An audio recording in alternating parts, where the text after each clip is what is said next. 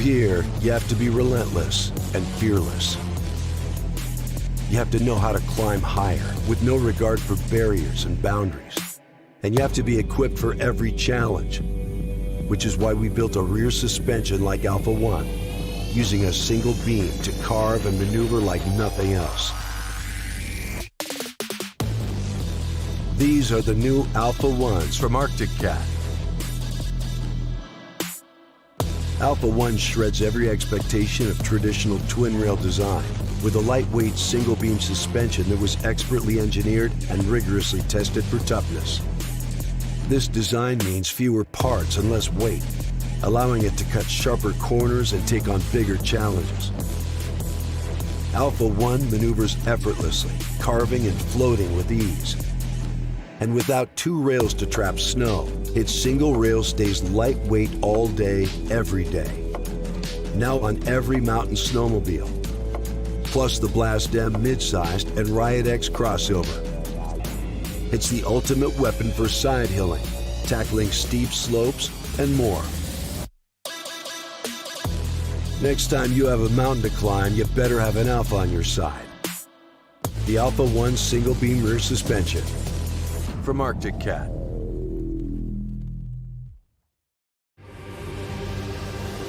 There's something inside us, something that motivates us, a longing to get out, to break free. Some call it adventure. Others call it escape. But we don't ride to escape life. We ride to capture it. Polaris. Think outside. All things over there at Big Dog Burger Barn. Switching over to lunch around 10:30, 10:45 here. I'll let you know. So come and get it over there at Big Dog. Don't let them be standing around. Way too close for that. Wild West Funnel Cake's also over there. Now we're talking 4,000 deep fried goodies and good merch, hoodies, etc. And a great big thanks once again to Rocky Mountain Yeti for doing the Crash and Cash Fund. Thank all of our partners, Simplot, Lincoln County, Wyoming, RMSHA, Star Valley Ridge Riders, of course, putting lots and lots of hours into making this thing happen and making it run right. We got a lot of racers up the hill yesterday. Big thanks to our partners, RLT Photos, Afton, Wyoming, and, of course, the U.S. Forest Service working with us, and Climb, major sponsors of the Afton Simplot Hill Climb once again here in 2021.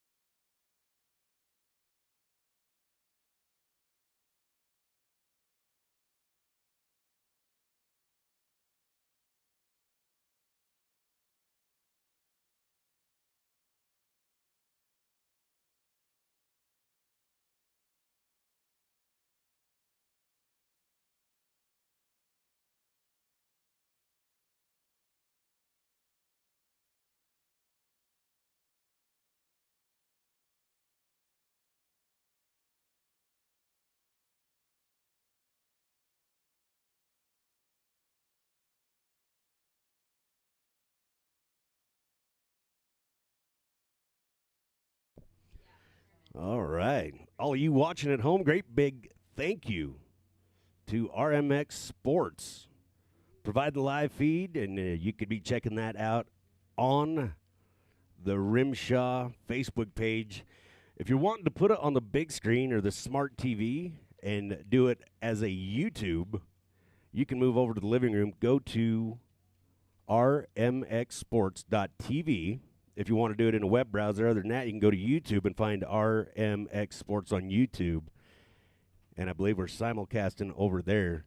So if you need to expand it onto a bigger screen and have me in your living room, even better than that, Brandon Tittenser in your living room, you can do that. Put us on the big sound system, and we'll try to keep it PG. We will keep it G, actually. We'll be good. We promise.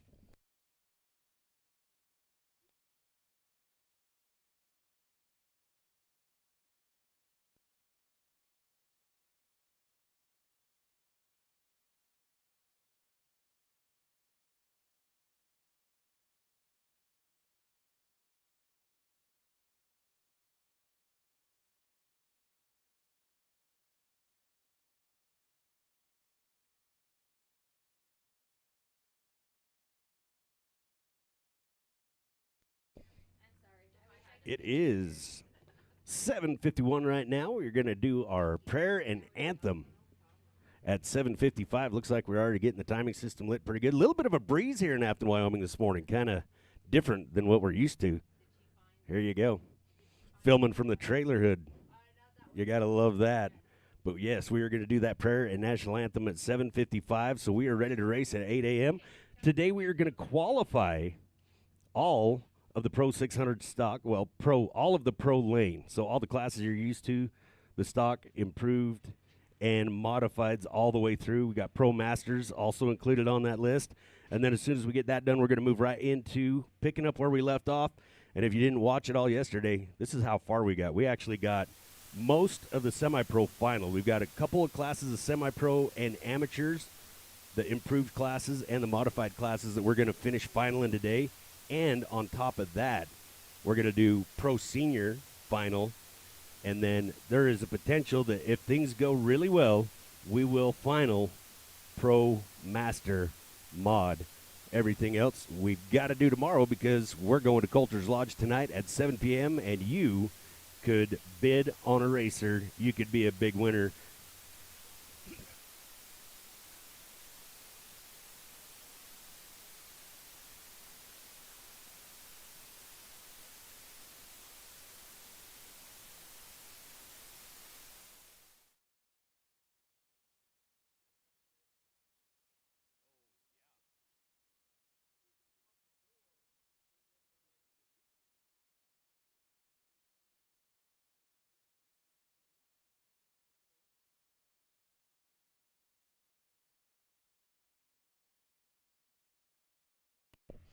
All right, if you're driving a black Dodge with a license plate that says Ski-Doo 7, black Dodge with a license plate Ski-Doo 7, we need you to move it. We understand you're trying to block the Polaris guys from getting their sleds out of the trailer, but that's no way to race. Let's be honest. Black Dodge, license plate Ski-Doo 7, please move your pickup so Aaron Buchelman and those guys, I know, you got to try whatever you can, but Aaron's a contender. Let's let him out of the trailer and let him ride. That was a joke, everybody.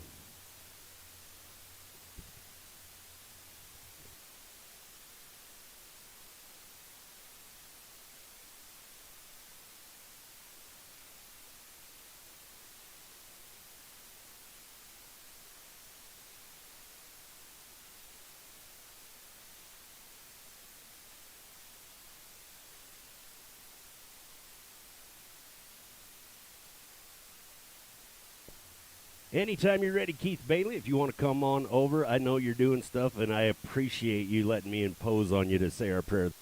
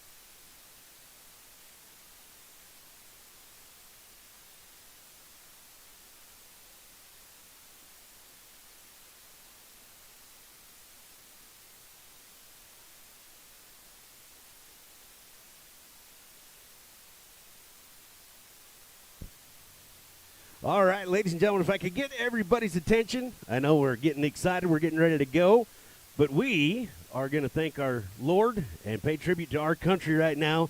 So if we could have your attention, and Keith Bailey will be offering our prayer this morning.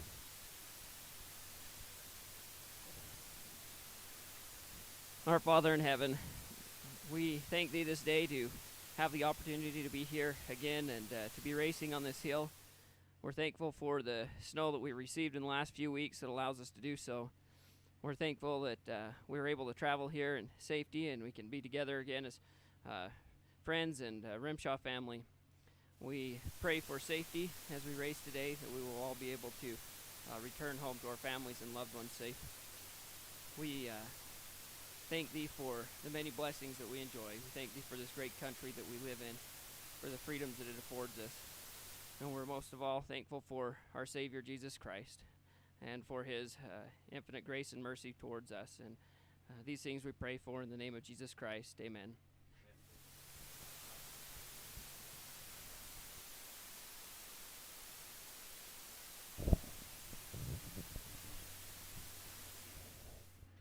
Oh, say, can you see by the dawn's early light what so proudly we hailed at the twilight's last gleaming, whose broad stripes and bright stars through the perilous fight o'er the ramparts we watched were so gallantly streaming, and the rocket's red glare, the bombs bursting in air, gave proof through the night that our flag was still there. Oh, say, does that star-spangled banner yet wave o'er the land of the free and the home of the brave?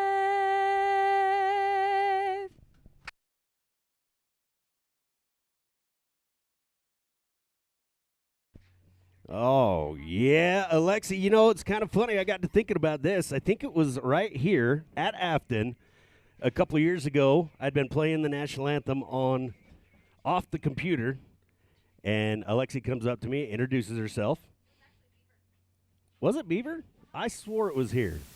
All right, well, there you go. I don't have a whole lot of memory. But, yeah, but coming up to me and saying, hey, how would you like me to sing the national anthem? And I said, that would be fantastic. And she's been doing it ever since, and a great job of it. And she says, if anybody else would like a chance, she's more than willing to share the microphone. Kind of like me with our guest announcer for 2021. If he decides to not go back to racing, I'm pretty sure he's going to put me out of a job. The one and only racer number 62, Brandon Tinsler, joining me in the announcer trailer, and pretty well took over. I had to walk in here every once in a while, Brandon, and say, hey, can I just announce a couple names really quick so Tyson doesn't think I left? So I wanted to make sure he heard my voice and knew I was on the property. But super excited. We are going to be qualifying all of the pros today. Start things off with Pro 600 stock. All these racers will qualify because they're going to open up the hill for us. And we got through a lot of the finals yesterday for the semi-pros. We just got, I think, just 3 classes.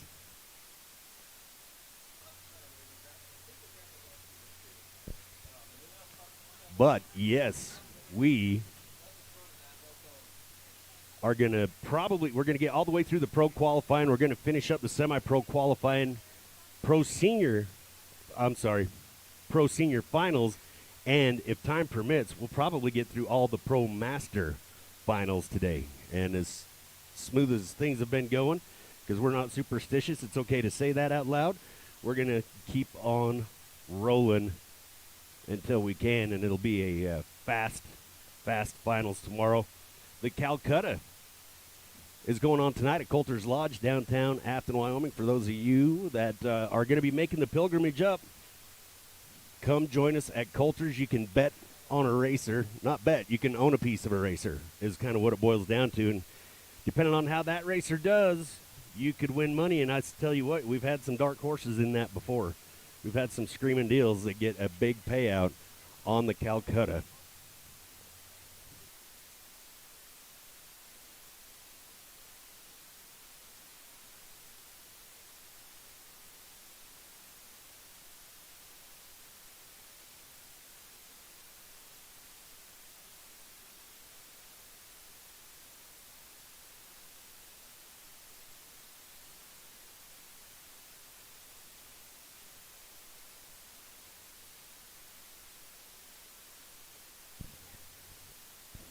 All right, getting everything together on the starting line, and we're going to start in the Pro 100 stock. Well, I'll tell you, Brandon, so you spent an entire day watching this hill from the bottom as opposed to going up on it. What's that like? You know, it's a lot different, but I got a lot more energy sitting down here, not having to work coming down that hill. But you know what? It's going to be a whole different day. We're going over in the gully over here. If you look about gate 4 up through gate 5, this is we've done this a couple times, and every time we do it, it seems to be really fun once we get that groove built in. But getting that groove built in could be quite the feat. We'll see what happens here. I know Tavern Rupp, Trace and Lutz, Riley Sprunger. These guys are great backcountry riders. They know how to get it done. They're going to go up there, and it's just going to be a fun run for them. You know, they're all going to qualify anyway, so go have fun, and let's see you guys put a time on the board.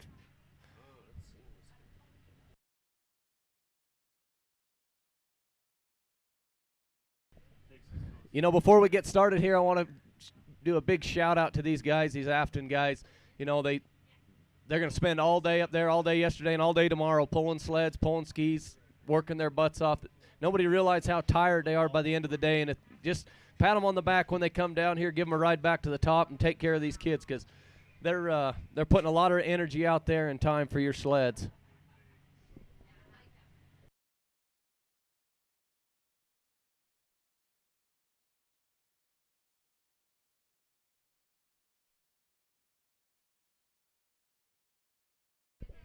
We're wasting no time, Brandon. We're off and running with racer number 192, Tavern Rupp out of Tremont, Utah, riding Polaris.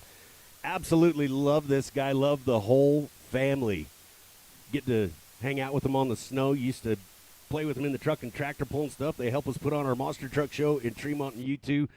YouTube. I was just telling Bob Tom about YouTube, and that's how that happens.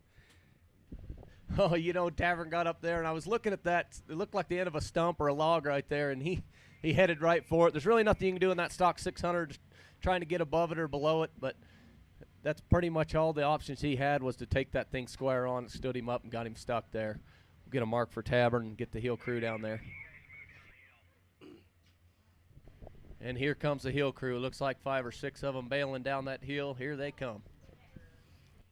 Yeah, the call went out and said, hey, we're going to need some help down lower, it looks like. There's quite a bit of snow that fell overnight. It's kind of deceiving. It is. That's the first thing my wife said to me this morning is, snowed again. She knows where you live, right? Yeah. Just wondering. But I make her shovel the driveway and mow the lawn and all that kind of stuff, so she's getting sick of it. Kind of milking that knee injury a little bit everywhere, aren't you? Yeah, it don't hurt that bad, but when I'm home, boy, it hurts bad. Oh, and I bet looking at a snowy driveway makes it hurt real bad.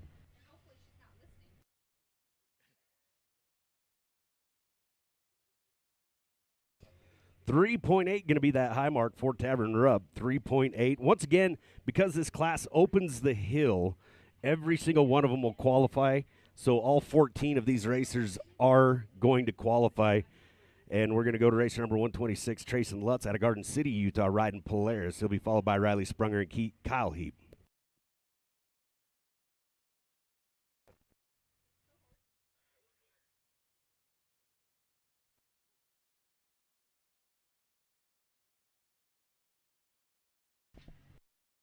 All right, here we go. This kid right here has spent almost as much time as Andy Thomas in the mountains this year.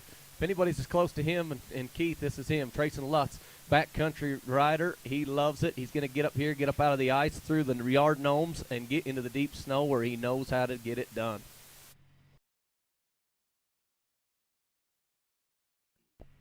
He took a little bit higher line. See if he can get turned uphill and bring her back around. That's going to be it. Wow. Afton is proven true, one of the most challenging hills in all of RMSHA. It's kind of like almost like the top of Jackson, somewhat, in some respects, I guess, the technicality of it and everything. But 4.3 going to be the high mark for Trayson Lutz as we go to the Rocky Mountain Power Sports starting line. Racer number 515, Riley Sprunger, Butte, Montana, riding Polaris, looks on. And this class, with the exception of one racer, is all Polaris, unless there is a typo that just blew my mind. I just looked down that list of the makes, and it is Polaris, Polaris, Polaris, Polaris, Skidoo, Polaris, Polaris, Polaris. So, Will's out there giving us a thumbs up, says, watch me. Wild Will Bull Rider. You wait till you hear what I have to tell you about that guy.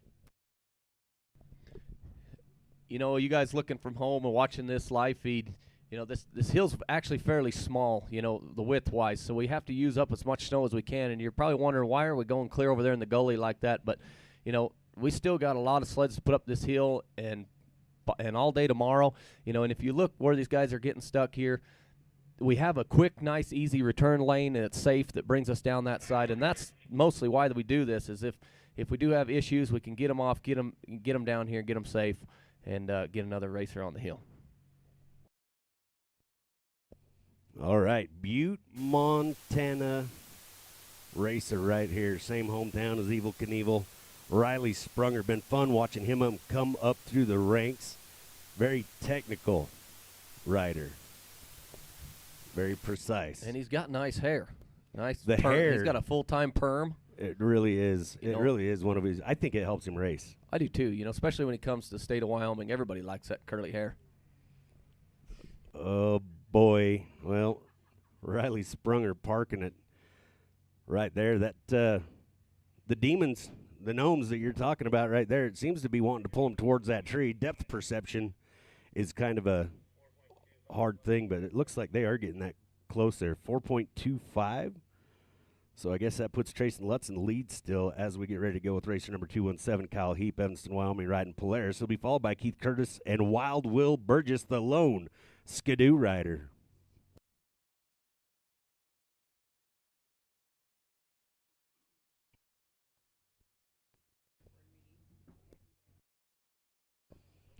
The getting unstuck is an art in and of itself. There's a lot of things you can do trying to get those snowmobiles back down the hill that just dig it in deeper and deeper, and then you come back and pick it up next spring. But between the hill help and the riders, they do all this stuff, and you're actually going to see them. I think they're putting on – nope. Okay. Oh, it's deep enough. We'll talk about hill breaks. Again, hopefully we've got a lot of new viewers, and so the biggest problem is we can't see the questions, but we'll see. We'll try to find a way that we can have questions brought to us that Brandon can answer about hill climb race. We want to keep you entertained, want you to know what's going on. We want you to come back and maybe even put a race on your vacation plans. As we go with racer number 217, Kyle Heap, Evanston, Wyoming, riding Polaris. Rocky Mountain Power Sports starting line, that is.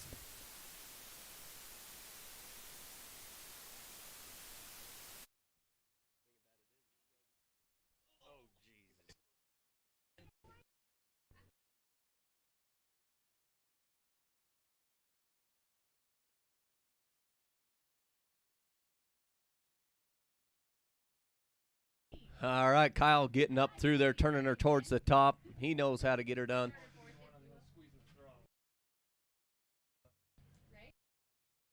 That's one thing about Kyle Heap. He's silent but deadly.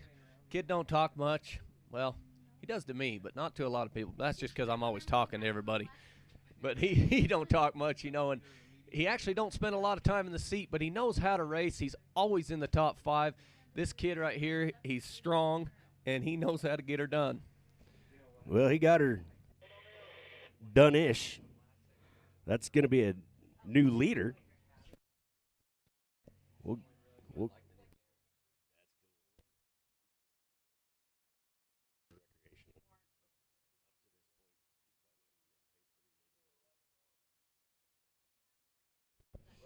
All right, Kyle Heap going to come in with an 11.111.1 for Kyle Heap. And we're going to get maybe, I'm wanting to point out these ski brakes. It's an old belt that's kind of bolted together in a circle, and they are required to go up this hill. You can actually be disqualified if you don't have those ski brakes on your sled. And this, I've talked about it so much, and this is great to be able to actually let you see how this works. So those belts go around the skis, and it helps just kind of add some additional braking because the track brake isn't going to do you a whole heck of a lot of good coming down. No, you know, you get on this ice and this hard stuff, and your brake actually doesn't really do you any good. You're better off to just start side hilling out in the trees and do what you do in the mountains. But you get down on this stuff with these ski brakes, and they are a world of difference. And when you break one, things change in a hurry. I'll bet it does. Yank the skis, I'll bet, if one comes off. Oh, yeah. One will stay and one will go. Oh, dear. Yeah, absolutely. Now, is it the process the same? Because understanding that I used to ride a 1993 Polaris Storm, do you still, to get a little bit of traction coming down the hill, instead of squeezing the brake, you burp the throttle a little bit, let that clutch engage some? Is that still kind of the theory of coming downhill? Probably not for you guys. You just let her I'm rip. usually just clinched, so I just grab everything and let her slide. But you go. you're right. You need to get that track broke loose once in a while and get to and just let the ski brakes do their job. They actually work really well. As you can see in this video, he's probably letting his track roll a little bit here. If you get out in that snow like he's in now, you're going to have to actually throttle it up to get it to move because it will stop you. And don't ever try to jump with them on. I jumped this catwalk when we was packing the hill one time, and she just cartwheeled. Oh, I'll bet it did. Especially if you land brake first or front first. All right, down on the catwalk. As we get ready to go with racer number 711, I got a funny feeling we're going to get a time right here. Racer number 711, Keith Curtis, Dylan Montana, riding Polaris.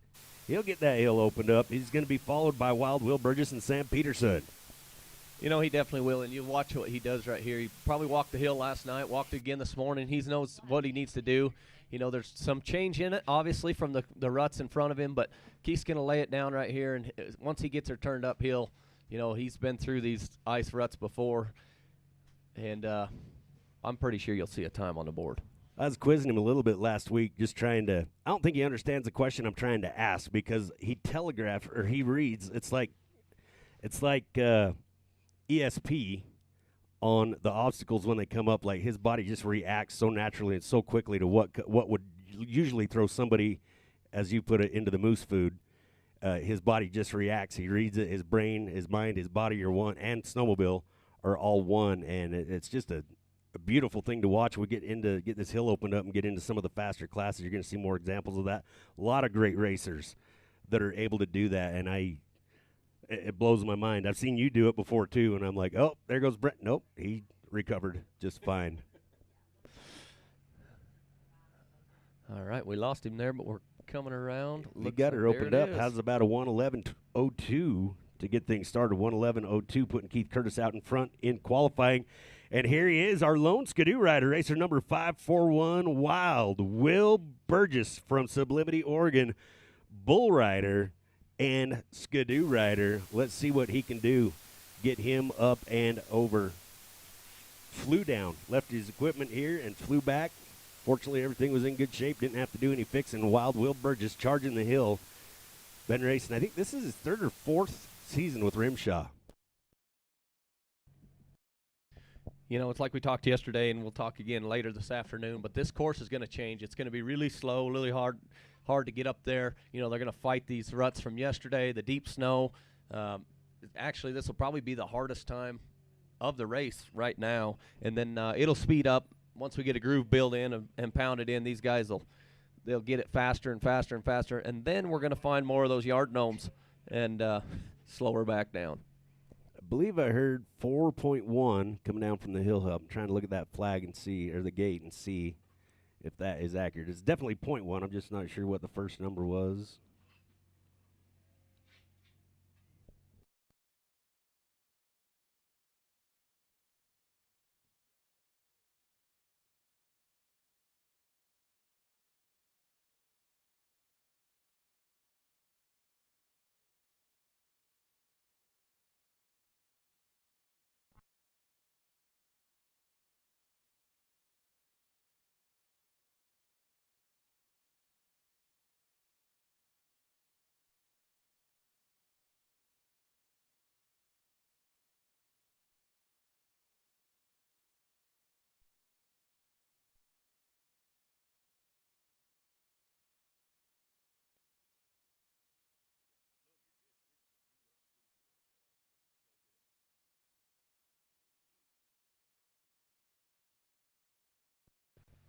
All right, so it is a 4.1. Wild Will Burgess coming down safe and sound as we get ready to go to Wisdom, Montana.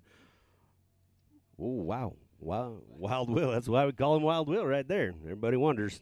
You don't have to anymore. Here we go. Racer number 98, an up-and-comer. He's had his name in lights, and I guarantee you this kid's got a lot of world titles ahead of him. Racer number 98, Sam Peterson, Wisdom, Montana, riding Polaris. Let's go, Smiling Sam. You know, we'll talk about Sam a little bit here. He come from semi-pro, was rocking and rolling. Semi-pro did really well about 2-3 years ago. And when he come back, he actually got into all the classes I was pretty much running, and he showed up on fire. This kid, he fired out as a pro and was winning first weekend. I think he was on the board, and he has just climbed from there. He rides with Keith every weekend, I believe, or every chance he gets, and he's getting better and better. And as you can tell, he's bringing her up through there. The kid's like 95 pounds, and he just rips that sled like it's nothing. And Sam Peterson, do not think that he cannot win this tomorrow. That kid can ride. Definitely one of his stronger classes. Also in the improvers, I can't remember how many wins he had last week, but he did pretty darn good. He had to make a trip to the bank, that's for sure.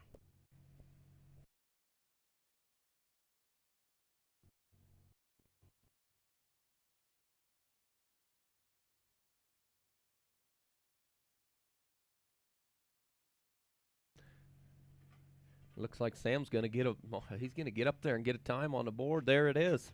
1:11.64, close second right now. 1:11.64. Like I said, yeah, rides with Keith Curtis. That's what you got to do right there. Race number 401, Cole Thomas, Afton, Wyoming, riding Polaris on his home turf. Going to be followed by Zach Wormers and Seth Wilson.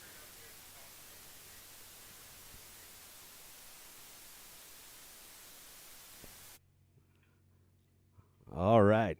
This kid riding on his own turf. And Brandon, you know this family well. Yeah, I can't say enough about this Thomas family. They're fun to be around. His dad, Bobby, he's one of the best guys that ever walked this planet, and then you got Uncle Tyson. You don't know how to read Tyson. He kind of gives you that look like, I'm going to eat you. Yeah. But he's soft-hearted as they get. You see that right there? Cole Thomas is a backcountry rider. He went down, pulled a powder turn, bringing her back up. Cole's not going to finish yet. And you want to talk about energy? This kid's face is ripped up and bleeding from practicing a week or 2 days ago with his brother. He is not going to give up. He's got a heart of gold and a big one at that. Man, oh man, what a beautiful turnaround there. And there again, those of you watching knew if they're able to get it turned around and they don't break the plane to the gates above or below, they can keep on going. And any time's going to be worth something right now. Trying to get those qualifying points. Even though all the racers qualify, it doesn't matter. They want to go for those points.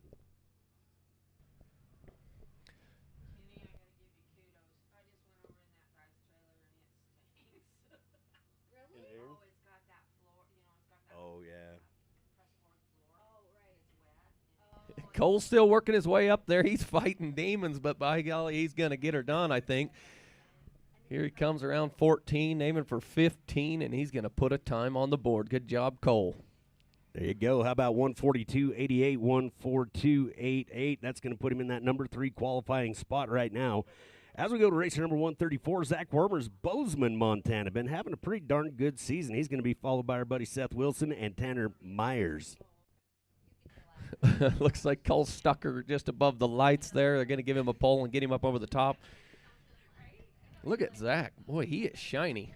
Yeah.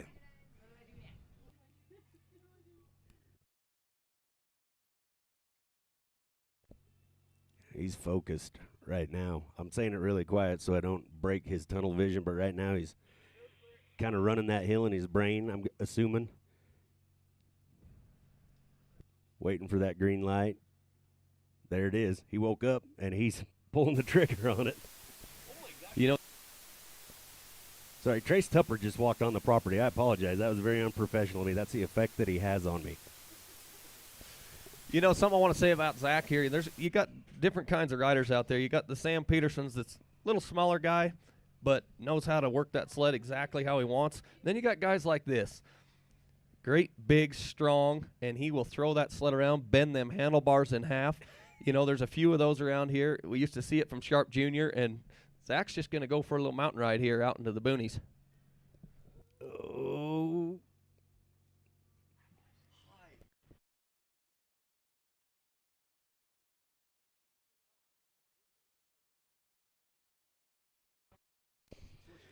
All right. So Zach gonna find his way safely back down. This is one of those rare courses that we can actually lose somebody for a while. Oh, he's plugging his way back over to the course. He might still be good to go. He was over there in the weeds. Look at him plugging back. We missed something spectacular behind the trees right there. He pulled a rabbit out of his helmet, and that might. But look, this is what it's all about, ladies and gentlemen. The amount of energy being exerted right now is incredible. He's got 60 seconds to get that sled back in motion towards the hill, but look at doing gymnastics, and the picture you're seeing has absolutely no. You cannot know how steep that is. You just watch the hill help move down and the effect that gravity's having on him, and he's up there trying to do a trapeze act on his sled to get back up that hill. You know, when I talked about how strong this kid is, I'm surprised he didn't just reach under there and grab that sled and start hiking. But like you said, it's a little too steep for that. If it was a bull elk, he'd have it. There you go. What a fantastic analogy. But I think we're going to get a high mark right there at that 6 point.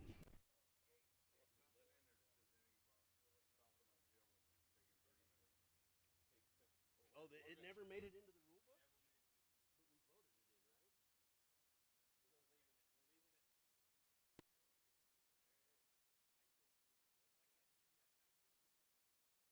But we voted it in, right? All right.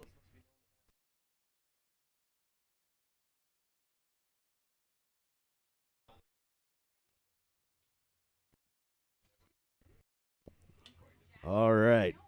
I think we're in the 6 range. There's a little bit of conversation going on the radio. We get Gavin in here trying to listen to the traffic so we can give it back to you.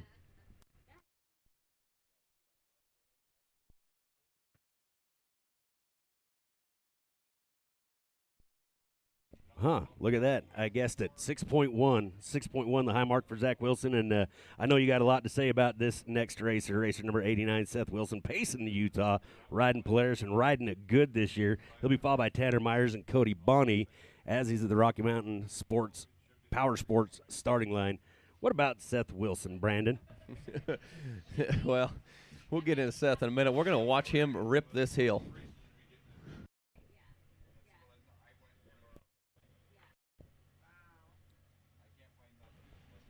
All right, he's off. Seth Wilson, another one of them guys that are dirty tough. You know, he can muscle them sleds around just like the Wormers, you know, and Seth Wilson is one of the kindest guys ever. If you guys ever need help out there, any sled, doesn't matter, Arctic Cat, Skidoo, Yamaha, whatever it is, Seth will be there to help. You know, and I can't say enough good about this guy right here. He is one of the friendliest, deep-voiced guys I ever seen. Absolutely. If he ever gets hurt, we'll bring him in. Then I will be out of a job. He's not allowed in here. You know, and not to mention, his best friend is Casey Field, the new 5-time world champion bareback rider. That's who Seth rides with, and you can tell by the way he's putting the spurs to this sled. Look at him up and through there.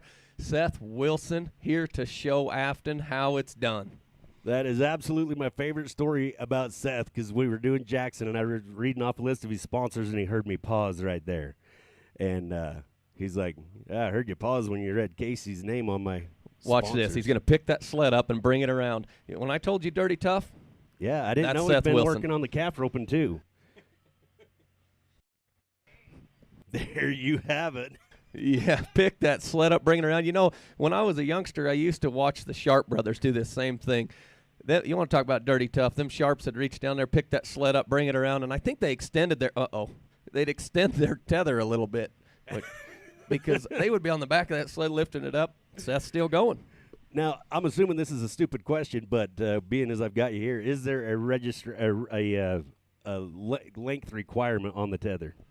Yeah, I don't believe you can extend the tether. Yeah, I didn't think it's regulation length. Sharp's got that taken away. No, I'm just kidding. I don't know. Well, like I say, you haven't raced unless you got a rule named after you.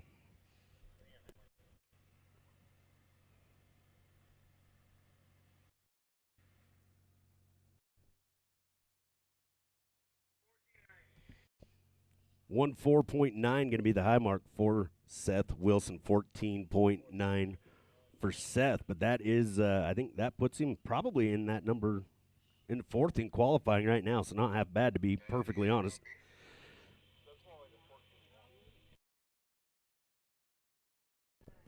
All right.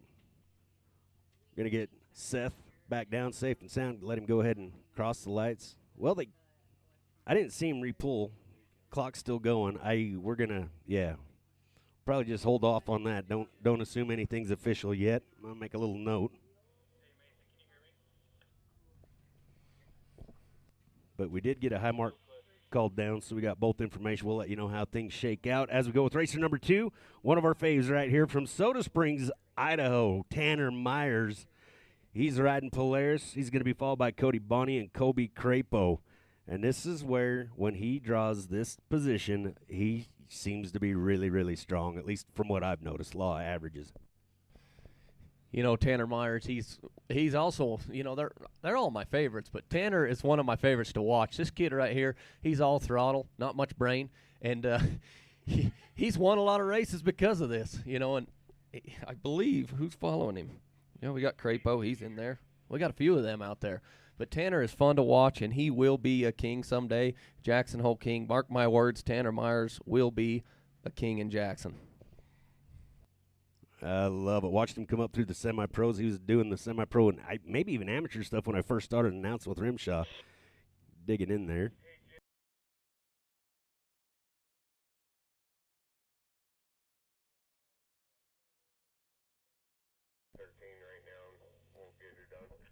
Once again, for the new viewers that are watching from home right there, you see the hill help. They're in position to help when Tanner calls for it.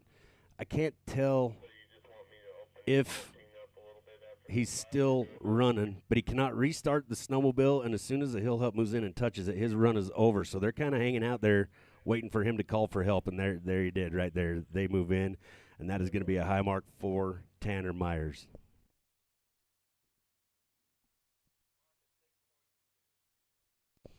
6.2 is going to be the high mark. And I want to give a shout out really quick to RMX Sports, Aaron Wood and the crew. This is something we've just never had, and what he's doing it with is unbelievable. I mean, we're talking about a production that should be costing us $20,000 or $30,000 per day, and he has got this where you're actually able to see the action. Brandon and I are here to, well, I'm here to tell you who they are, and Brandon's going to tell you what they're doing and why they're doing it, and it is just unbelievable production that we've got going on from the hill here in Afton this weekend.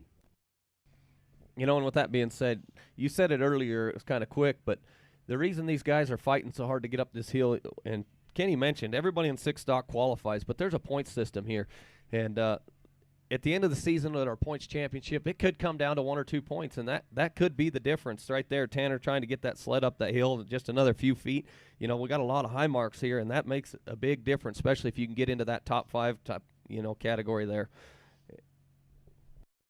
Yeah, and at every single point counts. It's amazing at the end of the year what some of those big checks come down to be as we go to racer number 854, who's been in your seat a time or two, did a television broadcast with me about RMSHA. Cody Bonney, Helena, Montana, riding Polaris, does real estate, and races Polaris snowmobiles up the hill with the Rocky Mountain States Hill Climb Association. You know, Cody Bonney's a genuine kid. He's always calling up, asking how things are going. And he'll never really talk to you about snowmobiles and stuff. He's always wanting to know how the family is and how people are doing. You know, this kid right here's got a heart of gold, and he's also got a twitch. And that kid, I'm a jumpy guy, so every time I'm sitting next to him, he twitches, and I swing at him, and I try to not to hit him. And Les Keller laughs because he's like, I can't believe you can't get over that. But every time I'm like, Cody, you gotta quit swinging at me. He doesn't even know he's doing it, but looks like Cody Bonney's going to dig in right there. We'll get you that high mark. 4.8 will be said high mark for Cody Bonney. And I'm going to tell you about our next racer real quick while we're getting Cody Bonney off the hill, because I bet you got a couple things to say about this guy. One of the nicest guys you've ever seen came to us from the snowcross world. His name's Kobe Crapo, comes from St. Anthony, Idaho, riding Polaris, and he was one of the best, and he actually moved into commentating for about a hot minute. And He made me feel really good because I told him, I said, you need to tell the board this. But he says, you got the hardest job of anybody. And then Brandon walks in here and makes it look like anybody can do it. But Kobe Crapo, not an announcer. I've offered him a microphone several times. He's like, get that thing away from me. But actually was doing it professionally on the snowcross circuit. But Kobe Crapo really making a point, making that conversion over to the hill climbing, and he's doing really good. Keith Bailey is going to finish up the class. We're going to ask our 700 Pro Stock racers to start making your way to the Boondocker Hot Pit.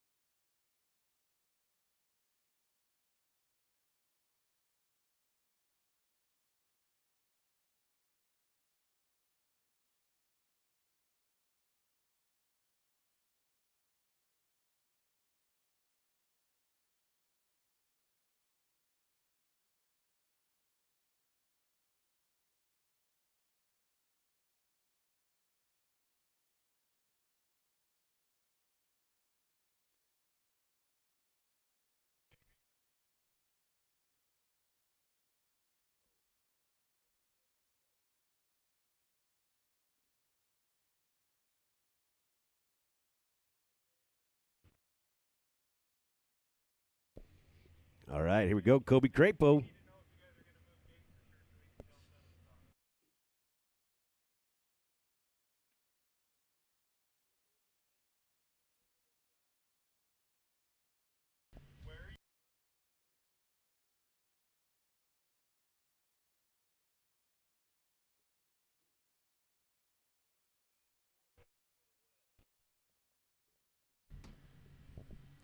All right, Colby Crapo.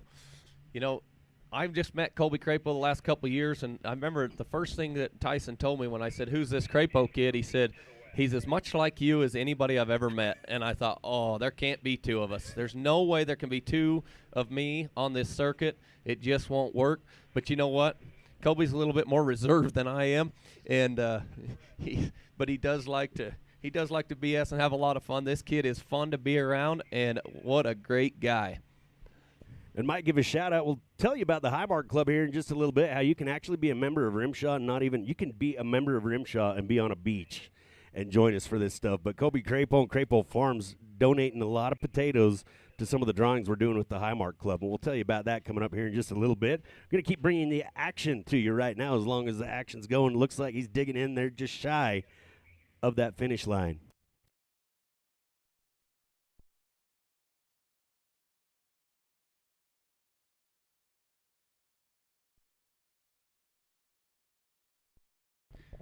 All right, seven stock, listen up. We're going to move gate 13. Gate 13 is going 4 to 5 feet towards the old trench to the west. Okay, gate 13. You guys hear that in the pit? Give me a nod. All right, does Luke know? He's first out.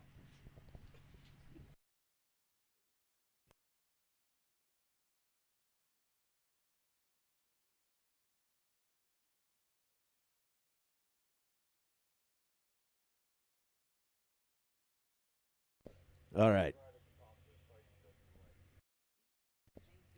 Looks like Kobe's dug in there just shy of gate 15. Going to see where that's going to put him overall.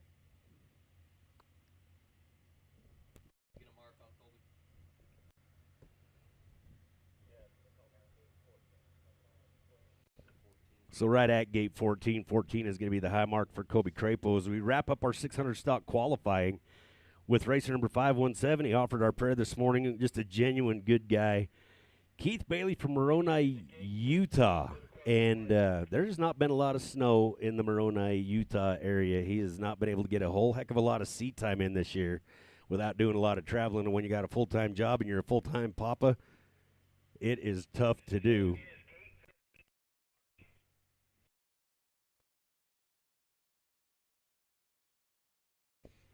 All right. So it's gate 1-5. Correction on Colby Crapo. Gate 15.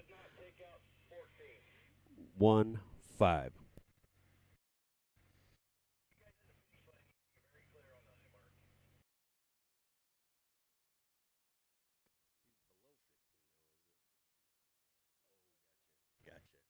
All right, so that right there matters. Gate 15 for Colby Crapo, and we've got Seth Wilson right there at 14.9, so that just puts him a couple feet above Seth. And like I said earlier, that does matter. It's a point system. There you have it. Oh, yeah. And we run opposite order tomorrow morning. Whoever places first runs last tomorrow, and so forth. Whoever's lowest on the hill runs first. So this does matter. A little bit of a trailer top view of the pit area here in Afton. Brought a trailer and no sleds, did you? Oh, for Seth. All right.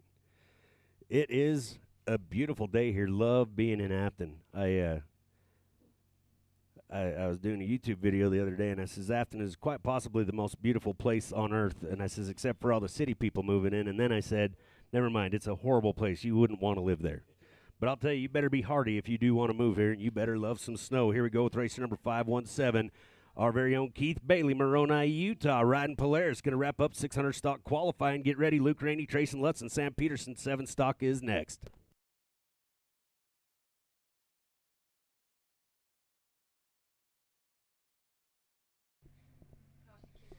You know, Keith Bailey, he spends a lot of time up there with Seth Wilson. But this year they just haven't had any snow. They've been trying to find snow. They've been hunting snow. And they come here, and they don't even know what to do with themselves. You know, and Keith, another guy that's just one of the nicest guys that ever walked this planet, and even probably nicer than Evan Abshire. But, Well, I don't know. That's a pretty tall order. That's a lot of nice going on there. All right, Keith behind the trees. He'll help looking on. It doesn't look like they moved in to help him out yet, so he might still be trying to get that redirected and firing back up the hill. But, see Hill Help moving in now. Best hill help on earth right here. Any of you guys that watched the other YouTube video, you're going to see some really prime examples of good hill help. Sorry. Some of them are quiet and some of them are loud. It's the bane of my existence. So it sounds like Keith Bailey is going to take a high mark of 4.5 for Keith Bailey. That wraps up 600 stock qualifying.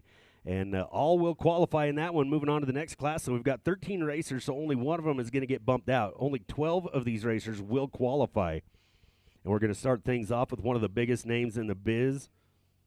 4-time world champion. I think it is 5 because it was 4 when I started, and then he's won one since. I'm pretty sure it's 5. It might even be 6. I don't think he counts his semi-pro year. There you have it. But needless to say, his resume speaks for itself, and his riding speaks for his resume. Racer number 303, Luke Rainey, Thane, Wyoming. He's going to be riding Polaris. He'll be followed by Trayson Lutz and Sam Peterson. This is all going to happen as soon as we get Keith Bailey off the hill, but 700 pro stock qualifying, and it is 8:40 a.m. in Afton, Wyoming, Mountain Standard Time. So if you're watching a feed and that correlates with your time zone, give or take a few seconds for the delay, that is what time it is. That is where we're at. And so if that's where you're at, you're watching live.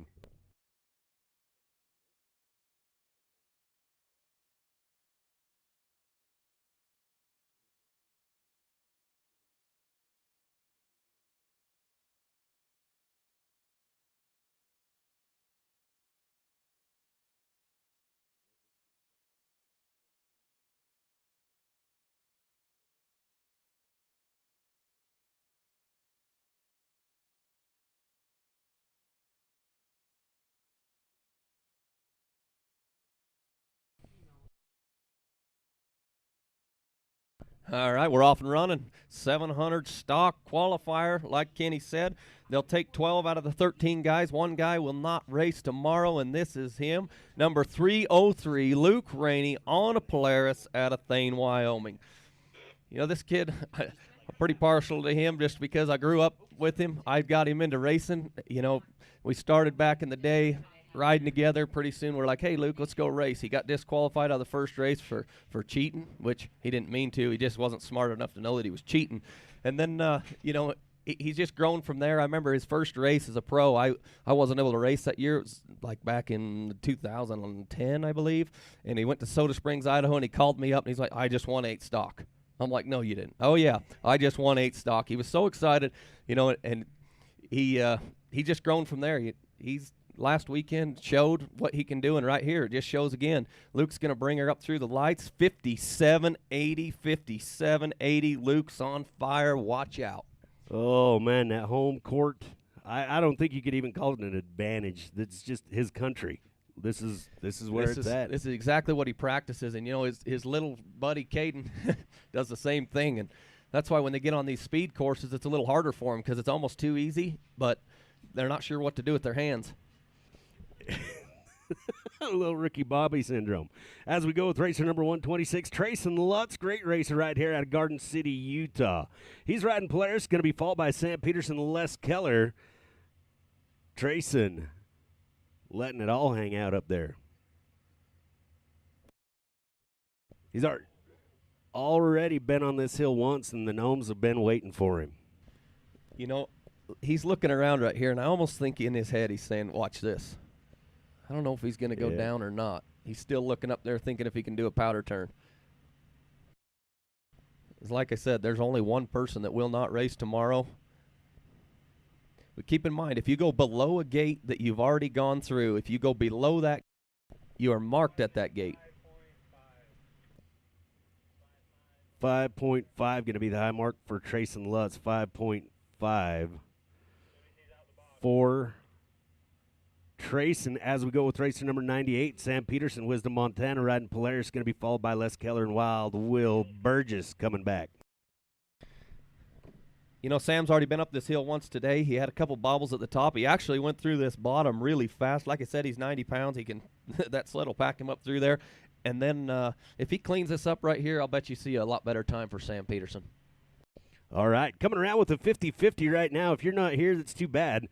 If you're watching from home, you're missing out on a 50-50, a great cause. We get this thing up. Usually the winner gets over $1,000, but Mickey coming around with the 50-50 tickets right now, and we've got some great prizes that we're going to be giving away today, and you can take home a pile of cash, but up to $1,000 is going to go to Access Wyoming, the only association working full-time to keep your trails open. Get in on the 50-50. Sam Peterson running into a little trouble, but he's back on. Going to give it a little kick in the guts. Watch this. You know what's funny? If you look at that picture right there, you see how that snow flap goes up underneath that track? Sometimes that can turn into a sled, and then your brakes go away. Oh, he's not done yet. Watch this. This is what he does every day. Full on. We've never been able to see this like this. Thank you so much, RMX Sports. RMX Sports and Rocky Mountain Power Sports. I'm getting them all mashed up, but that was incredible. We've never been able to see that up close. Well, you have. You've done it. Yeah, and by the time you get turned around and you're so exhausted and your adrenaline's running and you're going to the top, then it's pretty much whiskey throttle to get her to the top. And most of the time you make another mistake, but Sam's not going to do it. He's going to get up through there. He's rocking and rolling and going to put a time on the board. That was a pro deal right there. 130.50 for Sam Peterson, 130.50. As we go with racer number 147, Les Keller, Kalispell, Montana, on the hill for the first time today. He's going to be followed by Will Burgess and Tavern Rupp. All right, Les Keller, another one of my good friends. Well, they all are. But Les Keller, I spend a lot of time with Les when he's up here racing. He's kind of my, I would say my racing best friend, because we stick together on the hill. We both laugh and joke about things, tease people. Usually don't tease that many people, but tease a lot of people. But if you don't know Les Keller, get over there, get in his pocket, talk to him. Les Keller is a fun dude to be around. And this guy is silent but deadly. He has probably, I don't know, we tried talking about it the other day. He's got 6 or 7 first-place world titles in Jackson. He's got 2 king titles in Jackson. And I think the first time he raced Jackson, you won't believe this if you looked at him, but was in 1994. Are you really? Yeah. I was there. He was a baby. And I believe he might have even taken a win that year in like 700 improved. Holy cow. That's amazing. I was there as a spectator that year. 110.63 for Les Keller, 110.63. Good enough for second in qualifying as we look at it right now. As we go with racer number 541, Wild Will, Burgess, Sublimity, Oregon, making the switch to Skidoo this year from Articat. Last year, actually, he switched over on our short season that we had last year. Comes out of Sublimity, Oregon, one of the coolest harvest festivals anywhere. And I met a lot of his friends and actually some of his family and didn't even know it. And then he came down here and we started comparing names and stuff. Rides with a lot of my friends in the truck and tractor pulling world. We got a lot of common friends in the rodeo world. Wild Will, that's why they call him Wild Will. And if you needed an example of what it looks like to take out a gate, that's it. And I feel pretty comfortable saying gate number 4, but I have to keep reminding myself I'm only here for your entertainment. I am not an official. There it is, gate 4. See how he shut that sled down? Everybody watch and learn from this. If that gate gets stuck on that sled and he brings it to the bottom of the hill, it holds this race up for, up to 20 minutes at times. We need to get those gates off. Thank you, Will, for doing what you do best, stopping there and helping people out. That's what you call a sportsman. Going to get his ski brakes on there and go with racer number 192, Tavern Rupp, on the starting line. He was the first one up the hill. He's got a little bit of a vendetta right now. He was the first one to try to get things opened up this morning, blaze the trail for everybody to come behind him. Right there doing his calisthenics, working, getting in position, loosening up those muscles when he starts throwing a leg around. Visualizing it. They're going to have to reset the gate, but I'd like to brag on our sponsors for a little bit, the ones that make it possible for us to bring you this broadcast. The King of the Hill sponsors for the Rocky Mountain States Hill Climb Association, Boondocker, sponsoring our hot pit this year. We've got some of the coolest looking jack stands you have ever seen, 6 of them, donated by Boondocker. They jumped on board helping us out this year. Boondocker, performance you can depend on. And Butcher Racing, also an incredible sponsor. Bart Butcher, former president of the Rocky Mountain States Hill Climb Association, former racer, sponsoring a handful of racers from the Casper area, and he's also a trophy sponsor, donated the generator for the timing trailer, and I can't tell you how many miles, hours, and everything else he donated to this association, hotel rooms, many, many things as president that he took out of his own pocket and so much of his own time. We love you to death, Bart. I don't know what warm place you're watching this from, but he's in Mexico. I knew it. We love you, Bart. Tara, thanks for putting up with him. And, of course, Carl's Cycle Sales. You're going to see this quite a bit on a lot of our racers. Carl's Cycle Sales. At Carl's Cycle Sales, we know because we ride. As we get ready to go now with racer number 192, Tavern Rupp, Tremont, Utah, riding Polaris. Tavern's been around a long time. He's his dad. I can't say enough about his dad. His dad's always smiling, and if you're ever hungry, go over to Big Dog's Burger, but if they run out, go to Tavern's trailer. That guy, he's got some of the best stuff cooked up in that trailer. I don't know what it is, but soups and stuff, and his mother is always here cheering him on, and she's a lot of fun. Tavern Rupp, I seen a picture of him the other day when he was like a little wee lad for his birthday, and his sister posted and he was bald, and I said, man, Tavern, you always been bald? And he said, no, I had hair once. Oh, I love it. They are definitely more like family than friends. That is for sure. Just great people. Boy, Tavern has a riding style, and you can always know when it's Tavern. He could dress in all sorts of different gear, and you'd know it was Tavern. You watch his knees bow. There was one other racer, I remember Levi Kilroy rode a lot like Tavern, and they get their knees out there, bending and stuff. You just can see it. Their riding style is just a little different than others. Well, he's going to make it work as he gets up there close to the top. Time to beat Luke Rainey, obviously 57.80. This is going to be a good one for Tavern Rupp with 1:15:10, 1:15:10 for Tavern Rupp. Good enough for 4th in qualifying right now as we go with racer number 517, Keith Bailey, back at it, Moroni, Utah, riding Polaris. 3rd. Oh, that's good. Okay, good enough for 3rd. I keep thinking that 5.5 is a time. But Keith Bailey heading up the hill again, and I'm just going to go ahead and say it again. He's got the cutest pit crew that I have ever seen. His daughters cheer him on, and it sounds like they might start racing one of these days. Yeah, I had a pretty good conversation with Keith, the other day, and he says, yeah, I can't wait for my daughters to race. And I thought, We're going to double the women's class. That's right. That's right. But it'd probably be a good marketing angle for him. They are just the cutest Watch little out, guys. cheering section. Oh, you see that head whip? Like, dag nabbit. And that is actually what he said. I'm not watering that down for you. That guy wouldn't say the S word if he had a mouthful of it. As we get ready to go with race number 401, Cole Thomas back here in Afton, going to be charging the hill again, riding Polaris. He'll be followed by Kobe Crapo and Matt Ryan. While we get him out, let's talk about some more of these awesome sponsors that help the track go round with the Rocky Mountain States Hill Climb Association, Driven Power Sports, Wyoming's premier Polaris and Ski-Doo dealer. Fox Shocks, go farther, ride Fox. And sponsoring our finish line, jumping on last weekend, we are so grateful to Frank May Skidoo, our finish line sponsors up there on the top of the hill. And, of course, Rocky Mountain Power Sports, sponsors of the starting line. They're serving your power sports and equipment needs in God's perfect square. And Thomas Drilling, probably been sponsoring RMSHA since RMSHA was RMSHA. And our fearless leader, Tyson Thomas, big thank you. They've been tapping water for years, serving Idaho and Wyoming. And, of course, Zebros. And that's pretty much the best thing you can say is Zebros, having them in our pocket, I guess we're in their pocket. Zebros, upgrade your suspension, all those great aftermarket products. If you're into snowmobiles, if you're into ATVs, UTVs, whatever it is, they're going to make it go faster, higher, fly further, no matter what. All right, looks like we got Keith turned around. Going to get him gently back down. Maybe I could tell you about a couple of Queen of the Hill sponsors really quick.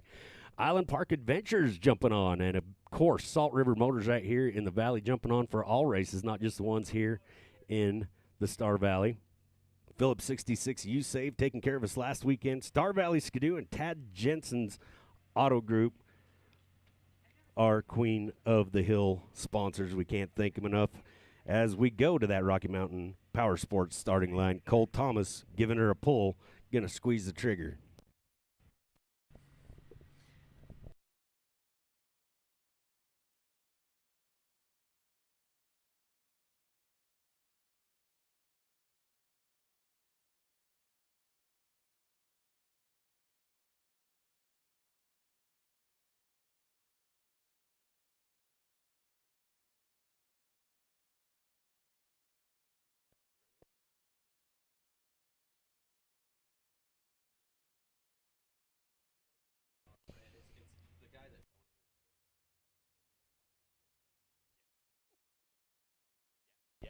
All right, on the hill now, we got number 401, Cole Thomas, Afton, Wyoming, on a Polaris. This kid right here, we talked about him earlier this morning. We'll talk about him again. He's got a big heart of gold. He's part of that Thomas Racing and Thomas family. They don't get much better than this family right here. And this kid, he's wanting to catch up to his brother Andy. It's going to take a little bit. But you know what? He knows the throttle's on the right, but the bad part is he's got a brother coming up, and his name we mentioned we're going to need a little trouble. We mentioned it yesterday, and we'll see him again this afternoon, and that's Tanner Thomas. These Thomas boys know how to get it done. Boy, do they. Looks like he got her shook loose, and he's running again. Got a little bit of a snag right there, but did the shake and the shimmy, and here he goes.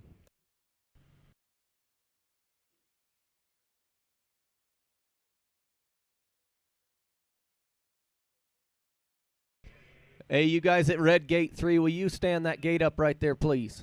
Make sure it's intact.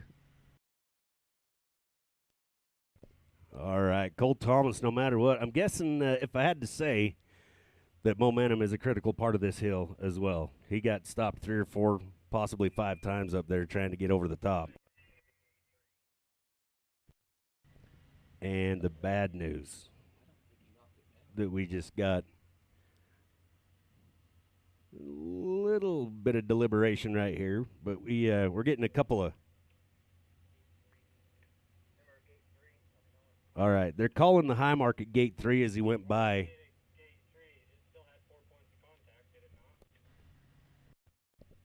Having an official discussion. We're going to go ahead and be mum about it till we get a final word. So we'll keep you in suspense for just a little bit while we get the final word on Cole Thomas. On the starting line, racer number 99, Colby Crapo, St. Anthony, Idaho, riding Polaris, to be followed by Matt Ryan and Kyle Heap.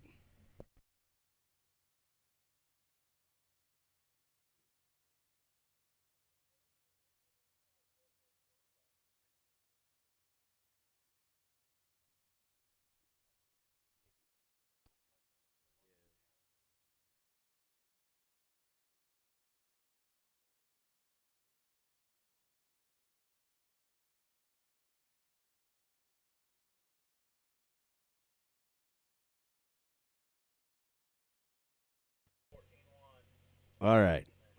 So we're going to go a little higher. 14.1, 14.1 for Cole Thomas, going to be the high mark. 14.1 as we get ready to go with racer number 99. We talked about him before. He's back at it again, making the change from snowcross to hill climbing. Colby Crapo, St. Anthony, Idaho, farms when there's no snow on the ground and races when there is.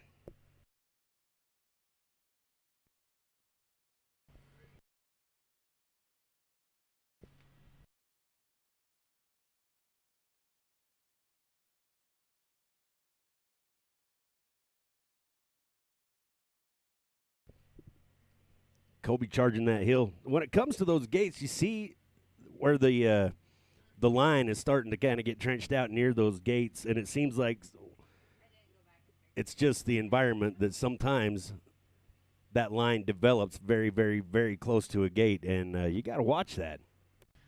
You definitely got to watch that. You know, we'll have a discussion about this gate 3 up here, but it needs to continue to have 4 points of contact. You know, that gate can be tapped, it can be touched, but as long as it maintains 3 points of contact, meaning the gate is on the top of the poles and the poles are still stuck into the snow, the gate is clean. And I just try to stay away from them the best I can. Sometimes I even go around them.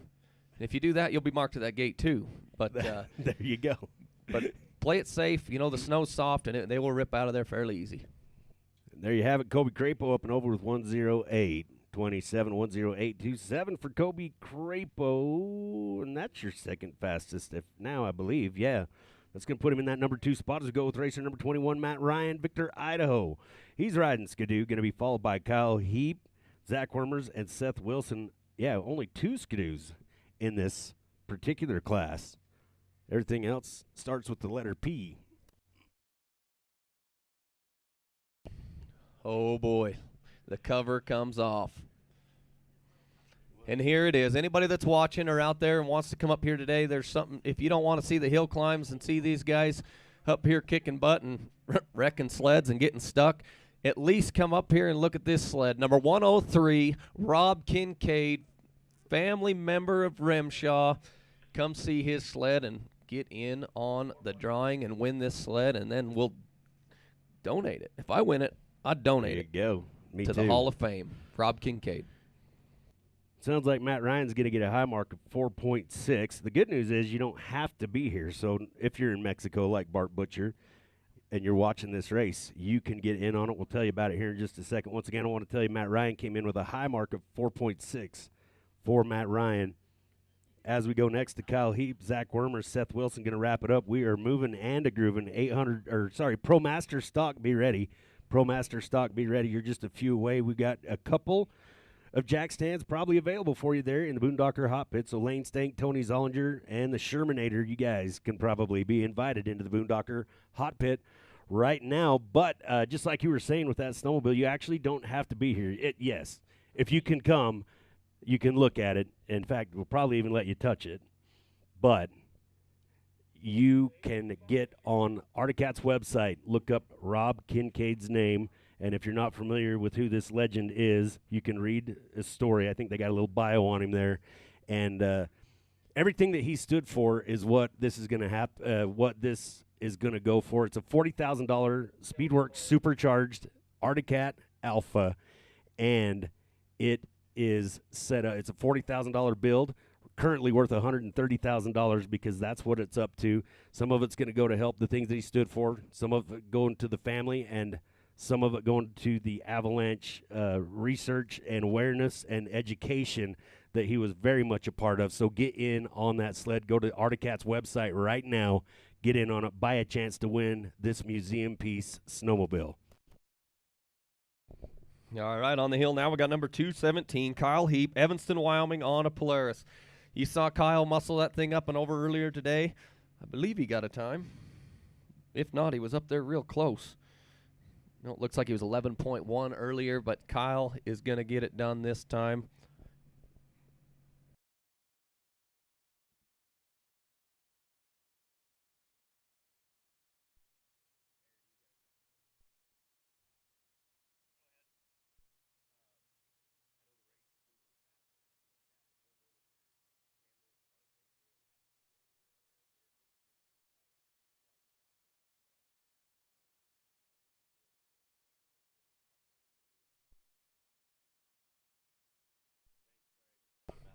All right, Kyle having a little trouble up there, but he's got her going. He's pushing.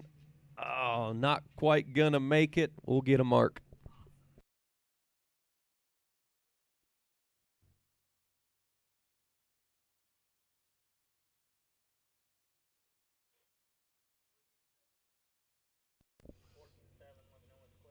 $14.7 is going to be the high mark for Kyle Heap, 14.7. As we go once again with Mr. Wormers, racer number 134, Zach Wormers, Bozeman, Montana, riding Polaris, going to be followed by Seth Wilson. And once again, we are qualifying 700 stock. Got 2 to go. As we get ready to move into Pro Master stock, all those racers over the age of 40 years old, we'll talk a little bit more about them once we get the 7 stock wrapped up.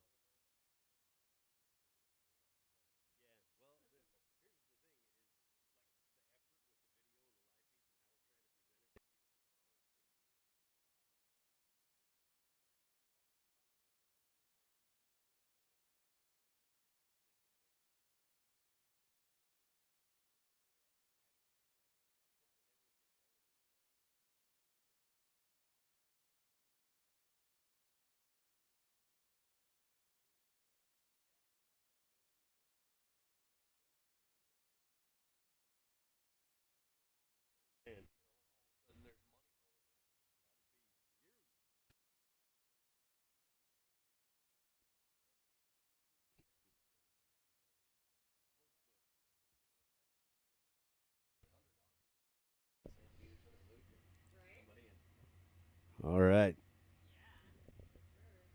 I don't think, let's see. So it's still Kyle. All right. All right. All right. We got Kyle Heap off the hill now, and we're going to go with racer number 134, Zach Wormers, Bozeman, Montana, riding that Polaris. You know, that look right there, I'm usually a guy that matches, but that actually fits pretty good. He's pretty shiny, standing out there. It's not too bad. He's easy to spot, that's for darn sure. The problem is he's got another sled that's all red. And that's my old sled, his 6 Improver. And then I'm not sure what else he's got, but he's mixing it up. He really is. He's. I'm sure that the young kids like the bright colors.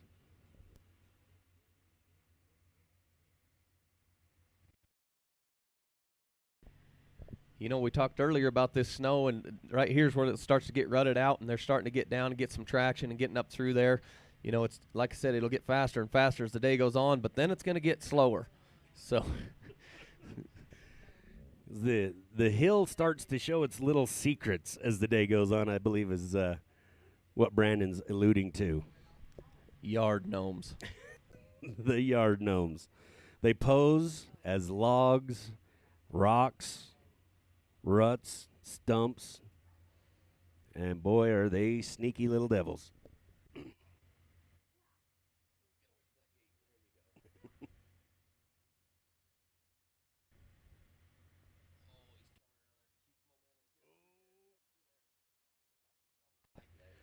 Something's going on there just out of the camera view. Brandon's pointing it out off mic here that something there is a gnome right there, and it's just grabbing hold of them and holding them down. You know, them old trenches, people don't realize how hard they are. They get frozen solid. And this guy right here, he can attest to that. He's probably been in a few of them upside down. Tom Roby. That's the guy, the bounty hunter. Or the Repo Man, I think. Pure Adrenaline Motorsports hat, looking good. Brand new King of Kings sponsors for RMSHA this year. There you go. And you know what you need to do? You need to put that on your wife. The hat would look good. I will buy one if she'll wear one. I'm not saying. Oh, I think you missed our point. I'm not sure. Hey, Cole, let's see what happened to your face. What happened right there? We'll probably have you go over and do an interview with him later on today. You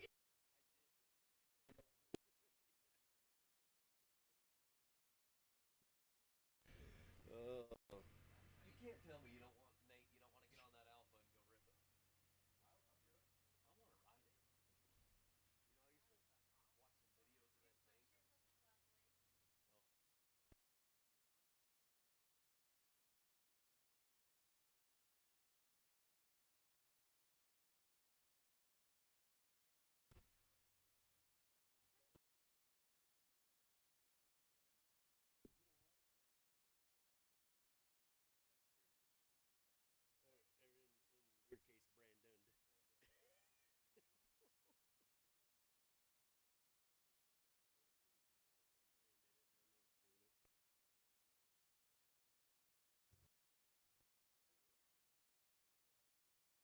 it. You know, I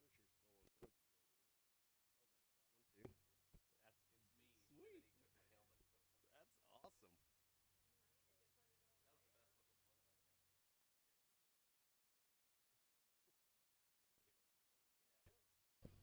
Oh, that's you on the thumbnail of my first video. Look at the little Keller family there.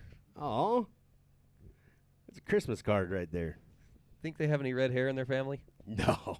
No reds. No reds.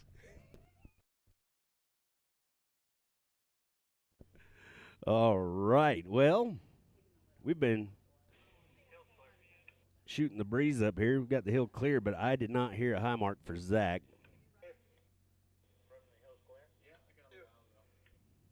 We're in here playing around and didn't catch that high mark, but we'll get it for you. On the starting line right now, racer number 89, Seth Wilson, pacing Utah, running a gun and again, going back to Zach Wormers. He had a 14.2 high mark, 14.2 as the Utah racer, Seth Wilson, charges the hill. You know, going back a long time ago, I wouldn't say that I got Seth into racing because he and his dad used to spend a lot of time in Jackson Hole catching sleds, hanging out. That was kind of one of their family trips that they'd do. But the first time I met Seth Wilson, there was about 15 of them showed up down to Robinson Motor with broken parts. They'd broken every piece of their sleds they had, and they were looking for rentals. And that's when I met Casey Field and Seth. And he's been a good friend ever since, and there he is. He's looking for his next line. Look at him. Oh, man, 4.9 going to be the high mark, going back to pick up some parts right there. So not taken away from the story about Seth, but the thing that you just mentioned, and you're going to see this with the Hill Help, you're going to see some wild and crazy catches today. But Brandon just said that Seth Wilson's family made a vacation out of being Hill Help. It takes a special kind of crazy to be Hill Help, and this is kind of the best of the best. This is kind of the high mark, if you will, of, no pun intended, of the Hill Help world. Those red jackets, and a lot of them not wearing red jackets, but you'll see those guys jumping in there and catching, and the occasional gal as well. 4.9 going to be the high mark for Seth Wilson. Nope. Oh, yeah. All right, so sounds a little demeaning, but I do not mean it in any way, shape, or form, but Will Burgess, the only one that won't be taking a final run at the Hills. We go to ProMaster Stock right now. All these racers over the age of 40 years old. Some of them been around the sport for a long, long time. Some of them just getting into it after they turn 40 years old. Racer number 357, Lane Stank, coming all the way from Menominee, Michigan, riding Polaris. He's riding from where they're made, or, well, I guess it's Minnesota is where they're made. But Lane from Michigan, he's going to be followed by Tony Zollinger and the Shermanator. You know, I don't know much about Lane, but what I do know is he's a good guy. He sits and talks to me all the time. They always show up to Afton. They have their own race circuit back where they're from, back east, and you watch it on YouTube and stuff, and it doesn't look like much of a hill, but it really is. We got a local kid that runs down there and races, that Tyler Robinson, and they get entries to Jackson, and that's why Lane comes here. He wants to get more seat time and more practice to get to Jackson Hole and be able to put a time on the board. Lane's not used to mountains like this, but they're putting the effort forward to come here and try it and give it their all. And it's kind of fun for me because a lot of our friends that come out from Minnesota, we get some from Wisconsin, some from Michigan, and I affectionately call them the Flatlanders. But I'll tell you what, we had a kid come out here, Storm came out here and whipped up a Storm, just absolutely slayed it in the semi-pro classes. Actually got sponsorships and merch, and then came out and did it again in pro. And now I think he's just some kind of royalty back east in the flatlands, where he's like, I came, I saw, I conquered, worship me. And that's what Storm, I'm assuming. Storm, if you're watching. Storm was super fast. He's probably not watching because the kid spends a lot of seat time on his motorcycle. And back where he's at, he's probably still on his bike and not even looking at a sled. It's a true story, but Lane Stank going to get a high mark. We'll report that to you here in just a second. Oh, they haven't jumped in. Good point, Brandon. Thanks for pointing that up, and that's your declaration, if you will, right there. He's just like, that's where I'm going to park it. 4.6 going to be the high mark for Lane Stank. 4.6. As we go with racer number 3, Tony Zollinger, Wellsville, Utah. He's been around this sport for a couple of days, and he is going to be followed by the Shermanator and Rick Haglund. Zollinger, never heard that before. No, never heard it associated with a snowmobile anyway. Tony's one of them guys you always look up to. He's been here, been around. He's super fast. He's still super fast. He doesn't ever give up. He's totaled some sleds at Jackson. I'll tell you a little story about Tony, and he may remember this, may not. But we were up at Antelope Butte, and our courses actually crossed the red and blue lane. I was running semi-pro. He was running pro. I think they let me go about 10 seconds ahead of Tony, and when we crossed, I can't remember if I clipped his bumper or he clipped mine, but we hit each other and both finished, and it was the only final run that I actually placed, I think, because once he passed me, I tried to race him to the top. Oh, I love it. Well, we've got to point out, I don't know if you ever had a chance to see this, but one of the most, and it's probably not Tony's proudest moment, but there's probably about $14,000 or $15,000 worth of snowmobiles rolling down Jackson. It was one morning 2 or 3 years ago, and it must have been 3 years ago, and it had iced up overnight. And Tony got up there in the rock garden, absolutely no traction whatsoever, and all of a sudden you just see that snowmobile coming down, and by the time it hit the catch net, it was just little parts getting caught, and little kids were coming out picking things up and wanting him to autograph them later. But one of the most incredible crashes ever seen was by this guy. It was, too. It was one of the most famous crashes. And the best part is I'm pretty certain that I seen him put that sled back together this year, and it's going to be running. I don't know if it's here today, but that snowmobile is running again, and it's put back together. These guys, it's funny. You can see that he's on a new sled there. He's on an Alpha Rail, which we don't see a lot of those around. That's awesome to see it's here. But they run old iron. Once they get one that runs, they keep it going, and it seems like they go until it dies. Very industrious. Kind of like the Zollingers. Maybe they do keep them around for a long time, them Zollingers do.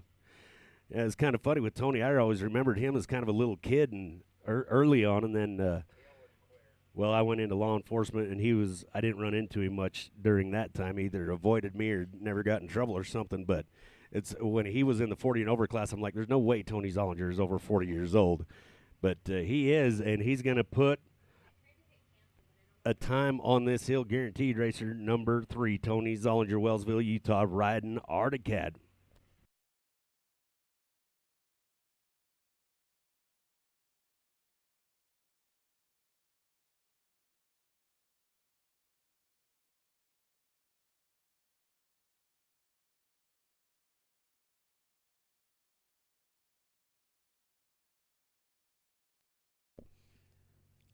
Oh boy.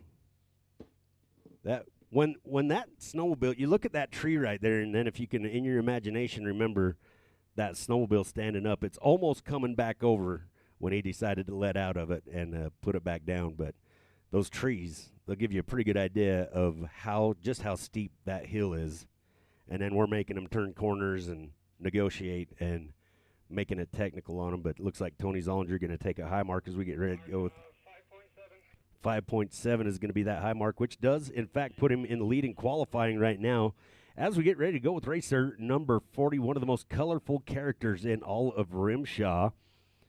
Been the unofficial Skidoo mechanic. He was always here for the guys and everything, and one day I think they dared him to ride in the locals class, if I'm not mistaken. But full of entertainment. The guy is a hard worker. He fills the void, always got a smile on his face, always seems to be in a good mood. Sherman Nielsen coming from Rock Springs, Wyoming, riding Skidoo on the starting line. There he is, the Shermanator. Yeah, look at that. I told you. I didn't think they could hear me. Turns out they can. But the Shermanator, one of the most beautiful characters. And I don't know where his pink onesie is, and I don't know what that is that he's doing right there. He's doing kind of a jackrabbit thing as we get ready to pull the hammer back and squeeze the trigger on racer number 40, the Shermanator. Yeah, he's almost always in the purple onesie. I'm not sure where it is today. As soon as they put the camera on him, I was like, I don't know if that's Sherm, but it is. You can tell by the body language. Here we go, number 40, Sherm Nielsen, first time charging the hill in Afton in 2021. There it is, Sherm. Just give her hell. Now I know I was at that spot all day yesterday being hill help because he wanted to make sure he could get through it. He charged right through that without a single problem. Getting in the deep stuff, starting to slough just a little bit. That's gravity for you right there. But Sherm still slow and steady. If he can get around past that gate 4, come on, Sherm.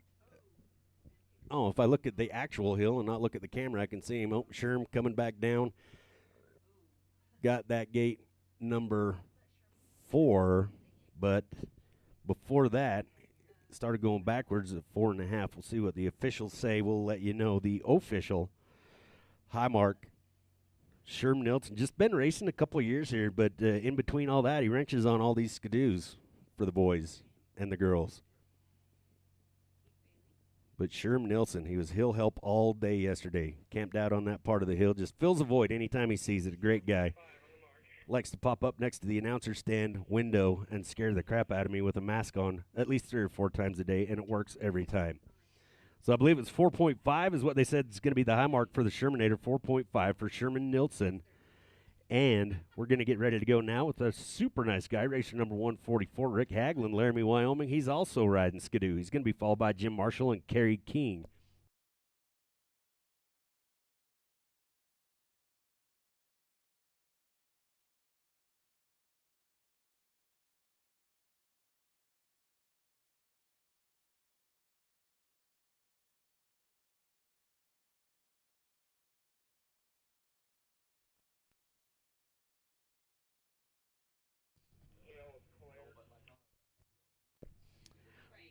All right, got the all clear on the hill, waiting on the green light.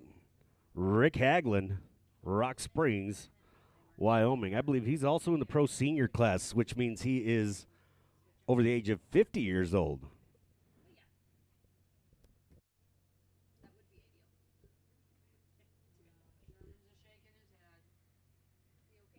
Oh, yeah. He was down there doing it. As soon as he saw the camera was on him, he started doing it. So we got 2 people that aren't going to make it into that one, huh? Oh, yeah. Yep. All right. Brandon pointing out that there is 12 that will qualify in this class, and there's 14 going to give it a shot. So.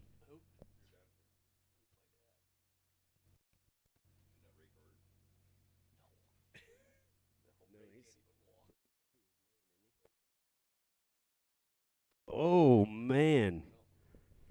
Trying to use the hill help for traction. Didn't quite work out. Going to be a gate 5. Ran smack into it for Rick Haglund.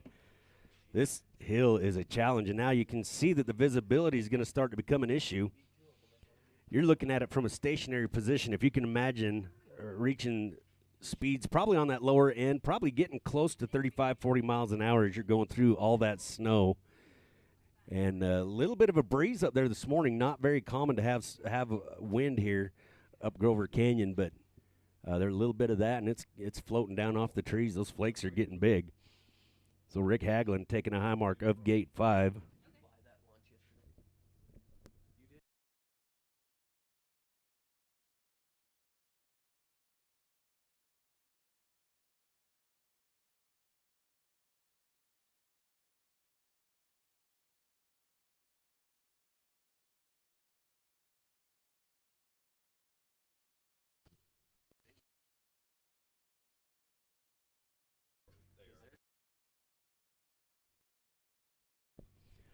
Want to thank our points leader sponsors, corporate sponsors of the Rocky Mountain States Hill Climb Association, Afton Point S Tire. Clover Creek Inn, we had a bunch of fun down there in Montpelier. We were staying there, and they jumped on not only giving us a screaming deal on the rooms, but jumped in as a sponsor all year long for the Rocky Mountain States Hill Climb Association. Feel welcome, feel comfortable, feel right at home at Clover Creek Inn. Johnson's X, specializing in utility work and custom home excavating. Not only do the Johnsons race with RMSHA, support us by paying their entry fees, spending time on the board, but also sponsoring the race. Johnson's X, specializing in utility work and custom home excavation, serving Summit and Wasatch counties in Utah. And a great big thanks to Precision Boats and Articat. Heads up, folks. We got a ghost sled coming down. Those of you at home, that means nobody's on it, and that's probably flying.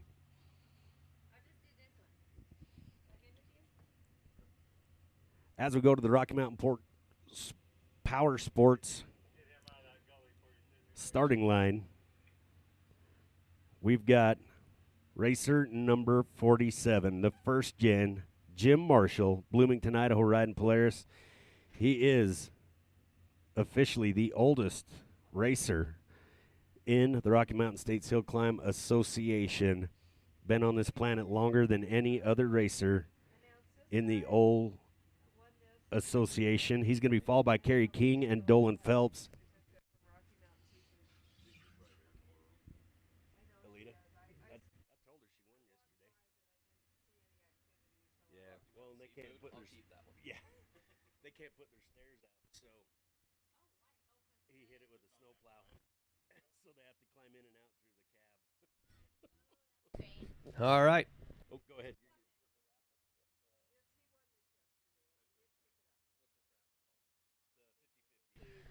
All right, the 50-50 raffle.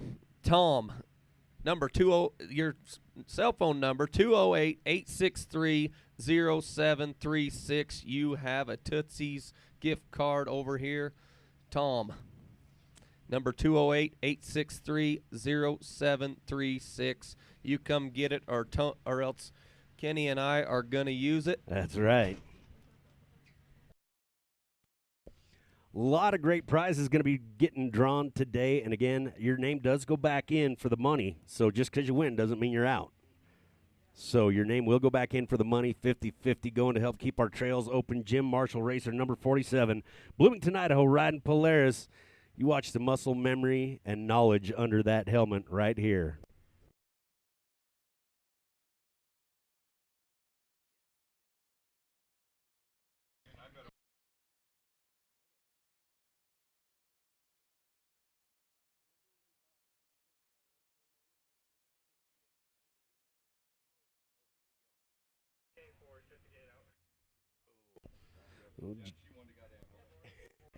Jim Marshall running into a little trouble up there at gate 4.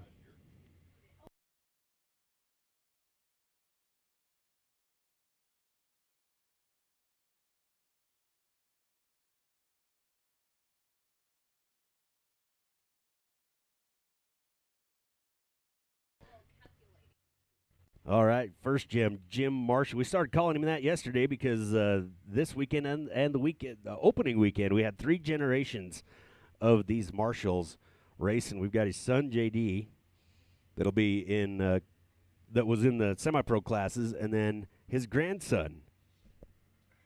Why did I just lose it? What's his grandson's name? Jaden. Jaden Marshall, grandson, also running on the hill. So 3 generations, and this is the first gen. Jim Marshall up there, running into a little bit of a snag up there at gate 4. That gate 4 is real close to the tree. I don't know if that was a dirty trick. When we go to the pro lane, though, the racers have a lot of input on how the lane is set up, and they want it technical. They want the best to survive.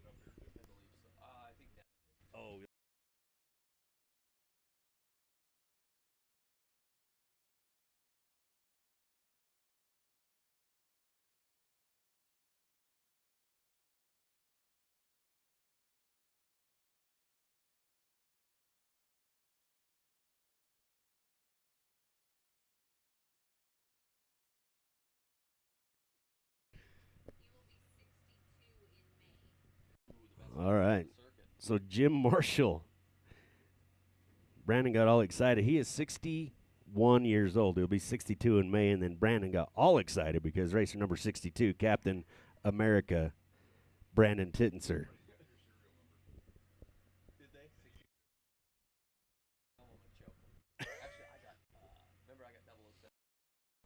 All right. And the next guy on the starting line, give you a little build-up, Kerry King.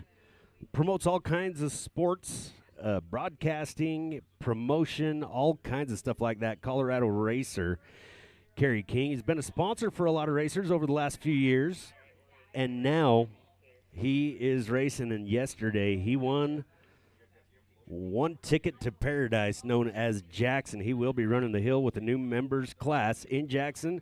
He's from Fort Collins, Colorado, riding Polaris. Here we go, racer number 233, Kerry King.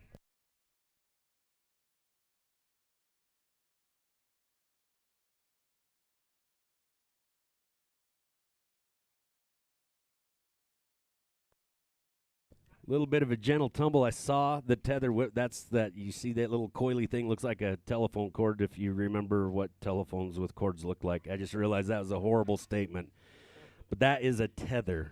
That is the tether. You saw it flip out there. So that is going to make that the Kerry King parking lot, and he is going to wind up with a high mark right there. But the good news is it's a gentle fall. Momentum is key. It's proven to be key on this course today.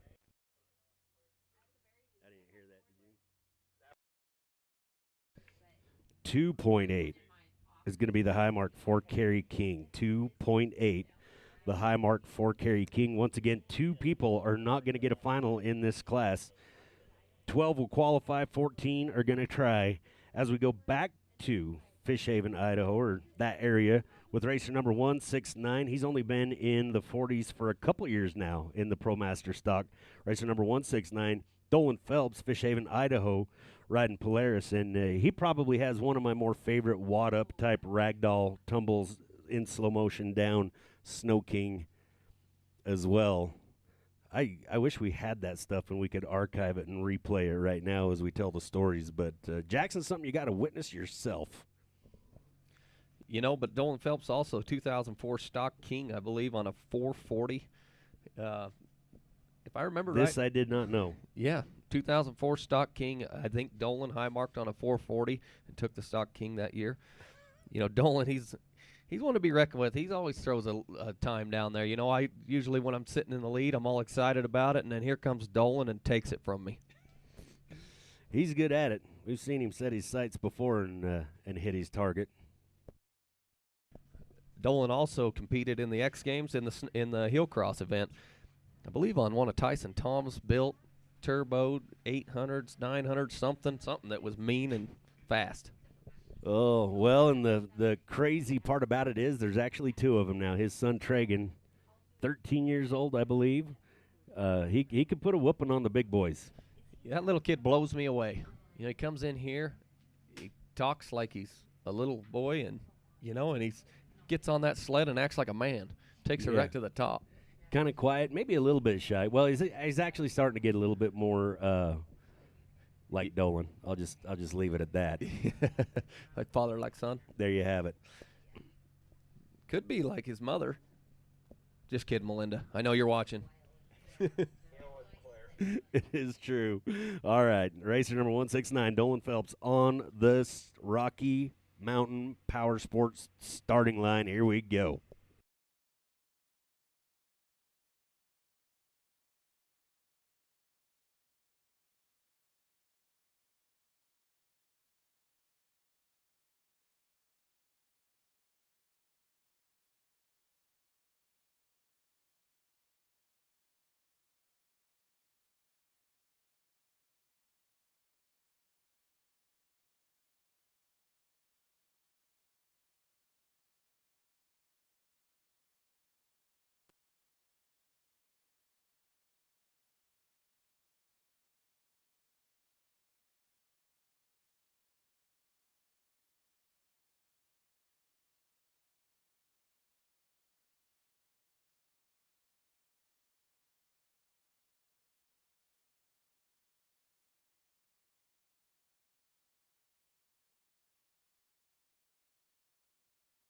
It was that visibility I was talking about. We'd have been doing some commentating on that run, except for the fact we couldn't see it either.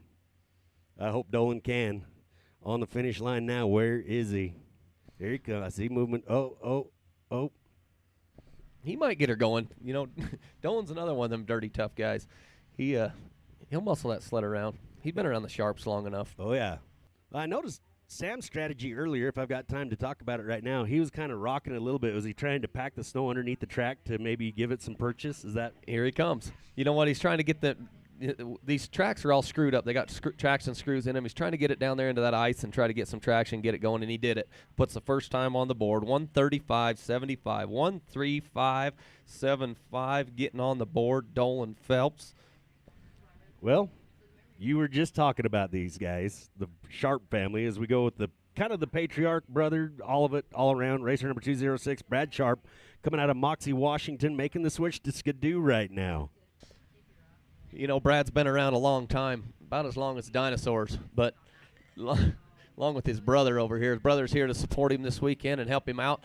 You know, Brad, I'll never forget the time that Brad was up here and they were stuck on this catwalk, and everybody in the class was getting stuck. They're kind of doing what he's doing right there, and he reaches back there, grabs the bumper, picks the sled up, moves it over, and takes off and pushes it up through there. You know, these Sharps were famous for this, and just dirty strong. We didn't know that they had that up in Moxie, Washington, but we thought that was only Wyoming guys, but apparently they got a little muscle up there.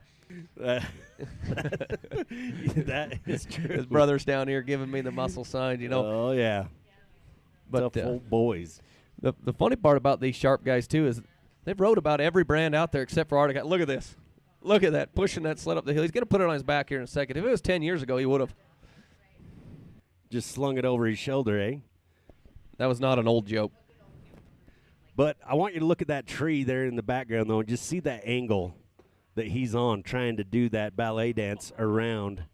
And there it is. He's moving. Dug in, got the They hubs don't give locked up. in. Big hearts, them boys.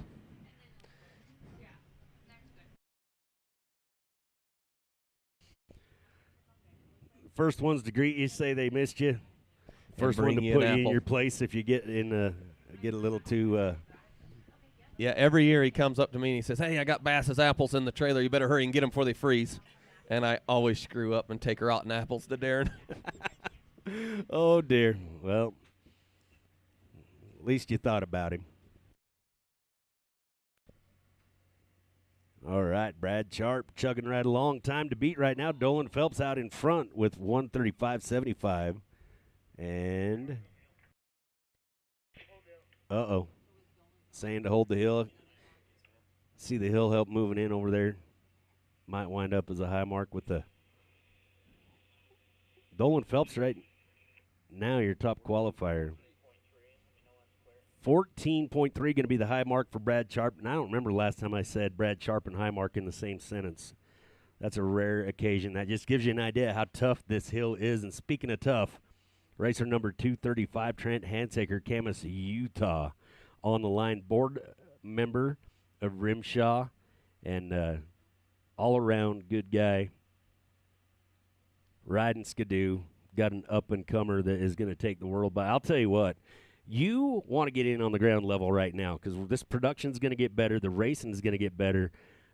Finally being able to take care of our sponsors in the way that they're coming. This sport's going to grow. It's going to blossom. In fact, there might even be multiple races going on at different times. You never know. It could get huge. And we've got some superstars coming up through the ranks, honestly, like we've never seen before, I think. The age of these kids that are coming up and riding and the times that they're putting down, this is going to be big, and you could be in on the ground floor. That being, if I may, really quick, let me tell these great folks how they can become a member of RMSHA. It's called the Highmark Club, and you can win some great prizes. You're going to get some discounts on some of this cold weather gear, and I'll mention, too, that our apparel sponsors, so we've got FXR, we've got Climb, we've got a lot of these. They are four-season companies. They're not just winter companies. So if you're watching this where it's not cold and it is warm, some of the discounts and, Hal.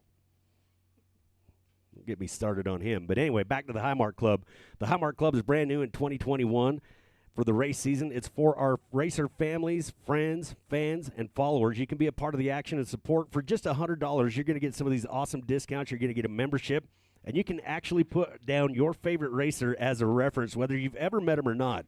They are celebrities, every single one of them, and you can become a part of the action. You can root for your team, and we are going to do a drawing every time this weekend, and for every race from here on out. Climb has donated $500 gift certificates that we're going to be doing drawings for.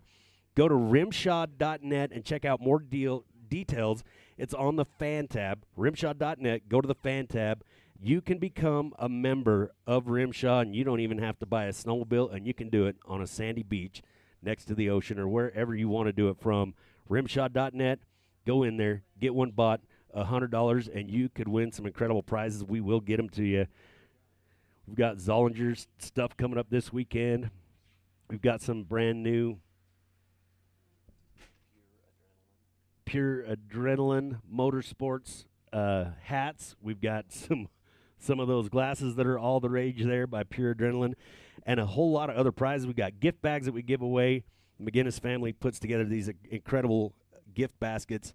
So get in on that. You're going to want to follow us. This association is growing, and us being able to bring it to you is a big, big deal. Looks like Brad Sharp up and over now as we go back to the Rocky Mountain Power Sports starting line. Racer number 235, Trent Hansaker, Camas, Utah, riding Skidoo. You know, Trent's been around a while. We used to race semi-pro together. Trent and I was, Danny was actually the one, Danny Johnson, that was on a Polaris with me. We used to race them 05 900s, like riding a boat. But you know what? They had a lot of power. But Trent was always there racing with us and beating us and stuff. And then them two walked away for a little while.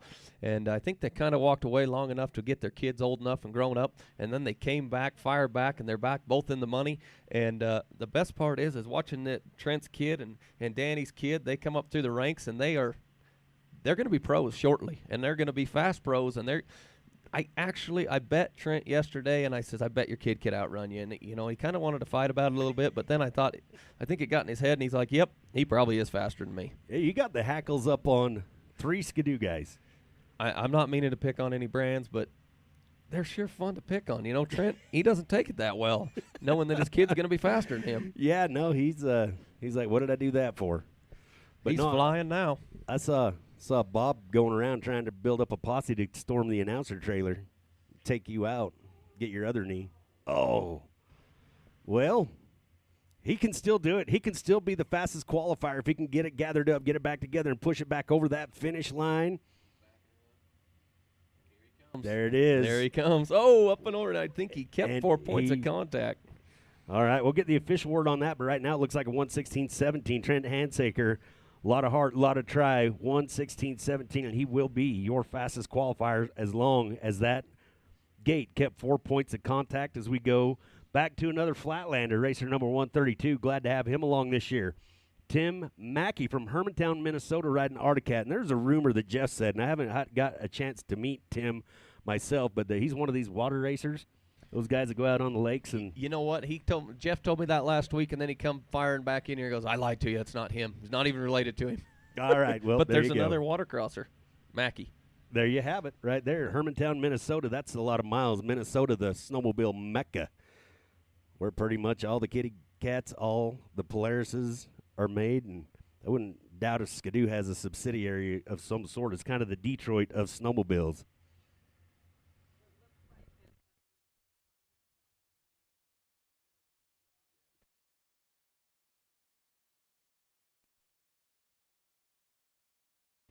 All right, Tim Mackey digging in and going again. Oh, it's so tough.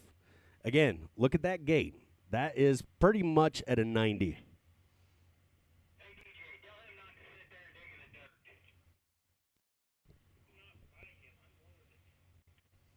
All right. He'll help moving in.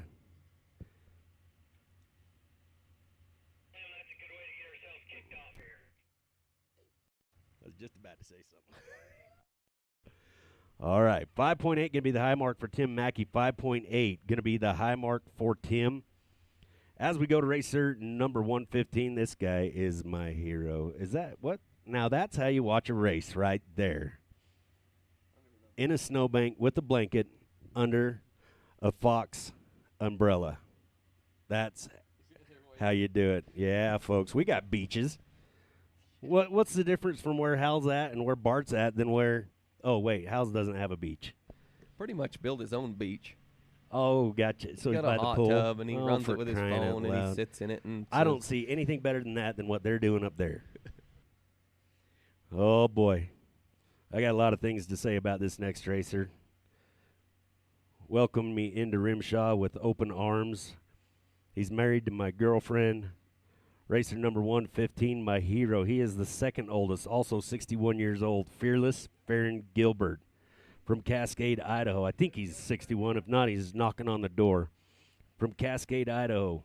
He rides Skidoo, and this guy is an example. He is somebody to look up to. He's a mentor, and he runs with these young guys and just does everything he can. We call him Fearless because he is Farron Gilbert on the Rocky Mountain Power Sports starting line. I think, or headed there. there he is. There we go. You know, I'm fond of Farron right there. He's always wearing American flag helmet, supporting America. He's got his American flag wraps on his sled. He's had American flag wraps for a long time. Farron is a true American. And one thing I know about Farron is he loves big equipment. He's an equipment guy. He's a contractor of some sort. But one thing that he is known for that most people probably don't know is Farron paints his equipment like dinosaurs. This I did not know. How do I not know Oh, that? yeah. So back where Farron's at, people always know that it's Farron Gilbert because all of his equipment is painted like a dinosaur. It's really neat, you know. And if you ever get the chance to talk to Farron Gilbert, you need to ask him about his pet elk. How have I missed out on all of this? You must not spend enough time around Farron. See, he and I got a lot in common. We love elk to death, and he actually had one for a while, and they took it away from him. You'll have to ask him the story about it. Yeah, I want to. Yeah. I want to hear this. I want to hear this. But I think I realized that maybe I have heard about this. But usually when I go into the Gilbert Bar and Grill, I mean the holler, I don't remember much of what happened when I came back out. So thank you, Alita. I love you.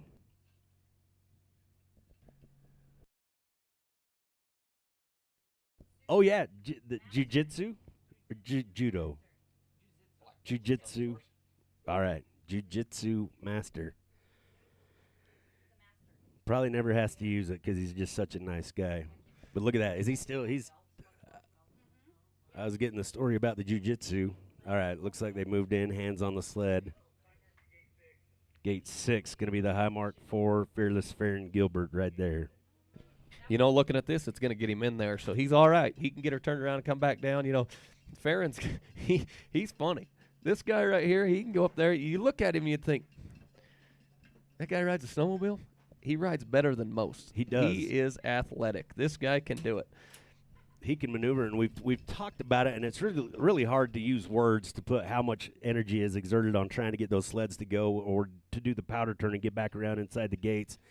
And I think it was the first weekend before you came. He did. I was just beside myself. And probably drove everybody nuts because I was just commentating and announcing how he managed to stick to it, never once gave up, and he wrestled the sled. He had to do a couple powder turns, just kept charging for the top. Made him the champion in my heart. It might not have been the fastest time, but by golly, he was first place in my heart, and I just aspire to be like this guy. I'll get you a tissue, Alita, but that's genuine. That's how I feel. That's his wife, Alita. We love her to death, too. She drives a big truck, Gilbert Mountain Trucking. That gal can put a semi where you would not ever take one.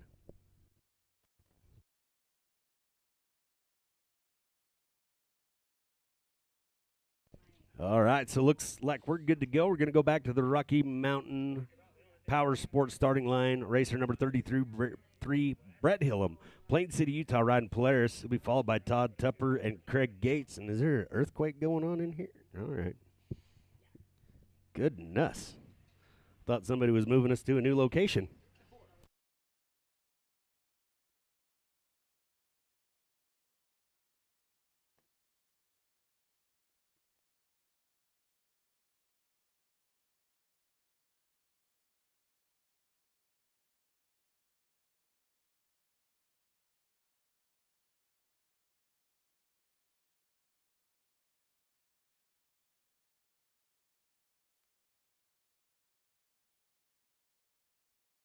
Oh, Brett Hill, I think new. Unless he was here before my time, I think he's a brand new racer to the sport. Brett Hillam. Glad to have you here, Brett. We'll get to know more stories about him as time goes on. He's determined. He's laid down some blazing fast times too since he's been here. But I believe this is the first time at Afton, and as we all know, that is an experience to be held.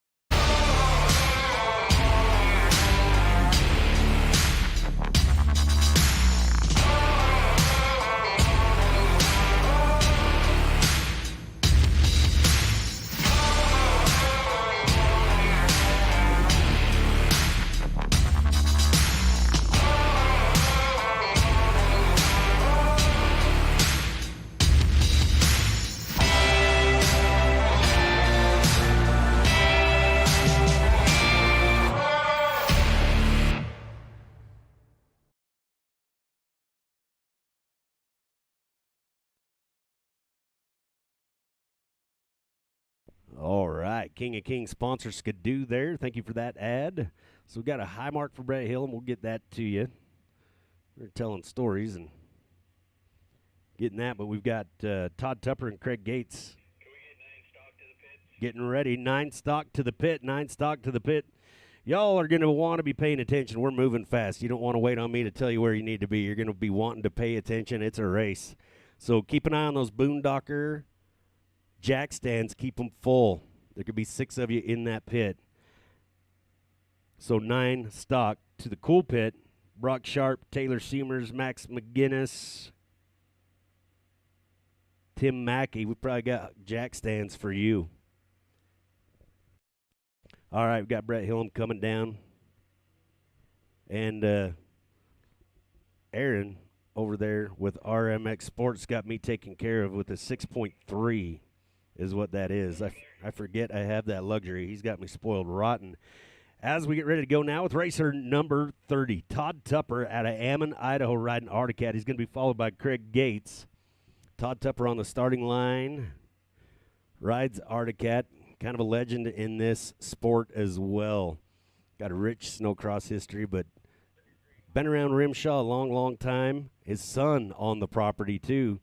He was a prodigy, got one of those real jobs that doesn't allow him to travel and stay in the circuit, but his son was well on his way to multiple world championships. Ammon, Idaho is where he hangs his helmet, rides Articat. Todd Tupper, he's got this telepathy that lets him pick a different line. He studies the hill. And we'll see. We'll see if he finds a new track. It's going to be a little bit faster. A lot of racers will watch him, see what he does, and then they will try to replicate it. And a lot of times, Todd Tupper's responsible for kind of starting a new line in the course. You can see it. He's looking for that powder, but oh, no. But that is what Todd is famous for right there. He was trying to pick a little bit of a new line and get up a little bit to the outside of that trench right there, and unfortunately right there at gate 5. So 4.9 will be that high mark, 4.9 for Todd Tupper. Hate to see that, but I believe it is going to still. Ooh. Right on the edge there. I think he's still in for qualifying, but you don't want to be any lower than that 4 spot. Coming in. They're going to go ahead and raise that to a 5. 5 is going to be that high mark. now that the minds have met. It'll be a high mark of 5 for Todd Tupper as we go with racer number 321, Craig Gates, Rock Springs, Wyoming, riding Polaris. He's going to wrap up the ProMaster stock. 900 stock, be ready. Brock Sharp, Taylor Seamers, Max McGinnis, Tim Mackey, Luke Rainey, Keith Jackson. I believe we got Boondocker. Jack stands for you in the Boondocker pit. Want to throw out a great big thanks to the local sponsors here at Afton. They've been at this probably as long as any group putting on a RMSHA race. Want to thank Hastings Ace, AJ's Discount Liquor. The Agave Mexican restaurant is so good. Star Valley Skidoo, Coulter's Bar, B&H Auto Repair, Thomas Drilling, Rocky Mountain Yeti, sponsoring the Crash or Catch program we're going to tell you about here in just a second. West Bank Sanitation, Star Valley, Wyoming Chamber of Commerce, Jackson Hole Adventures, City of Afton, Wyoming, Print Star, Simplot, Keller Strauss, SVI Media, Star Valley Power Sports, Dry Creek Pumping, Stella's 467 Dough Box, Star Valley Dental, Thane True Value, DNS Excavation, just to name a few. We're going to be talking about them throughout the day. A lot of them donating prizes, a lot of them giving money, lending support to make sure that this race goes on. Afton, one of the best right here. And check it out, Craig Gates laying one down, getting up there, getting it done. Hanging that leg out there, pulling it into the turn. They're going through 12, 3 to go. It's about as good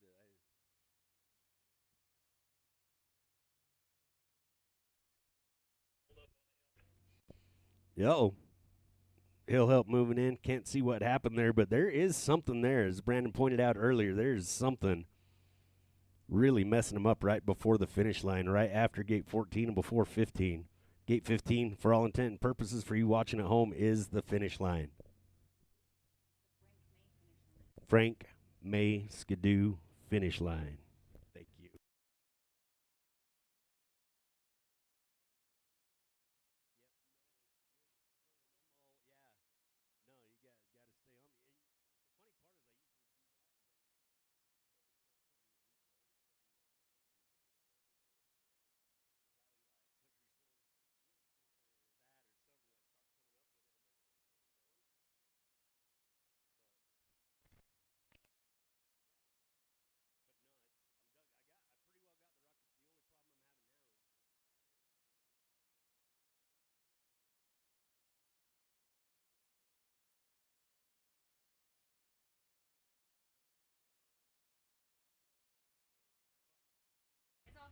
Yeah, it's slow. Slow, but it is.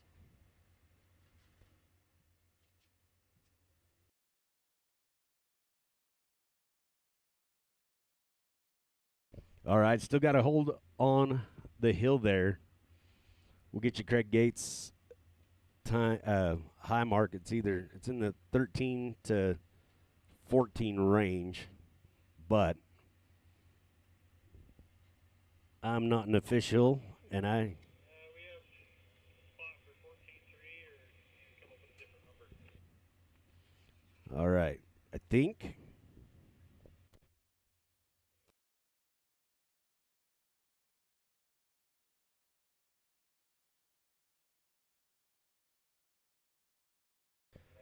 All right, 14.35. 14.35. Craig Gates just barely edging up there a little bit past where Brad Sharp parked it. 14.35 going to be the high mark for ProMaster stock as we get ready to go into 900 stock. Going back into the pros, racer number 706, second generation Sharp racer right here.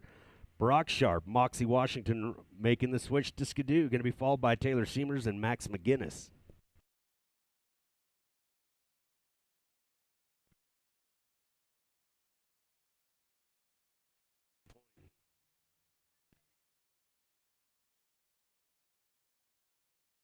So Hill Help never gets the recognition they deserve. If they get a really stellar catch, as Brandon pointed out earlier, people will travel from miles around to volunteer to do this job, and I don't know what's in the water where they live, but I wouldn't do it.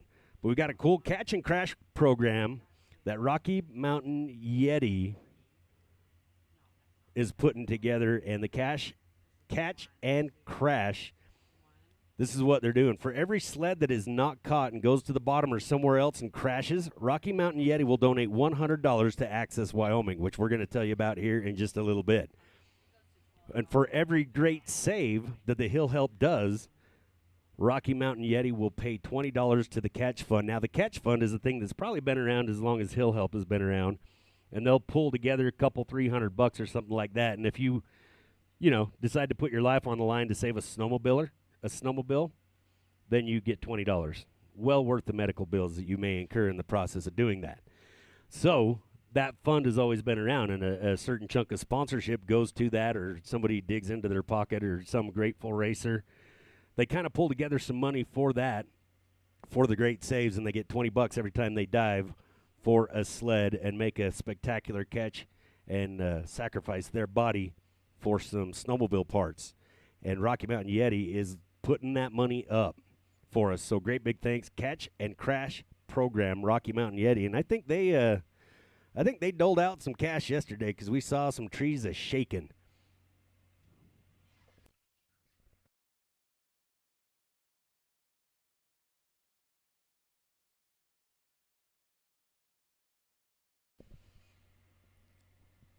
But the 50-50 that we've got going on, so here's what I love about, you see, we've got all these great sponsors that I've been telling you about. We've got all these racers, and we're doing the 50-50. I'm going to tell you all about that here in just a little bit. All of the money generated here goes to some form of assisting in keeping trails open and working to keep those trails open in public lands. The Star Valley Ridge Riders go out in the summertime and do repairs. They maintain and do a lot of the chores that the Forest Service or other public lands say, hey, we need this done. They volunteer to go do it. That's where this money goes that they raise, so all can continue to use our public lands. We go with racer number 706 right now, Brock Sharp, Moxie, Washington, 900 stock qualifying is what we're doing. He's going to be followed by Taylor Seamers and Mad Max McGinnis.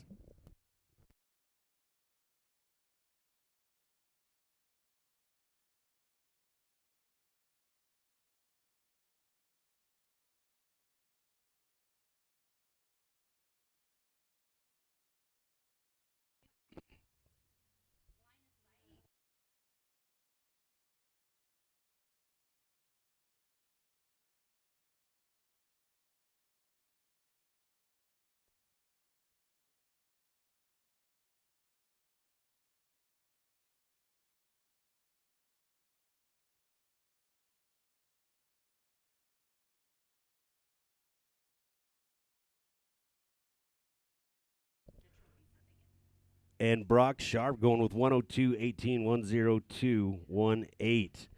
For Brock Sharp, as we go with racer number 106, Taylor Seamers, Evanston, Wyoming, riding Polaris, followed by Max McGinnis and Tim Mackey. And his name's Barry, right?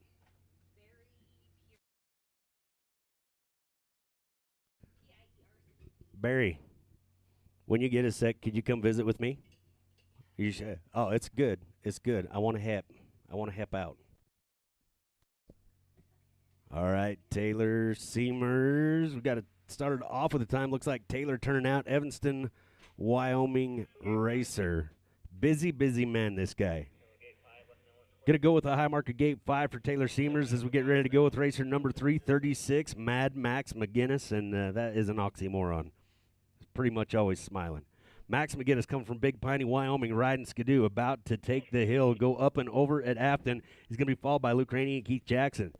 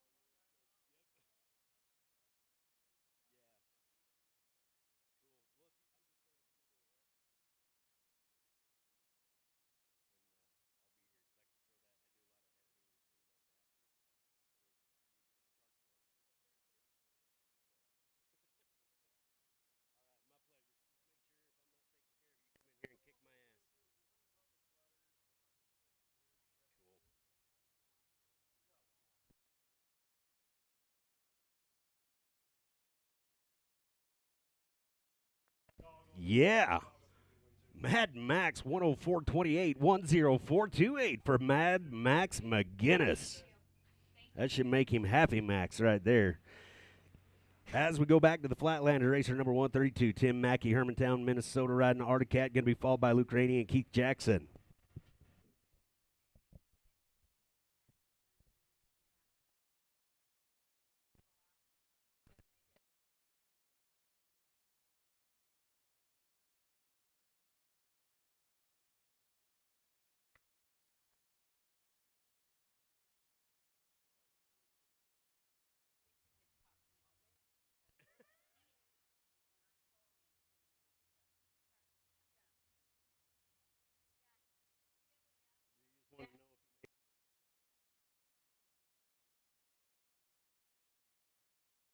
Oh, dear, Tim Mackey.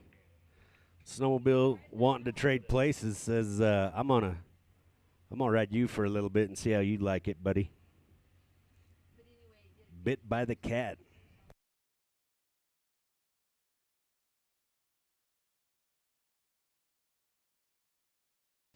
$6.8 going to be the high mark for Tim Mackey, coming all the way from Minnesota. As we get ready to go with racer number 303, Luke Rainey, the legendary one. Thane, Wyoming, riding Polaris. Going to be followed by Keith Jackson and Jordan Stank.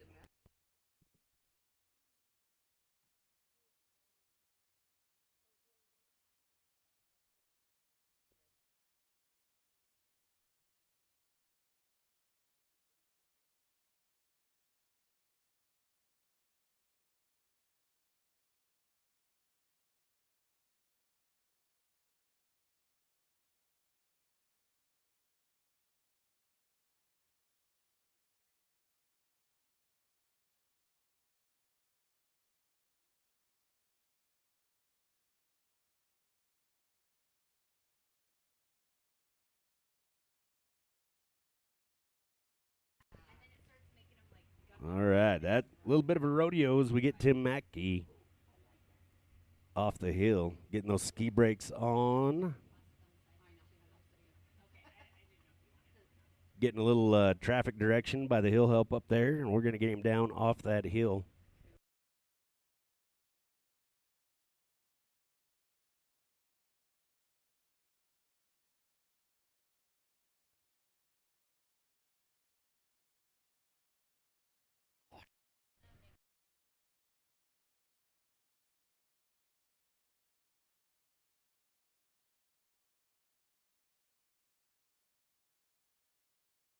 All right, so Tim Mackey. Oh, did you not? I did it really funny. It's cool. Yeah. No, hopefully we got some.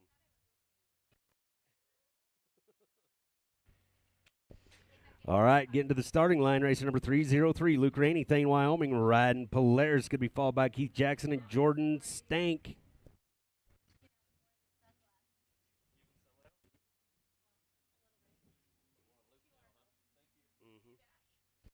All right, Tim Mackey down safe and sound.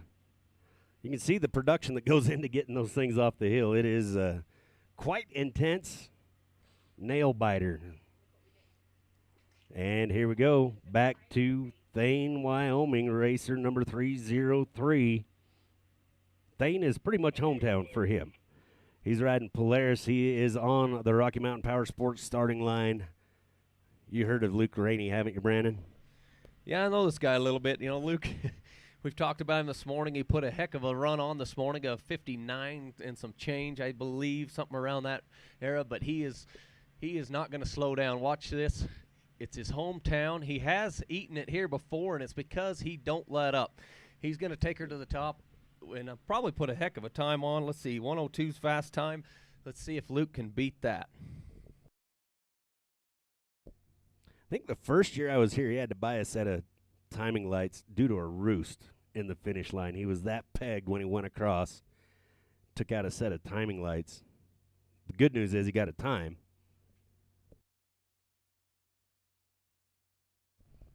You know, if there's a part on a sled that Luke hasn't bought, I'd be surprised. And here it is right there. Fast time, 48.62. 48.62 for Luke Rainey. Goodness. As we go to racer number 1, Keith Jackson, also out of Thane, Wyoming, returned to the sport, riding Polaris, followed by Jordan Stank and Eben Abshire. All right, all you locals, get your money together. Calcutta tonight down at Coulter's. Get your money. Get down there. Buy the locals. See if you can win tomorrow. Buy whoever you want, she says. That's right.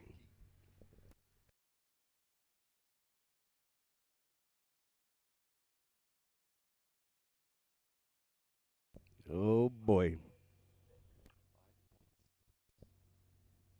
5.6 going to be the high mark for Keith Jackson. 5.6. Looks like he's getting over into the ravine and going to get down safe and sound. Another flatlander right here. First time I've got to say his name. Racer number 57, Jordan Stank, coming all the way from Muskego, Wisconsin. Riding Polaris. Going to be followed by Eben Abshire and Matt Ryan.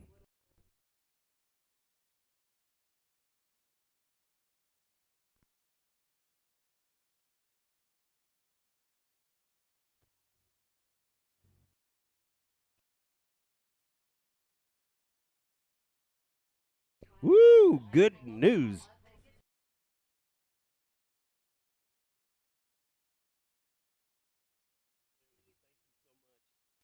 All right, the beer garden is open. I bet you wish you were here because it's probably closer to drinking time. It's 10 a.m. here, and we're going to go ahead and get started. And I got to attribute this to Glenn Gillis all the time. If you're going to drink all day, you got to start early.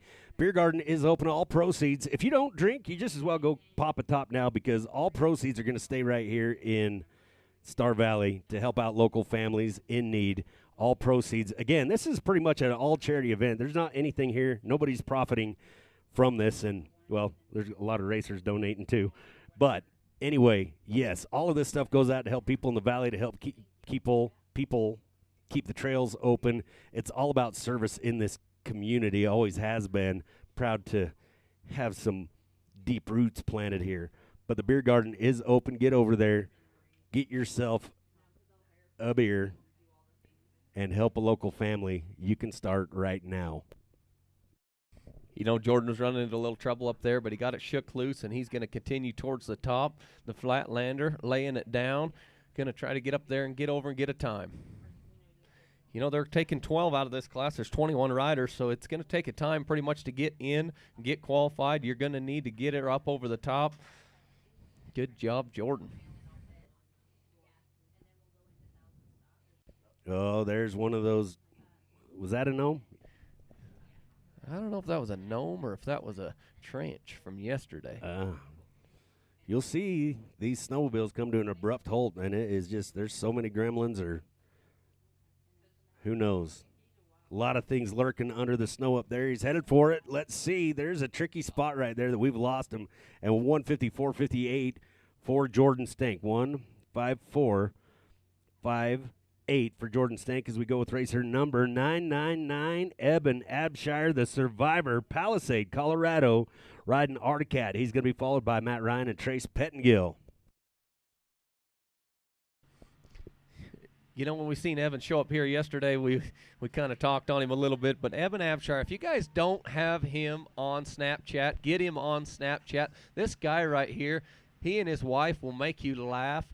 I'll be sitting there watching it at work when I'm supposed to be working, and pretty soon I'll get to giggling, and boy, you just want to keep replaying it. Evan, if you ever know Evan, he's got this big old gap anyway, and he just loves to show it off in his Snapchats. I did not know that. I got to get back on that and follow him around. He's doing other social media for a while. I haven't seen him on that in a while, but apparently it's because he's a Snapchat star.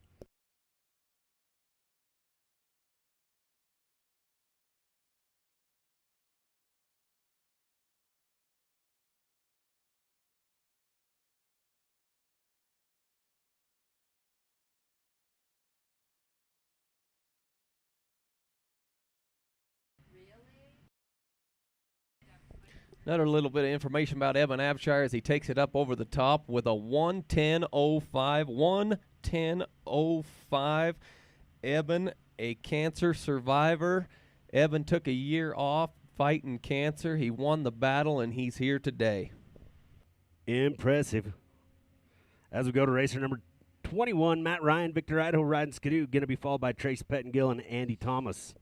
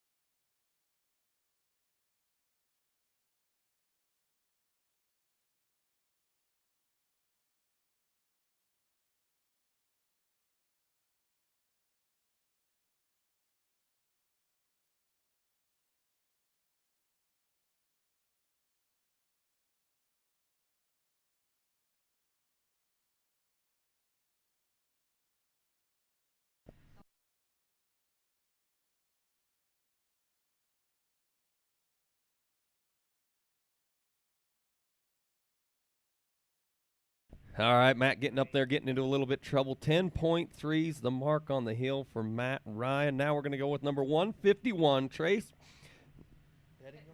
Pettengill from Rigby, Idaho on a Polaris. He'll be followed by Andy Thomas and Keith Curtis.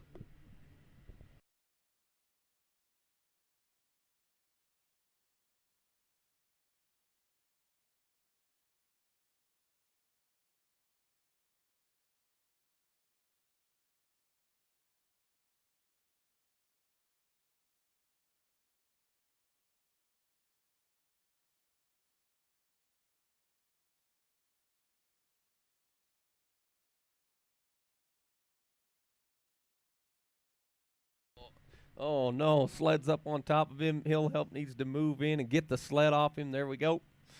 Thanks to the hill help. Hopefully he's okay. We'll get a mark for Trace.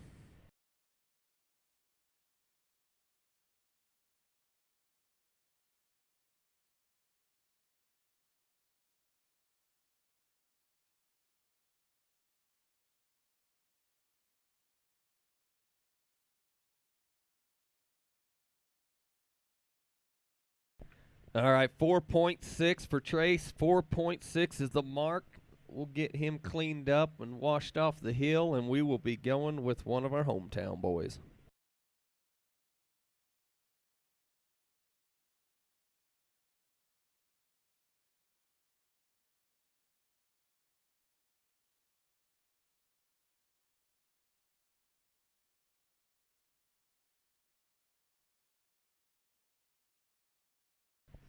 All right, looks like we got him off the hill, and now we're going to run with one of the hometown boys, number 104, Andy Thomas, Afton, Wyoming, on a Polaris. You guys know this kid. You've seen him. He's purty. Look at him in blue. Andy Thomas.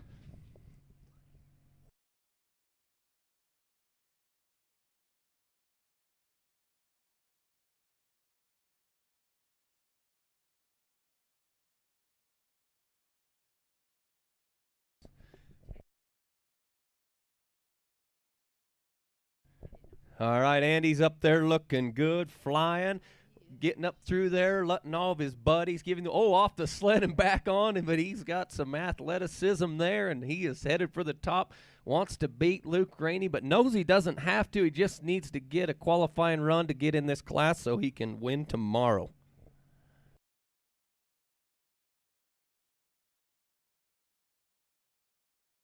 All right, Andy coming up through the Frank May finish line, 52.81, 52.81. Good run, Andy.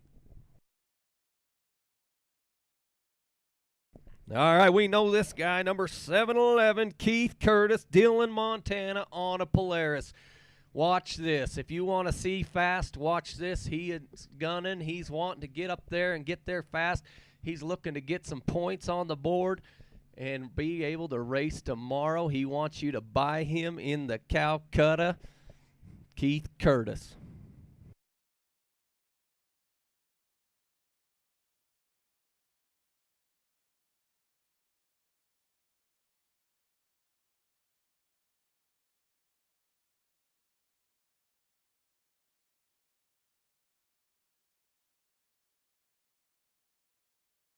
All right, Keith's making a run up there, trying to get Luke's 48. 48-31. He does it. New leader, 48-31 for Keith Curtis.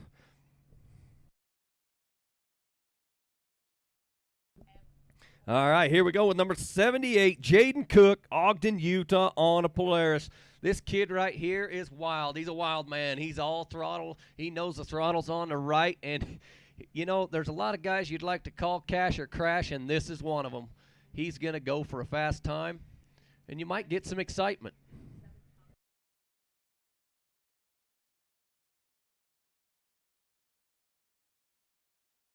Looks like Jaden's running into a little trouble up there, but he's back on the sled, getting it steered back downhill. He's going to throw it on its side, and I'll bet he gets it going. There he goes.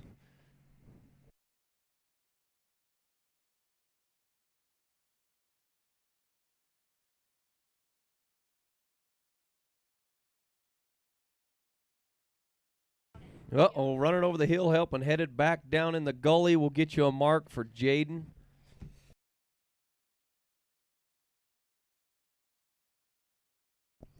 .1 for Jaden. Here we go with an Articat kid. Number 185, Cameron Lindsay, Wellsville, Utah, on an Articat. Here's another one of those kids that he could put some excitement on the hill, and he can also come in there and snatch the win away. Cameron Lindsay knows how to ride, and he is fun to watch.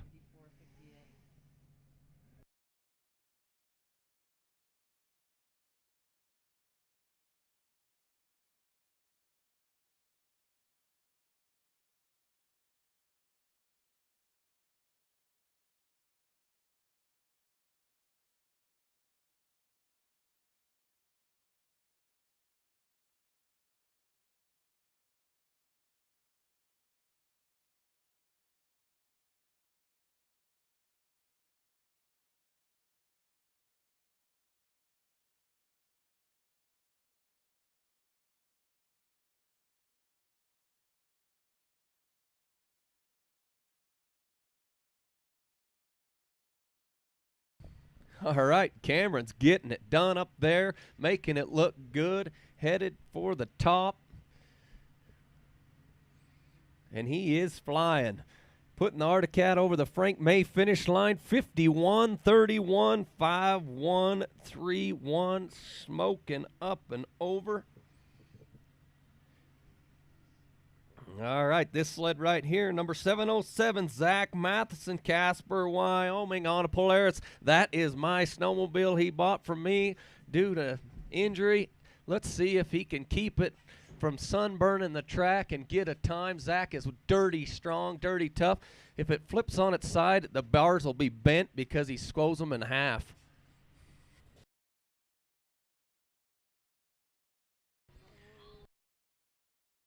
Oh. Sled's coming down in the gully, upside down, rolling, sunburning the track a little bit.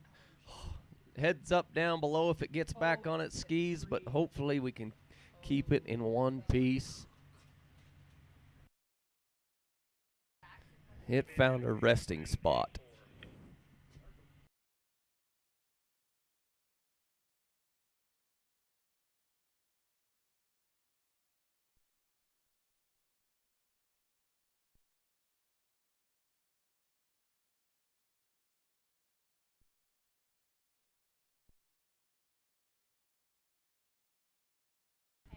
.2 for Zach.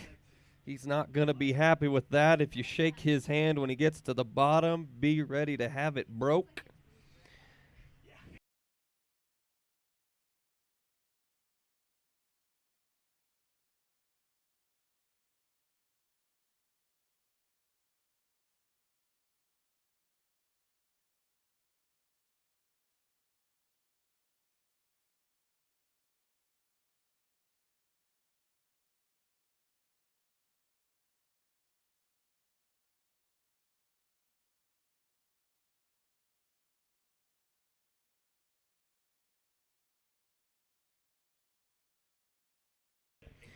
All right. I was just informed looking at this right now in 900 stock, we only have 8 qualified times to the top. The rest are high marks. I don't believe I've ever seen anybody qualify in 900 stock with a high mark, but we might see it today.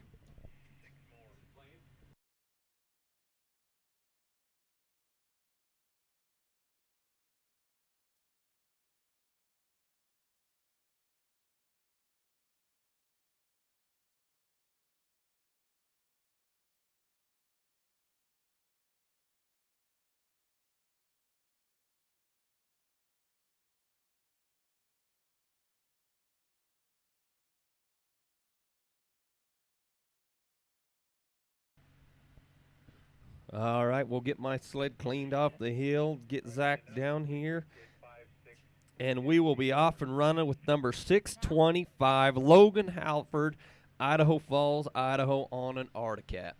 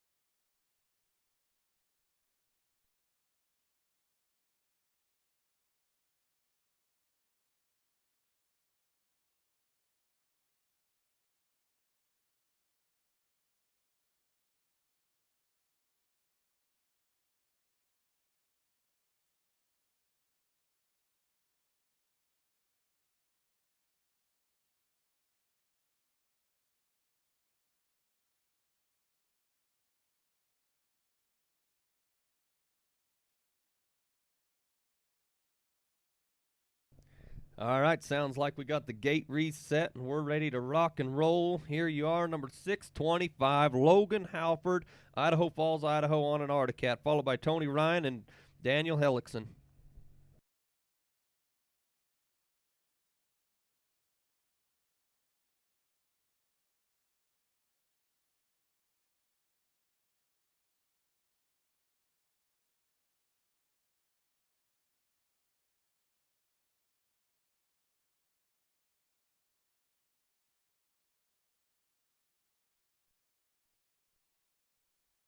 All right, as you see there, Logan's getting into a little trouble out there, wheeling up, getting through the gate. Got her on her side. He's holding the hill help off for now. He's going to try to muscle that sled up and try to keep going up the hill, but we'll see what happens here.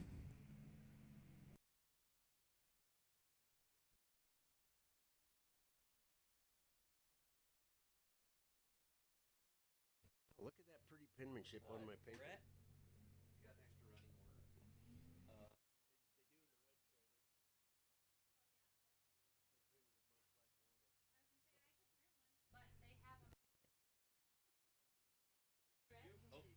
He got her going. He's going to take her out there in the deep snow. Now he's in the old rut from yesterday, and them are hard.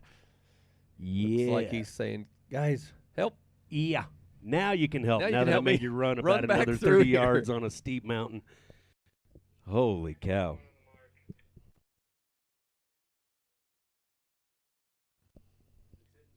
.1 going to be the high mark for Logan Halford. 6.1 as we get ready to go with racer number 636, Tony Ryan, Brigham City, Utah. Riding Skidoo. Be followed by Daniel Hellickson and Spanky getting ready to take the hill, and that makes me happy.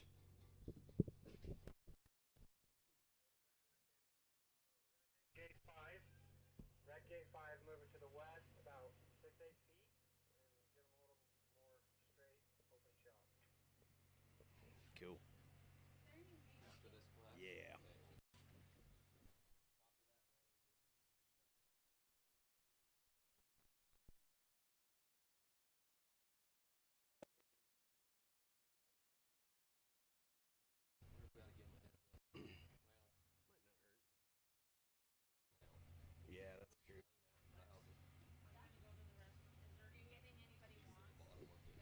I'm good, thank you.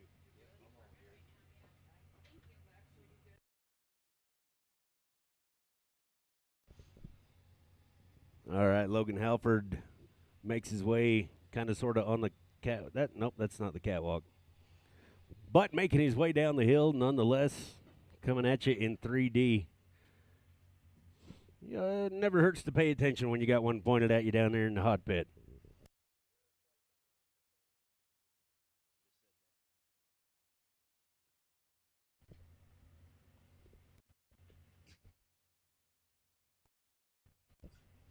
Skidoo racer Tony Ryan sitting on the Rocky Mountain Power Sports start line.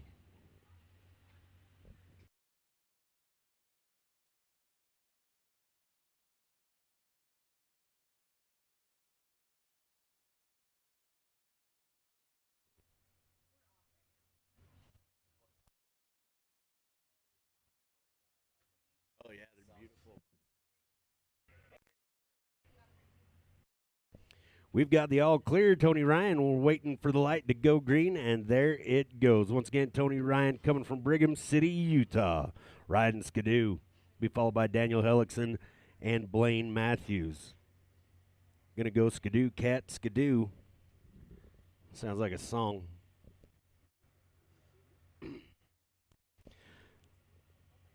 Tony Ryan working it, hooking it into that corner. Oh, up on the high side.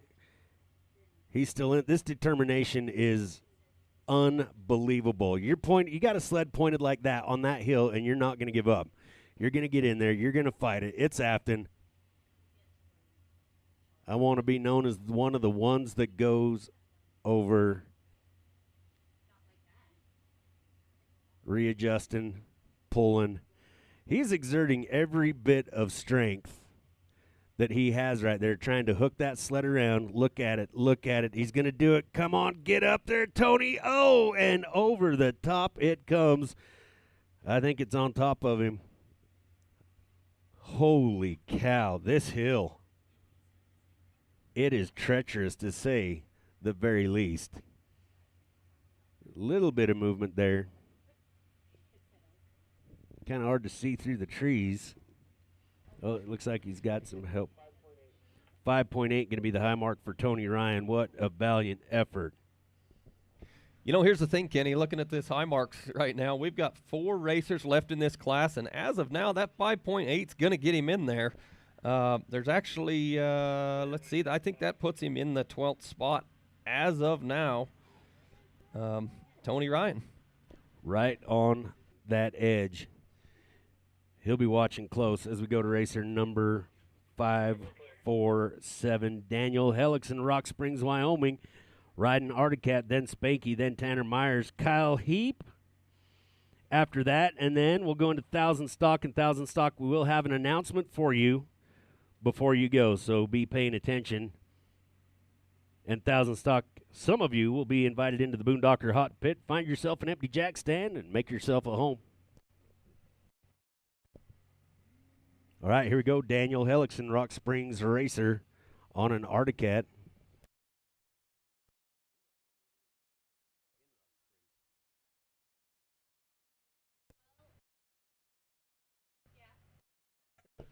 Tanner Myers, king last week, eating a donut. I've been trying that training program forever, and it does not work at all. Oh, excuse me, Tanner Thomas. Everybody else says the donut program works pretty good. It's not half bad for announcing. As far as riding snowmobiles, not so much. Let's jump back onto Daniel. Daniel Hellickson taking his sled up there, getting high enough that's probably going to get him in there. We'll see what happens.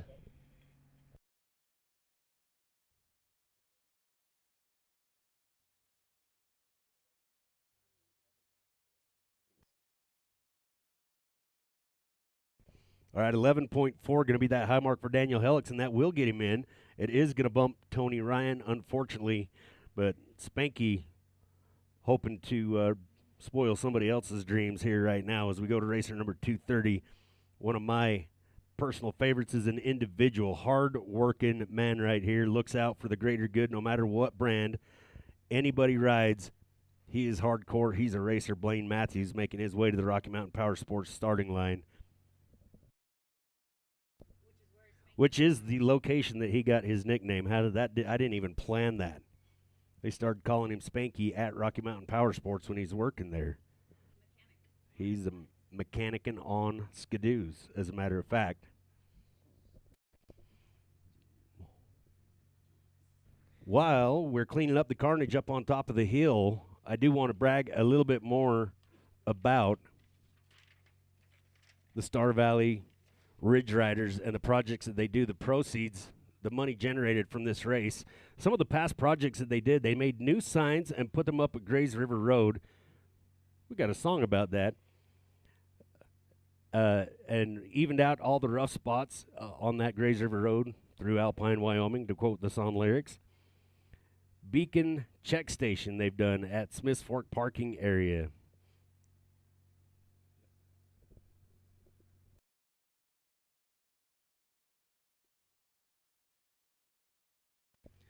All right, back on it. Big thanks to Star Valley Ridge Riders for all their service projects that they do. Blaine Matthews on the hill. Brandon, this guy is an animal. You know, he is. Blaine's been around a long time, and this kid's won a lot of races. He's probably one of the top skidoo riders, and he knows how to get it done. You know, he's the one that's always trying to get in the pocket of Luke and Keith and show them that I'm here to win, and I'm not letting off. You know, the high mark to beat there was 6.1, and he's up there over past that, and he is saying, nope, I'm here to win, and I am on my skidoo. Not afraid to take some chances to get up and over in a fast time. And he's kind of the Brandon Tittenser of skidoo, because not only is he a great racer, an incredible athlete, nice guy, he is a great commentator. Took him to do TV commentary with 50-63. He's going to stick it right up in there close to Luke Rainey and Keith Curtis, his peers, his buddies. He wants to join the ranks as we go to racer number 2, Tanner Meyer, Soda Springs, Idaho, riding Polaris. Kyle Heap going to wrap up the class, and we're going to go into 1,000 modified. Oh, stock. I almost put us right at the end of the day. Everybody's going, wait, we're not warmed up. All right, we talked about him this morning. This kid right here, taking out gate 4, going around that tree. Tanner's not going to be happy. This kid right here is, you know, he's going to be get him shut down on that hill if you can. He's packing the gate. You know, he went over that gate 4. He run it over. His mark's at gate 4, but Tanner wants to shoot at this hill. He wants to get up and over and get a feel for the track. He's not going to quit. You know, Tanner will be a king someday, and he's just got to get it in his head that he can do it, because Tanner, he can. He's super fast and super good. Now, when he does stuff like that, I like to call it rage throttle. That's a little bit of what's going on right now. He's pretty upset that he did that early on, and he is just going to hold it.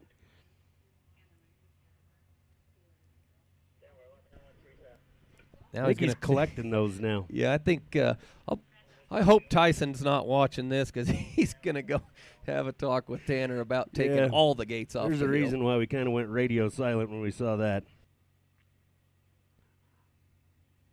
You know, keep in mind, you racers, if you know that gate's off your sled, fine. But if it's on your sled, stop your sled, have the hill crew help you. Don't pack that gate to the top of the hill or the bottom. It takes up too much time. And as slow as we're going now, we need to keep moving.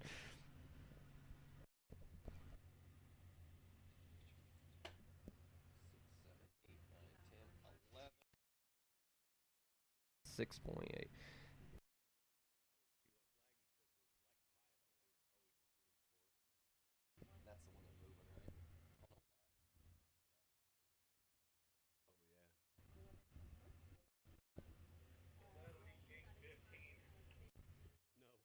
Oh, no. Yeah, he took out. Oh, yeah. Took gate 4 for a little bit of a ride. So high mark of gate 4 for Tanner Myers. Also got gate 15, but you take the lower of the two. Usually you don't get to. So we go with racer number 217, Kyle Heap, Evanston, Wyoming. He's going to wrap up the class. And 1,000 stock, we're going to have a gate change. 1,000 stock, we're going to have a gate change.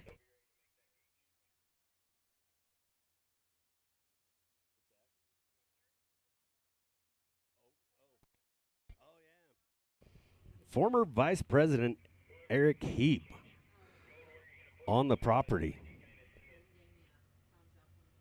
This is his son, Kyle Heap, Evanston, Wyoming, sacrificing seat time. He's a busy, busy man.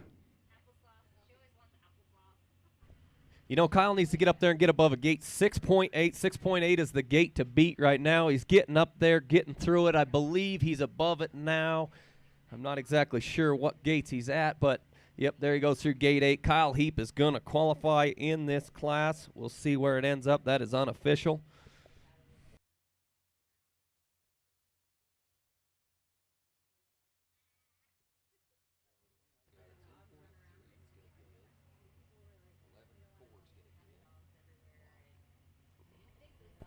Kyle Heap. Beautiful. 58, 94, 58, 9-4. That's going to put him pretty comfortable in qualifying right there. All right, all you guys in 1,000 stock. 1,000 stock, look up the hill. Look up the hill to gate 5. They're waving the red gate. Keep an eye out for that. They're going to move gate 5 6 to 8 feet to the west. Gate 5. Be paying attention. Seth Wilson, Zach Matheson, Kyle Heap. Kyle Heap just went over. He'll probably bump down. We'll see what happens here. But you guys pay attention. There's going to be a new line. Hill's clear. We're ready to go. 12 will qualify, 26 in the class. As we start things off with racer number 89, been bragging on him all morning, Seth Wilson pacing Utah. Riding Polaris, and Zach is back. Matheson after that. Kyle Heap up after that. Made a little gate change up there like we told you about. For those of you at home or maybe new to the sport, I don't know where you stumbled across it, but we are glad to have you. So they'll move those gates, and the racers walk that hill. They know where those gates are, and so when we change them, we make sure and advertise it. We try to get them to where they can see where the gate's changing. In this particular situation, we're just opening it up a little bit to get a little bit more real estate for the racers to get through that tough spot there at gate 5. Woo, Seth is roasting up there. Oh, come off the sled. If you look on the live feed right here, I'll just go through it real quick. The stock qualifiers, Keith Curtis, Luke Rainey, Blaine Matthews, Cameron Lindsay, Andy Thomas, Kyle Heap, Brock Sharp, Max McGinnis, Eben Abshire, Jordan Stank, Daniel Hellickson, and Matt Ryan. That's your 900 stock qualifiers. Heck yeah. And I was outside taking care of some business when Cameron Lindsay went up, but I want to talk about him really quick because if you're looking for a dark horse to bet on at the Calcutta tonight, Cameron Lindsay, one of the ones. I got a super good feeling about him on this hill. He's got all the skills necessary to be a king. He lays down a fast time. He gets up in his head sometimes, but Afton you have to be focused on. I think the harder the course for Cameron Lindsay, the better he's going to do on it, and I got a really good feeling about Cameron Lindsay this weekend.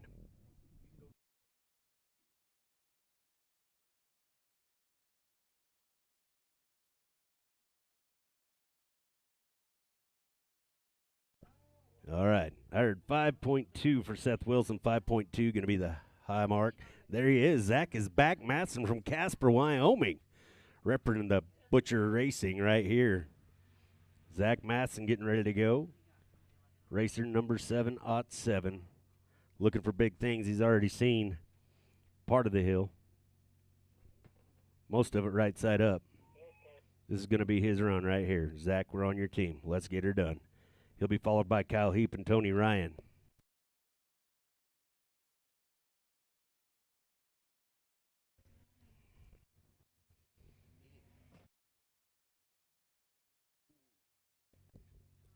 Looks like there's getting to be a little bit of a slick spot there. Of course, we're going with some bigger CCs, a little bit more horsepower on a lot of the sleds. And you better be in control of it when you ask for it. That's all I can say about Afton. Nice move right there. Yep, Kinda Zach getting up there a lot higher than last time, and he knows what he's got to do. He's headed for the top.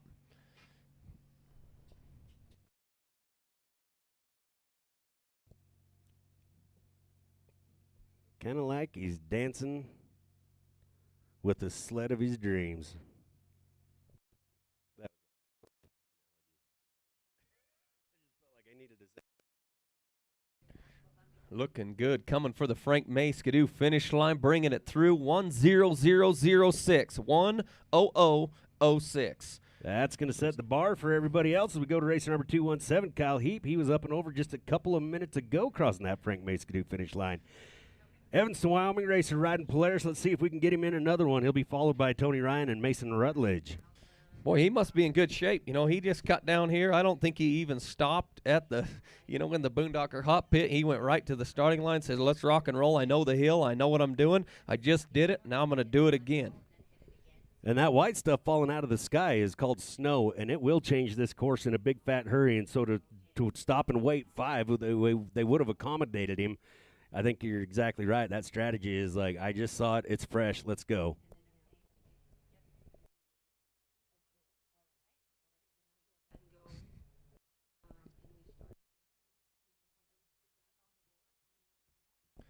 He is, too. He's rocking and rolling, and he's taking it up over. I don't have his time from his last run, but he's coming towards the Frank May finish line. 52.75, 2.70 for Kyle Heap. Good job putting her over.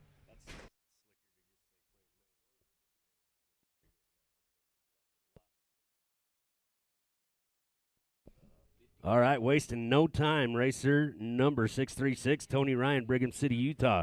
Riding Skidoo, going to be followed by Mason Rutledge and Sam Peterson. Tony Ryan had a little bit of a bobble, brought that sled up over on top of him. Still fresh in his mind, too. It was not that long ago that he charged this hill, and he is making a good run out of it. Looking good. Hang in there, Tony.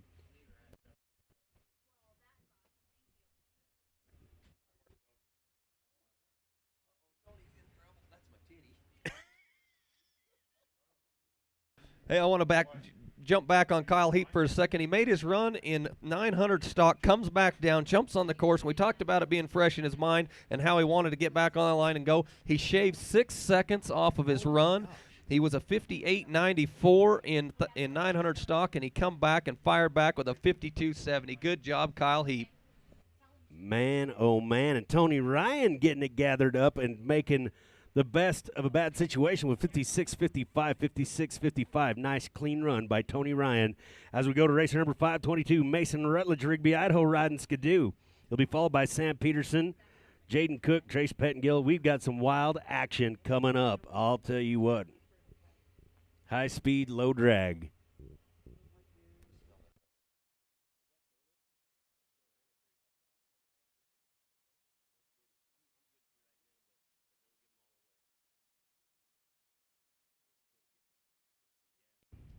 Oh, no. I was thinking we were one racer off. Number 522, Mason Rutledge, getting up there and getting into a little trouble, but he's going to try to bring it back around and get a time on the board. This kid right here, he come on a racing a couple years ago. You know, he was a snow crosser prior to that, and you watch right here. He got her turned around. He's headed back up. It's a clean time. They're calling for a clean time if he gets her over the top. Mason Rutledge is fast. This kid right here has speed. He is one to be reckoned with. There, you watch. You watch. He's going to be winning some races this year. I love it. And the strategy. That's the best part about watching this stuff is the fast runs are awesome to watch, but the recoveries are like nothing anywhere else. This is definitely a unique, one-of-a-kind sport, and there it is, 112.88 for Mason Rutledge, 1:12.88. That will pay off for him, I guarantee. But look out. Here we go. Racer number 98, Smiling Sam Peterson, Wisdom, Montana, riding Polaris. You know, Sam's been giving me crap ever since I got hurt. He's been texting me and saying, keep eating them donuts, and they just brought some in here. He says, keep gaining weight. You know, I got 1 year without you, and I can't. It's been exciting. He's been rocking and rolling. Sam Peterson, this kid flies. He's about 98 pounds, just like his number, and that sled will pack him to the top. Watch this. He'll get out in that deep snow, and it won't even slow him down because it doesn't even know it's on his back. It's just incredible because the sled will jump out from underneath him, and he just can predict where that thing's going to land, manages to get his feet on the boards, and just keep on rolling. Unbelievable. You know, Luke Rainey always makes the comment, if you want to be the best, you got to ride with the best, and that's what Sam does. He puts himself out there. He's riding with Keith Curtis every chance he gets. You know, same with me and Luke, and you just do what you got to do. And there it is, 51.44, getting off track and then back in, finishing strong, 5.144 for Sam Peterson. And we're going to go now to racer number 78, Jaden Cook, Ogden, Utah, riding Polaris. Will be followed by Trace Pettengill and Jay Menaberry. And the thing that I love about this kid is is another one that does not know how to let off the throttle. I'm pretty sure he puts a zip tie on it at the starting line, and that's all there is to it. If he does not lay down a blazing fast time, he will put it in the trees because he doesn't know anything about slowing down. Nor does he care. Boy, you're spot on. You know, he and his dad have been calling me all week trying to get sleds fixed and put back together. Jaden, he broke a lot of stuff last week, and last night he even he took out some turbo parts, and he was headed to Idaho Falls to get new parts there. He's on Bass's Tree. He's going to hang out there for a minute and shut her down. Jaden Cook. Man, and he had a good one going too.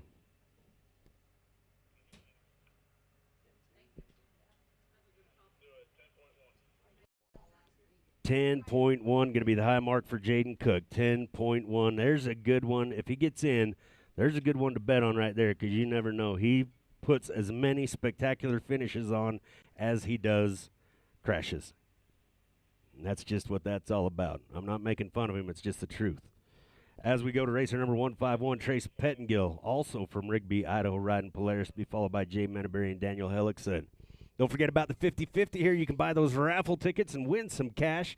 Also, some of the greatest prizes. I know we're going to be giving away some Juan's House of Tacos. I already gave away a pizza or, whatever you want at Tootsie's and all kinds of great stuff. Here we go. Racer number 151, Trace Pettengill on the hill.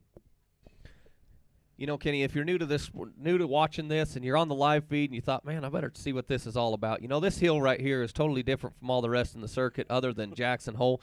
And even Jackson Hole, you qualify to the catwalk on your stock sleds and your improved sleds. So getting in there is a high-speed run. It's really high speed. There's nothing about high speed about this hill until the King runs when them guys light it up. But this is a whole different animal. So when we talk about these guys coming in, they're going to be kings, they're going to be champions. You know, at different races, they show different talents, and you see different leaders.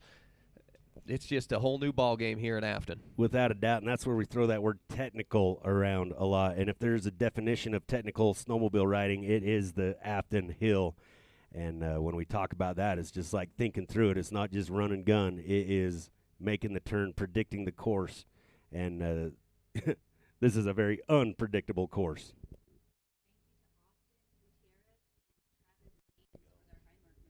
All right. Thank you, Austin Gutierrez and Travis Ames, new members of the Highmark Club. Welcome aboard. We're going to draw some prizes. Hopefully, I'm calling your name a little bit later on this week. As we go with racer number 411, Jay Menaberry, the train robber, Alpine, Wyoming, riding Skidoo. Going to be followed by Daniel Hellickson and Jordan Stank, another Star Valley boy. Big fan. You know, Jay right here, Jay is a big member of the snowmobile industry. A lot of people know who Jay Menaberry is. He is a heck of a backcountry rider, loves to fly. This kid can jump like nobody's business. You know, Jay Menaberry comes up here, and he'll put runs on. You know, what do they call him? The train robber. The train robber. And the reason they call him that is that we'll have a couple guys at the top thinking they got her done, and Jay will go up there and snatch it away. That's right. All these nicknames have a story.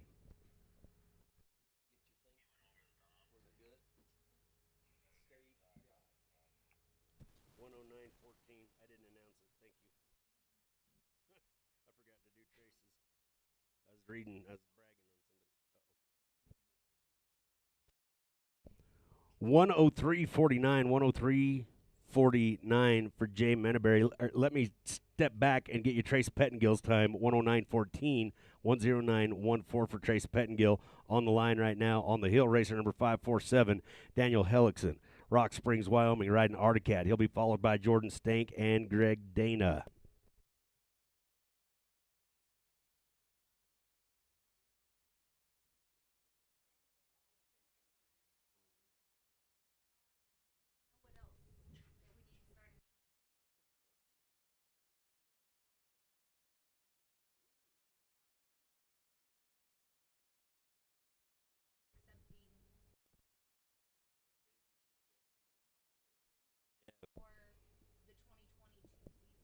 Okay, excellent.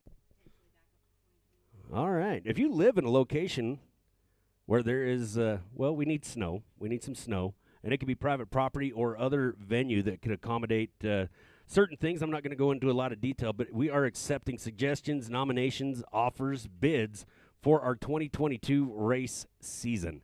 So if you're out there, you want one of these races to come to your town, reach out to RMSHA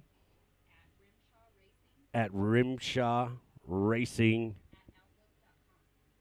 at Outlook.com. I'm going to write that down and read it to you clear. Daniel Hellickson running into a little snag there. We'll repeat that, and we'll get you a little bit clearer. In fact, maybe we can make a lower third and put it up on the screen there. Coming up with all kinds of new ideas, the tools that we have. But we would love to bring a race to your town.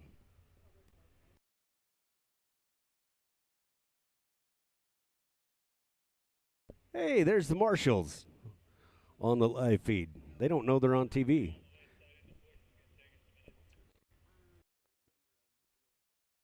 All right, we're getting a thumbs up there from the Marshals over on the side hill under their umbrellas. Jim and Tammy, they're on the beach. I think that's what we're going to call that section. Sorry, 10-9.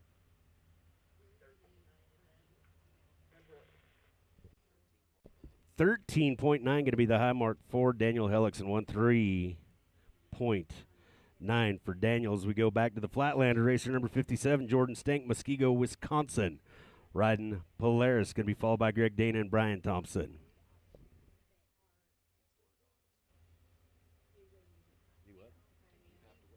Oh. Yeah, we might point that out after he leaves the light. I don't know if I want to. Should I remind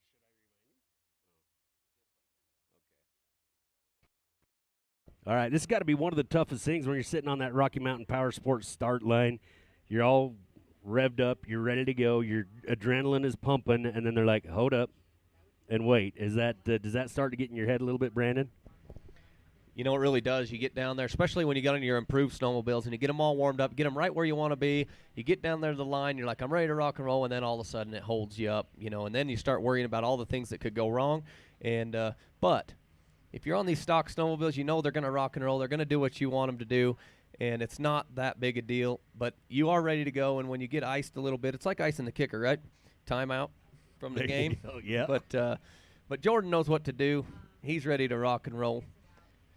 That's right. Hopefully we've got some folks from Muskego watching Jordan represent.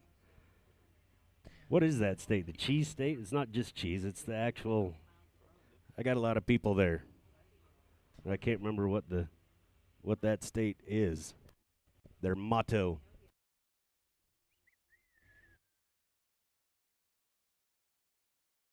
I want to tell you a little bit more about Access Wyoming. A lot of the proceeds are going to go this direction. The WSSA is the only group working full-time to protect your snowmobiling access in Wyoming. WSSA established the Access Wyoming program in 2005 to respond to a growing number of attacks on snowmobiling and entered into an agreement with Trails Work Consulting to provide professional assistance to help navigate the numerous Forest Service, BLM, and National Park Service planning efforts across the state. These planning processes are complex and revolve around the National Environmental Policy Act, NEPA. The good news is that agencies like the Forest Service can't just close riding areas without first following NEPA. This generally requires that agencies must complete an environmental assessment or an environmental impact statement. Both are complex and time-consuming before they can make their decisions about closing the access. The bad news is that environmental groups are extremely skilled at working these processes and have many full-time employees working against us. So we have to be targeted to be effective against their attacks. If you're not concerned about the future of snowmobiling access, you need to be.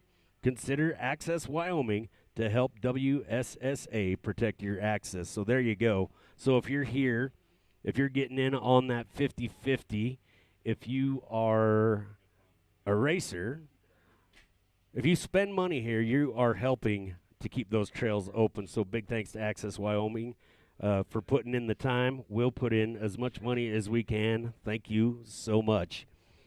A little bit of a hold on the hill here. We are in 1,000 stock qualifying at Afton. Jordan Stank on the Rocky Mountain Power Sports starting line.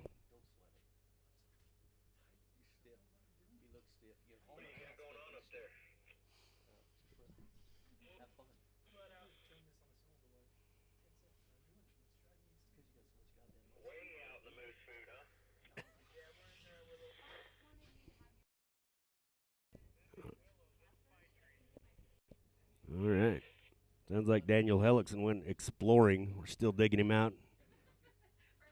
We'll get him back down safe and sound, though. We're pros, saying he might have to come back out into the course, so we've got a little bit of a hold on the line here. Don't forget the beer garden is open. Beer garden is open, and by my clock, it's 11:59 Mountain Standard Time, which means Big Dog Burger Barn switching over to that lunch menu where you get your nice hot French fries, double cheeseburger, all kinds of great food over there. The list goes on and on. You can go over there and see it for yourself and not just listen to me talk about it. You can probably smell it. And we've also got Wild West funnel cakes over there. They got all your Navajo tacos, corn dogs, deep fried goodies. And I saw Marshall Lindsay over there yesterday with a deep fried Oreo cookie. And I'll tell you what, you want good food, good racing, good times, and good beer, you're in the right place. One of my good buddies right here out front of the trailer, Tristan Mack, hanging out by the Rob Kincaid's snowmobile. Tristan, one of the biggest hunters in the valley. He's a stud. Anybody get a chance to get over there and visit with Tristan, he'll tell you stories. Probably lies about me. But Tristan, you're always here, always supporting. Thanks, buddy. You racers, get over there. Every one of you bring a Sharpie over. Let's start signing that chair. Get that thing all signed up. Gonna need a silver one.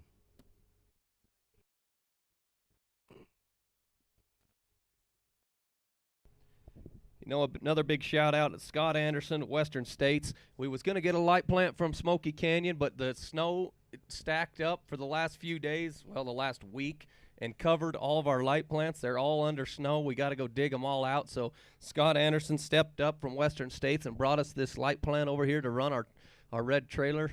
Thank you, Scott. That's a good-looking piece, too. Just ask Alexi. It's awful bright. She's staying up here in the van and says it's daytime all day, all night. There it is, daytime all night up here.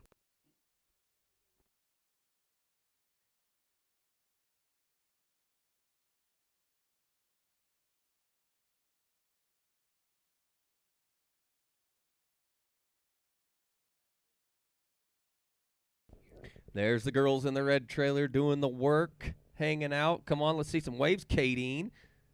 There you go. Make our job easy over there. Well, everybody makes our job easy. We're just here for you to listen to, and unfortunately, from time to time, look at. Well, Brandon's not too hard to look at, but every once in a while, I show up, and sorry. All right. Got him off the hill. Looks like Daniel's out of the trees. Hill's clear. Jordan can wake up. He had a little nap down there on the starting line. Number 57, Jordan Stank, somewhere and riding a Polaris. We'll try it. I've been practicing it a long time. Muskego, Wisconsin. Polaris rider right here. It's funny, those snowmobiles are made back there, but if you look at that wrap, it's pretty obvious to see where he got that one. So it came out here, had a little career, and the guy comes out here to get the snowmobile. Former Keith Curtis snowmobile right there, Jordan Stank, charging the hill.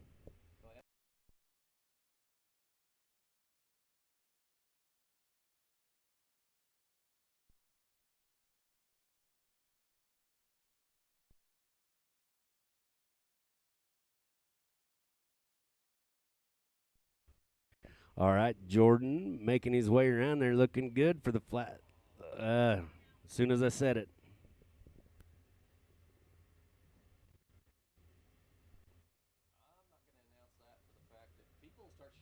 Yeah, they will.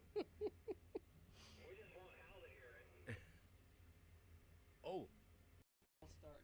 Maggie's got Sharpies if anybody wants to sign the chair. Maggie's got the Sharpies right there.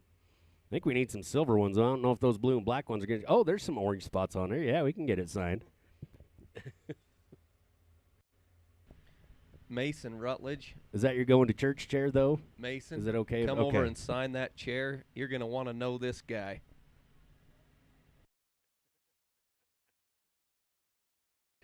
Thank you, Maggie. Maggie to the rescue. My other girlfriend. Sorry, Fred.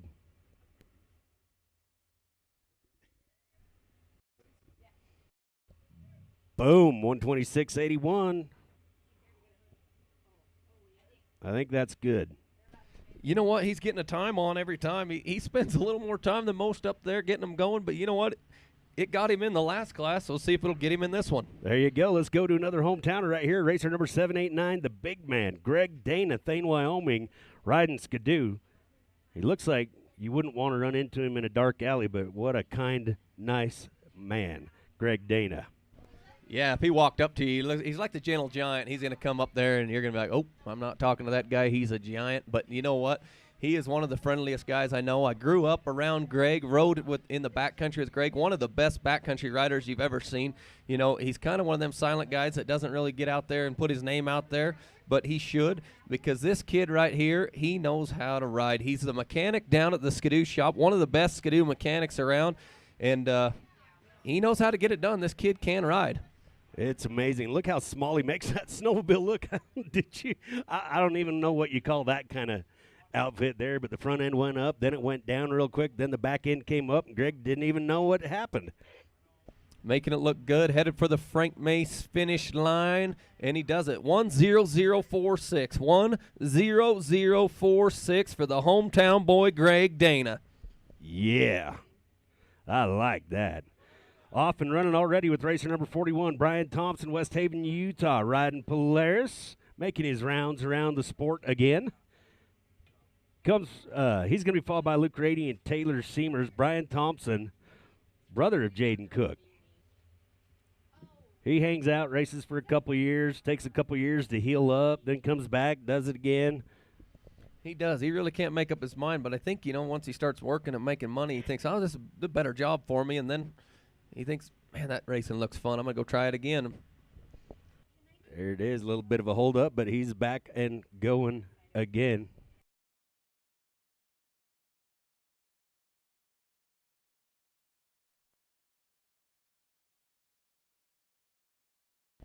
Yes, 103 sled of Rob Kincaid's will be raffled. But you got to go to articat.com, or Articat, I'm not sure what the website is exactly, but that's where you do it. You look up his name on the website, all the information, details about that, the story is there, and that's where you get on $130,000 snowmobile you're looking at right there, the current value. Yeah, thank you. You know, Brian's up there working his guts out. His kid's been working out. He's a strong... Whoa, and I spoke too soon. He flipped the sled right over backwards on top of him. We're going to have a mark up there real close to the lights.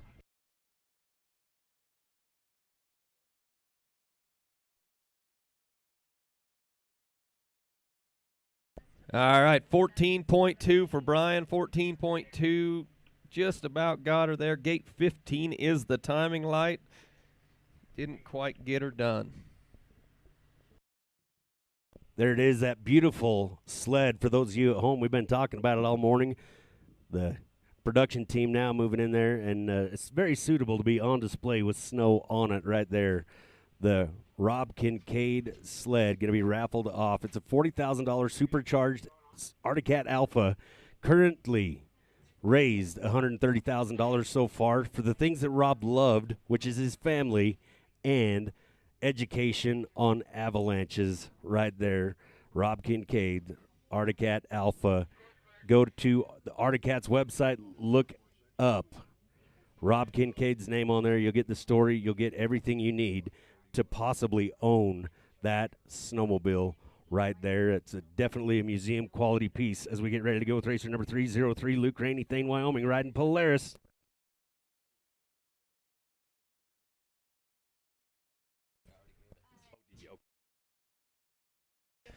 All right, here he goes. Like Kenny said, hometown boy. Everybody knows who he is around here. Luke Rainey, number 303, working his way up that hill.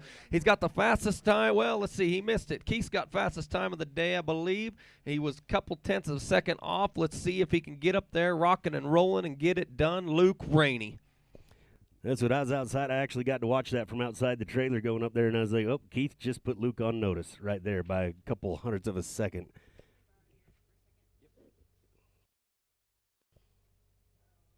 Polaris racer Luke Rainey, Star Valley, 51:31.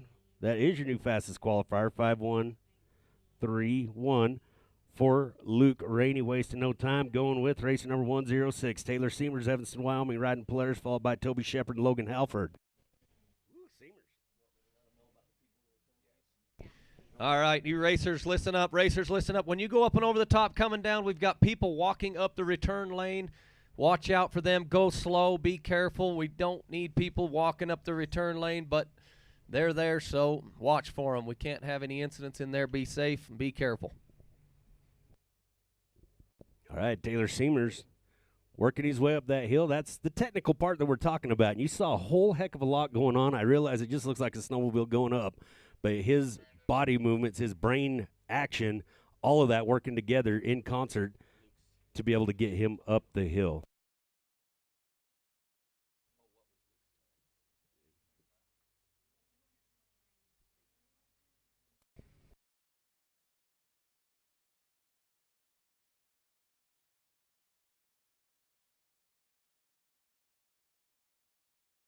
Taylor Seamers up and over 106.42, 106.42 for Taylor Seamers as we go with racer number 22. Another son of a legend right here.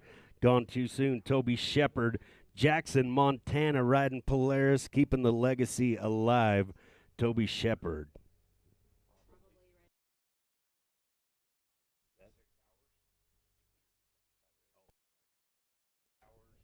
All right, Toby Shepard carving his way up there. His dad, Dave Shepard, legend in snowmobile hill climb racing, kind of one of the OGs, if you will.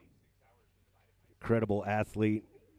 Toby keeping it alive and looks pretty darn natural up there. Hasn't had a bobble yet, laying down a good time.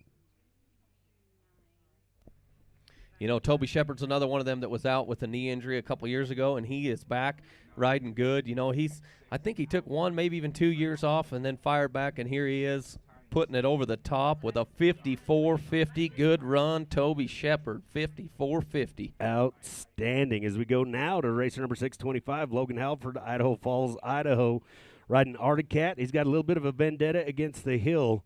I think he's going to pull it off right here. Been fun watching him come up through the ranks.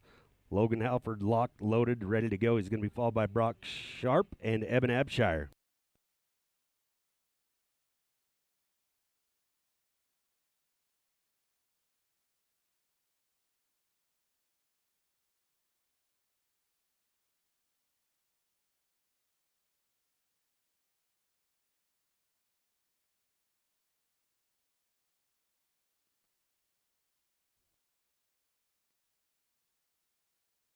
Blazing a new trail, Logan Halford. This is going to start to get tricky right here, I think. It looks pretty smooth. Everybody's hooking it, but that is going to change up a little bit. I worry that it's going to either let go or ice up. You're going to start to see some people slide out there.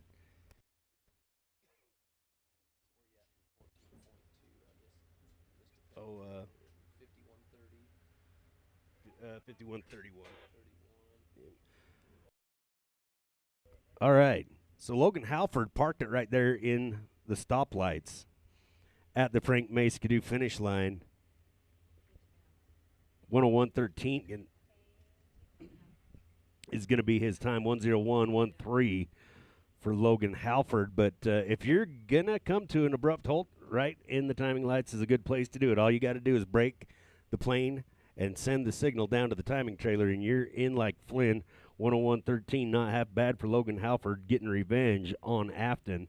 As we go to racer number 706, Brock Sharp. He comes from Moxie, Washington, switching back to Skidoo, to put it accurately. In 2021, he's going to be followed by Eben Abshire and Keith Curtis.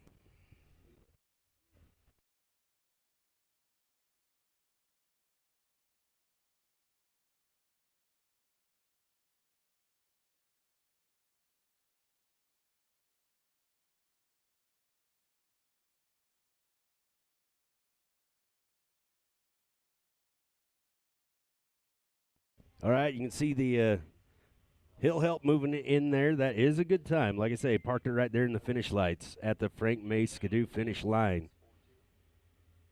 Getting him turned around. Going to get him out of the way, safe and sound. And it looks like they'll probably try to tow him up on the return lane. Check out this. We got 3 hill help, Two of them are going to pull on the skis. One of them's going to push and probably get a significant roost up the nose. They know what they're signing up for. Here goes the push. Snowmobile tow truck right there. And I told you, I saw it right in the nose.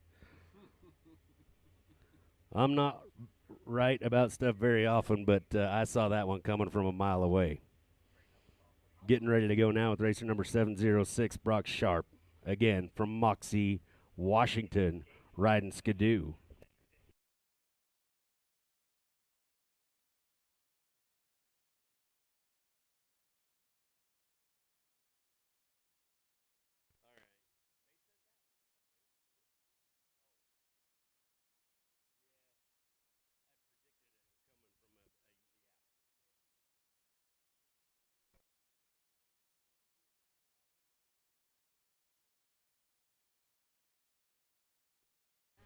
There we go, Brock Sharp, making short work of the hill. He's used to a short track when he was riding those Articats, and now adjusting to the Skidoo with a little bit longer track on it. Yeah, you know, I talked to his dad a little bit this week, and they haven't had much for seat time on these Skidoos yet. So Brock, you watch whatever he does. He's new to this, and riding different brands of sleds is a lot different. So Brock, he's making it happen. He's doing well. He will get better. But if you watch Brock from the years past, this kid can jump. He's on a motorcycle all the time, always ripping, and he loves to jump, throw big whips. And when that's most of the time he'd beat us at all them races, this kid would send a sled to flat ground at 150 feet and not even care. And there he goes, up and over the top, 5.379. 5.379 for Brock Sharp. And he's already made it into the record books. I think we decided that he is the fastest one to ever go from semi-pro to pro at the youngest age. As we go right now to racer number 999, here he is again, the survivor, Eben Abshire, Palisade, Colorado, riding Articat.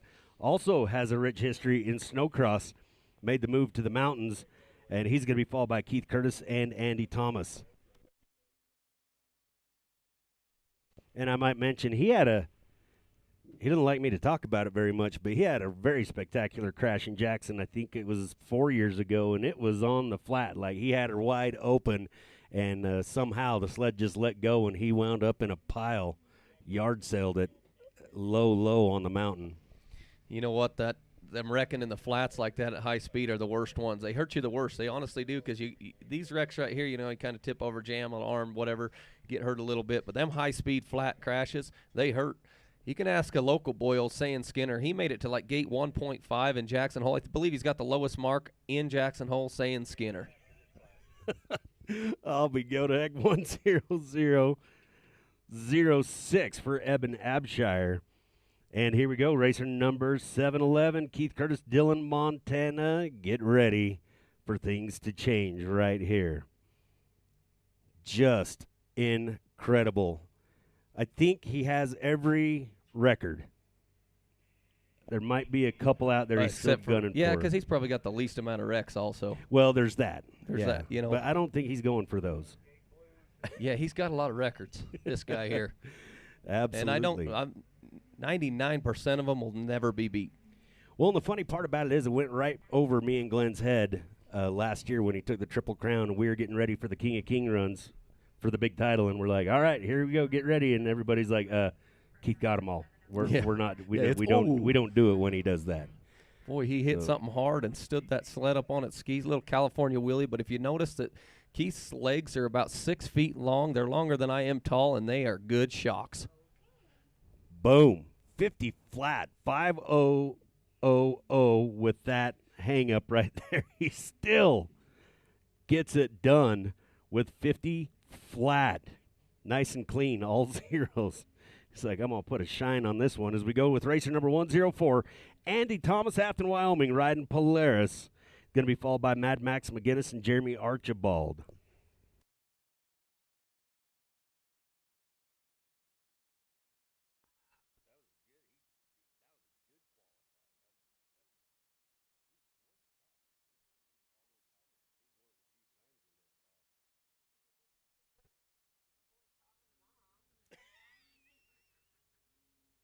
Whoop his butt if you need to. All right, local racer Andy Thomas could all change right here, too. He rides with the best of the best, runs with amazing equipment, and he is focused. He does, too. You know what? I can't say enough, and we're going to keep talking about these Thomas boys because they're almost in every class through here, and there he does it, 51.82, Andy Thomas, 5.182, smoking up there. That's going to get him in. All right, here we go. Mad Max McGinnis had a good qualification in 900. Going to get him up and over again. Racer number 336 comes out of Big Piney, Wyoming. Rides Skidoo. Let's go, Max. All right, the way it sits right now, we got 26 riders in this class. 12 will qualify, 1,000 stock. As of now, you're pretty much going to have to be under a minute flat. We've got 3 or 4 of them in that spot that are in as of now, but a minute flat is what you're going to have to beat. So you're going to have to figure it out, boys. The throttle's on the right.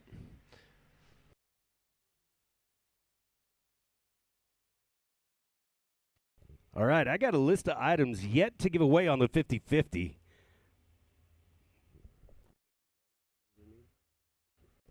Mickey's going to be coming around selling those tickets throughout the day. You just got to keep an eye out for it. You can go over to the Red Trailer and get them bought as well. But we've got a Polaris sweatshirt, a base layer set, and a base layer set. We've got a $140 Skidoo jacket that we're going to be giving away from Star Valley Skidoo. There it is, 10019 for Mad Max McGinnis. It's going to be his weekend. I like it.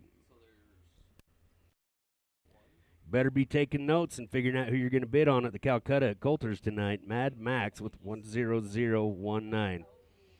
Up next, racer number 422, Jeremy Archibald, Smithfield, Utah, riding Articat. He'll be followed by Cameron Lindsay, Spanky, and Ben Marquis. Holy cow. That's a stacked deck.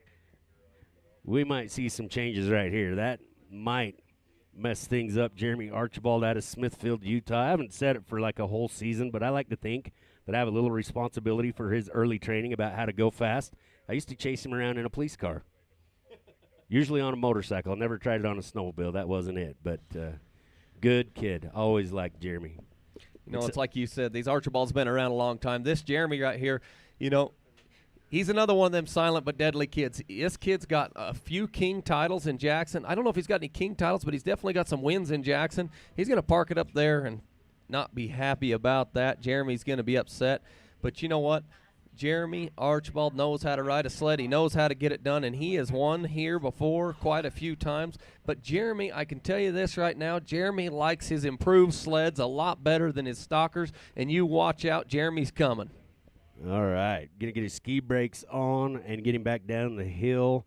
As we go to racer number 185, that's funny. I did not know this information before. I was kind of bragging on him. I think you might have been, I don't know if you were here or not, but I got a really good feeling about Cameron this weekend because he's going to have to think. He's going to have to focus on this course. And Cameron Lindsay, I got high hopes for him. Already qualified well, but it turns out that he's 24th out in the 1,000 stock, and today is his 24th birthday. So if that isn't the planets lining up, I don't know what is. Cameron Lindsay, I am excited to see him charge that hill right now. Comes out of Wellsville, Utah as well. Rides Articat. I've enjoyed watching him in the semi-pros. Saw so much potential. Just got to get it all together and put it in one run. Here we go. Cameron Lindsay, Wellsville, Utah. Did you get that high mark?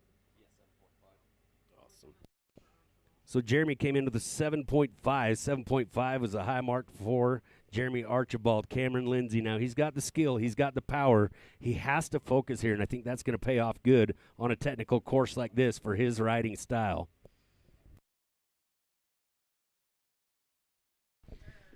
So we was up in McCall a few years back, and Cameron Lindsay actually won, I believe, the open mod class on a side-kicked Articat, and he come in there and swept it from everybody. It was super impressive. Cameron knows how to get it done.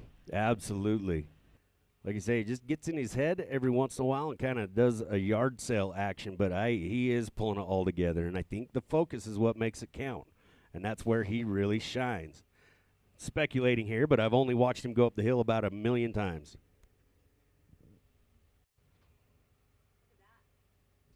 There. Yes, 5874. Happy birthday to you, Cameron Lindsay. 5874 for Cameron Lindsay. And here we go. Spanky is up. Racer number 230, Bronc Rider out of Pinedale, Wyoming, riding Skidoo. Gives the nod. They swing the gate, and off and running is Spanky. Talk about another guy that can predict that course, and when it throws him a curveball, he is there to respond, recover, and race. You know, Spanky's been fun to watch. Spanky and I got a lot in common. He loves to hunt, loves to hang out.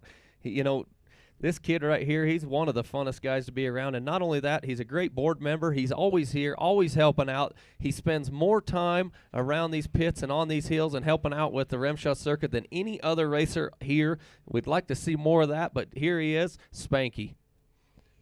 51-13 for Blaine Matthews, 5-1-13. And I like to describe him as always looking out for the better good, greater good. He has no self-interest other than he just wants to race, and he wants good, fair competition. He will stick up for any brand, any person, anybody. He walks in everybody else's shoes as we go to Etna, Wyoming. Racer number 6, Ben Marquis, riding Polaris. All right, you guys in the next class. Let's see. Next class up, 600 improved stock. 600 improved stock. Be listening up. You got some loud sleds in the pit. If you can listen up, help your buddies out here. We are going to move Red Gate 5 to the west. Red Gate 5 to the west. Keep an eye out after Ben gets done running. Keep an eye out for that Red Gate 5. We're going to move it to the west. We got to speed up. We got to get going. You guys get over this mountain and get her done. All right. Ben Marquis, Etna, Wyoming, just down the road a piece. Star Valley boy.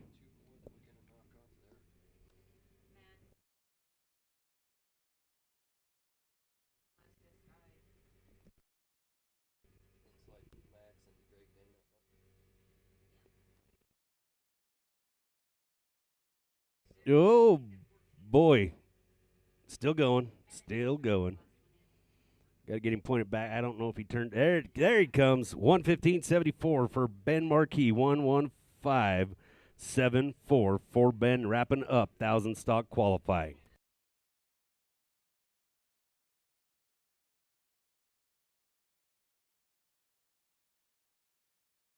All right, listen up. Everybody look up there. Red Gate 5. Red Gate 5 moving to the west. Red Gate 5.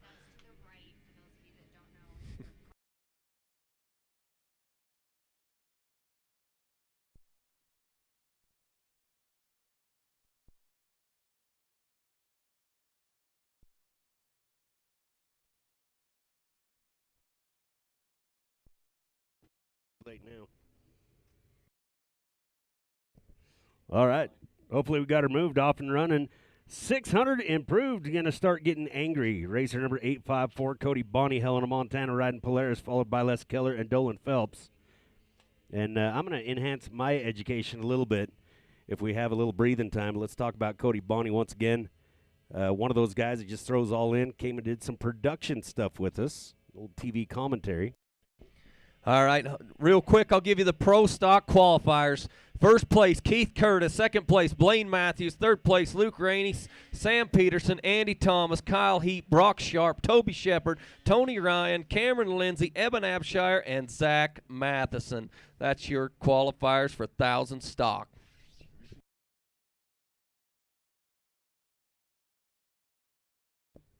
All right, Cody Bonney working his way up the hill.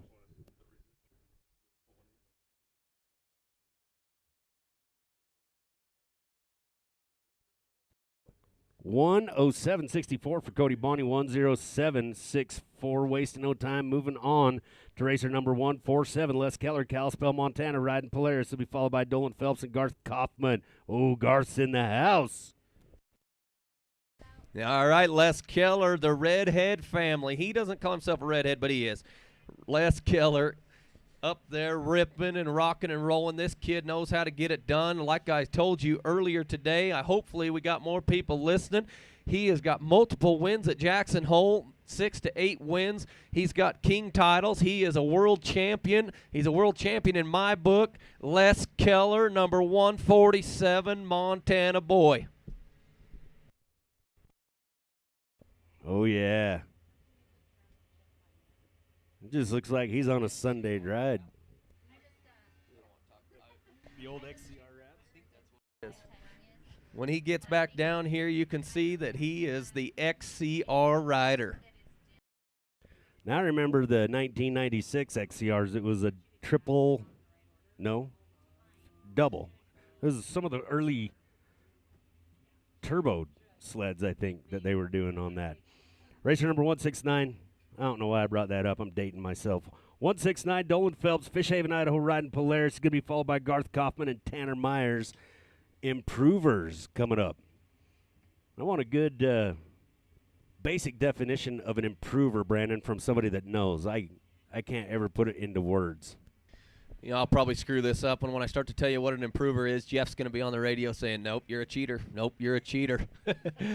But all in all, it's got a stock appearance. You know, the CCs of the motor can't change. It's got to stay, whether it's a 600 or whatever. It's got to stay the same.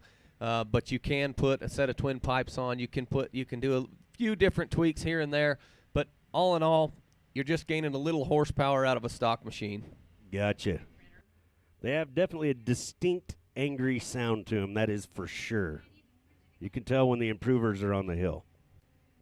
Oh, Dolan's hitting that same wall that Keith bounced up and over. It looks like it must be a heck of an ice wall. You're going to see this throughout the day is people are going to start making this worse before it gets better. But once we get her better, we'll be flying up through there.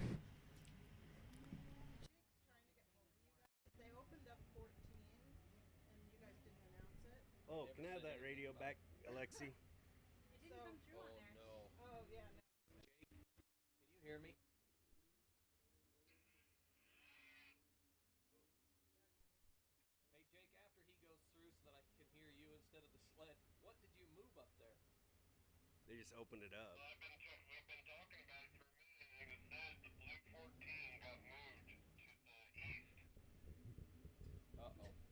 Hold on a second. Don't announce it. No, you're going to have to rerun those guys.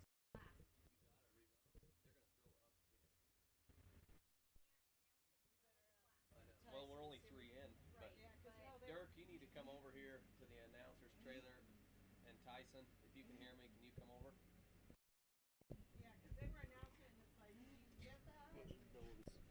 All right, Dolan Phelps, 127.95, 127.95 for Dolan Phelps. Off and running right now, racer number 48, Garth Kaufman, out to Wyoming, riding Arctic.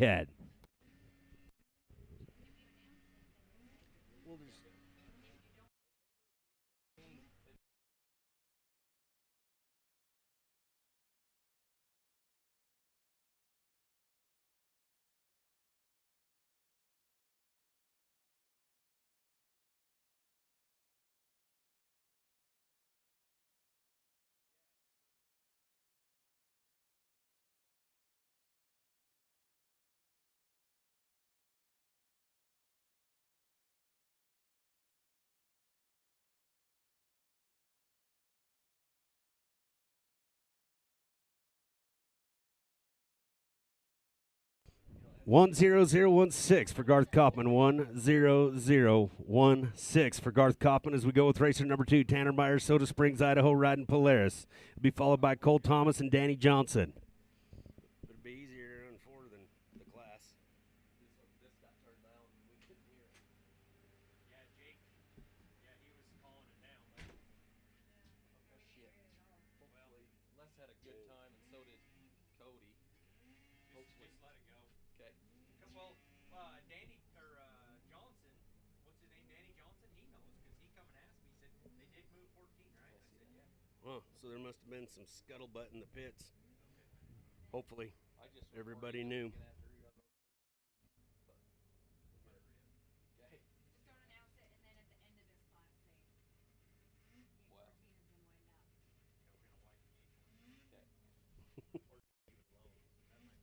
has been widened out. Yeah, we're gonna wipe the gate. Okay.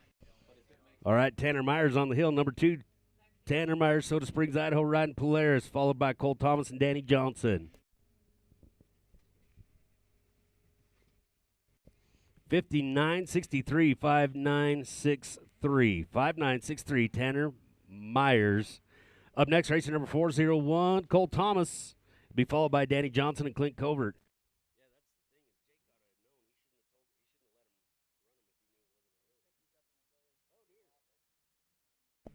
All right, we got a set of 509 goggles in here that were found in the gully. 509 goggles. If somebody lost their green and looked like they've been worn for years. All right, Cole Thomas back on the hill, hometown boy. Sporting the red, white, and blue. I love that. Patriotism.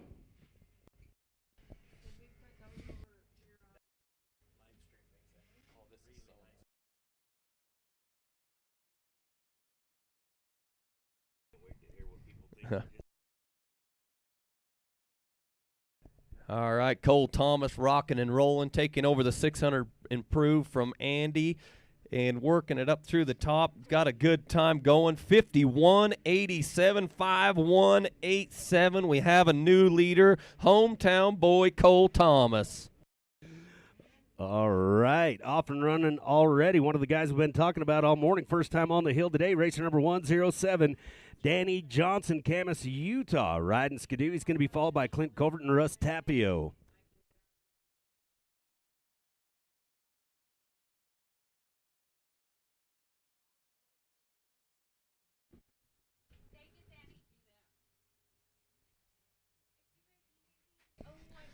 Looks like Danny's having a little trouble up there going mountain riding.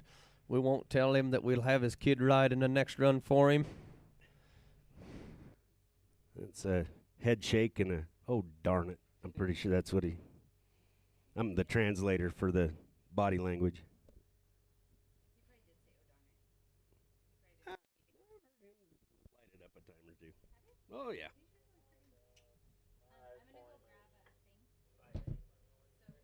Okay, 5.8.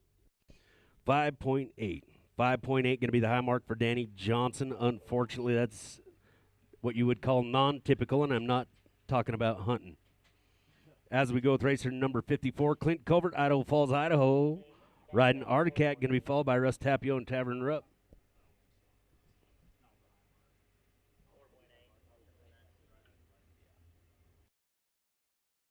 I think they might have just corrected that. I thought I heard 4.8.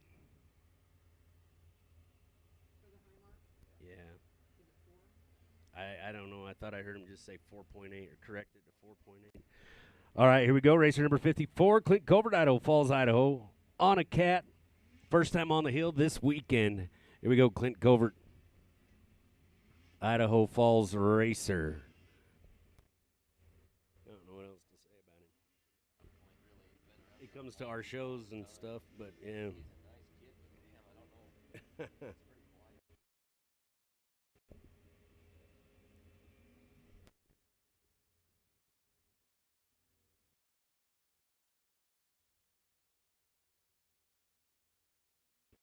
All right, getting into that deep powder just a little bit. Around, this is going to be this is the spot that I predict is going to start hanging some people up a little bit if you're not ready for it. I think that's going to go away, and the back end is going to go one way, the front's going to go the other, and it ain't going to be a pretty thing.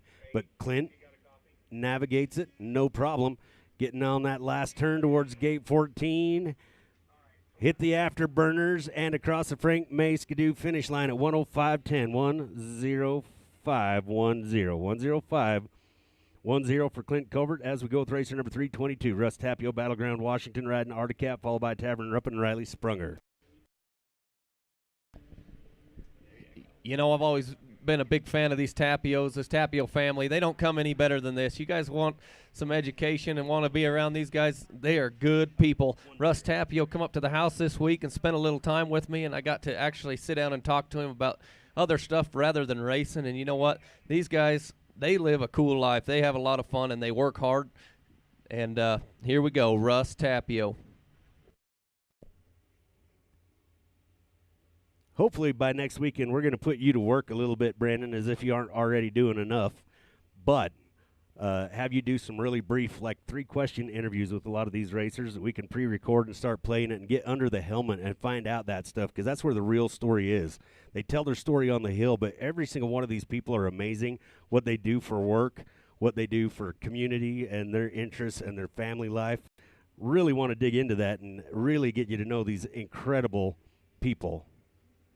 56-36.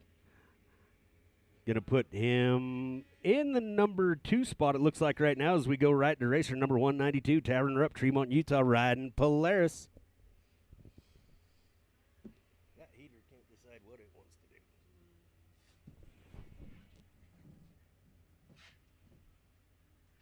I don't want a whole donut. I want a part. Did they leave? The donuts? No, they're right here. I want a little bit of one. Oh, Tavern getting up there and getting into a little trouble. See if he can get it going.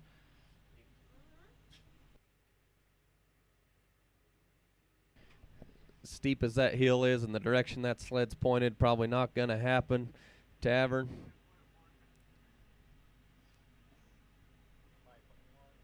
5.1 is the mark for Tavern. 5.1.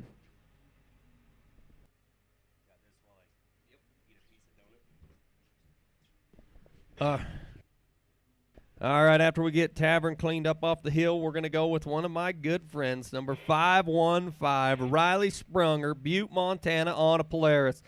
If you guys see a kid walking through the pits with curly hair, and you're going to know it's Riley Sprunger.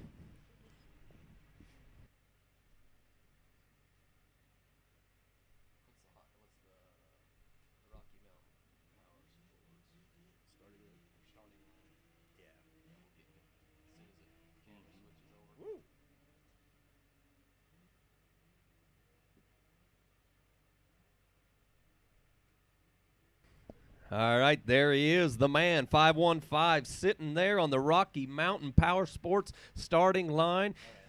Looking good, Riley Sprunger.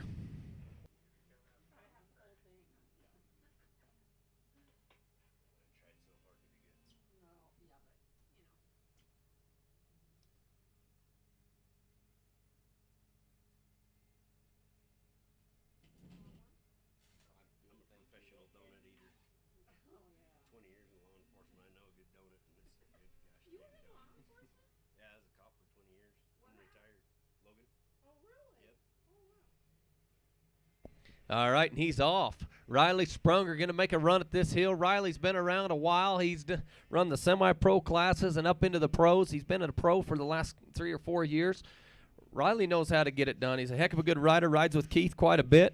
You know, he wrenches on sleds. This kid knows how to wrench. He's been around the block a time or two.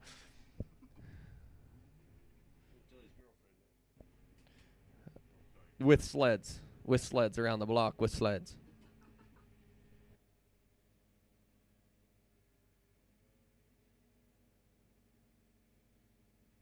Here comes the bad part. If you can see it up through there, he made it look easy, didn't even slow down. He's taking her to the top.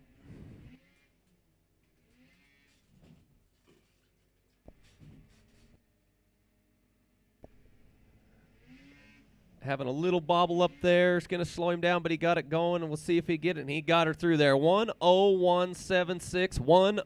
1:01.76 for Riley Sprunger. Now we're off and running with number 517, Keith Bailey, Moroni, Utah, on a Polaris.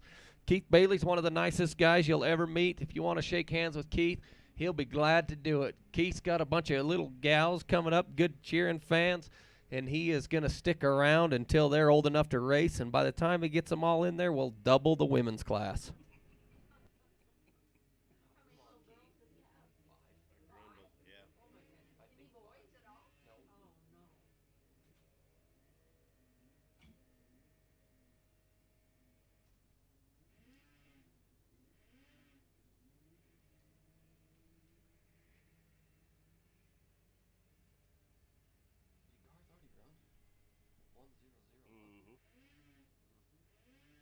He was talking when the debacle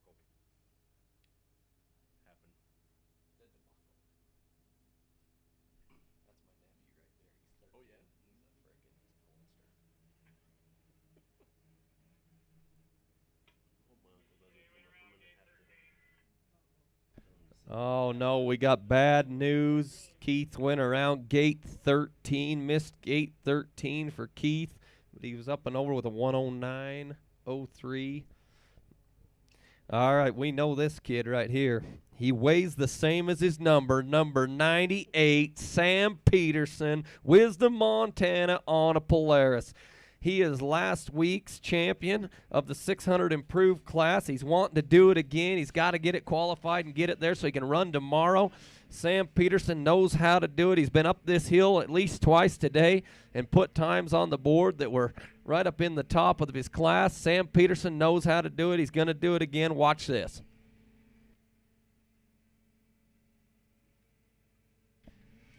If you see Sam, he always takes that sled up through that fresh snow because that sled doesn't even know he's on its back.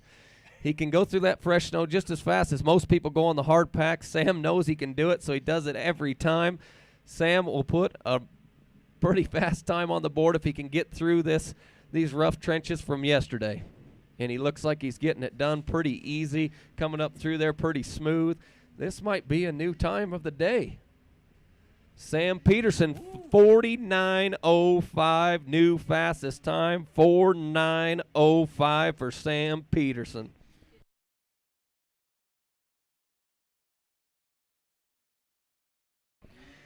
All right, off and running with number 126, Trayson Lutz, Garden City, Utah, on a Polaris. Let's just hope old Trayson here doesn't get his hair in his face, because when he walks around, his hair's down to his shoulders. If it gets down into his goggles, he's going to have to stop because he's not going to be able to see a thing.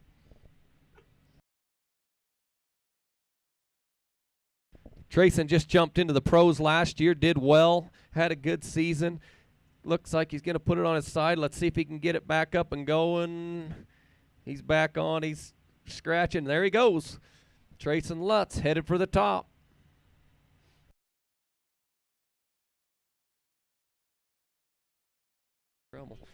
See, and he's known for his backcountry riding, too. That kid knows how to backcountry ride. He's putting her over there, parking it on the catwalk. He is off the course. We'll get you a mark for Trayson Lutz.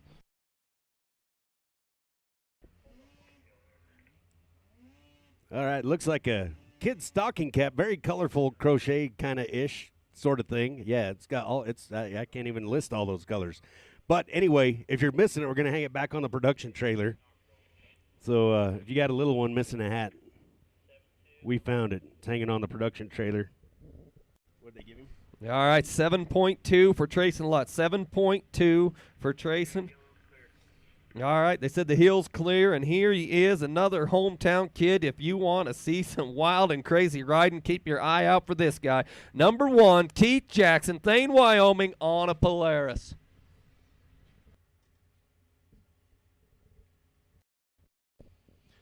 Got a lot of things going for him if you think about it. He's got number 1. Last name's Jackson. First name's Keith. He's from Star Valley, so all those things together should really make a stellar ride here.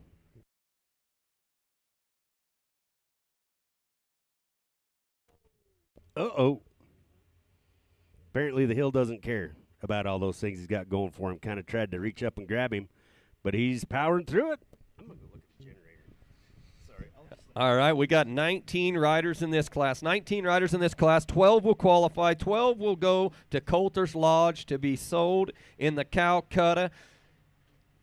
And as of now, we got 10 times on the board with 5 riders left. They got to get a time. Let's get a time, get them on the board. And Keith's working at it. He's going to get it done, I think. He's up there towards the top, headed for the Frank May Skidoo finish line. Frank.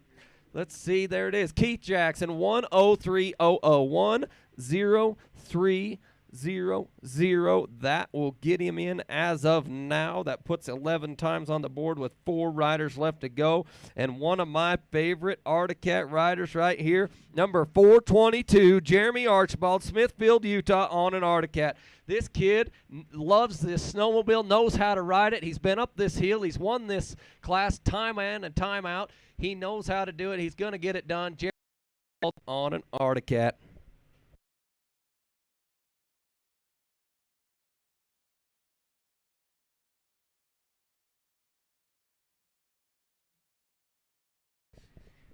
You know, when I first started racing in the 600 improved class, I was on a stock 600. We didn't really have any 600 improvers at the time.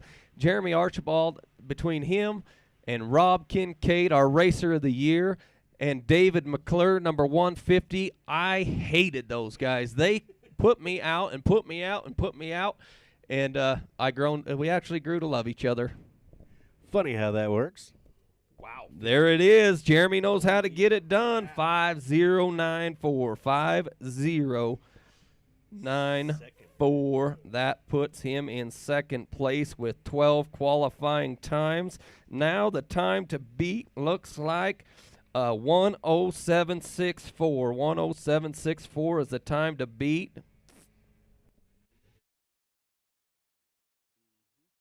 Oh, what? To beat? Oh, for the you are so much better at that than me. I can barely keep track of who's fastest. All right. We've talked about him before. Casey Fields' right-hand man, number 89, Seth Wilson, Payson, Utah. This kid right here, he's been up this hill a couple times today. He's actually sunburned his track earlier because he was not going to let off. He come in and says, well, I wasn't going to let off because I was trying to get in the class, and come to find out he really didn't even need a time. And here he goes. Seth Wilson loving his 600 improved sled, taking her up through the fresh snow. See if he can get a time on the board. It's going to take one, better than a 107.64 as of now with 3 riders left to go. Kind of another fun story with the whole Casey Field thing. When he showed up at Beaver Mountain, we accidentally qualified him for the semi-pro. First time ever charging a hill in RMSHA. Yeah, that's one thing about Casey Field. He's really good at talking to you and speaking to you in a way that nobody else can, you know. And he showed up to that race, and I says, you sure you want to do this? He goes, oh, hell yeah, I want to do this. I'm going to win. And, you know, that's the attitude to have. And there it is, 10092. Seth Wilson, 10092. Looks like that's fast enough. It's going to get him in there. Good job, Seth. And here we go with one of our Canadian buddies, number 524, Calvin Ehrman, Salmon Arm, British Columbia. He loves to ride those Articats, and here he goes, Calvin.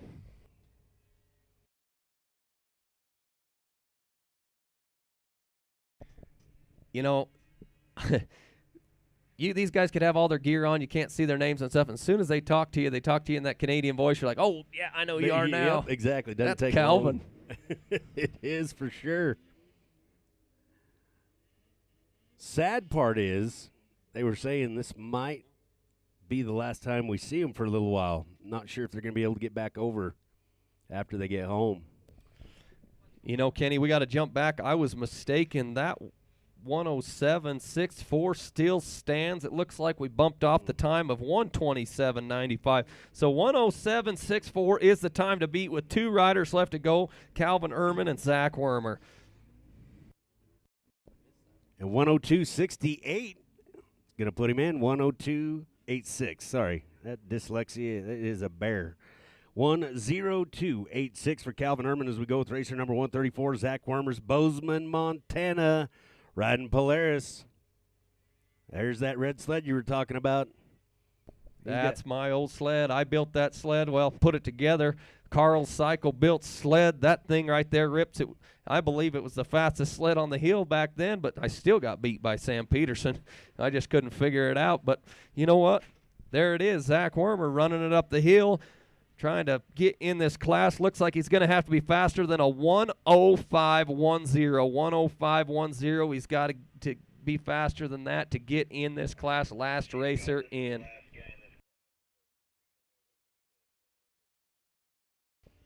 All right, last guy in the class right here. This is where it's all going to be determined. Zach Wormer's got a good one laying down. Good job on the sled, Brandon. 57.64, 57.64. All right, there's my sled, putting it in there. We'll see him run again tomorrow. Good job, Zach. We are going to move Red Gate 11, 2 feet to the west. Red Gate 11, 2 feet to the west.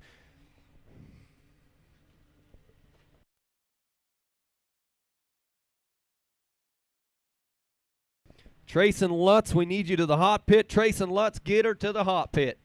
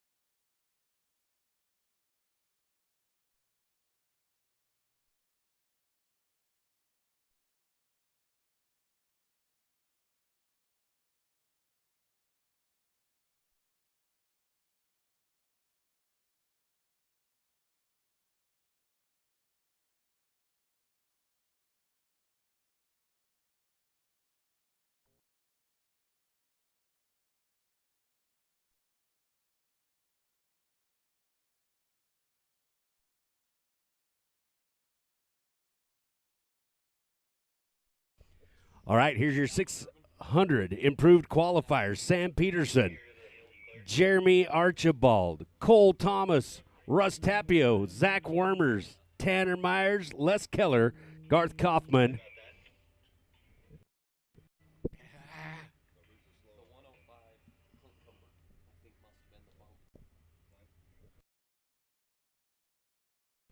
Off and running right now in 700 improved stock. Trace and Lutz, racer number 126. Trace and Lutz, Garden City, Utah, riding Polaris, followed by Danny Johnson and Tanner Myers.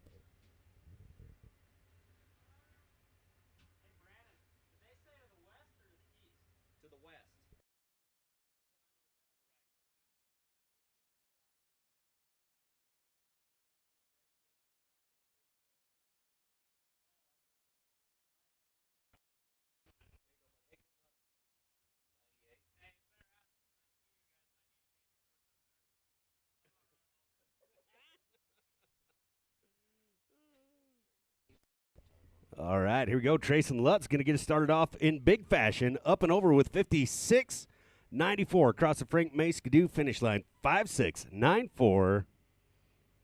His hair didn't get in his way that time. Sure did not. As we go with racer number 107, Danny Johnson, Camas, Utah.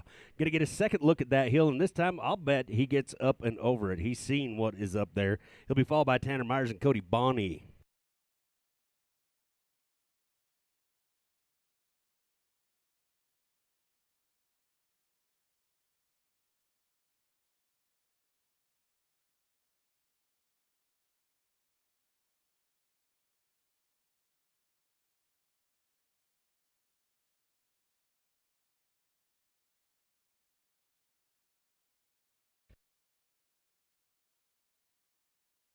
Through it all the time. All right, Danny Johnson got a good head of steam going, near as I can tell through the snow.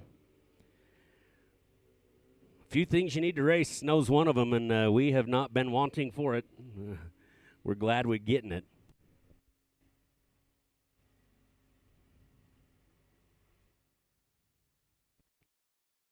$102.53 for Danny Johnson. 102.53. I told you. He knew what he had to do that time. Up next, racer number 2. Once again, Tanner Myers, Soda Springs, Idaho. Rage Throttle, Tanner Myers. Riding Polaris, going to be followed by Cody Bonney and Riley Sprunger. You know, I have a lot to say about Tanner Myers, but I'm not going to talk about him because I'm thinking that I'm jinxing him or something. We got to get him up and over.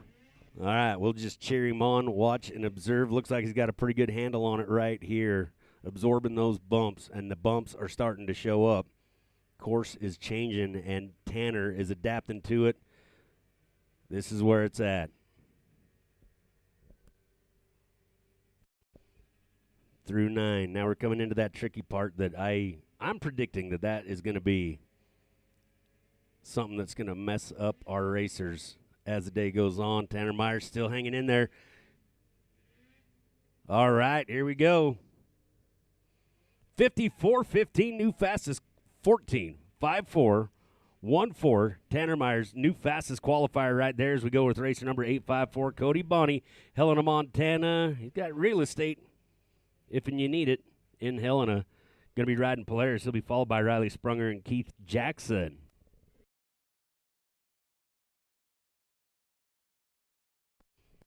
Want to throw a great big thank you to our King of Kings sponsors. These are the top of the pile, helping the wheels go round. All of our fantastic manufacturers: Articat, Passion is Power, Polaris, Think Outside, Skidoo, BRP, turbocharged, the only factory-built turbocharged two-stroke snowmobiles. Discover that Skidoo feeling. Starting Line Products, been with us for years and years. Thank you so much to them. And jumping on board, adding $500 to the purse of our King and Queen runs. Pure Adrenaline Motorsports, unleash the beast.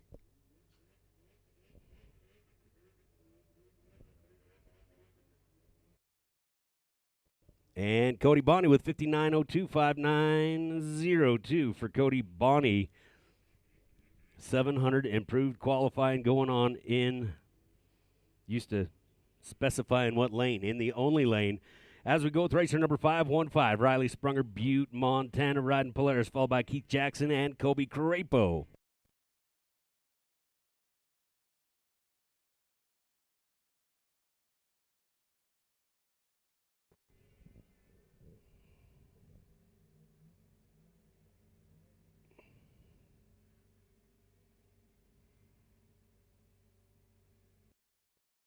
Riley carving his way up through that technical course. You can see the adjustments, a lot more horsepower on these sleds than the stalkers.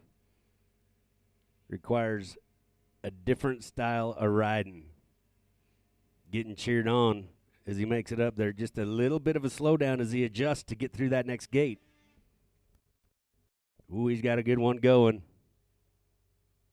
54.72, 54.72. Good enough for second right now in qualifying as we go with racer number 1, Keith Jackson, Thane, Wyoming, riding Polaris. Going to be followed by Kobe Crapo and Keith Bailey.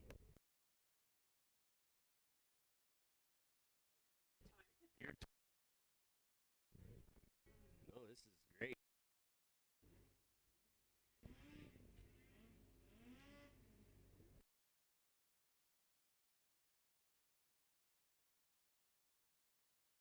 Oh, yeah.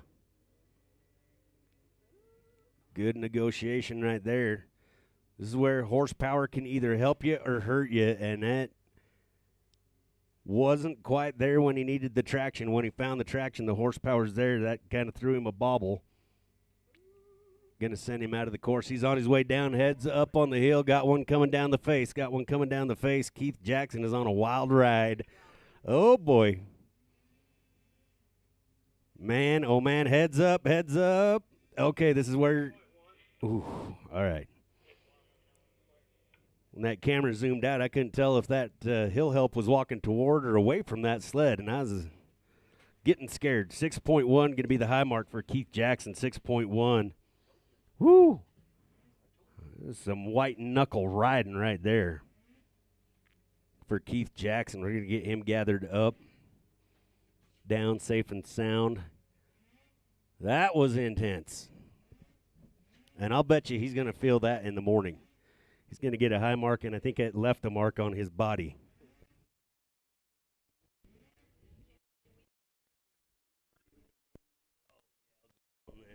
All right, if you're watching this at home and wondering if you're watching the correct feed, we're pretty much at high noon here in Afton, Mountain Standard Time. High noon, if that's what time it is in relationship to the timeline at your house, then you are watching us live. You're on the live feed. Seeing it as it happens.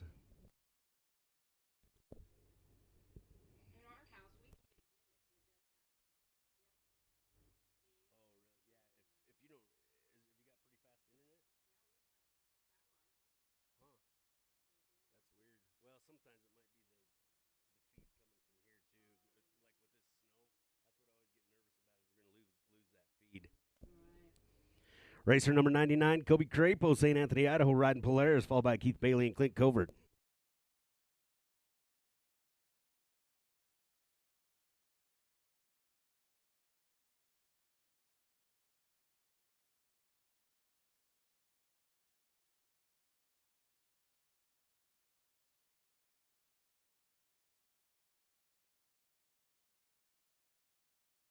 For her financial crap.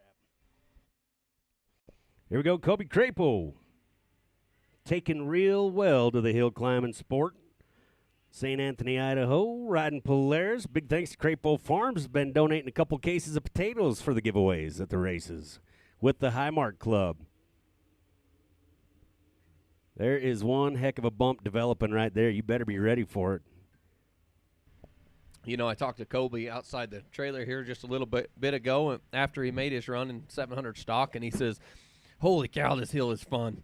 You know, he was all excited. And, you know, when somebody comes down the hill and says it's fun and they're rocking and rolling, it shows. He's going to ride this sled and he's going to have fun. He's going to go all the way to the top. And when he gets to the top, he's going to be screaming and yelling. He's a lot like me, so he's going to be making some noise when he goes through that finish line. And there it is. I'll bet them guys can hear him screaming now. Beautiful. New fastest qualifier right there, 5.336. 5.336. For Kobe Crapos, we go with racer number 517. Once again, our good buddy Keith Bailey. Moroni, Utah, riding Polaris. Going to be the crew chief of the all-girl Bailey racing team here in a few years, dominating the sport. Be followed by Clint Covert and Tavern Rupp.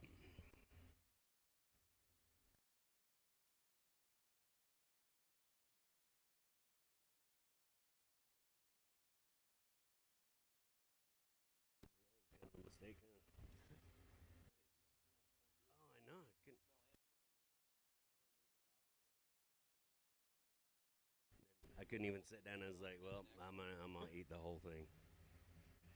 Come on, Keith. Get on time, buddy.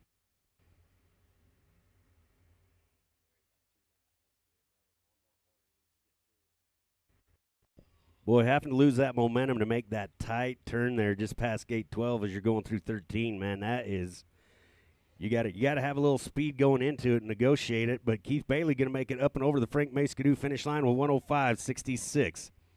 105.66 for Keith Bailey. Well done. Up next, racer number 54, Clint Covert, Idaho Falls, Idaho, riding Articat. Going to be followed by Tavern Rupp and Sam Peterson.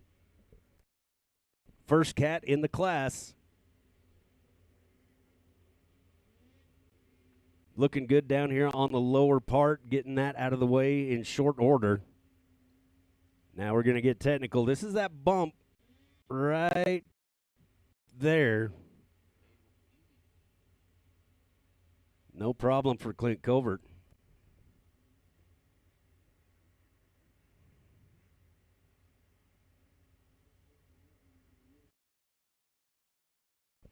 That is so incredibly steep, that section that he's going through.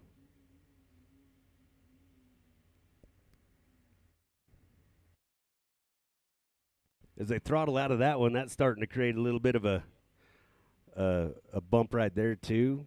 No problem, making it through 13. Looking at 14. You know, Clint's putting a pretty good run on here. He's been fairly smooth. Didn't have anything really get him up. Tagged up there, 102.44 for Clint Covert. And Tavern Rupp is up again. What a busy man today. Racer number 192, Tavern Rupp, Tremont, Utah. Riding Polaris, followed by Sam Peterson and Wild Will Burgess. You know, you kind of brought it up right there. There's a lot of these racers you're going to see early in these classes through the 600 stock class, 700 stock, 600 proof, 700 proof. You know, that's the kind of races, that's the kind of classes I'm running too. And then you're going to see another batch of racers come flying in there. You've seen Keith early this morning. You saw Luke this morning in the stock classes. But then they kind of get a break throughout the day, and then they'll fire back in the big classes. They're going to be running the 850s and stuff. But a lot of these racers are going to go away. They're going to be done for the day. Sam Peterson, I think he's got maybe one more run left in him. And Tavern getting up there and having a little trouble. But you know what? You're going to see another batch of racers show up in these big classes. Yeah, Tavern sticking to it, getting with it. That's that bump that I was been worried about. I keep bringing it up, and dag nabbit, I didn't want it to get Tavern.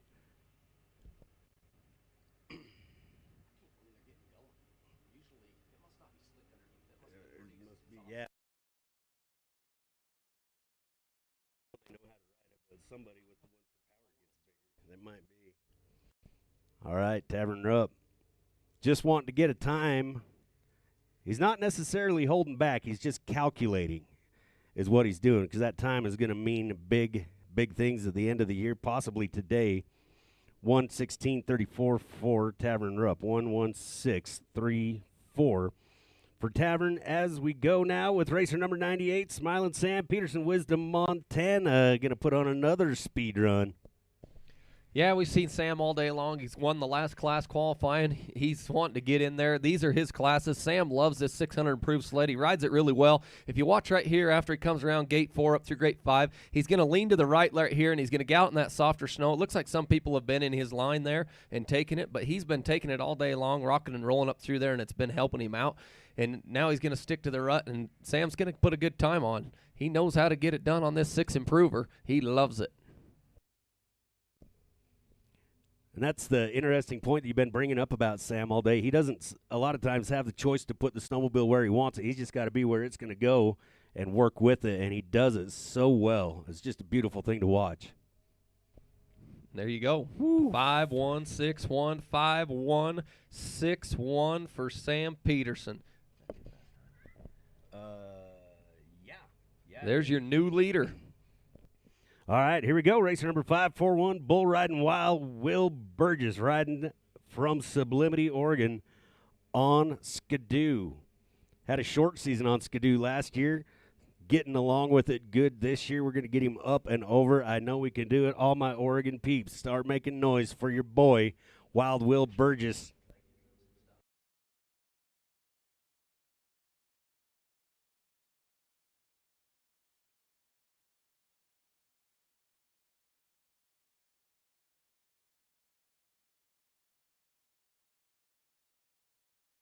All right, Wild Will hanging in there.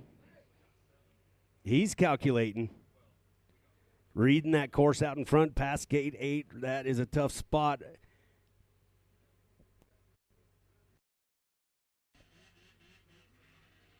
There we go. Yeah, go Will.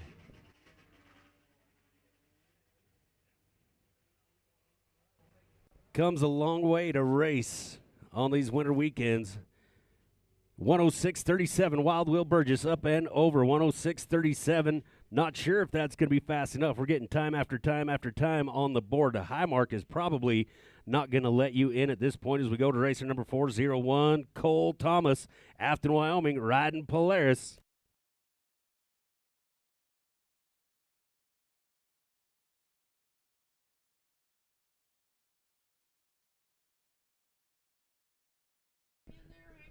There's old Cole Thomas up there showing us how it's done. He got into a little trouble right there. This is the part where you panic. If you slow down and you know you got to get a time, you're going to grab a hold of the throttle. You're going to give it all you got. You got to stay in this. You got to keep on the throttle. And Cole, he's getting a little bit out of control there, but you know what? I believe in Cole. I think he can get her gathered up and finish this strong. Cole Thomas. Heck yeah. Check it out. Just about had it all come apart, but he's still probably going to come out in head. He might get it done before the 1 minute mark and still be pretty comfy. I know we got some fast times, but he brought it back. All right, yeah. Smokes. 55.04. I'm not going to make any predictions because we got some fast racers coming up, but I think he might be okay. As we go now with racer number 147, Les Keller, Kalispell, Montana, at the Simplot Afton Hill Climb, one of the best of the best. Yeah, Cole Thomas up there getting a little whiskey throttle, getting off the sled, getting back on, still finishing with a 55. That's impressive right there. Cole's at his hometown. He's going to push it harder. He's going to push as hard as he can right here in front of all of his friends. His friends are up there cheering him on. That just makes you go faster. I know. I've been there. Now we got this guy right here. He's friends with everybody in the country, Les Keller, and he, like I've said before, he's a world champion. He's a world champion on and off the sled. Everybody loves Les Keller. Not a better guy around. Here he goes, headed for the top, Les Keller. And coming from Kalispell's no small voyage either, and he's here everywhere, every weekend, no matter how far south we go. He is at those races, consistent 58.91. Good job, Les Keller, 5.8.91 as we go with racer number 422. Jeremy Archibald once again stepping up to the plate to swing. Smithfield, Utah, riding Articat. Be followed by Dolan Phelps and Russ Tapio. You know, we talked about Jeremy in the last run. Jeremy had a little struggle this morning in 900 stock or 1,000 stock, one of those classes, and then he jumped on his 6 improver. Jeremy has known for 6 improved sled. Everybody in 6 improved should know that Jeremy Archibald's going to fire out and he's going to beat you. You know, Jeremy, he loves riding this sled, and he was second place qualifier, I believe, in the 600 improved class, and he's here to show you that I know how to ride this sled. I'm going to ride it up here, and I'm going to put a good time on. Jeremy Archibald, number 422. One of them Cache Valley boys. Holy cow. Just carving his way up there like he's on a Sunday ride. Watch this. There it is, 51, 32, 5, 1, 3, 2. We have a new leader, Jeremy Archibald on an Articat. Holy cow. It's getting good now, folks. Don't you dare walk away from your TV screen. But if you want to walk over and get a beer, you can still see the hill. If you head over to the beer garden and go get yourself some Wild West funnel cakes, Big Dog Burger Barn, it's all open. You can get you some of that. Dolan Phelps on the hill, Fish Haven, Idaho, riding Polaris, creating his own legacy.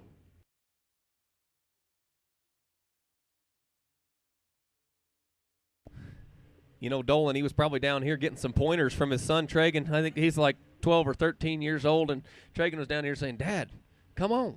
Exactly. Hey, this is how you should have hit that one. Yeah. Take this line, Dad. Come on. Get with it.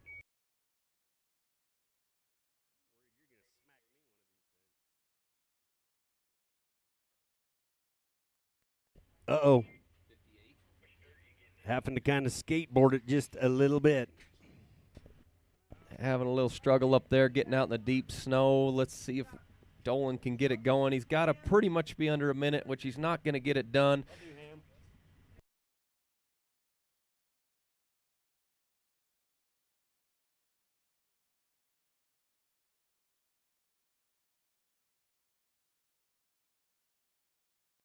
1:20.67 for Dolan Phelps. 1:20.67, sticking to it, putting that time on the board. As we go with racer number 322, Russ Tapio, Battleground, Washington, riding Articat, followed by Garth Kaufman and Seth Wilson. All right, here's Russ. You want to see experience. You want to see natural ability. This is where it's at. Yeah, just water.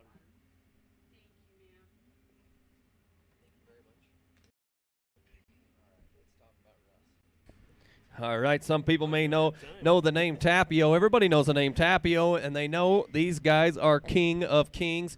Russ Tapio, King of King in Jackson. I'm not sure the year. I'm sure somebody will fix this for me, but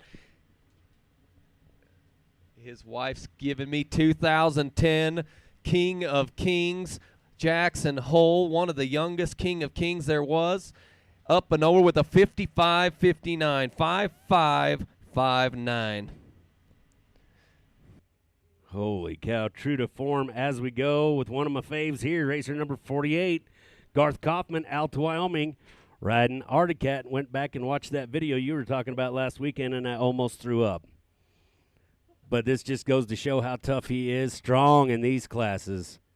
Another guy that if you run into him in a dark alley, you better hope he's on your team, but big heart, super nice, well-spoken, represents the brand well. Garth Kaufman getting it done. He's got the look.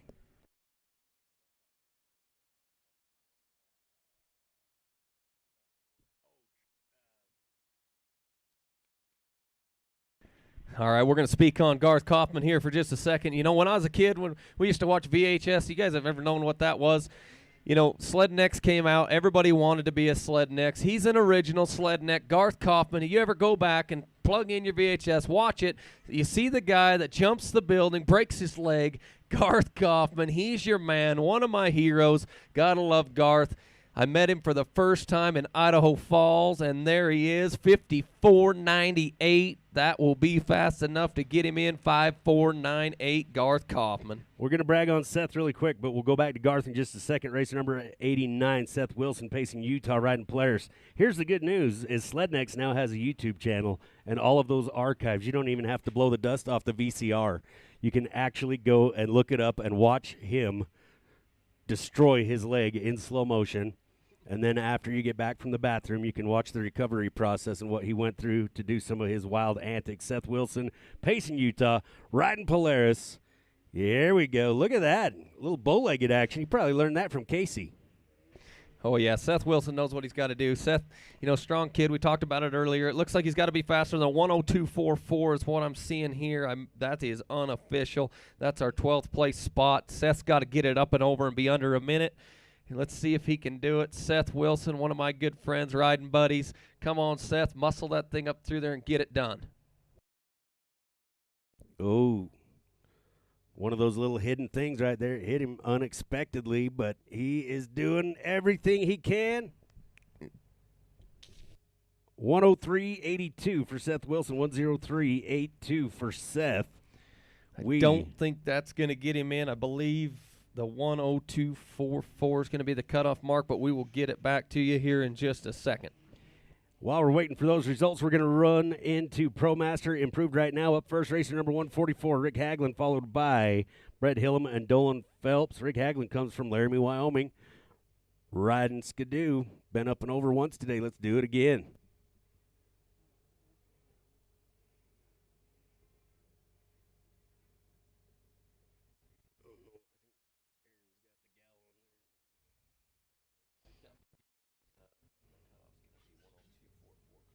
Shoot.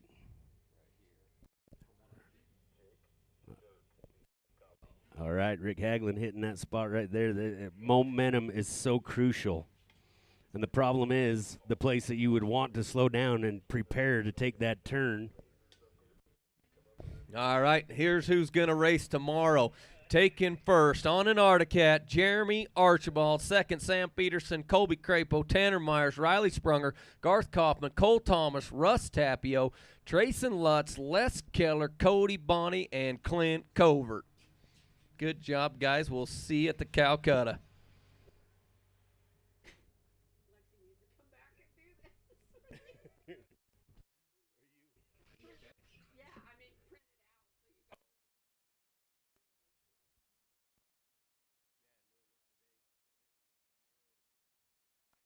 All right, you can see Rick Haglund up there. He's going to wind up with a high mark. We'll report that to you here momentarily. That is a steep ledge to be coming down off of, putting those ski brakes on to get him down.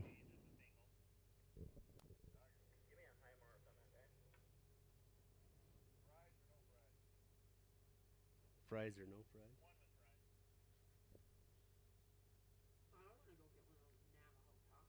Yeah, they smell pretty darn good over there. It's a sweet smelling spot and walk over there.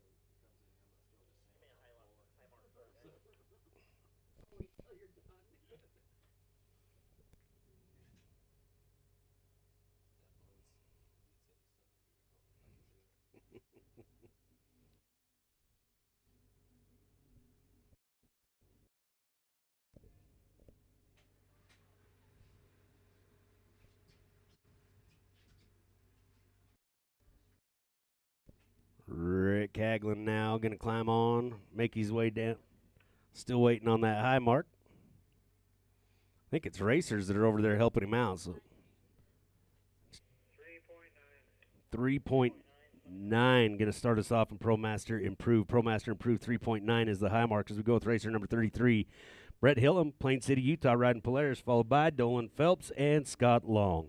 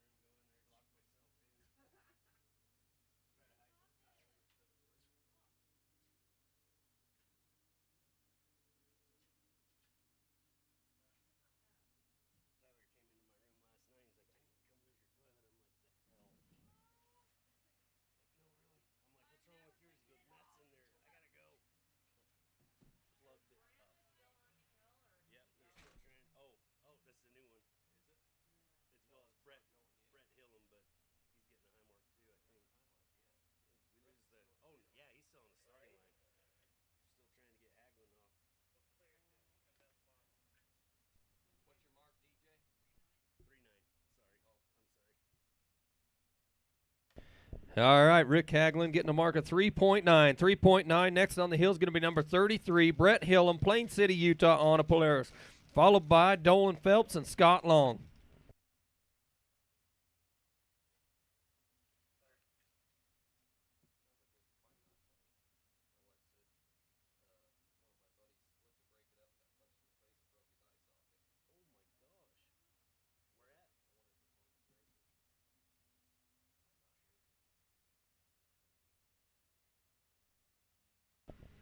All right, we're off and running with Brett Hillam. Let's see if he can get up there and get a time on the board. There is 15 riders in this Pro Master Improved class. 12 will qualify. 12 will qualify in Pro Masters Improved. 15 riders. 3 are not running tomorrow.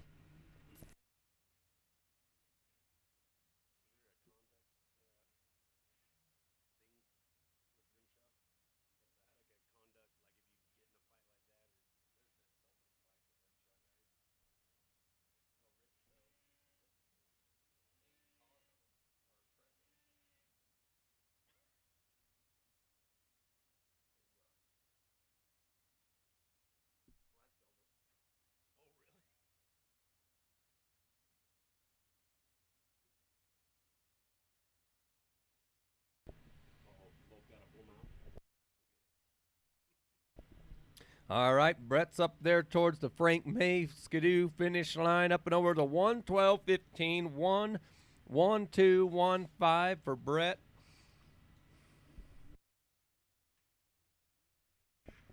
Now on the line, number 169, Dolan Phelps, Fish Haven, Idaho, on a Polaris. We've all seen him run here before. We know this guy. He knows how to get it done. Had a little struggle earlier today. His kid got him set straight, says, Dad, come on, let's go. You've got to speed up, Dolan. Here he goes, giving her the gas, riding that 850 improved snowmobile, letting her buck.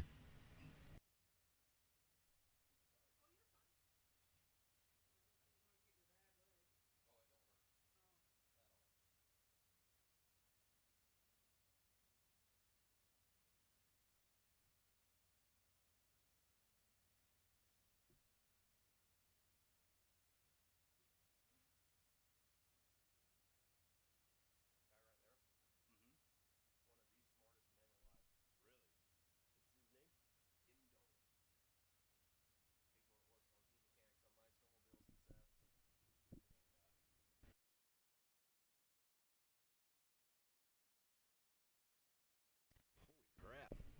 54.81 for Dolan Phelps. 54.81. That's looking pretty good. That's gonna set the bar pretty high as we go to racer number 529 new this year. Scott Long, Spirit Lake, Idaho, riding Skidoo. He's going to be followed by Kerry King and Lane Stink.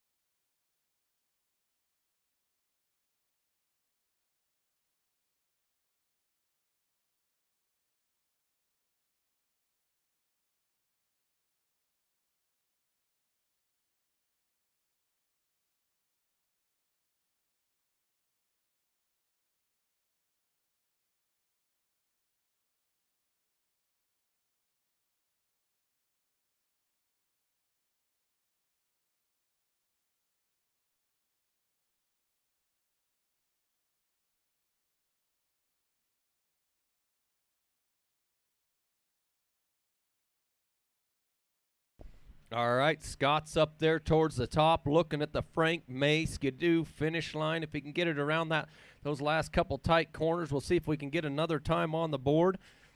Looks like he got through there, working his way up. Headlights are flashing, coming through. Gate 15, 1:11:98, 1:11:98, 1:11:98 for Scott Long.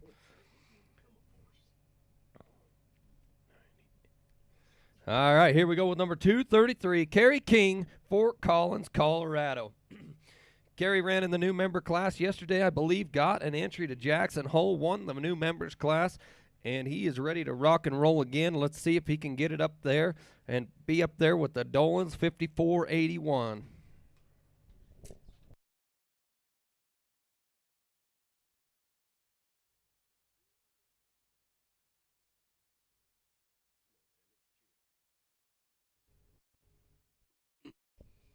I was talking to Kerry after his run this morning, didn't have the greatest run.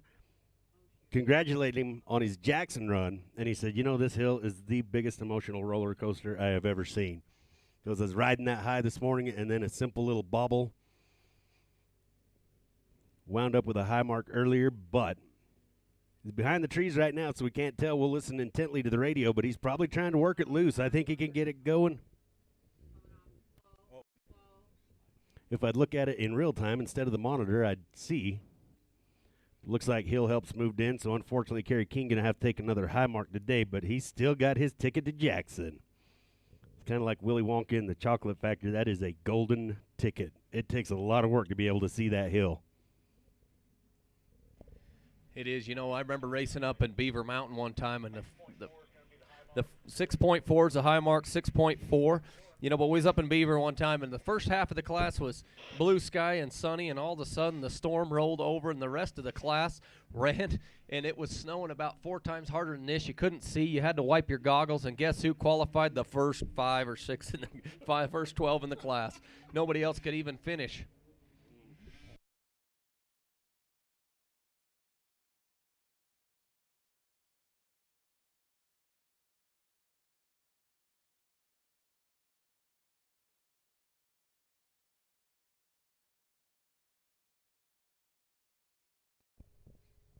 We'll get carried down safe and sound on the starting line. The Rocky Mountain Power Sports starting line, that is. Racer number 357, Lane Stank, Menominee, Michigan. Riding Polaris. He's going to be followed by the Shermanator and Craig Gates.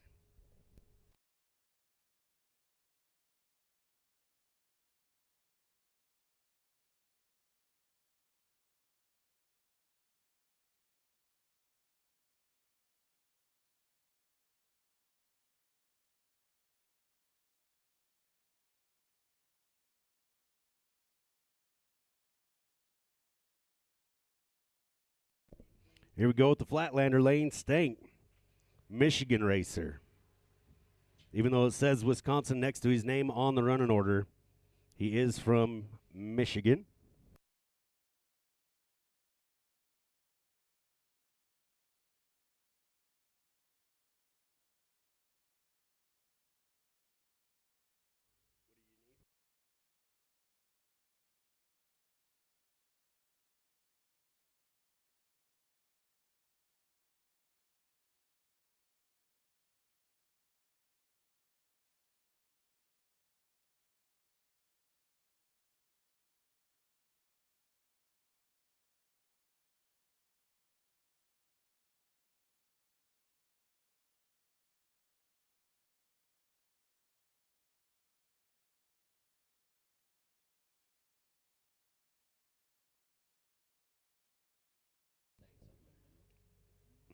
All right, I think Lane's still good.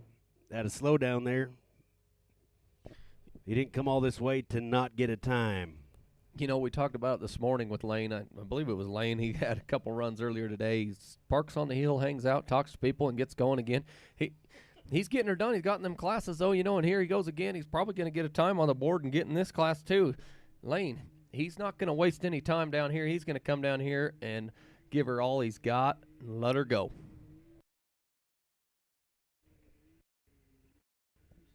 Looks like you found another place to park. Going to visit with the hill help there for a second. And yeah, exactly. Take a little breath, regroup, repoint, let her go.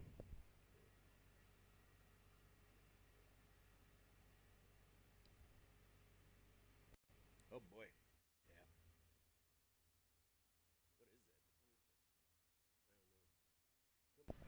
All right, up and over with the 2:06:27. 2:06:27 for Lane. He's giving her his all and got a time on the board. Going once again now, racer number 40. The one, the only Shermanator. Sherm Nilsson out of Rock Springs, Wyoming, riding skidoo, wrenching skidoo. I think he started racing in the locals on a dare or something and caught the bug. Shermanator on the Rocky Mountain Power Sports starting line. He's going to be followed by Craig Gates and Kyle Tapio. There we go, Sherm. Aim it and go. What was that? If you left a set of binoculars on the bleachers, we got them in here. Somebody didn't want them to get swiped, so we've got your binoculars.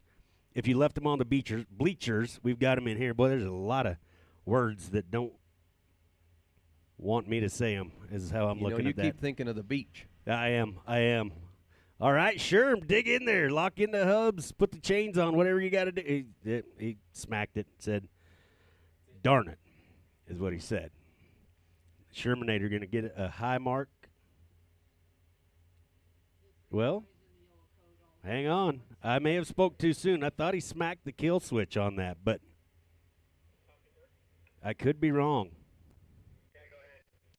Now he's calling for help.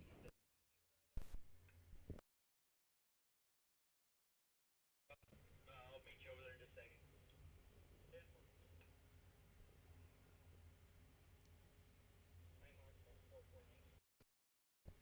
4.8 will be the high mark for the Shermanator. 4.8, the high mark for Sherm Nelson as we go with race number 321, Craig Gates, Rock Springs, Wyoming. While we get the Shermanator gathered up, going to be followed by Kyle Tapio and Fearless Farron Gilbert.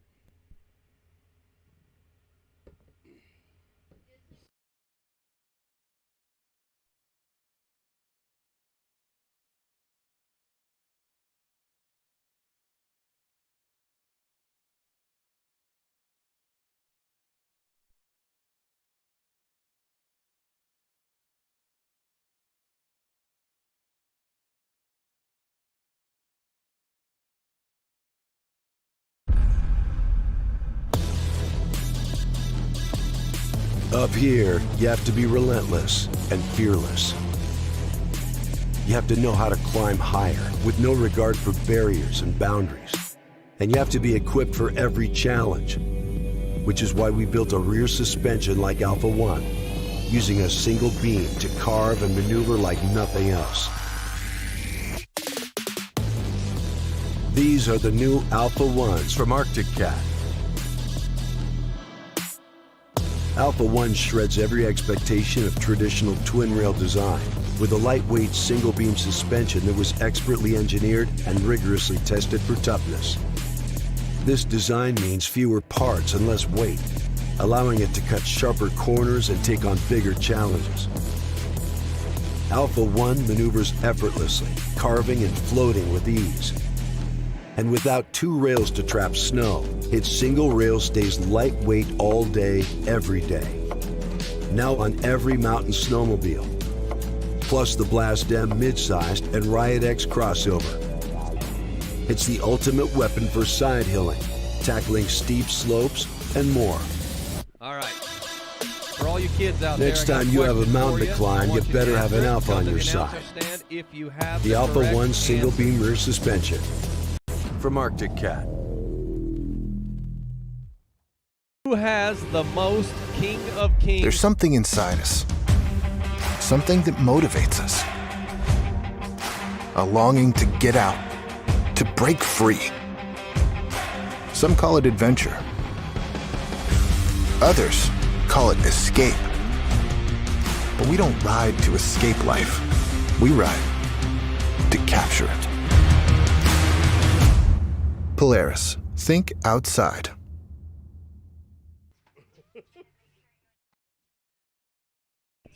All right, that is a pure adrenaline hat given away. We already had a winner. Everybody's running in, yelling who it is. Keith Curtis, that is incorrect. The winner, the most wins, Kyle Tapio. And he is about to run.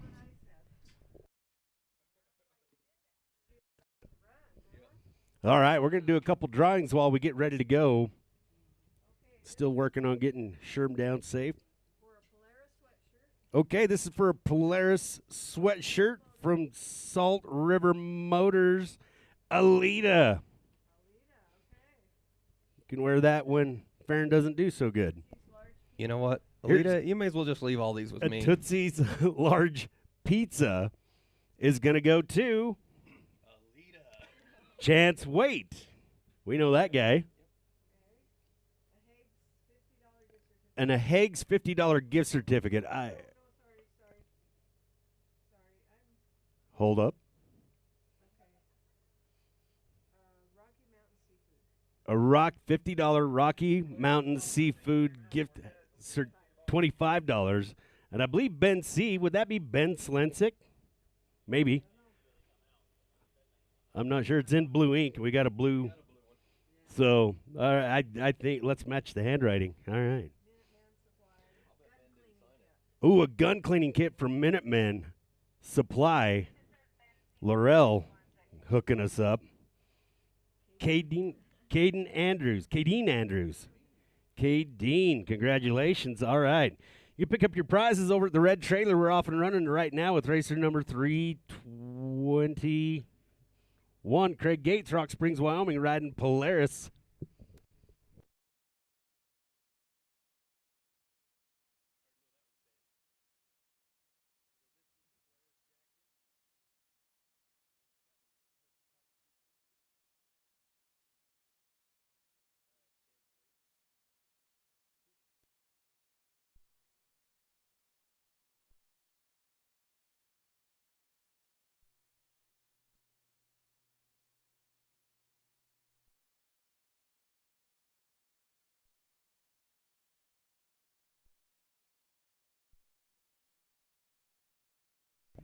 All right, Craig's up there trying to put a time on the board. We got a few times on the board, but not enough to qualify quite yet. There's 15 riders in this Pro Master Improved class.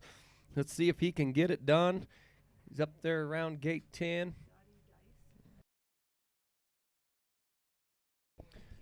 He's headed for the Frank May Skidoo finish line. There it is, 1:05.97, 1:05.97 for Craig Gates. And here's the man, the myth, the legend, the all-time champion, Jackson Hole, King of Kings winner, number 318, Kyle Tapio, Battleground, Washington, on an Articat. All right, don't want to interrupt this, but Dottie Dice, you won 10 free games of bowling at Skyview Lanes. Dottie Dice, 10 free games of bowling at Skyview Lanes. You can pick up your prizes over at the red trailer. Wow. Kyle Tapia, there's a pile of tickets in there. That pot has got to be getting real big for the 50-50. Kyle Tapia getting her done.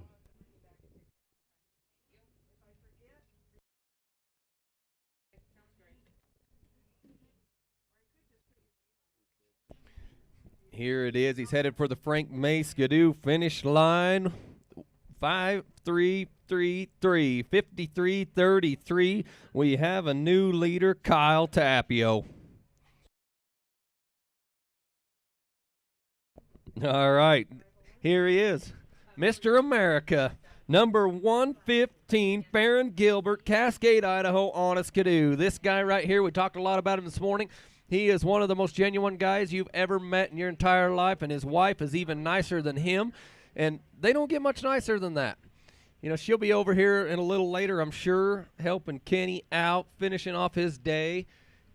And Farron Gilbert, the dinosaur man, I'm going to call him. Yeah, I got to see some of this equipment. I don't know how I never found out about that, but yeah, you have no idea how many races Alita saved to be able to be announced. Oh, yeah. She's got the medicine that keeps me talking. And, you know, the reason we call him a dinosaur is not because of his age. It's because all of his equipment that he has back home, he's a contractor, and his equipment is all painted like dinosaurs. Everybody loves his equipment. I got to see this.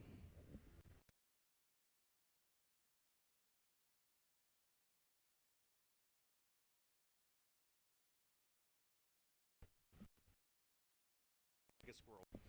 1:10:09 for Fearless Farron Gilbert. 1:10:09 for Farron Gilbert. As we go now with racer number 3, he's back. Tony Zollinger, Wellsville, Utah, riding Articat. Going to be followed by Jim Marshall and Trent Handsaker.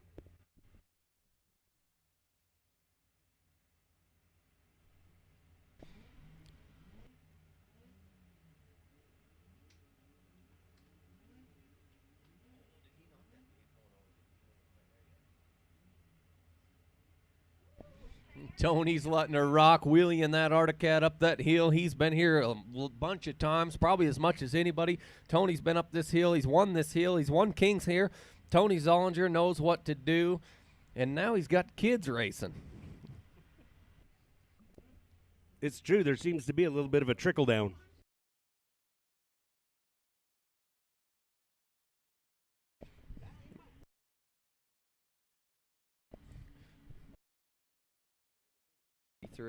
Here he comes. There it is. New leader, 5302, 5302 for Tony Zollinger. All right, now on the hill, number 47, the oldest man in hill climbing as of now, Jim Marshall, Bloomington, Idaho, on a Polaris. He's the first of 3 generations of Marshalls that are running here this weekend. Jim, 61 and a half years old. He's almost to that prize number of 62.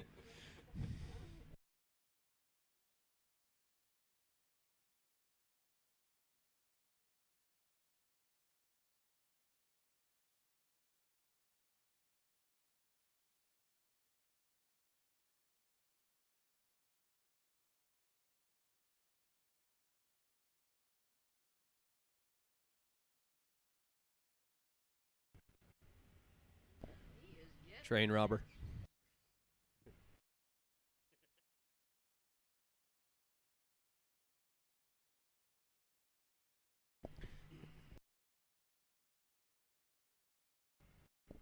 All right, coming across the Frank May Skidoo finish line, 104.23 for Jim Marshall, 104.23. Well done, first gen. Up next, racer number 235, Trent Hansaker, Camas, Utah, riding Skidoo. We could see things change.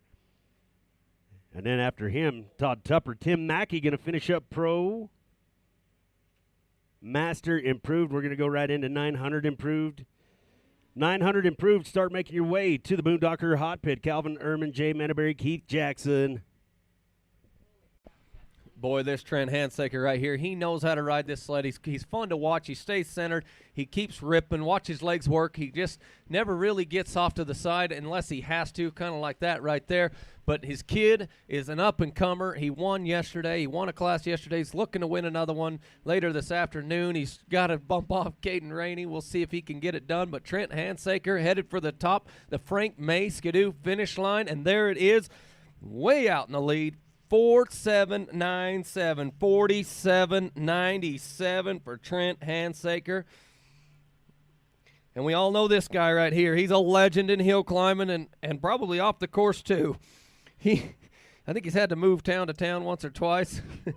Todd Tupper, Ammon, Idaho, on an Articat, number 30. His boy's here this weekend. Trace Tupper, we got to visit with him. He's up on the hill hanging out with my buddies and the hill climb crew. I guess the hill crew. And we'll see if Trace will get out there and help catch his dad's sled if he has to. But if not, he'll probably be like, sorry, Dad. You always yelled at me when I crashed stuff. So true right here. But the thing that you taught me about Todd Tupper a few years ago in an interview is look at him. He's picking a little bit different line. He's reading that course. He's finding the traction, doing things just a little pretty subtle on this one. Sometimes they're very noticeable, but you can see he's just kind of riding that edge. He's not getting down in the trench. He's trying to stay up on top. Seems to be working out good for him as he points it to the Frank May Skidoo finish line with 55.37, 55.37. Everything I knew about that run I owe to you, Brandon. Usually when I sound anything like I know what I'm talking about, it's because somebody else told me. As we go to racer number 132, Tim Mackey, Hermantown, Minnesota, Flatlander on a cat.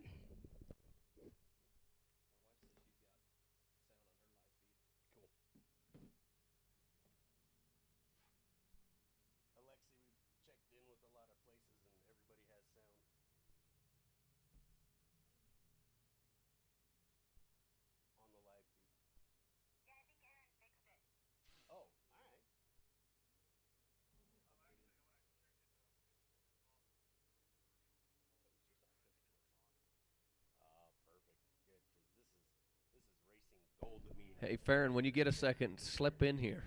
And my dad said that he clicked on the video again and it was working, so I don't know if it was just that momentary or what. Will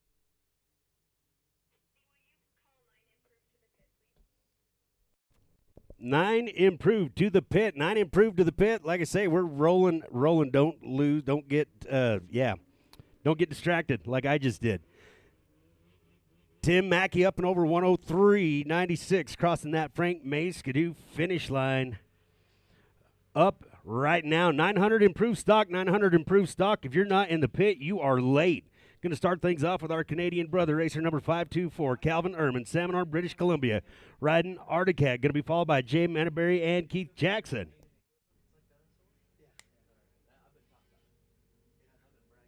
I've never seen that.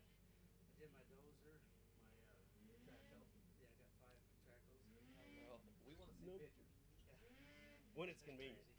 Probably thinking about racing right now, though. Yeah. Good job, buddy. Up and over. Showed him how. All right, you guys keep your eye out for these 900 improved snowmobiles. 900 improved snowmobiles. This is a sled to have on this hill right here. If you can ride this sled to its full potential and get it up and over this hill, you're going to have a super fast time. You guys watch these guys in this class. This is where you're going to see the times are going to get fast.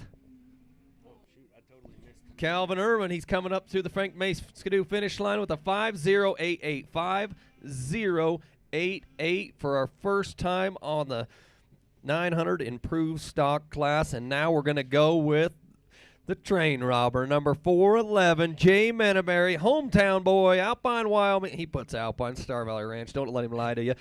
On a Skidoo. Watch right here. He's in front of his hometown. This guy right here, he likes to give her the juice. He's going to head up there, and he's going to give her all he's got. And most of the time, he gets a little out of control, and he'll bring it back together. But if he doesn't, he's going to unload, and it's going to be good. All right, Pro Master qualifiers. Number 1, Trent Handsaker. Number 2, Tony Zollinger. 3, Kyle Tapio, Dolan Phelps, Todd Tupper, Ty Mackey, Jim Marshall, Craig Gates, Farron Gilbert, Scott Long, Brett Hillam, and Lane Stank. See that 2-minute mark? Got Lane in the class. I told you, sometimes that's what it takes. That's what you got to do. You got to stick with it without a doubt, just like Manterbury does. Oh, my goodness. 44.92 for the train robber. I told you, a hometown boy. He's going to lay her down. Here's another one right here, number 1, Keith Jackson. He's a wild man. Now that he's gone off the line, he can't hear me, which is good because you guys keep your eye on the hill. This gets good. Keith is fun to watch. He's not going to let off until he unloads or goes across the line.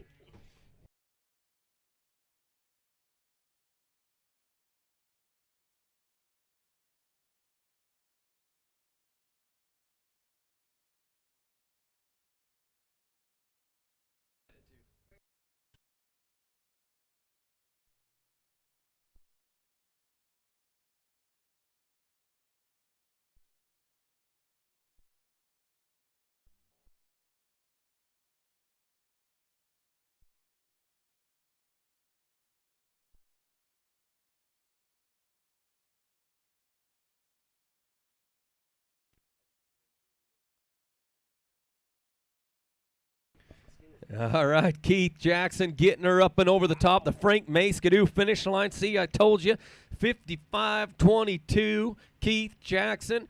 He put it together. Took him half the day, but he did it, and it'll probably get him in there. Let's see what happens. Rolling now with racer number 547, Daniel Helix in Rock Springs, Wyoming. Riding Articat, going to be followed by Brian Thompson and Cole Thomas. I don't know. And I might be wrong. I might prove myself wrong, but he may own the only Articat in Rock Springs because pretty much anywhere in those zip codes, it seems like they're all Skidoo riders that all of a sudden here's this Articat guy. Always has been. I'm not saying. I just kind of noticed that this week.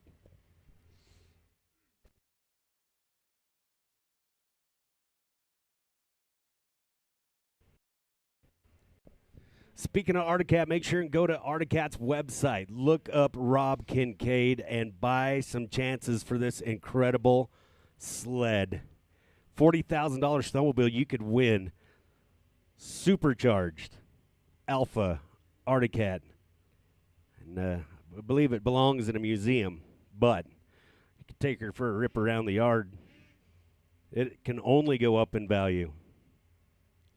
103.87, 103.87 for Daniel Hellickson. 103.87 for Daniel Hellickson. Up next, racer number 41, Brian Thompson, West Haven, Utah, riding Polaris.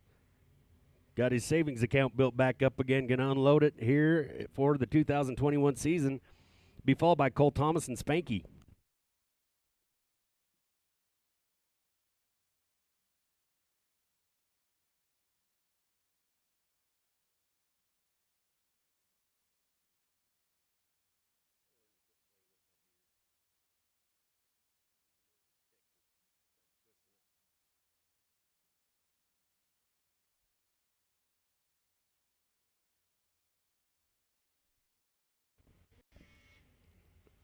Just kind of ran out of go up.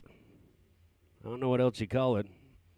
Momentum got into that soft stuff. Oh, had to redirect. Looked like he might have been trying to go outside of gate 6, but slowed her down kind of. I can't say that he reversed because that would be a DQ because that's an engine kill, but he let her slide back, went up there. Look at me being careful about how I say things.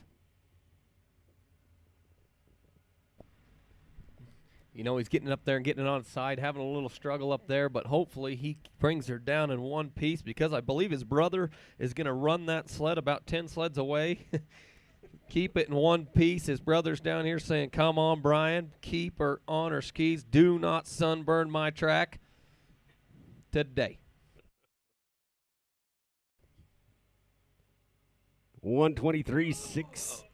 A little bit of an unload. Finished in big fashion. He's finishing like his brother. 123.68, 123.68.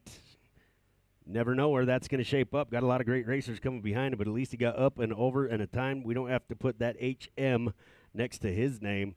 Brian Thompson up and over the Frank May Skidoo finish line and landing about 10 feet beyond it, not on his snowmobile.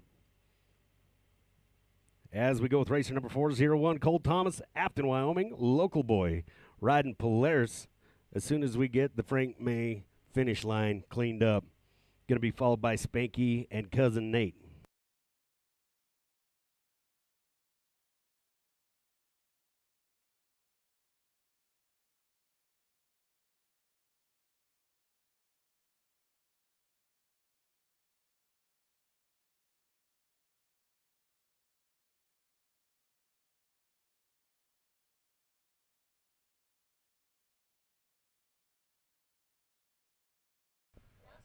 Oh, my gosh, we're only halfway, well, a little better than halfway through the first day, and the 50-50 is already up to 1,900.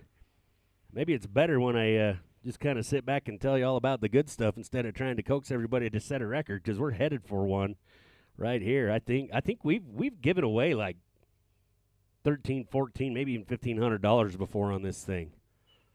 So get in on the 50-50. It's up to $1,900. That's about 800 bones if we pull your name out of the bucket that you were going to put in your pocket. And no matter what, even if we draw your name early for one of these other incredible prizes, your name will go back in for the money. So keep buying those tickets. If you look here on the live feed, you're going to see Cole Thomas down here warming his sled up. He kind of got iced. Like we've always said, you're icing the kicker. See, the sled, these improved sleds have a certain temperature they need to be. They like to run at a certain temp. They got to get that pipes blown out. And Cole's dad's down there helping him out, Bob Thomas, one of the best guys on this planet, getting his boy ready to rock and roll, Cole Thomas.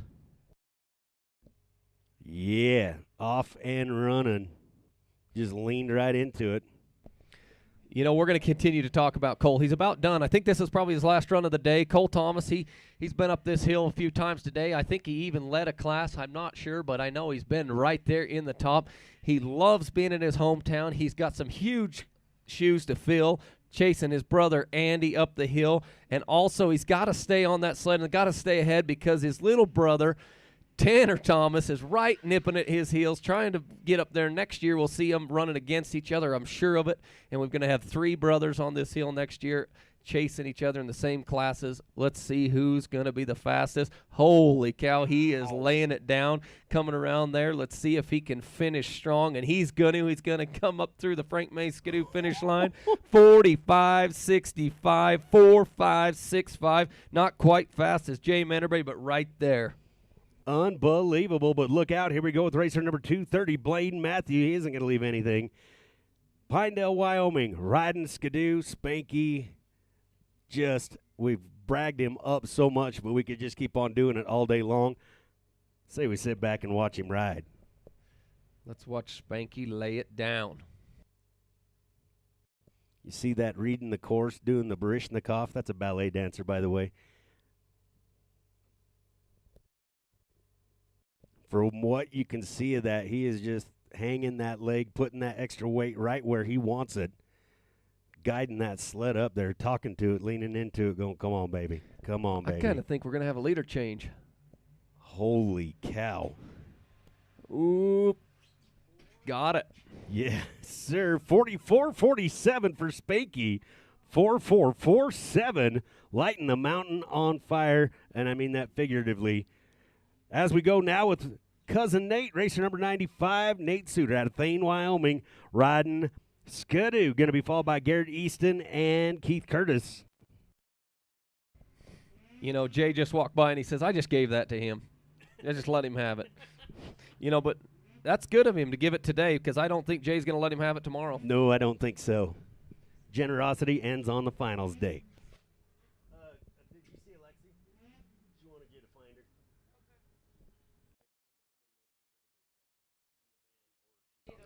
You know, Nate's pretty fun to watch. If you ever go onto the internet and look at RLT photos, you're going to look up Nate Suter, number 95, and every picture he has, he is in the air, wheeling, letting that thing buck. He never keeps the front end of that sled on the ground. He's always got it in the air, and that's how he likes to ride. And, hey, let's give it to him. Nate Suter bringing her up through the Skidoo finish line here.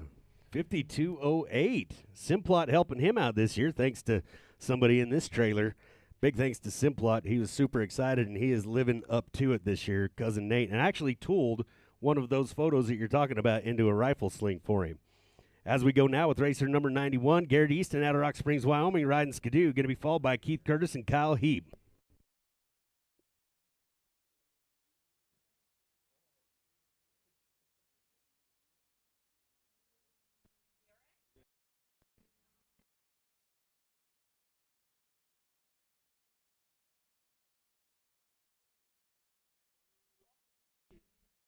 Heads up down below. Got one coming down. It looks like it lawn darted up there. Garrett Easton just bought some parts, I think.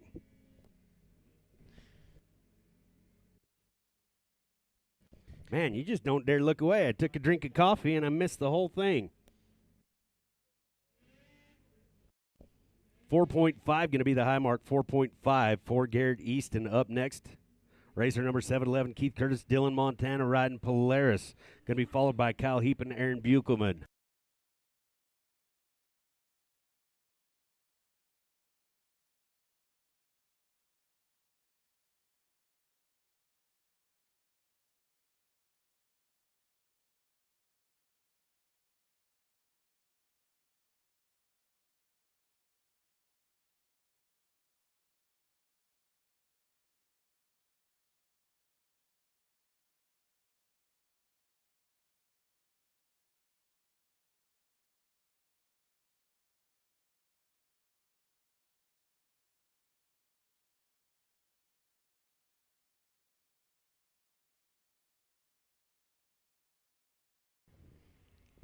Well, if you roll once, that's good. Rolling twice, that's more expensive, for lack of a better term.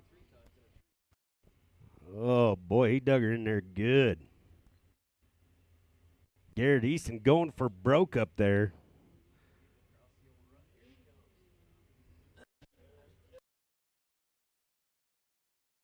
All right, here we go. Racer number 711, Keith Curtis, Dillon, Montana, riding Polaris.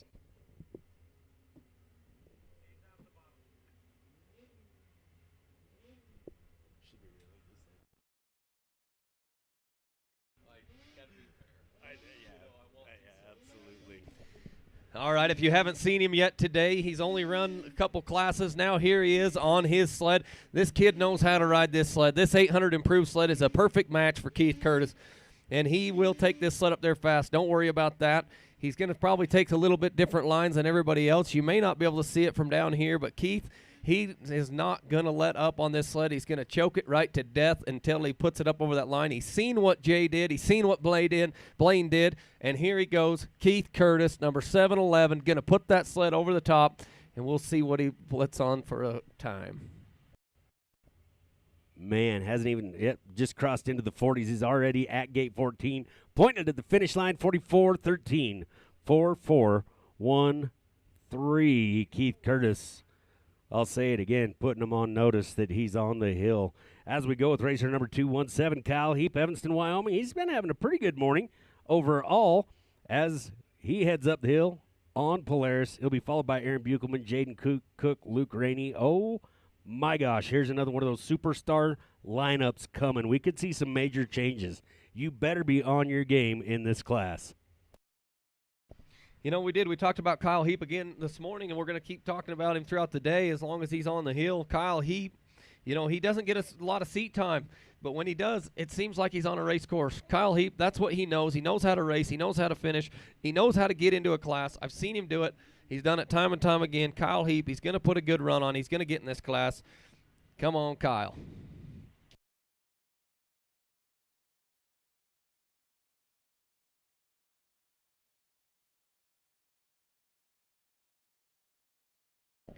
(54.06) 5:4:06. Pretty good time for Kyle Heap. Now we're off and running with one of the fastest racers in the circuit, number 13X. You've heard of him, Aaron Buchelman, Caldwell, Idaho, on a Polaris.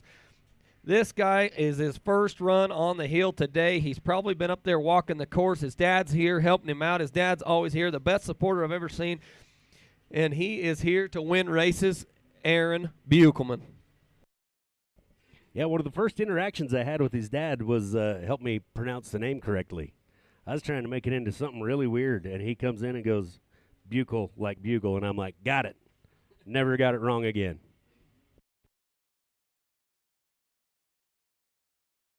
Man, he is going to put up a fast time. Hold on. Those Carl Cycle improvers are something else. 46:37, 46:37. Oh, boy, they are setting that bar high.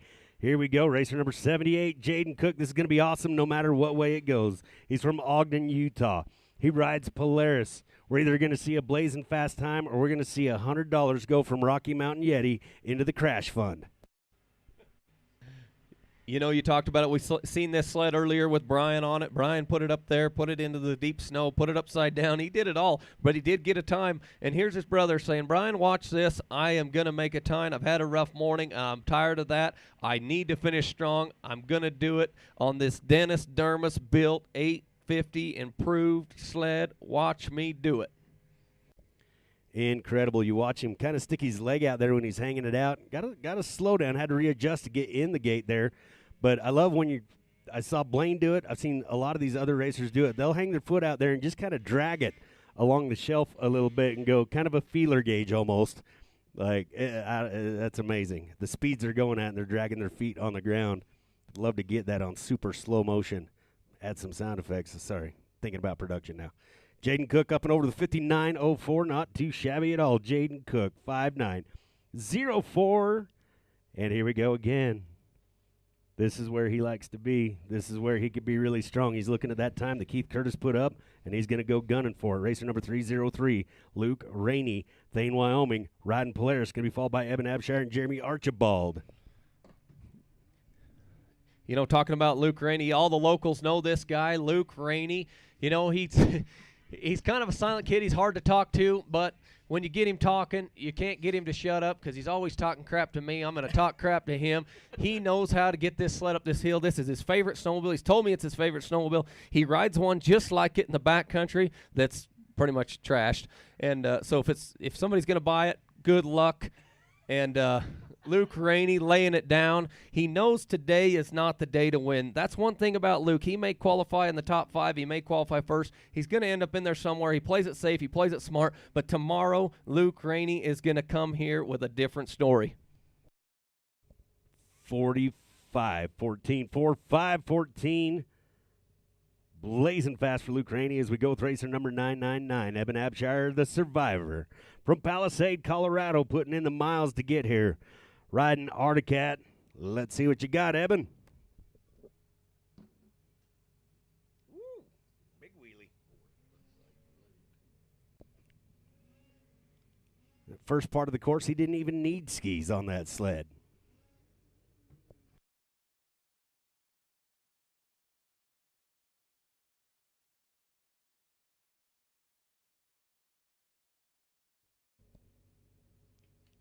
He's charging.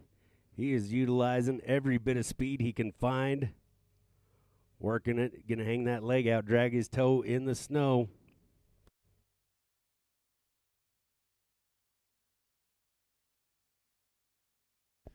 Good job, Aaron. 50-63-50-6-3 for Eben Abshire. 5-0-6-3. For Eben Abshire, up now, racer number 422, Jeremy Archibald, Smithfield, Utah. Riding Articat, going to be followed by Justin Thomas, Jordan Stank, and Greg Dana. Jeremy, we talked about him earlier, and here he is again. He won the 700 improved class qualifying on his 600 improved snowmobile. Jeremy's here. He's going to show you that he's here. He's not going away. Jeremy Archibald knows how to get it done. Jeremy is the man on the Articat.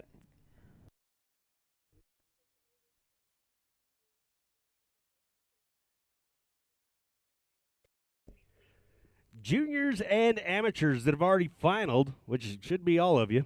Oh, yeah, actually, we got some amateurs to run still. But juniors and amateurs, please come gather those trophies. They do not travel well in these trailers. They're at the red trailer. Red trailer is where those trophies are at.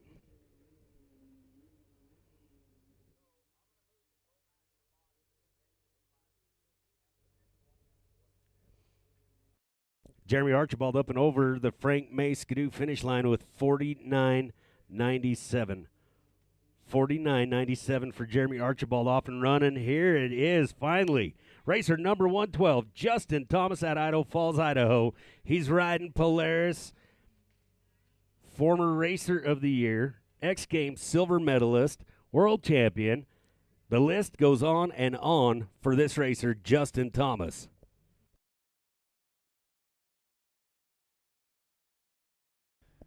You know, this is one of those kids that's got a lot of tricks up his sleeve. He's going to come here today. He's going to qualify. He's going to get in the classes. He's going to ride smart. He's had a rough few weekends. You know, he's still getting in the money. He's still in the top 5. He wants those wins. He's pushing hard for those wins, and he's going to get them. He's just a little niche that he's got to get there. You know, he starts first of his season off on a snow bike trying to get in the X Games, which he has raced multiple times. And here he is, 49.92. Justin Thomas, he's here to stay. He's here to win. 4972. 4972. Yeah, absolutely. Justin Thomas, and going back to the Flatlands, racer number 57, Jordan Stank, Muskego, Wisconsin, riding Polaris. Going to be followed by Greg Dana and Max McGinnis.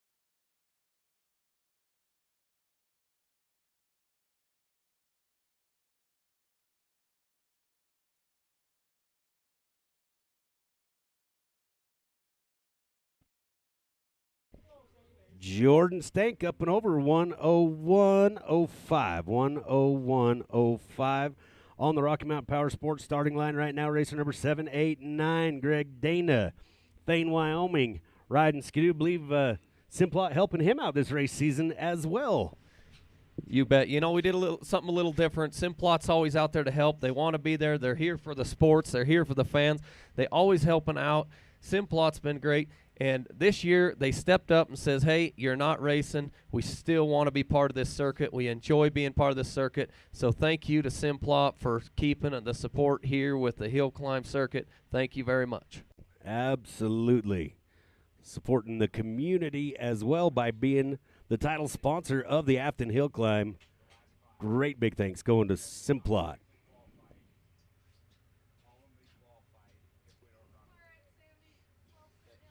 The Pro Masters? Okay.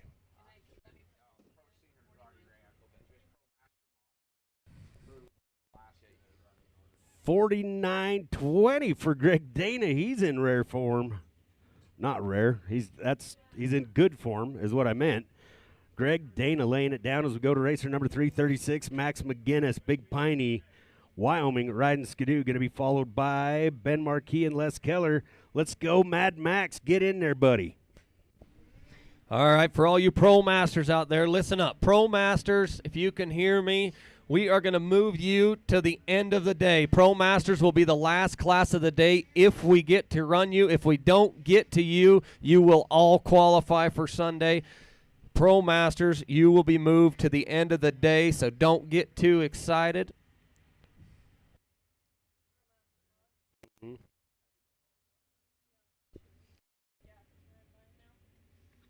So that would also mean 900 and open mod, be ready. You're coming up faster than you thought. 900 and open mod, you're going to be coming up faster than you thought. We're going to move Pro Master to the end of the day. Max McGinnis, what happened?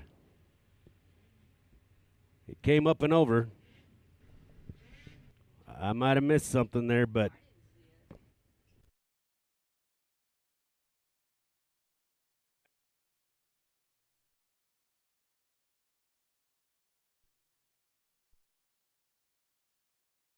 dag nabbit, I was getting ready to scream real loud for Mad Max. Unfortunately, Gate 4 became a casualty. Max McGinnis going to take a high mark at Gate 4. As we go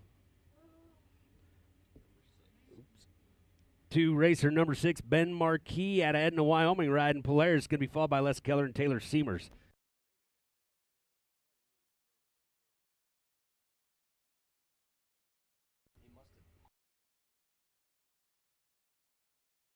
Oh, Ben, stop. Started again. Well, you really got to think about when you're going to squeeze that trigger after you come to a stop on this hill.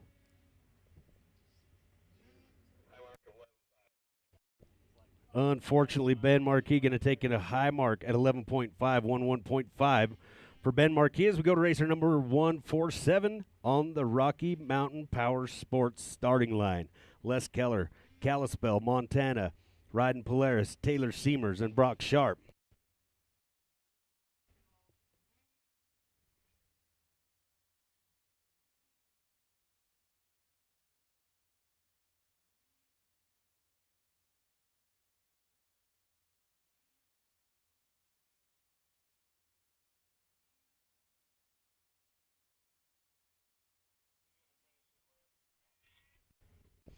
All right, got him pointed back towards the top. Going to get him up and over as we go back to that starting line. Rocky Mountain Power Sports starting line, Les Keller, Kalispell, Montana. Ready to go.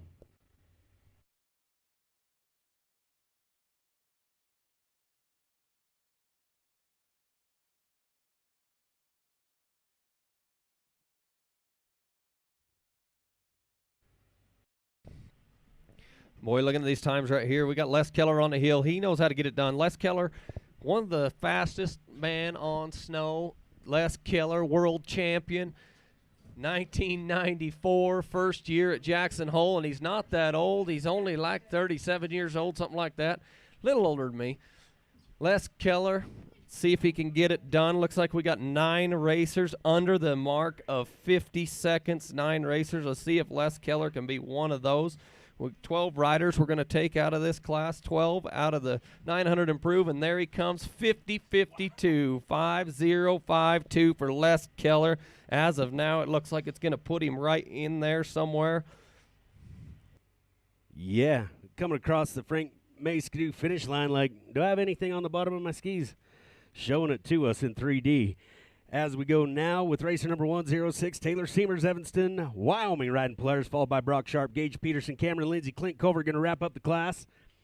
Then we go to 1,000 improved Daniel Hellickson, Jeremy Archibald, Tony Ryan, Trace Pettingill. First one's up. Be looking for those empty Boondocker jack stands. Don't wait around. We got a lot of racing to do in a short time to get it done in.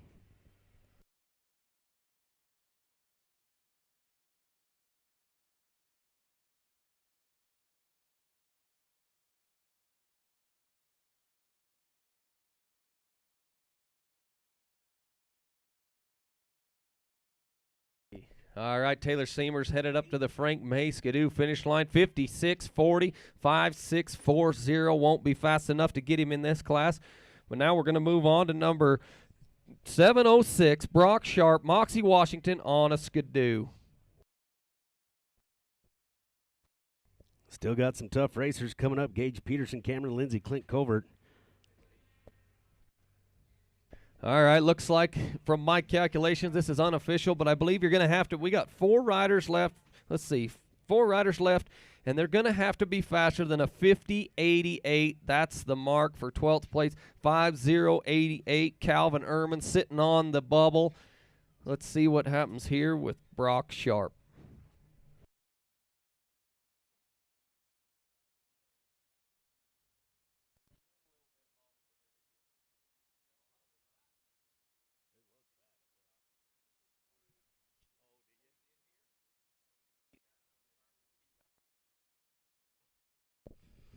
.48.28. Brock Sharp going to get in there and mess things up a little bit for us. I like it. 48.28 for Brock Sharp as we go to Morgan, Utah. Racer number 736, Gage Peterson, riding Articat.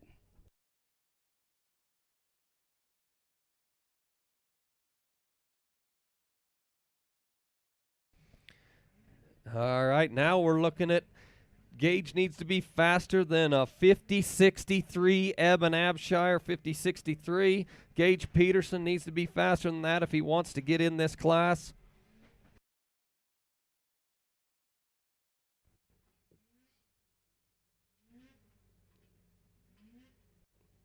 Oh, little bobble there. And going right next to gate 6. What's he going to do is the question. He's going to bow his head a little bit and say, darn it. Oh, no, that was a shucks. That's what he said there. So they're going to go ahead and call it gate 6. Give us just a minute to rearrange the furniture up here, or reposition, put it back is what I mean. Going to get him turned around as we go to the Rocky Mountain Power Sports starting line. Cameron Lindsay, the birthday boy, racer number 185, Wellsville, Utah, riding Articat.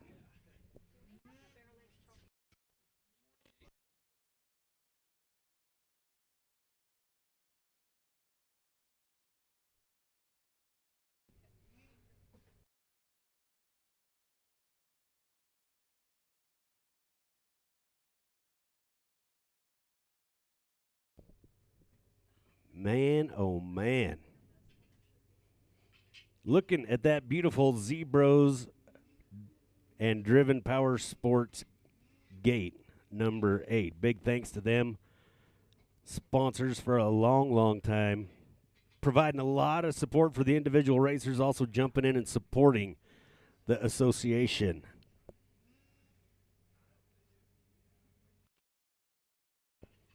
Looks like we got Gage turned around and down. And the thing that we kind of took for granted on this is that Gage, that is the first time he's seen this hill today.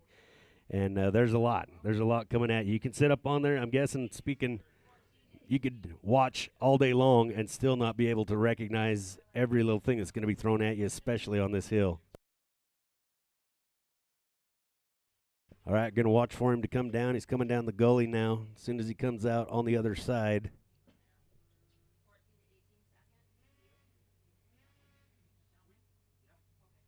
He's down, but we want to get him past that corner before we hit that green light, because we have seen him scatter in the trees if they miss that turn. Okay, here we go. Birthday boy, racer number 185, turned 24 years old today. Cameron Lindsay, Wellsville, Utah. Better bid on this boy tonight. I got a good feeling about this. Good luck outbidding his dad. I think Marshall would hand him over. You know what? I know that my dad gave me away a few times, and I'm like, hey, I'm going to win. No, you're not.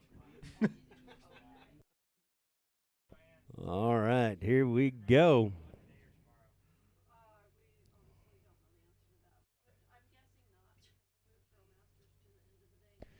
Yeah, he's letting her buck.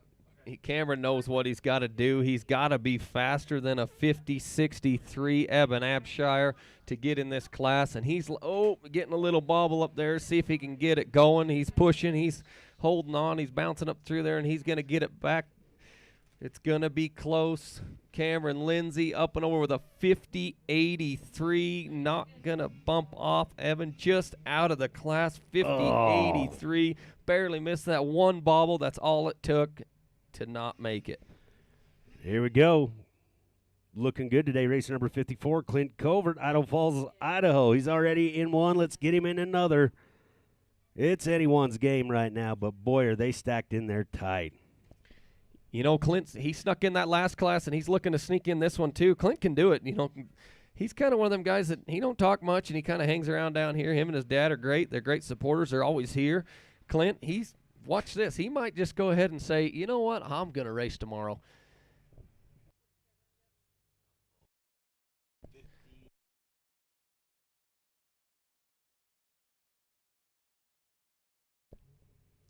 Yep, that having a hard time getting purchase up there. And that's the weird part. I mean, it seems like they're still getting pretty good traction. The horsepower's not really robbing them too much, but all the conditions have to be right. And Clint is just having a little bit of a struggle there. Seems like he's got the power, but he can't get it to the ground.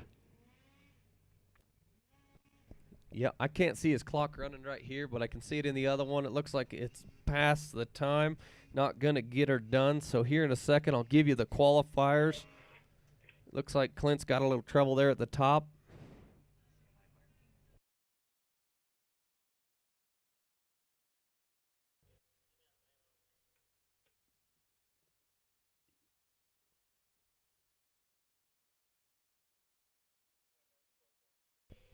Man, so much work to wind up with a high mark of 12.6, 12.6 high mark for Clint Covert as we move on to the 1,000 improved. Up first, once again, racer number 547, Daniel Helix in Rock Springs, Wyoming, riding Articat. Going to be followed by Jeremy Archibald and Tony Ryan.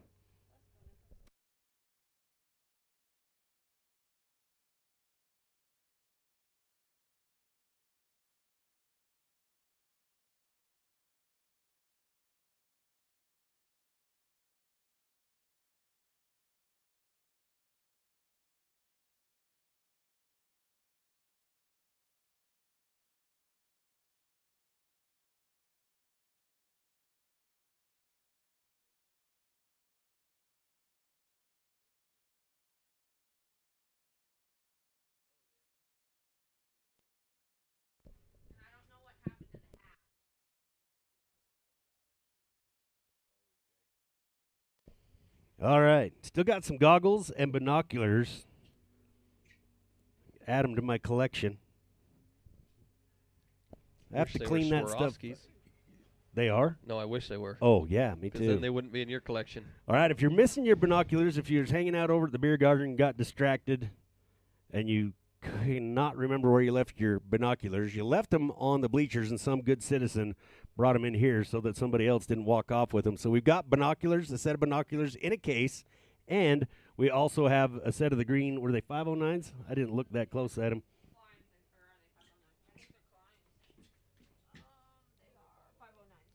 Got some green 509 goggles. We've got those there. I got a great collection of goggles in here. It's about a 5-year-old collection. Sometimes I wear them around the house just to look cool like a racer.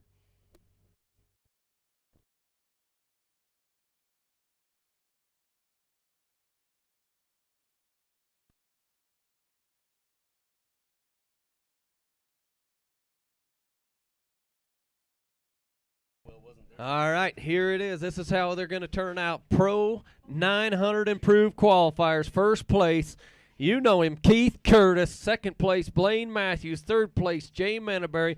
Fourth place, Luke Rainey. Fifth, Cole Thomas, Aaron Buchelman, Brock Sharp, Greg Dana, Justin Thomas, Jeremy Archibald, Les Keller, and finishing up, Eben Abshire. A lot of local boys in this one. Get down to the Calcutta, spend some money, buy them.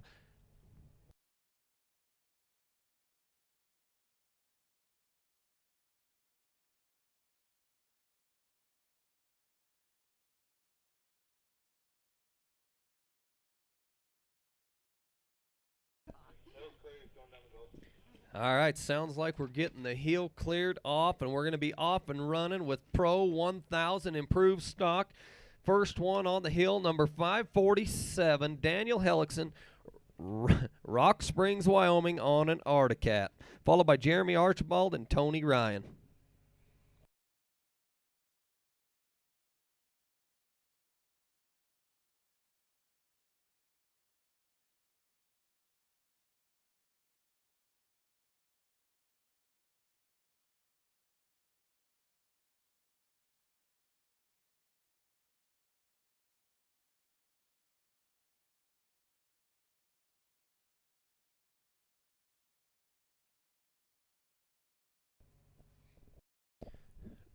Daniel being the first one out in the 1,000 improved stock, going to try to put a time on the board. You've seen in that last class, every time was under 50 seconds pretty much, except for two of them. They got in there with a 50.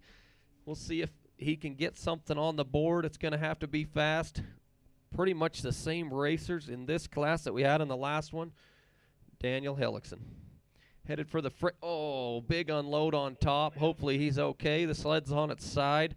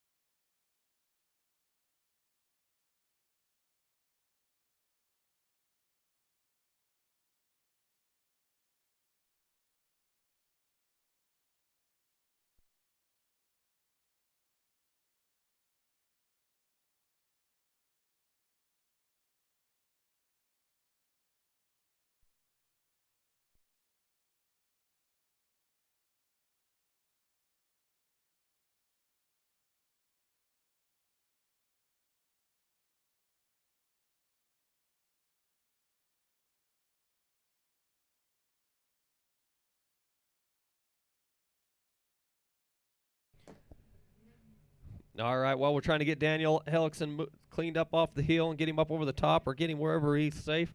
And then we'll be running with Jeremy Archibald, Tony Ryan, and Trace.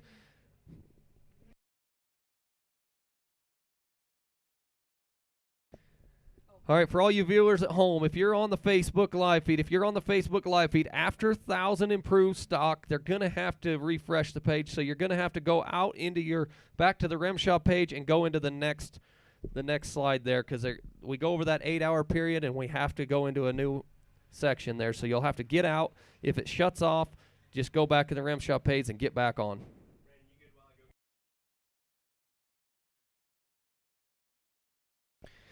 All right, sounds like we got Daniel moved out of the way, cleared on the hill. And off and running with number 422, Jeremy Archibald, Smithfield, Utah, on an Articat. He'll be followed by Tony Ryan and Trace Pettengill and Calvin Ehrman. Here he is again, Jeremy Archibald. We've seen him in the last class. We'll see him again here. Jeremy knows how to do it. He's going to throttle her down, getting outside the trench, but not letting off, getting it back under control and bringing it up there. We'll see if Jeremy can get it done.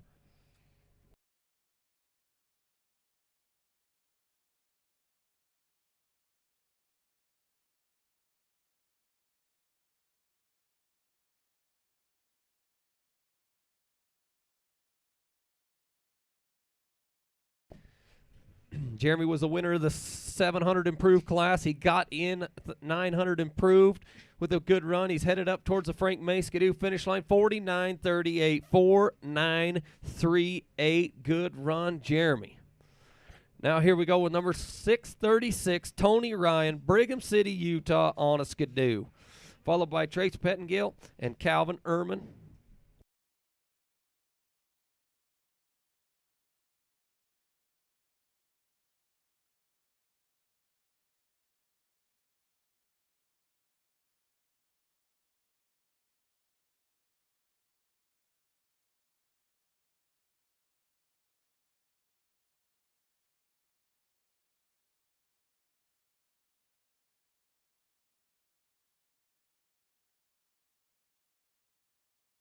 All right, Tony put on a show this morning about right there where he's at. He wheelied that sled around, put it on top of him, and come back down into the gully.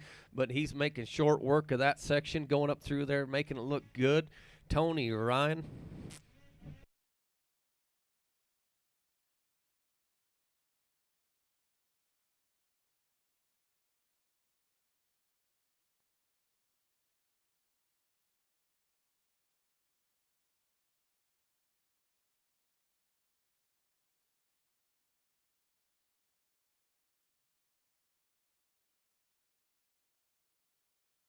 All right, Tony Ryan up and over with a 5.101. 5.101 for Tony Ryan.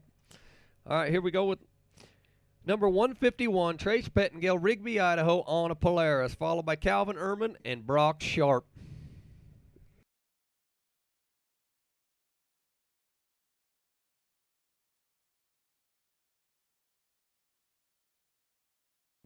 Trace is up there, had a little bobble there, getting into that rut, getting her back going. We'll see if he can get her up and get her finished with a good time. He's trying to get out of that rut to get some fresh snow traction and get moving. Doing a pretty good job of it.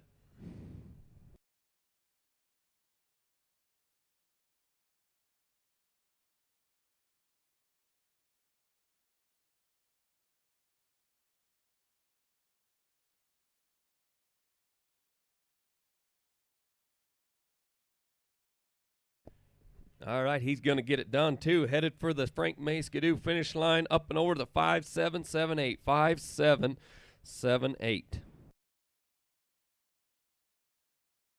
Now we're going to go with one of our Canadian buddies, number 524C, Calvin Ehrman, Salmon Arm, British Columbia. I bet you didn't know that Salmon had arms, but he lives there. Oh, no. Run into a little trouble. Watch out down the bottom. The cat is coming down, but he stays on his feet just like cats do. Calvin's not going to like that. He's going to be upset, but he'll be ready to run in his 600 mod class. If you walk over there and look, there's a bunch of yard gnomes sticking out on that face right there that seem to jump out and catch you.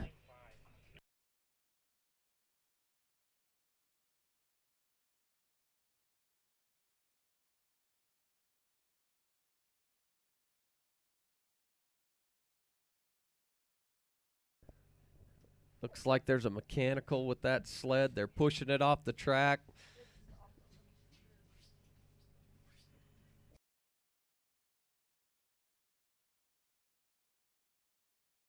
All right, so we'll come back down here to the Rocky Mountain Power Sports starting line with number 706, Brock Sharp, Moxie, Washington, on a Skidoo. Brock moved over from into the Skidoo team this year, moving out of the Arctic Cat team. Brock is known for his high flying. He's heck of a good dirt bike rider. He jumps, he throws his bike sideways, lands it. Don't know how he does it. Usually I fall over, break my knee, do stuff like that. But Brock, he just shows us how it's done. He's way good on a snowmobile. This kid is young. He doesn't look it. He's a great, big, strong kid, but he knows how to get it done. He's won a lot of races, and he's wanting to do it again here in Afton.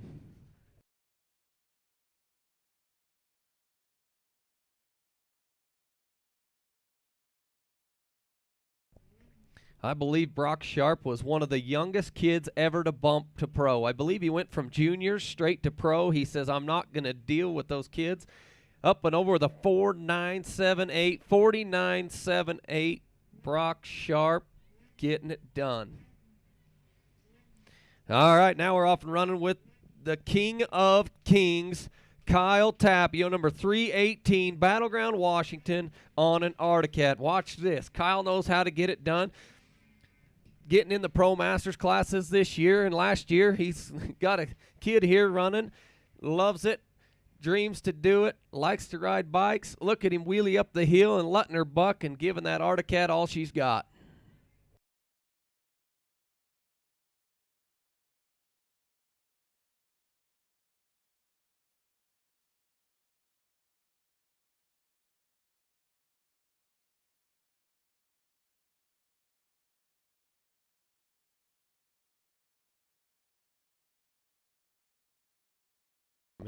Here he is, Kyle Tapio, taking her up over the top, 47-17, 4-7-17. Kyle's here to stay. He is going to qualify. I will almost guarantee it. Now on the line, number 21, Matt Ryan, Victor, Idaho, on a Skidoo.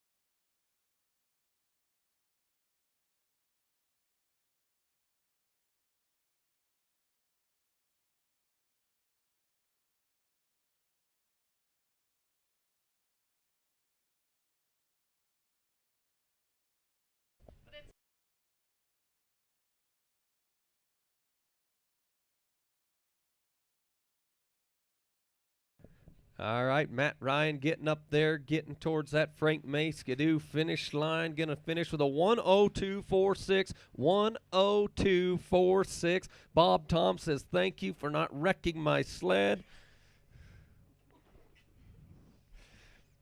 All right, here we go. We've seen him before. He barely missed that last class. He's going to get this one. Watch this. Number 185, the birthday boy, Cameron Lindsay, Wellsville, Utah, on an Articat.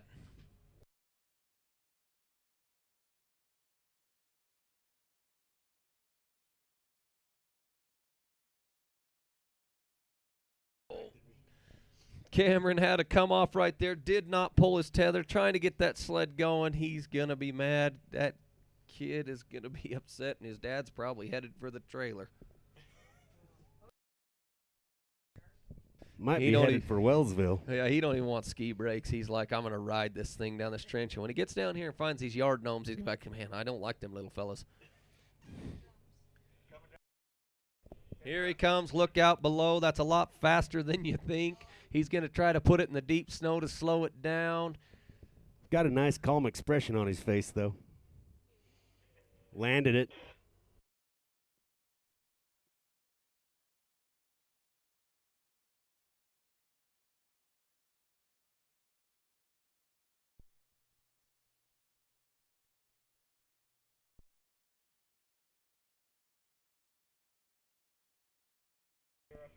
All right, 6.2 for Cameron. 6.2 is the mark there.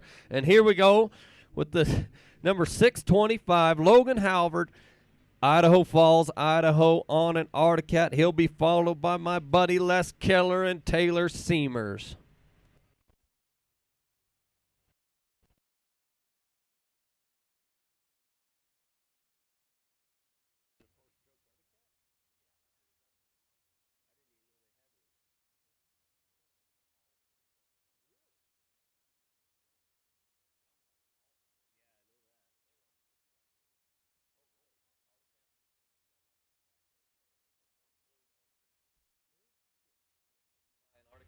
You're buying You can buy Yamaha parts. No kidding. Are they Yamaha motors then?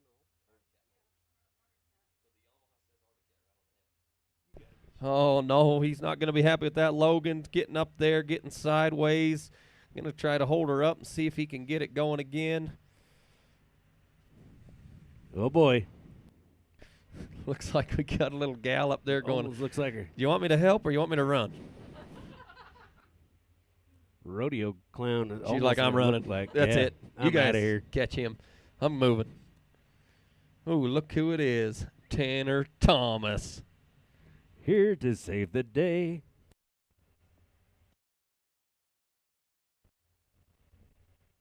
Must be that lake gal, I'm guessing.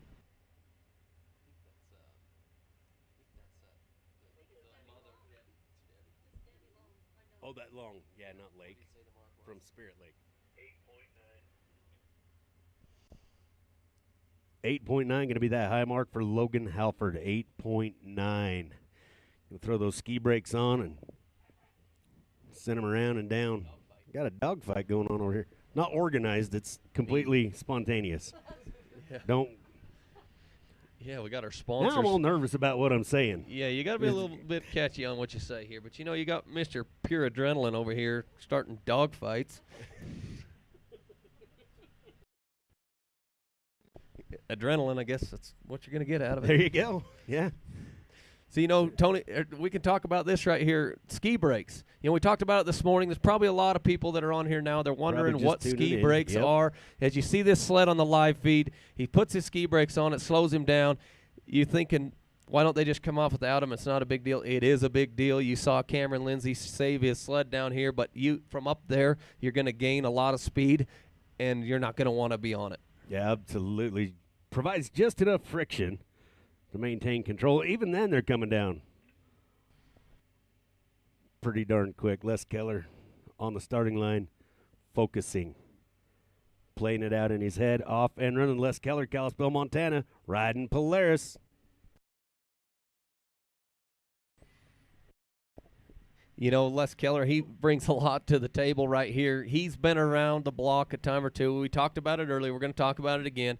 He is a multiple world champion. He's been there. He's done that. He won it a couple years ago. He knows how to do it. Les Keller, he's your man. His family's here to watch him. They don't get to come very often because it's so far to travel for Les Keller, but they're here today watching him, cheering him on. He's got the cutest little girl you ever did see, little redhead.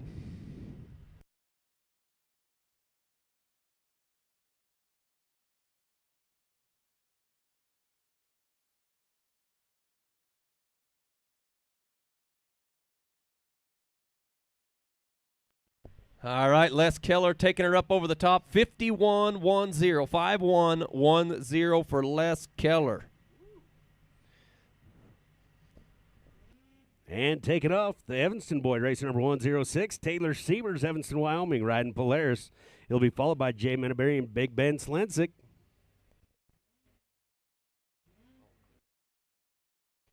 All right, Taylor Siemers looking like he's got a pretty good hold of it. A little bit of a slowdown right there, but off and running as we switch camera angles. You know, if you ever get the chance to meet Taylor Seymour's dad, he's right here. He's pacing back and forth. But grab a hold of his arm. Grab a hold of that climb coat and feel the muscle of this man.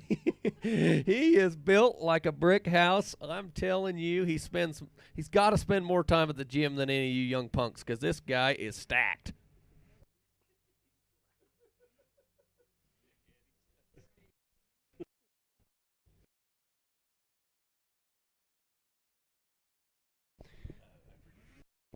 Woo, 51-12 for Taylor Siemers. Didn't mean to take the wind out of your sails there, Brandon. I'm sorry.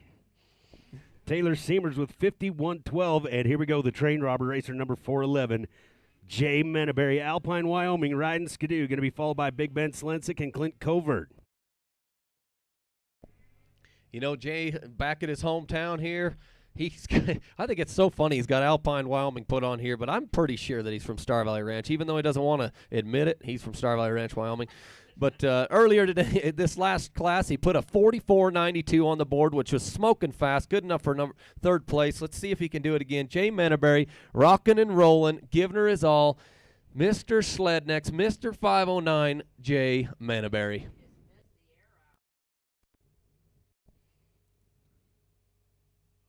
Figures he can avoid them bumps if he flies over them. Uh-oh.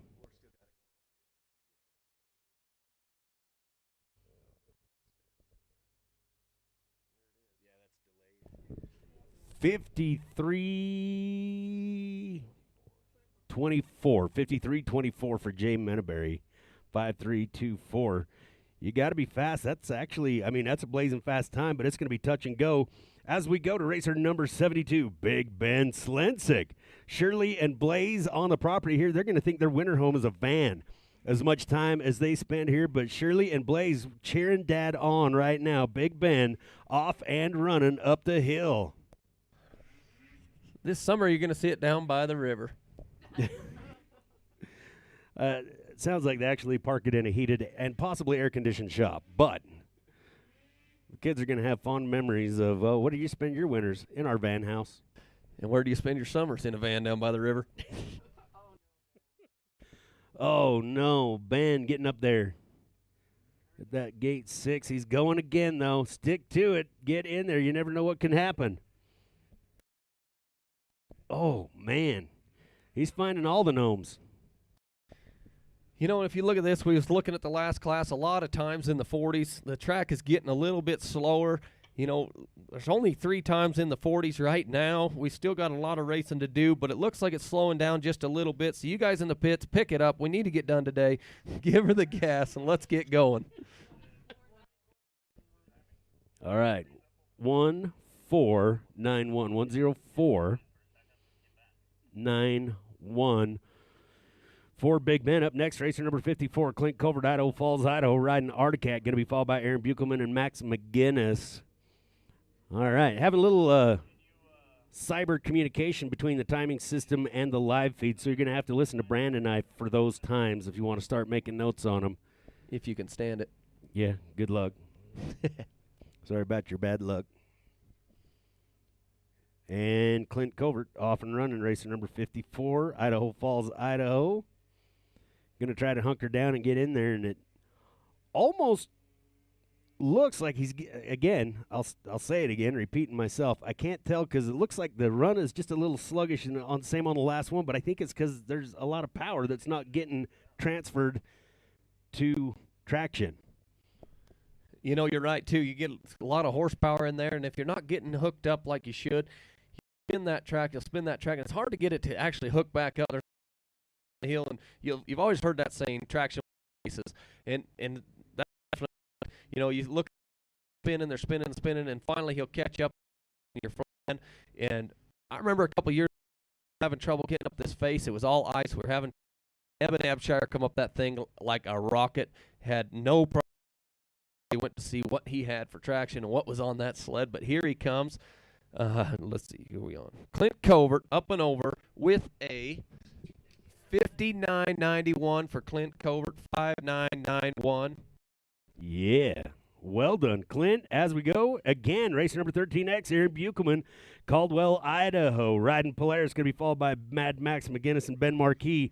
Now, Aaron, whole lot of horsepower coming out of these sleds. Like, there is some kind of secret weapon, not secret, illegal. Carl got these things done so amazingly well. Always gets him to the ground. It's a perfect storm that he is climbing up this hill, and every once in a while it will get a hold and it will buck him off, and it is spectacular. You know, you're absolutely correct. When you look at Aaron Buchelman, you know, you look at his sleds, they're perfectly clean, they're washed, they're clean, they're nice. He's got brand new screws in, but the heart in that motor right there is built by one of the best, if not the best, Jack at Carl Cycle. That guy knows how to build a snowmobile. That's the guy behind all of this amazing. Holy cow. 5161, 5161. Once again, if you're watching from home, stick with me and Brandon. We're going to keep those times for you while they figure out the timing system. Quit communicating with the live feed, but we've got them here. We're going to keep feeding them to you as we go with racer number 336, Mad Max McGinnis, Big Piney, Wyoming. He's having a good day.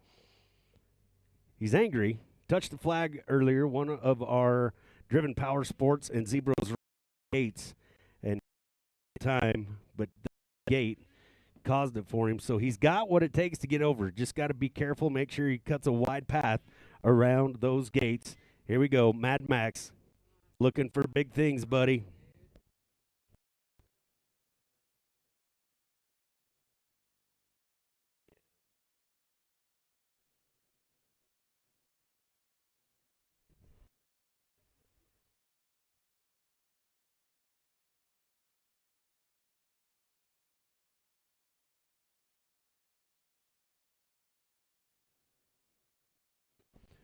53.72, 5.37 for Mad Max, 5.372. Good time, but will it be fast enough?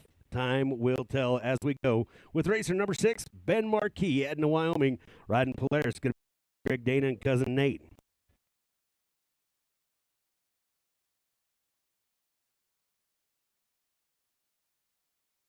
You know, I don't know Ben that well, but I know that he's racing with Keith Jackson.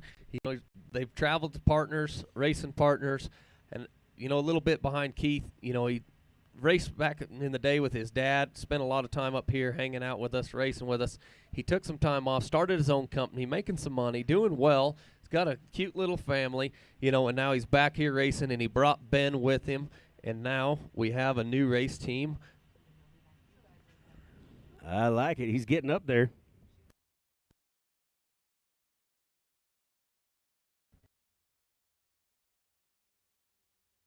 Nope, I'm in good shape. Thank you.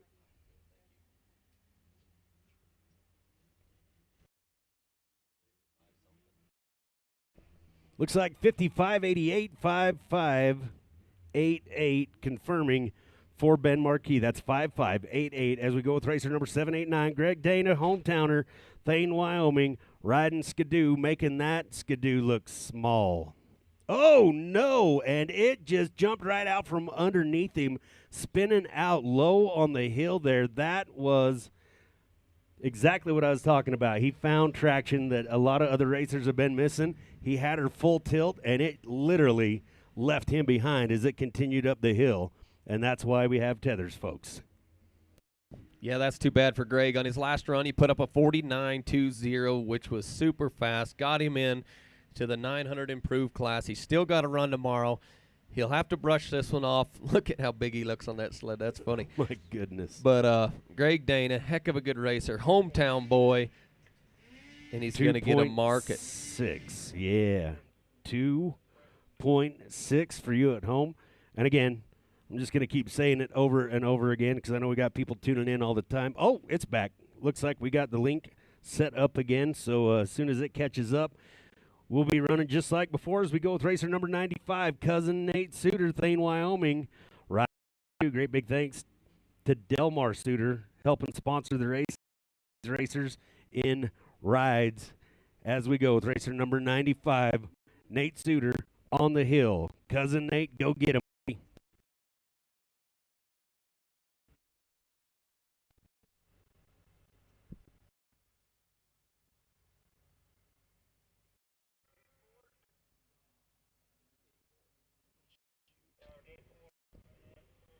Well, he can't hear me.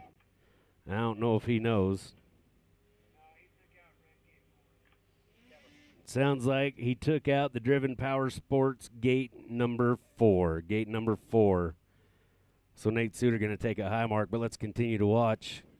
We're probably going to take our time away, but oh, and he is charging so good. And the DNF shows up. We're not even going to know, but it was right there, probably at that 50 mark. He's not going to be happy when he comes in here, and I kind of don't want to be here. As we get ready to go now with racer number 303. Could see a change in the lead right here. Luke Rainey, Thane, Wyoming, riding Polaris. Going to be followed by Garrett Easton and Brian Thompson.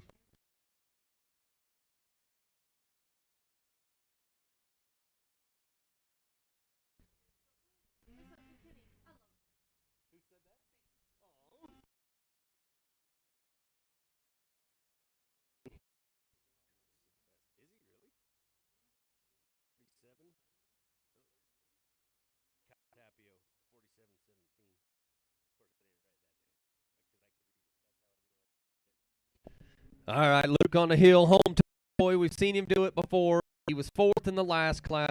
I'm not sure what his time was. Looks Luke he was a 45.14. It's snowing a little.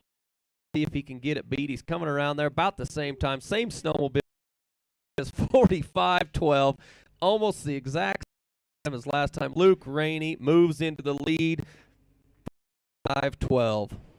Going now with racer number 91, Garrett East, Springs, Wyoming. Riding Skidoo, going to be followed by Brian Thompson and Jordan Stank. Afton just not being kind to this Wyoming racer, but he's back on it. He's going to stick to it, keep on going.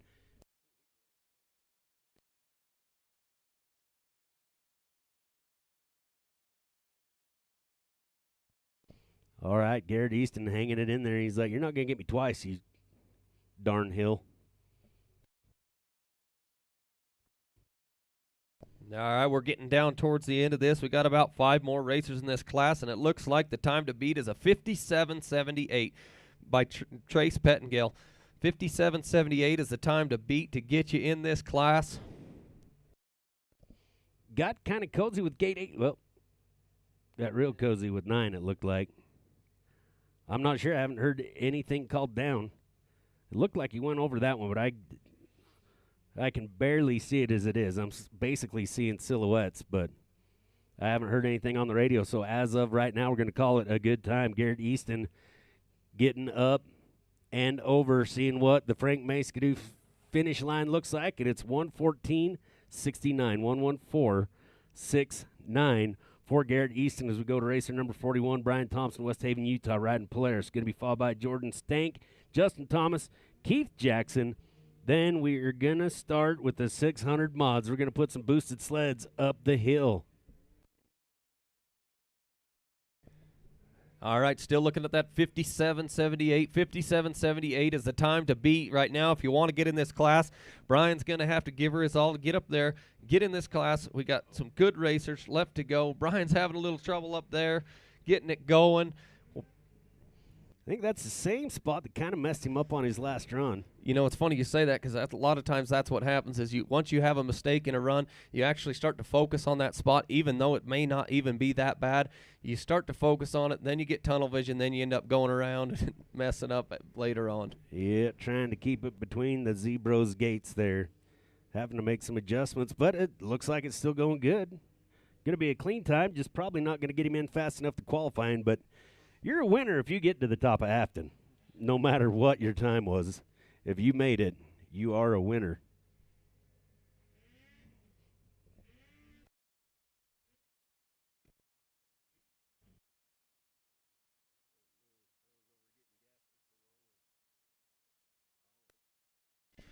(1:17.16), 1:17.16 for Brian Thompson as we go with racer number 57. Jordan Stank, Muskego, Wisconsin, riding Polaris. Justin Thomas still to go, Keith Jackson as well.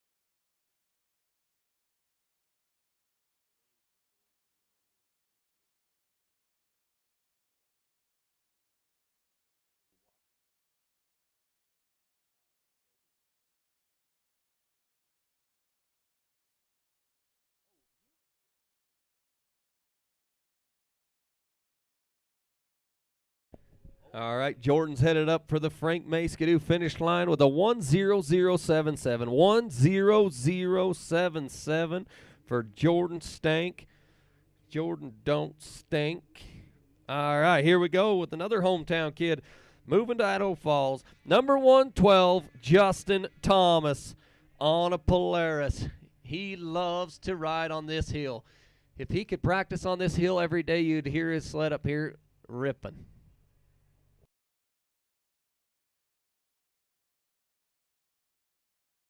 Oh, yeah.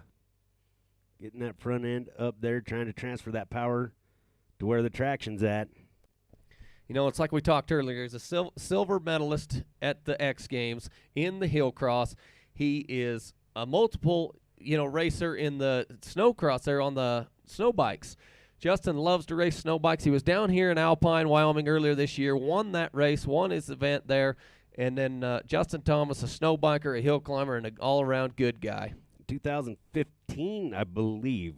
Somebody might correct me on that, but I think it's 2015 RMSHA Racer of the Year, as well as we go to racer number 1, Keith Jackson, Thane, Wyoming, riding Polaris. And there he was, 51.78, 51.78 for Justin Thomas. That's going to be fast enough to get him in there. looks like that bumps off our 57.78 trace.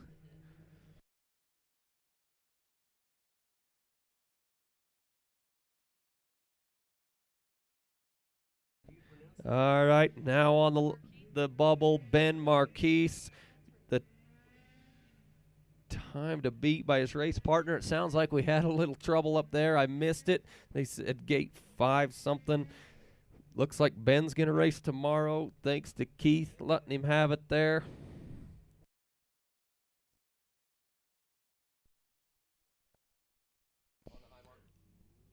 All right. We're going to get that last. We're going to show you how qualifying went, but right now we're moving right into 600 modified boosted sleds going up the hill. Racer number 179, Tom Roby, the Bounty Hunter, Thane, Wyoming, riding Skidoo. He's going to be followed by Andy Thomas and Zach Wormers.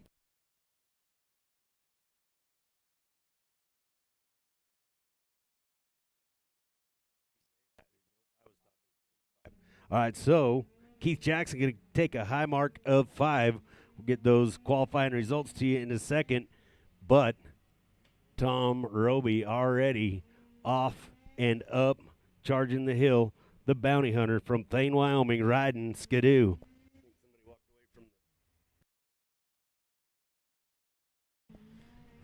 Well, at least you're getting a view of the Rocky Mountain Power starting line. Now we're up the hill. We're looking through the snowstorm trying to find. Oh, we got people running. That must mean we have trouble. Like he'll help scattering. Playing a new game. Where's Roby?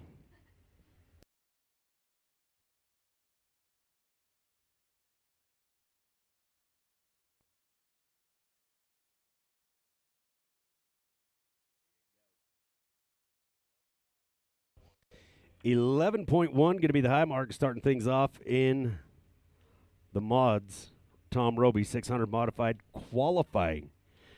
Going on 11.1 is where we're going to start when we get, and we're going to go to racer number 104, Andy Thomas, Afton, Wyoming, riding Polaris, followed by Zach Wormers and Mason Rutledge.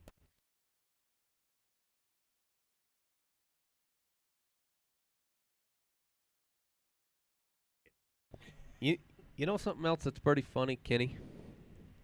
Well, a couple things, but I can't say them on the air. Well, we're going to talk about this in just a little bit because I think it's pretty funny. Tom Roby, Thane, Wyoming. He ain't from Thane either. He's from Star Valley Ranch. You know, these guys are trying to hide themselves. Well, it's kind of funny because they should be proud of being able to afford to live up there, but then they just kind of hide it. Those great big houses, fancy houses, and I don't even think they're supposed to own a snowmobile in Star Valley Ranch, so that's probably why they say they're not from there. Park them down by the highway in the Bounty Hunter. All right, so there is your 1,000 improved qualifiers. Luke Rainey, Kyle Tapio, Jeremy Archibald, Brock Sharp, Tony Ryan, Les Keller, Taylor Seamers, Aaron Buchelman, Justin Thomas, Jay Manaberry, Max McGinnis, and Ben Marquis. Mad Max is in. Like Flynn. All right, there you go. Takes a good time to get in, and he did it, and they got him in there. Ben got in there. Keith, give him that spot. Thanks, Keith Jackson. That was awful nice of him. I'm just kidding. Don't get upset. Don't punch me. But look over here in our pits. We got a bunch of guys showing up from out of state or something. I don't recognize them here. Snow bikes. They got numbers on them. They got numbers all over there. That's cool. Come on over here, fellas. Get joined in. The beer garden's open. Absolutely. Hopefully you got deep pockets. You got all kinds of stuff we want you to buy. We got food. Get over there. Big dogs. We got funnel cakes. Got Navajo tacos. One of them just walked in here. I'm telling you what, they look pretty darn good. Yeah, if I didn't want to go spend so much time with my beautiful bride, I would go over there and get one of them Navajo tacos right now, but I got to save my belly. I've got to eat with my wife. That a boy. Good for you. And then come to the Calcutta tonight.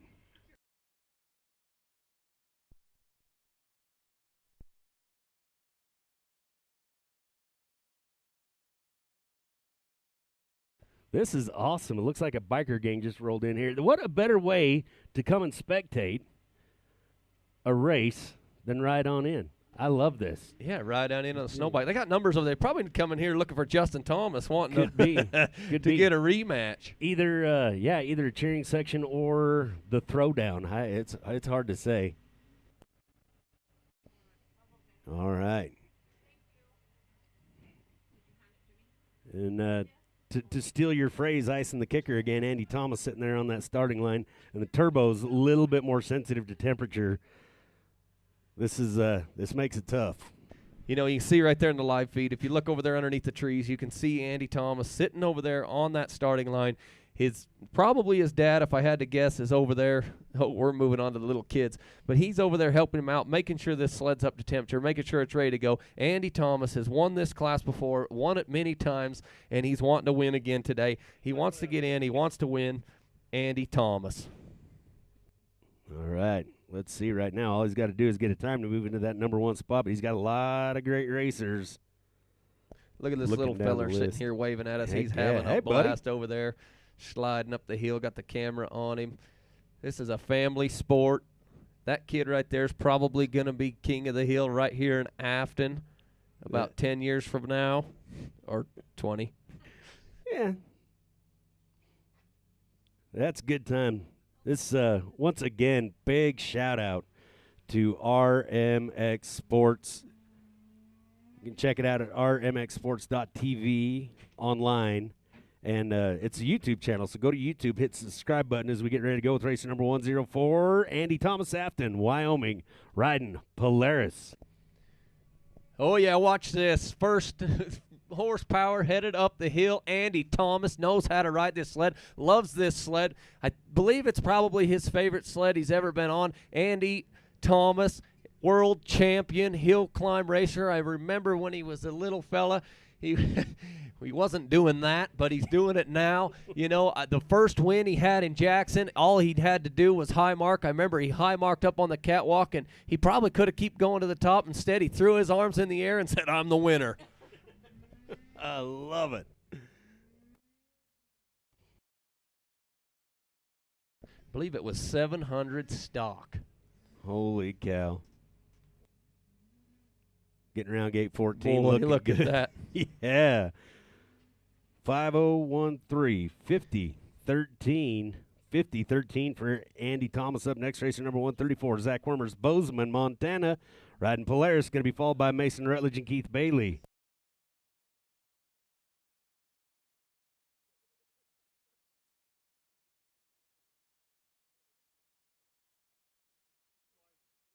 All right, keep your eye on Zach Wormer. You can watch this kid. He's super strong, super tough. He's got a lot of horsepower underneath him, and he's probably going to bend those bars in half. Look at that, ducking under the tree and keeping her going. Zach Wormer's here to have fun.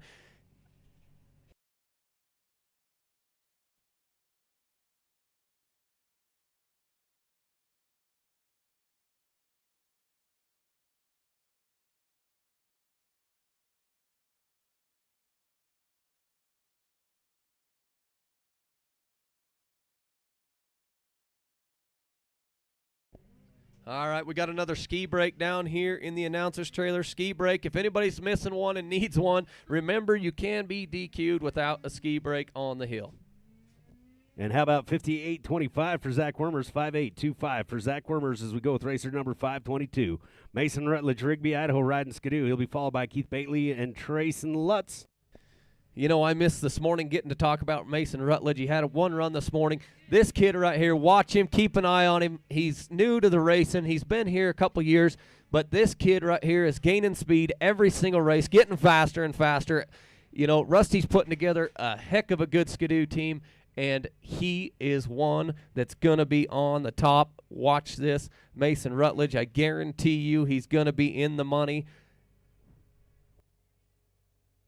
Oh, yeah. 9, 10, no problem.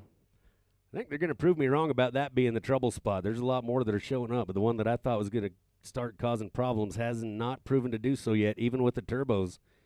And that's where I thought it was going to happen. Up and over, yes! 50-32, crossing the Frank May Skidoo finish line. 5-0. 3-2 for Mason Rutledge. Well done. You called it, Brandon. Up next, race number 517, Keith Bailey, Moroni, Utah.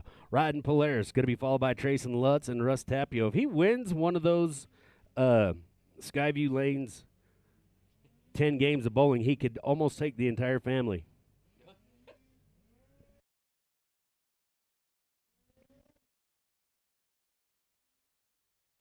All right, charging up there. Holding it together good. Just hunkering down, wanting that track to get a hold.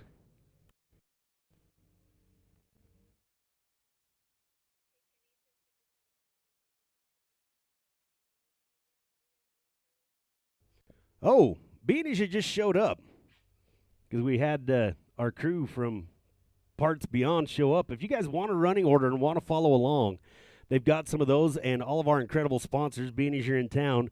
If you would go down and say, hey, we were at the Hill Climbs today, thank you so much at all these eateries. But we've got some running orders in that red trailer on the back side of it. The biker gang that just rolled in here. You can get a running order. You can follow along. We got some great people here. You probably might already know some of them. But, yes, Beanies just showed up. Come get some running orders.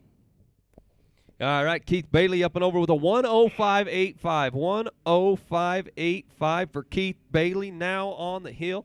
Number 126, Tracing My Hair is Long, Lutz, Garden City, Utah on a Polaris. Let's see what he can get done. He bought my sled last year, traded it in. Now he's on one of Dennis Dermis's 600 mods. Let's see what he can do. Oh, wow. I can see what happened there, but I wouldn't want to describe it. His hair got in his eyes. Just kind of rolled a little bit, got into that trench, and it just kind of gave him the old triple gainer. Holy smokes.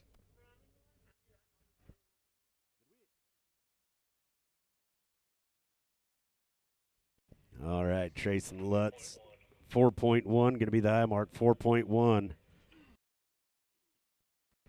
As we go once again, race number 322, Russ Tapio, Battleground, Washington, riding Articat, going to be followed by Calvin Ehrman and Clint Cover. These guys put in miles to get to a race. That was a long road trip there. You know, they do. They have a long road trip. This is the first time that I know of. They stayed in town this last week after Bear Lake number 2. They stuck around. They hung out here. Some of them did anyway. Russ was one of them. I got to spend a little time with Russ up to my house. He came up and hung out. What a great guy. Good family. Cute little girl. Russ is one of the best guys I've ever met, and he is also a world champion. 2010 King of Kings, Jackson Hole, Wyoming, Russ Tapio. And when I hear the name Tapio, honestly, the thing that comes to mind is super humble. It took a long time for me to put two and two together when I was new to the circuit and knew the name, but I'd have never guessed the way they carry themselves. They're just so humble, so generous, just great people. They are too, and they're some of the best in the business. When I think of Articat, there's a few names that come to mind. I mean, honestly, the first name that comes to mind is right here in front of us, number 103, Rob Kincaid, and that's because that guy had a mouth. He was kind of like me. He was always talking, always jabbering. He was one of the best guys on the planet. Rob Kincaid, we'll never forget him. But then next was the Tapios and the Zollingers. You'll never forget those three names. Absolutely. Speaking of Rob, we've got this beautiful sled out here. It's a $40,000 build, co-op with several great sponsors. It's the Rocky Mountain Rob Articat Alpha Supercharged as Russ heads up the hill. But go to articat.com, search Rob Kincaid's name in there, and you can buy a chance to win this snowmobile. It's already raised $130,000 for the two things that Rob loved, his family and avalanche education. So go check it out.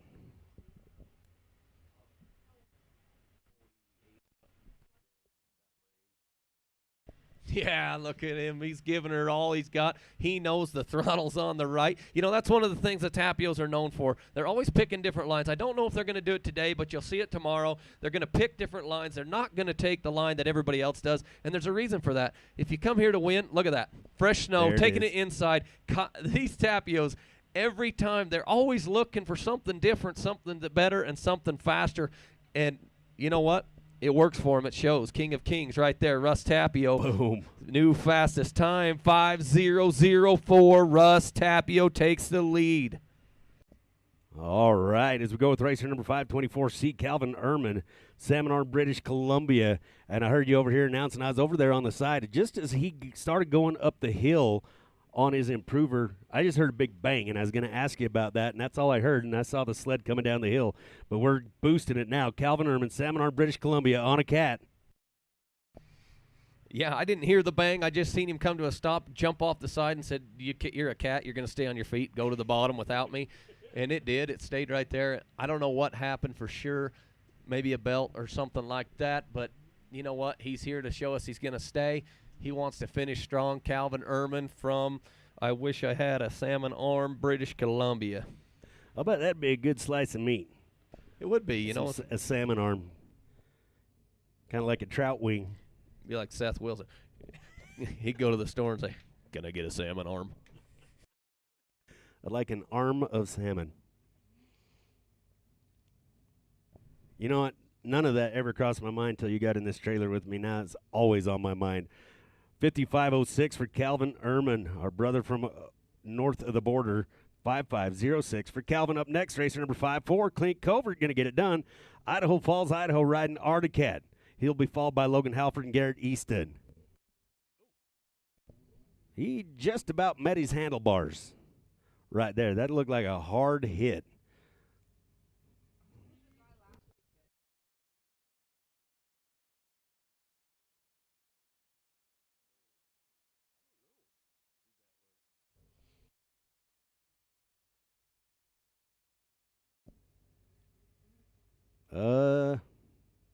Out of my view,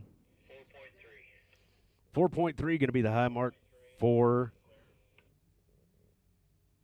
Clint Covert, 4.3. Up next, racer number 625, Logan Halford, also from Idaho Falls, Idaho, riding Articat. It'll be followed by Garrett Easton and Toby Shepard. The man, Garth Kaufman.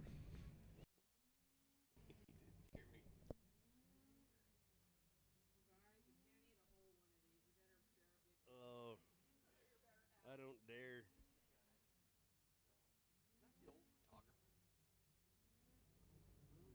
The guy that used to shoot Jackson.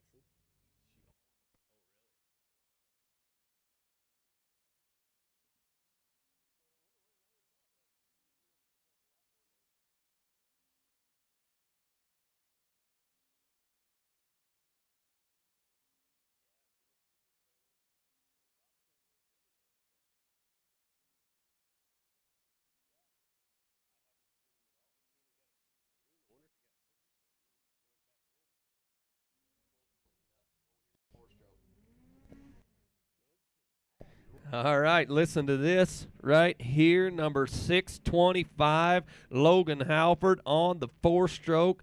Little bit different sound than what we're used to. Idaho Falls, Idaho guy on an Articat.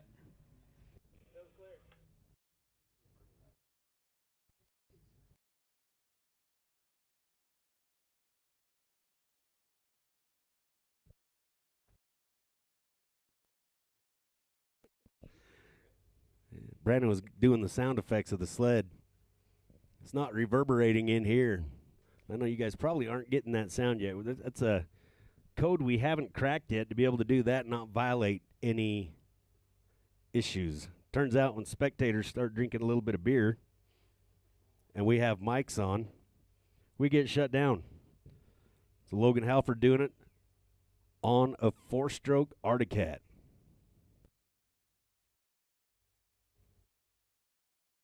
Articat originally started running like Kawasaki motors or something, isn't that what they? A little bit of everything.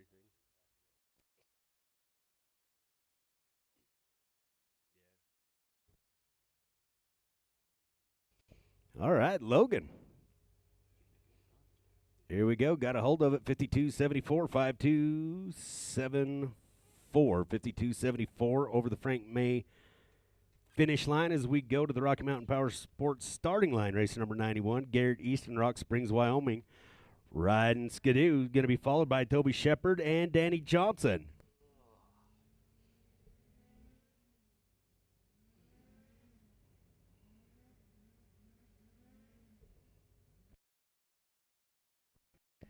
Time of day here, Mountain Standard Time. If you want to make sure you're watching the right feed, it's 2:23 p.m. Hopefully we got y'all rebooted. Started the feed. Hopefully you're still hanging in there with us.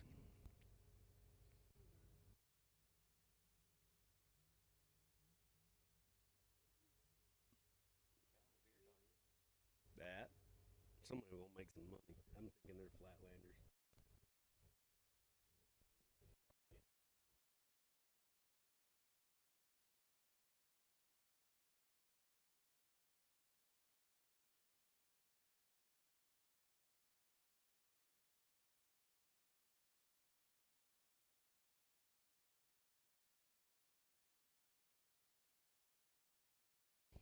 Garrett Easton with 58.19, 5.819. Boosted Sleds doing good here as we go to racer number 22. Once again, the son of the legendary Dave Shepard, Toby Shepard, Jackson, Montana, riding Polaris. Going to be followed by Danny Johnson and Kobe Crapo.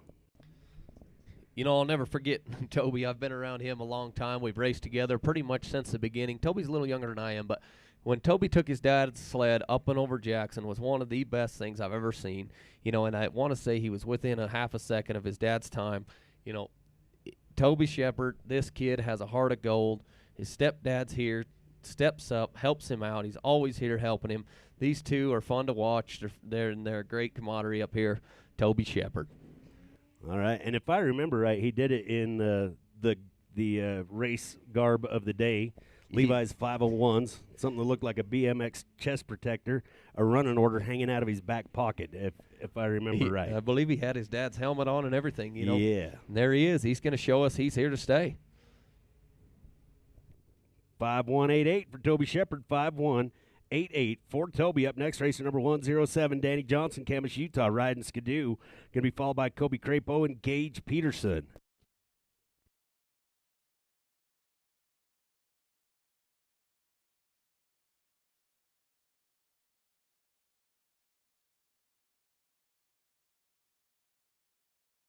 All right, if you don't have a running order, we've got 23 riders in this 600 modified class. 23 riders, 12 will qualify. As of right now, we've got about 10 times on the board. Let's see if we can get more on there and get them in, get them qualified. Be ready to run on Sunday. We're going to sell them tonight for you guys that just showed up. And if you're staying the night in Afton or Thane and you want something fun to do and you want to spend some money and maybe gamble and make some money, come down to Coulter's Lodge tonight. They're going to sell these riders. It's good time. Calcutta, vote on your rider, make some money. Going to be so good. Danny Johnson up and over with 5119 and riding right into your living room. Wow. 5119. That could have been expensive is all I'm going to say. As we go with racer number 99, Kobe Crapo. St. Anthony, Idaho, having a gem of a day. You see what I did there where he's from Idaho? He's going to be followed by Gage Peterson and Cash or Crash, Aaron Sturk.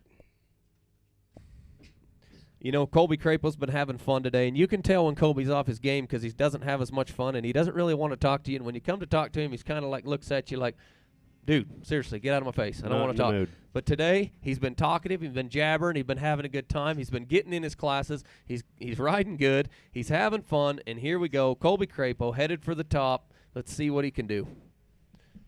We're going to try to see what he can do. Visibility getting very limited up there at the top of the hill. We wanted snow. We got it. Look at that. New fast time, 49.86. Colby Crapo here to rock and roll, 49.86. Colby Crapo. Good stuff. Here we go. Racer number 736, Gage Peterson, Morgan, Utah, riding Articat. Cash or Crash up after him, and then Riley Sprunger going to swing and hit.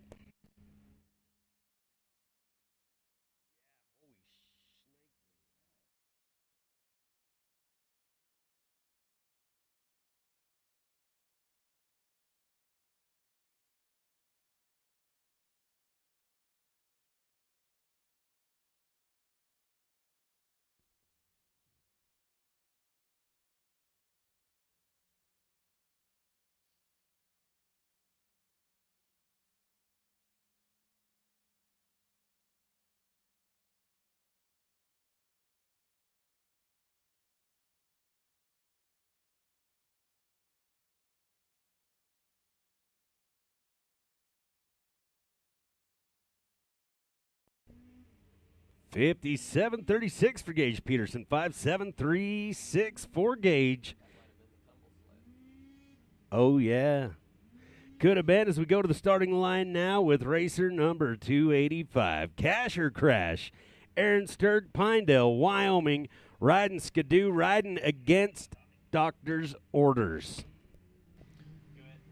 You know what's funny about Aaron Sturk? He's been around a long time. He's won a lot of races. When he switched over to Skidoo off of a Polaris, he did really well, stepping up, winning races, been doing good.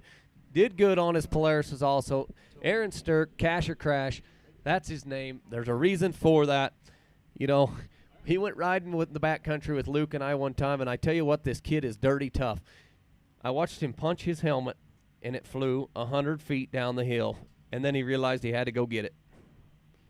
He's another one of these intimidating personalities. It winds up being a really nice guy, and his body is no percent. But guess what? 49.93, 49.93. Second fastest, I believe, qualifier right there. As we go with racer number 5, Riley Springer, View Montana, riding Polaris, followed by Cody Bonnie, Big Ben Slensick. And then we're going to move Tony Zollinger to the end of the class due to a shared sled.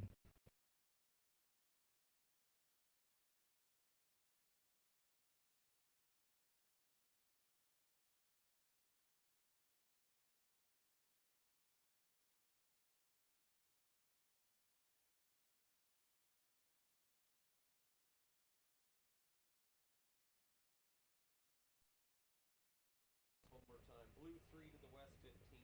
Red 3 to the west. A little bit out of there. 4 red to the west 10 feet. And 5 blue east. 5017, 5017 for Riley Sprunger. Yeah. Owning it right there, Riley Sprunger, 5017. Up next, racer number 854, Cody Bonnie, Helena, Montana, riding Polaris. Up next, racer number 72, Big Ben Slensick. Then we're going to skip Tony Zollinger and go to Tavern Rupp. Tavern Rupp will go after Big Ben. Like 3 feet to the east. So we're just going to move it right below that tree. Just so it'll give them some more snow. Okay.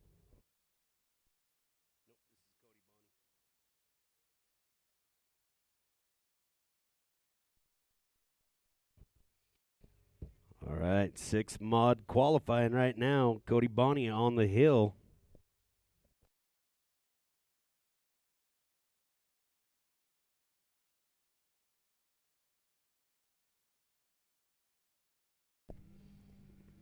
All right, Cody Bonnie. Twitch, I like to call him because he likes to twitch at me. 54.96. Cody Bonnie wheeling it up over the top.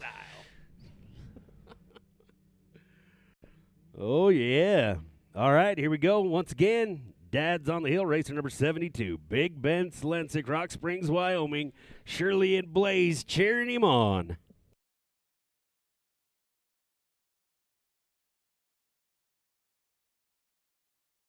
All right, you guys listen up. You guys going into 700 modified. 700 modified, listen up. We're going to have lots of gate changes right here at the bottom. We need you paying attention before you run your class in 700 mod. Be paying attention. We're going to move.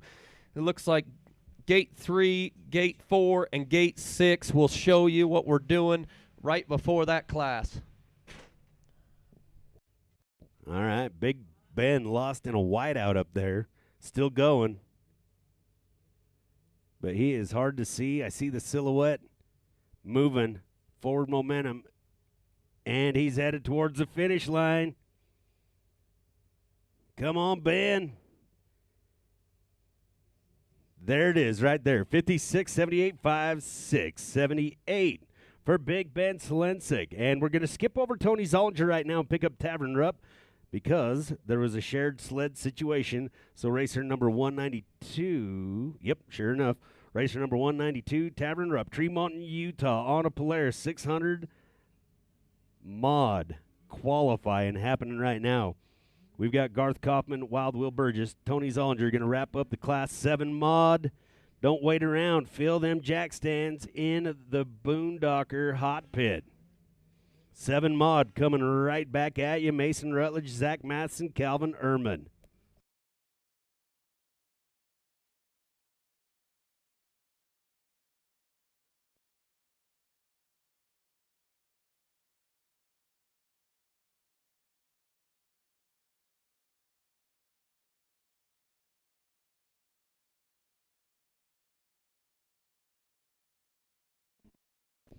$53.81 for Fort Tavern Rupp, 5381. You're going to have to be fast to get in on this one. As we go with racer number 48, Supercharged Garth Kaufman, Alta, Wyoming, riding Articat. A lot of boosted sleds up there. This one's a little unique, different sound, different snap. Garth Kaufman running a Speedworks Supercharger as opposed to a turbo, boosted off the crank as opposed to utilizing the exhaust. Garth Kaufman headed up the hill on Articat. All right, we got 3 racers left in this one. Yeah. 3 racers left to go. 3 racers left to go, and the time to beat is a 55:06. Calvin Ehrman on the bubble right there.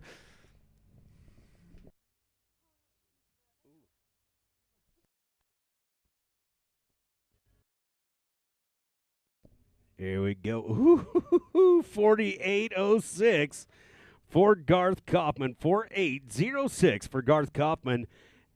As we go, that's your new fastest time in the class. Where's that shake out in the day? 10th fastest time of the day. Just curious there. And we're going to go with racer number 541, Wild Will. Bull riding Burgess, Sublimity, Oregon, riding a Ski-Doo.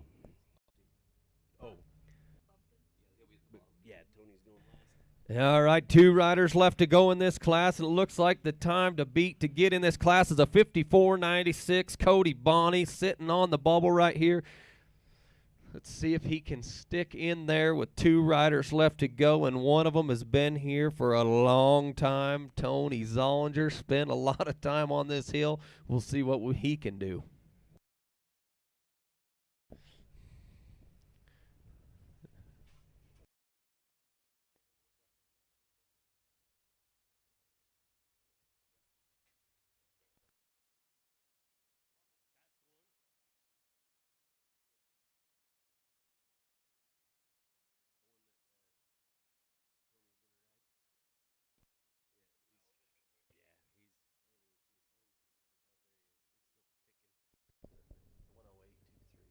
One 10823 for Wild Will. 10823. Not going to get him in qualifying, but he got up and over Afton several times. Now we're going to go back. We're going to go to racer number 3, Tony Zollinger, Wellsville, Utah, riding Articat, and this is the one. This is the one that somehow they found all the pieces. I think they had to use a magnet and a metal detector to get it off the hill in Jackson, put it back together, and it's charging the hill in Afton right now under Tony Zollinger.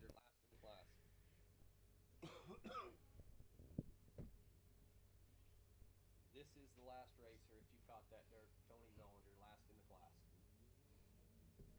Okay, yep. So when he goes by, we're going to start moving gates, okay? Okay.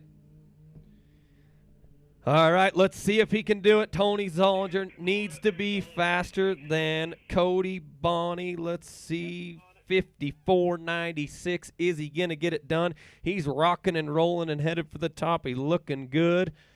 Tony Zollinger. Little adjustment right there, but very calculated on how hard he hit the throttle. Didn't power out, got traction, sent it up and over, and 52:36, 52:36. Got it done. He's going to get in this class. Okay, everybody in 7 mod, pay attention. Shut your sleds off. Listen to the gate change. Look up there. Gate 3, blue, going to the west, 15 feet. That's blue, 3, west 15 feet. Red, 3, west. We're going across the dirt. We want to get out of the dirt, so we're only going 3 or 4 feet right there. So gate 3 will be a total change. Okay, gate 4, red. We're going to the west, 10 feet. Gate 4, red, west, 10 feet. And then gate 6, or blue, we're going to the east 3 feet. We're getting you out of the dirt. You're going to have to take a new line through 6. We do not want to be in that dirt. We want to race here again, and we want to take care of this hill. So you guys pay attention. Gate 3, blue, west 15, red, west, out of the dirt 3 feet. 4, red, west, 10 feet. 6, east, blue, 3 feet. Okay, watch up there. They're waving them, moving them. Good job, Brandon. Good job.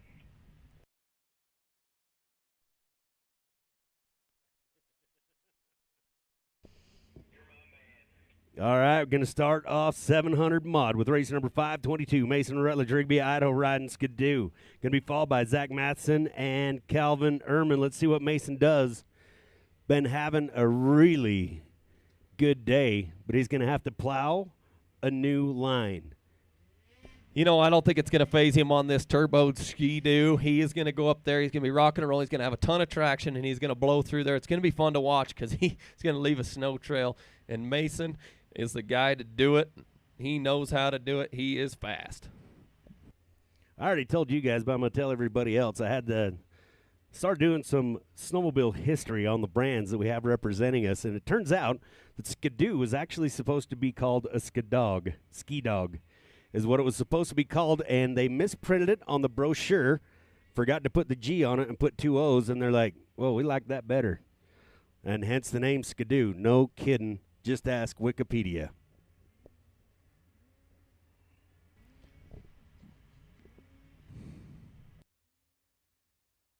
Right there into the fresh snow, bringing it back into the rut, and he didn't even slow him down at all. He's rocking and rolling Mason Rutledge. I think he ended up in the top 3 or 4 in that last class. He's wanting to get it done again. He wants to be that top guy. He can be that top guy because he knows how to do it, and he's super fast. Snow crosser, Mason Rutledge.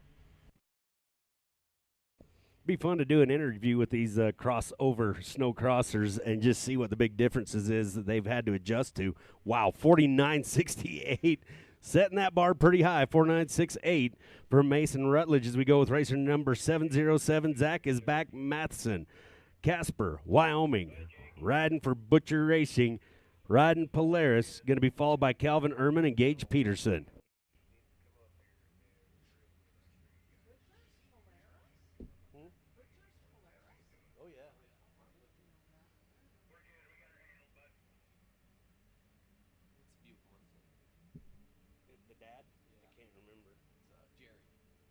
Jerry Buchman, nice to see you here. Always hanging out, being a good supporter of Aaron Buchman, 13X.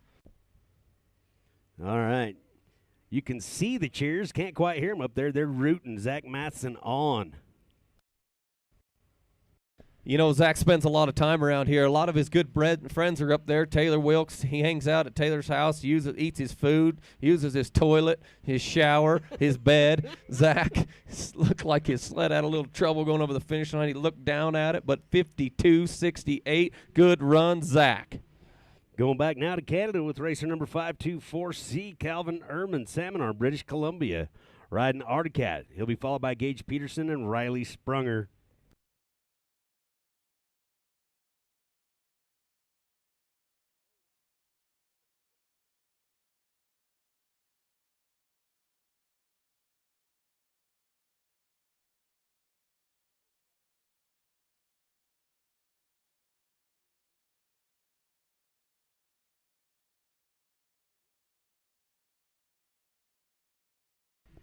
Hey, Colby, one of these times we're going to get you. We are going to get you in here, you and Mason. We're going to have a chat about snowcross. I love it. Even though he thinks we have a hard job, that cracks me up. You know what? I That mean, kid's we on have fire a really today. hard job. Sorry, we do have a hard job. Just about let the cat out of the bag. 53-31, 5-3-3-1 for Calvin Ehrman. 53-31 as we go to racer number 736. Gage Peterson, Morgan, Utah, riding Articat. He'll be followed by Riley Sprunger and Russ Tapio.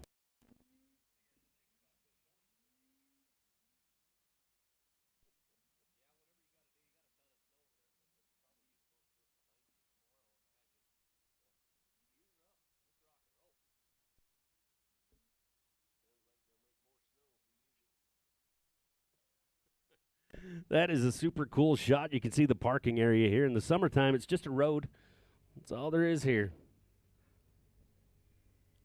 Looked like a whole different world. I'd never been up here in the wintertime, even though I'd been up here every year in the fall.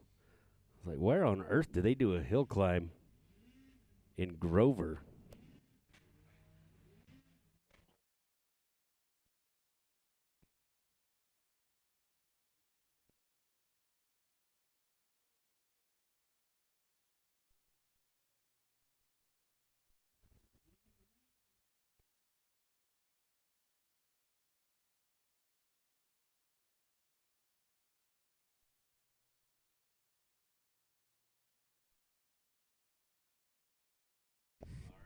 All right, Gage Peterson up there putting a run down, 700 modified. This is the sled that went up Jackson and tumbled to the bottom in pieces. He put it back together. 52, 10, 5, 2, 1, 0. Gage Peterson. Now here we go with number 515. My hair is super curly. Riley Sprunger, Butte, Montana, on a Polaris.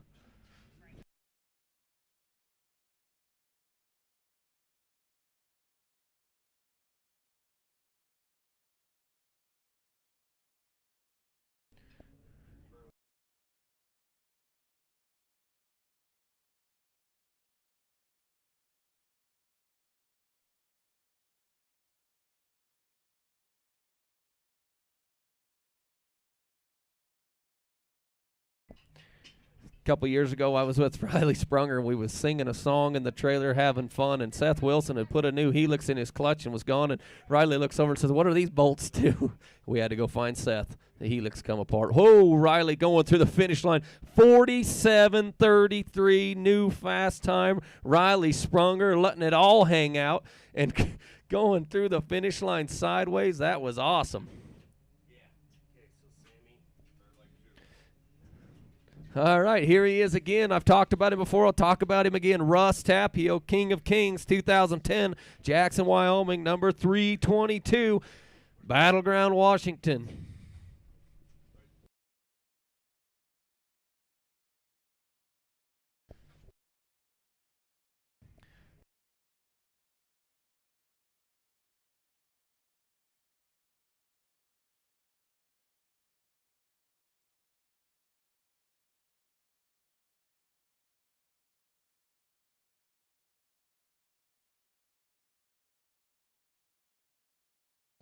All right, Russ is saying, "I seen what you did, Riley. I'm going to give her my all. I'm going to try to get there with you. Not quite going to get it, but a fast time, 5:086. 5:086 for Russ Tapio. Now we're going to go with Cash or Crash, number 285. I can punch my helmet further than anybody you've ever seen. Aaron Sturk, Pinedale, Wyoming, on a Skidoo."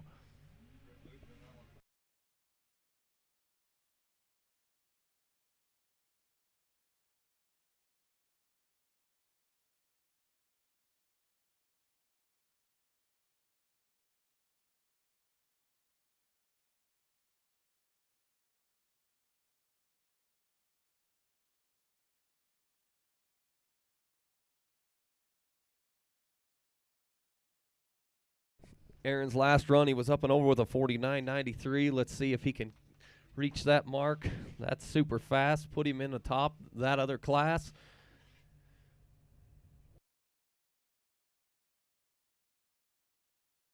Looked like he had a little bobble up there. He's still going to get it done with a good time of 50.84. 5:084. Barely faster than Russ right there. They're side by side, 2 100ths of a second apart. All right, here we go. Number 112, Justin Thomas, Idaho Falls, Idaho, on a Polaris. Was a local boy, moved to Idaho Falls just so he could go help his dad drill some wells. Here he is, silver medalist at the X Games, loves to ride his snow bike, wins the races, wins the local races, been to the X Games multiple times on a snow bike, Justin Thomas.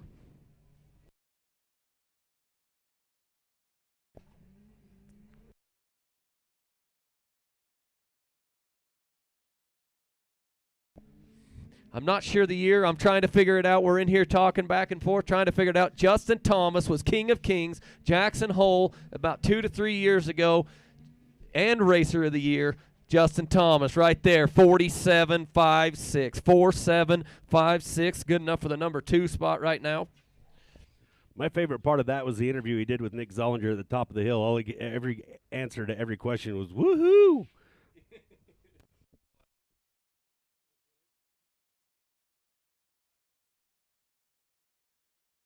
All right, now on the hill, we got number 541, Wild Will Burgess, Sublimity, Oregon, on a Skidoo. This kid is fun to hang around and watch. He's always a good laugh. He loves to ride bulls. I asked him if he's still riding bulls. He said, "No, I got to ride sleds. They're kind of like riding a bull," but he's got a family, got a kid. He decided to quit riding bulls and just ride sleds, and he is off the sled. He's not going to be happy with that. Will Burgess. racer running in, grabbing the brake, helping him out. We'll get a mark for Will. He made it longer than 8 seconds.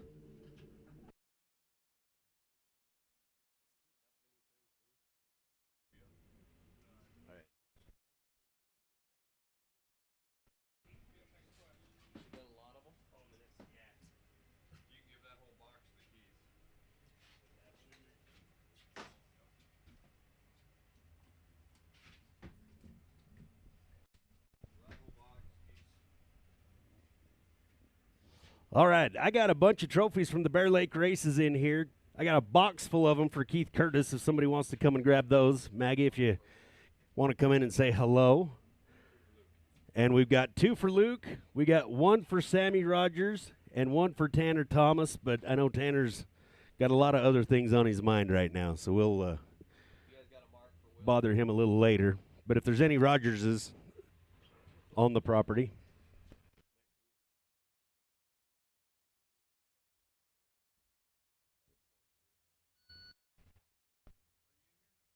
All right, Will's mark coming in at 7.2 for Wild Will Burgess. Now on the line, number 134, Zach Wormer, Bozeman, Montana, on a Polaris. I love when the view goes down here to this Rocky Mountain Power Sports starting line, and Zach's there. He's bright, he's colorful, looking good, ready to rock and roll. Going to give 5 right there to Will Burgess. No, Will's just going to knock all the poles over, and away he goes. I'm trying to get out of the lights.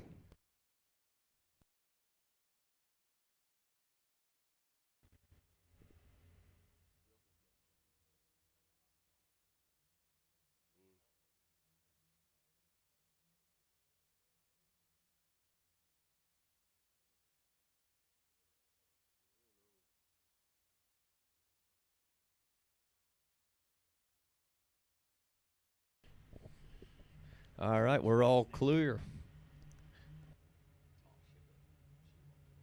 She won't? Okay. I just saw her walking there, and I thought I'd...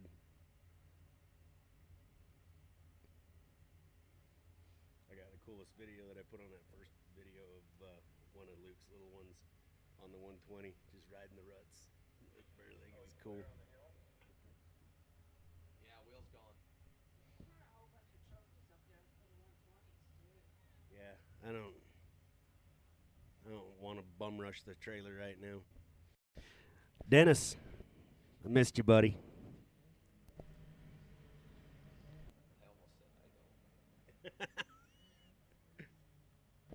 I used to hate him. He knows. He knows.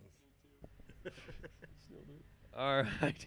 He's on the hill, number 134, Zach Wormer, Bozeman, Montana, on a Polaris. He'll be followed by Tom Roby and Toby Shepard. Tom Roby wants vengeance against this hill. He was in the trees last time, and this time he's going to go to the top. Yeah, okay. Can't tell what the helmet's on. I'm right here by my trailer. Will, did he take a good header? Yeah, I'll come get you. Okay. All right, Zach's headed towards the finish line, having a little bobble right there at the end, but he's pushing it, rocking it, rolling it, trying to get it going, and he does. 1:0051 for Zach, right past, almost into our living room. 1:0051 for Zach.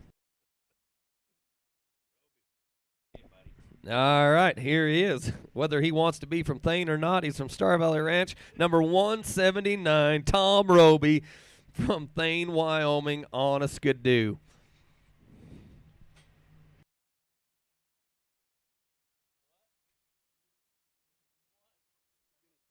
Or your helmet will fly. Oh, I thought you meant talking about Aaron punching his helmet down the hill. No, he wouldn't care about that. I know.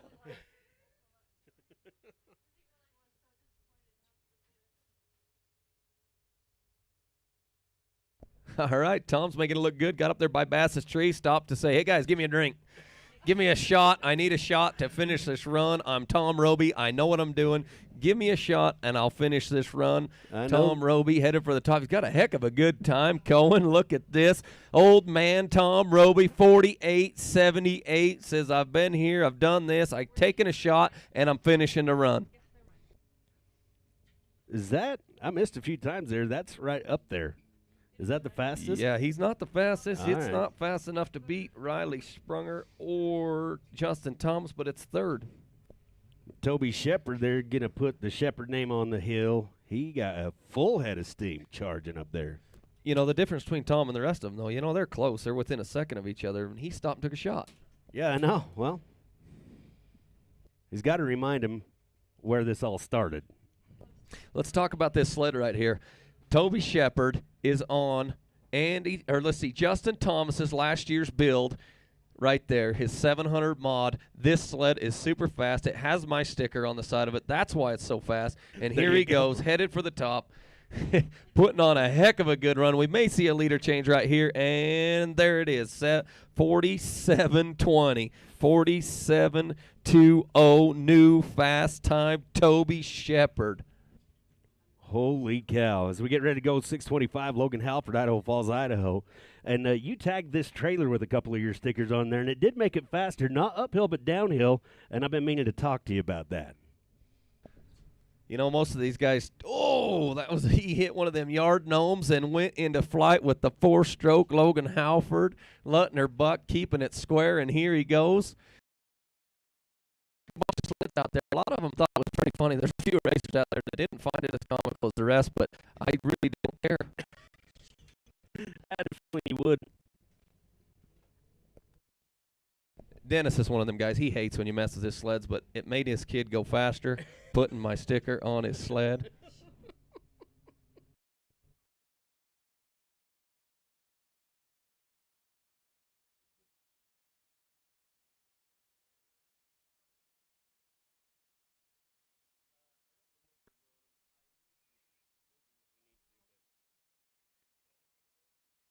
All right, Logan having a rodeo down at the bottom. Got it going, 55-15, 5-5-1-5 for Logan Halford. All right, and here we go. He's been here before. You've seen him earlier. Number 3, Tony Zollinger, Wellsville, Utah, on an old Articat piece back together, ready to go. Tony Zollinger knows what to do. He's going to get it done. I wouldn't be surprised if you see him put a fast time on the board. Did I jinx him?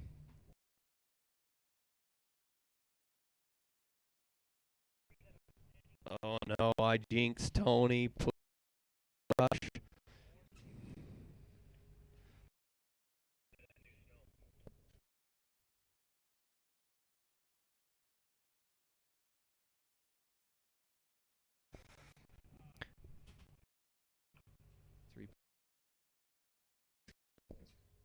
All right.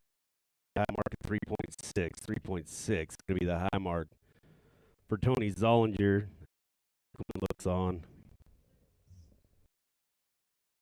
Mountain Power Sports start line. Big man after that, Garth Kaufman, Brooke Beckstrom, Cody Bonnie, Cody Crapo. The names go on and on. All right. Go. He's raced really good in the last 2 races. Aaron has come on this year. He says, I'm not done. I'm ready to go. I've been breaking horses, riding horses, bucking horses, roping horses, whatever you want. I'll break it. I'm going to break this snowmobile. I'm going to break those lights, and I'm going to do it fast. Aaron Buchelman.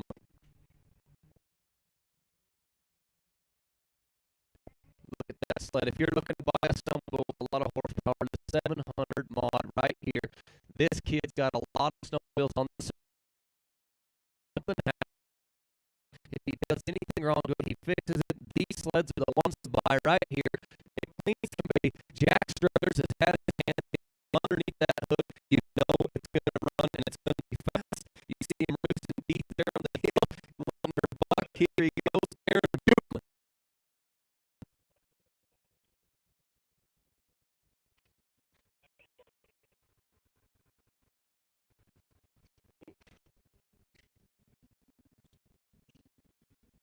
On 5-1, 2-1.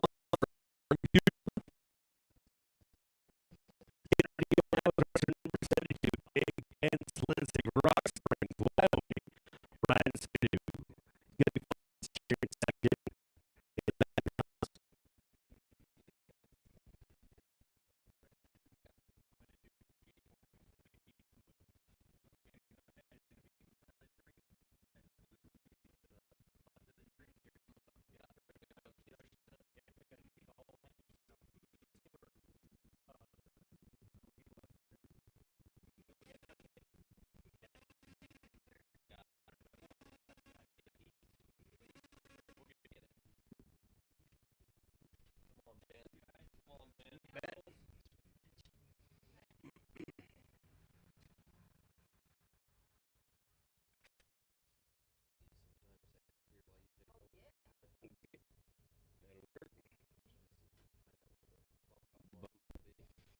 All right, Big Ben, 54-68, 5-4, 6-8 for Big Ben Slinsky. Got next racer, number 48, Supercharged Garth Kaufman, out to Wyoming. And RK can be followed by Brooke Beckstrom and Cody Bonney. Garth Kaufman wasted no time getting up that hill.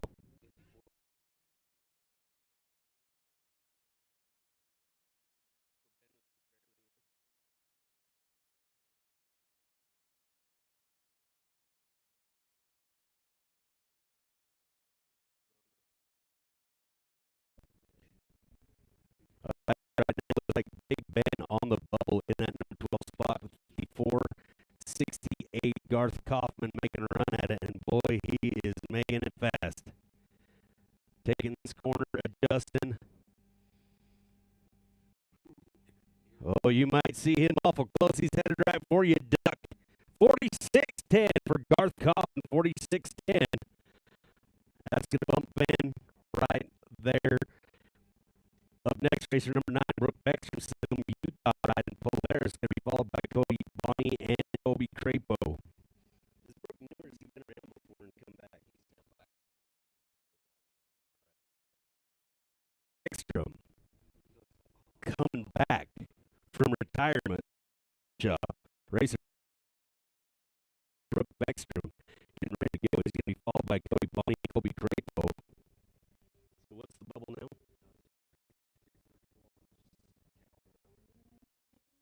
All right, Calvin Ehrman on the bubble.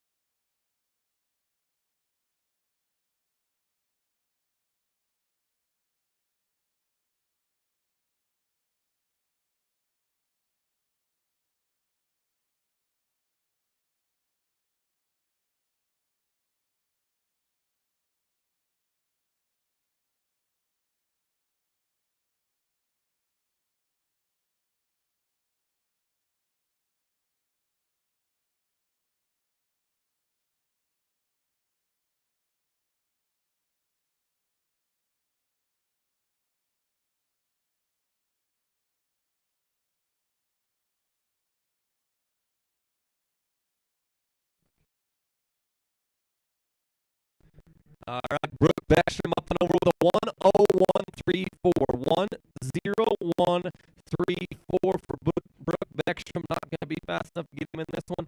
We're moving on to number 854. Go stand next to him. I guarantee you get swung at. It's not. He likes to twitch. Cody Bonney. Jeff, has he ever swung at you? Not yet. Oh, hi.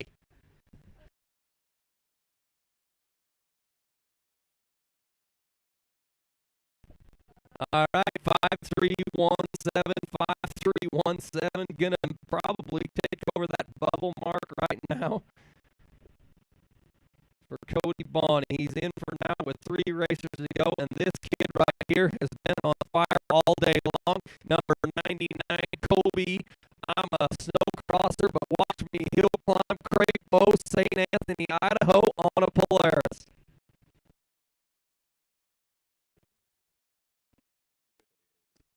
Ooh, little bit of a bobber right there, kind of set him sideways, but he don't care.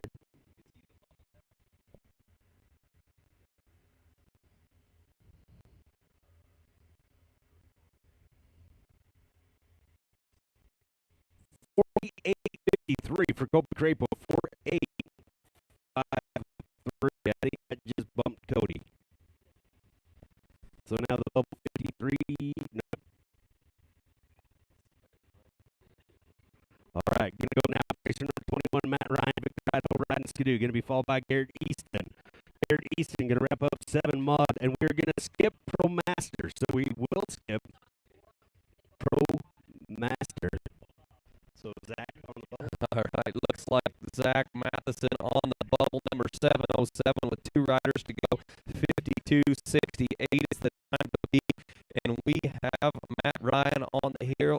Victor Idaho, he's looking to beat that 52.68. Let's see what he can do.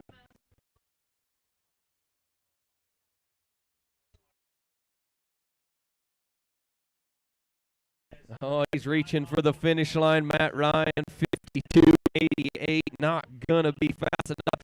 About 0.2 of a second too slow. 52.68 with one rider to go. All right, here he is, number 91, Garrett Easton, Rock Springs, Wyoming, on a skidoo. And can you believe what's coming through the trailer? It feels good. The sun's out. We're ready to ride. On the ball right now.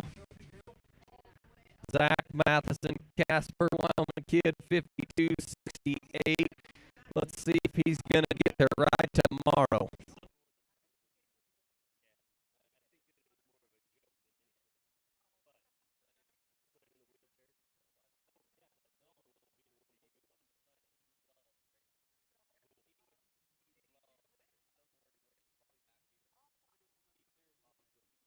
Yeah, that'd be super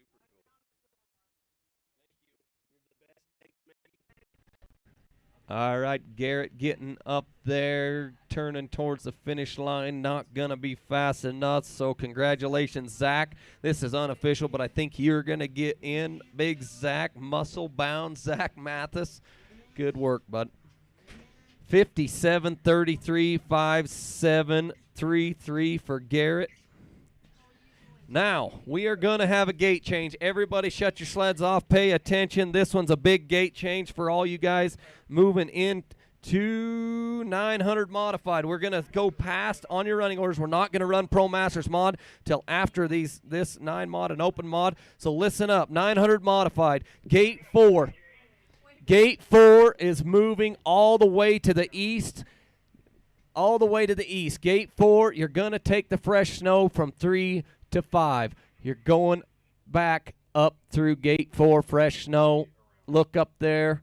Don't miss it. You're going to be mad if you take the old trench because you will get marked at gate 4.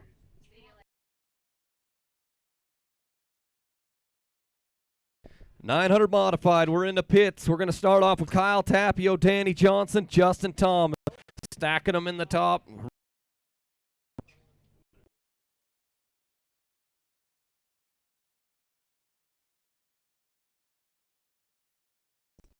All right, your pros 700 mod qualifiers: Garth Kaufman, Toby Shepard, Riley Sprunger, Justin Thomas, Cole Crapo, Tom Roby, Mason Rutledge, Aaron Sturck, Russ, Aaron Buchelman, Gage Peterson, and Zach Matheson all qualified for 7 mod. Come down to clock. We're going to auction them off, and you could win right.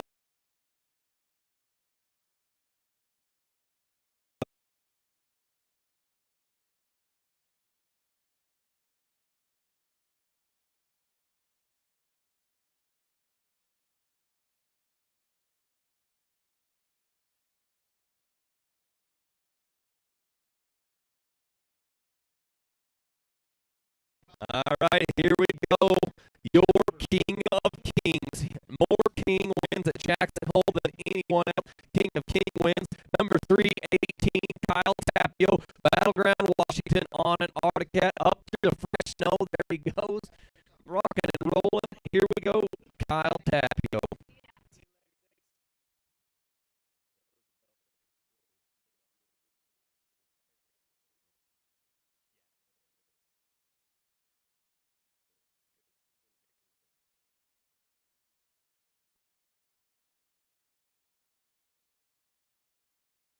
Oh, look at him come here. 46.64. 4.664 for Kyle Tapio to start us off fast.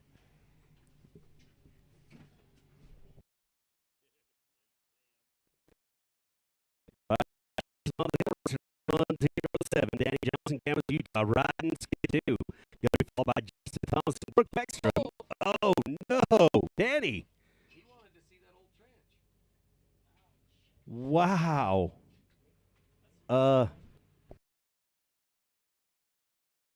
I honestly think he's sitting there looking over there thinking, did I get through the gate? Am I good to keep going? What am I going to do here? Am I going to turn it around and go back down? But, you know, he's got that in his head.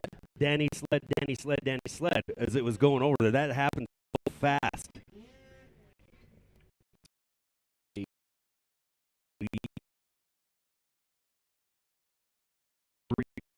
8 for Danny Johnson. You got to be tough to do this deal. That's all to do it. He's taking all right. In Utah this year, all year. I need to get back over there where I'm used to, but it didn't work out for him this time. Man, that's a deal right there. I think he had to figure out what town he was in when he had a lot going on right there. You know, once we get him off the hill, this guy's been a few times fresh on. He's been in good. He likes soft snow, and he likes horsepower in soft snow.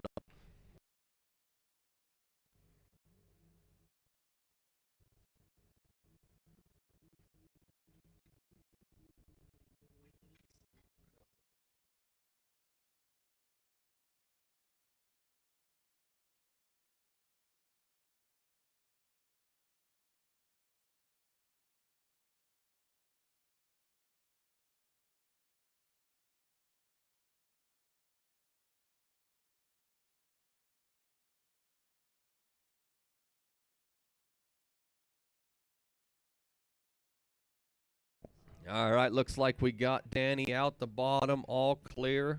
We're ready to run with this guy, one of my good buddies, number 112, Justin Thomas, Idaho Falls, Idaho, on a Polaris. He loves these mod sleds. That's why you didn't hear him early this morning. He's here now. He's here to rock and roll. He loves building these fast sleds. Him and his dad spent a lot of time in there with his cousin Andy, other cousins.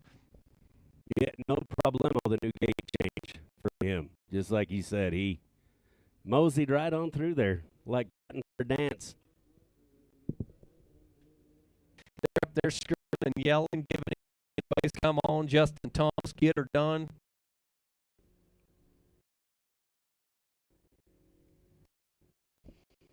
$48.89 for Justin Thomas. $48.89, good enough for the number 2 spot right now to go to racer 9. Brooke Beckstrom back at it again.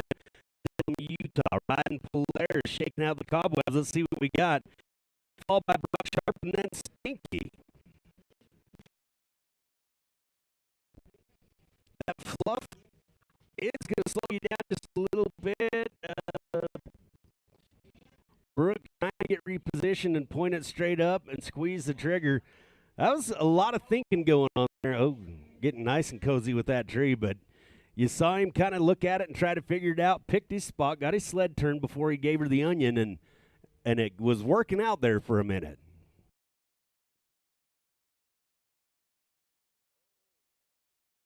That's not the one that you were talking about, the ones that they both work for. That's the builder, isn't it? For Garth.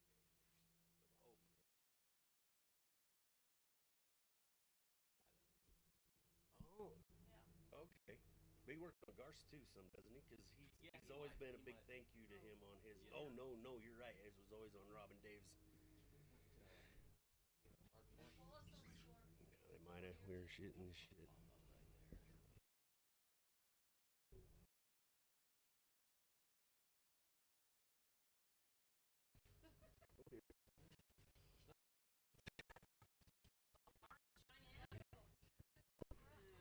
All right, Brooke is going to take a high mark. We'll get that to you.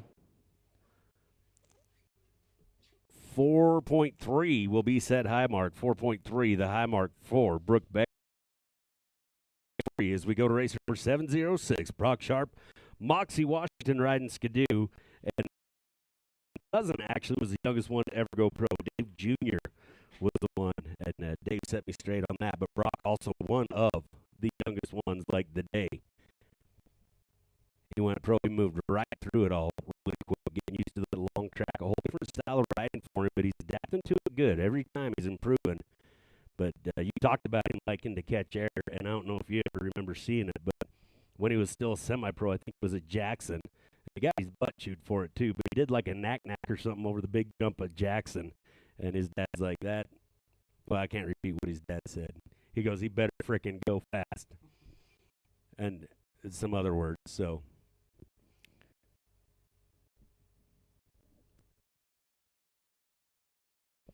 All right, we got everybody in there trying to get Brooke out of there. All right, don't forget we got that 50-50 raffle going on. You do not have to be present to win. We got our recreators that pulled in here. We got a 50-50 raffle going on. You can win some great prizes. We'll get them for you. Some of the great businesses right around here.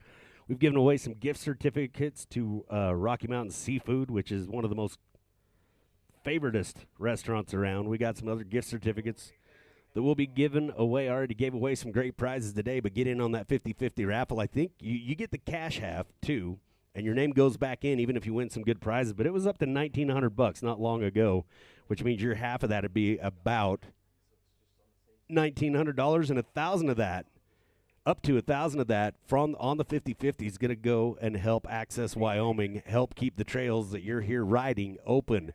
So if you want to get in on it, if you don't want to wait around for Mickey to come, you can go up to the red trailer right there and buy some of those raffle tickets, get in on it, and help keep these trails open that you're enjoying today.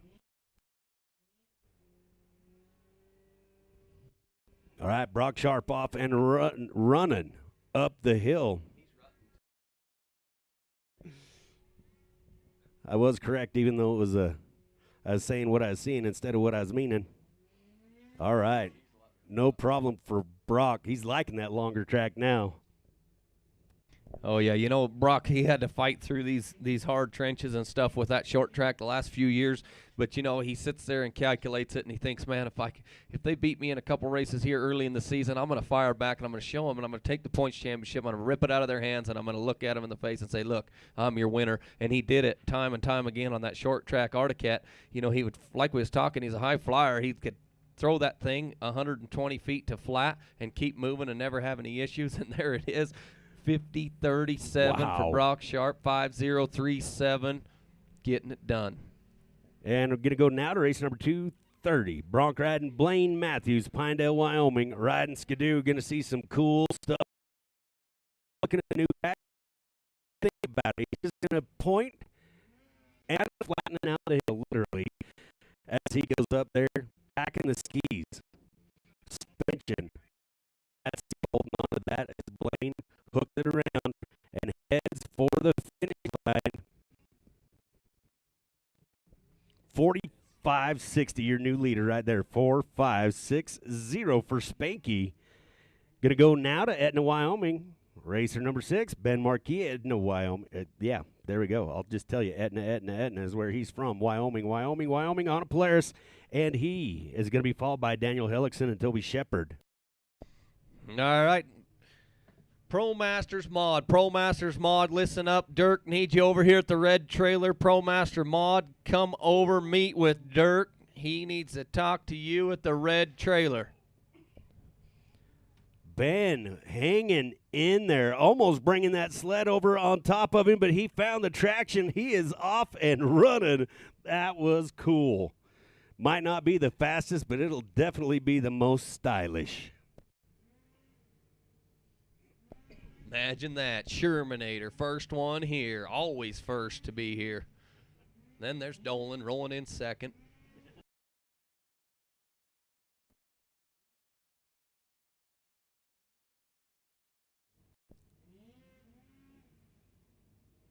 Ben Marquis getting it done. Must have lost their top camera, their finish line camera. 101-87-101-87. And the fact, oh, it's back.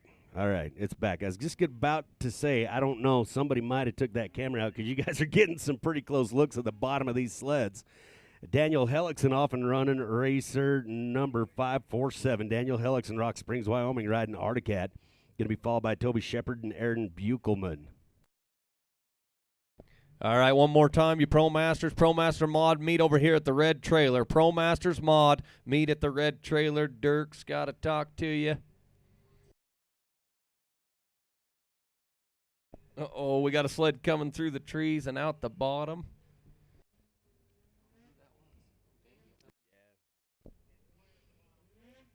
All right, sounds like Daniel going to take a high mark. We'll report that to you, but we're clear, and we're going to go once again with racer number 22, Toby Shepard, Jackson, Montana, riding Polaris, be followed by Aaron Buchelman and Mason Rutledge. 3.6 was the high mark. 3.6 the high mark for Daniel Hellickson. Racer number 22, Toby Shepard, Jackson, Montana, already charging the hill right now. Already dropped the 47.20 on his last run. Got a different gate, though. We're going to see how much it's slowing him down a little bit to make that gate change. It won't slow him down for long once they pick up on it. Toby Shepard makes it through, no problem at all. Getting a little bit of a fishtail going on as he's going up the hill. Hill might be starting to go away. Sun came out for just a minute, and boy, can that make a difference.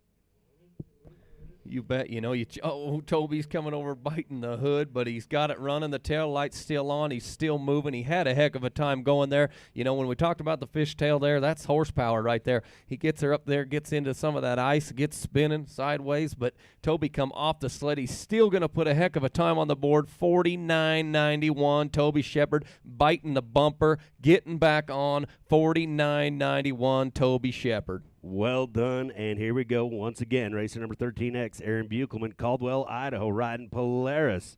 Going to be followed by Mason Rutledge and Keith Curtis, and I liked your analogy earlier about him breaking horses, because a lot of times these sleds are so powerful that they have a mind of their own, and that is the perfect suit for Aaron Buchelman on these amazing Polarises that he's got. You know, and not only that, I keep bringing it up, and I'm going to keep bringing it up. Aaron's getting a little wild. He's going to get back on. He's been riding good this year. Look how he's recovering. He's not going to let off. He's like, I'm here. Oh, no, Aaron. Now he's getting in a little trouble. He's going to have to bring it down. That snowmobile right there, he saved it. He didn't scratch it. Aaron Buchelman.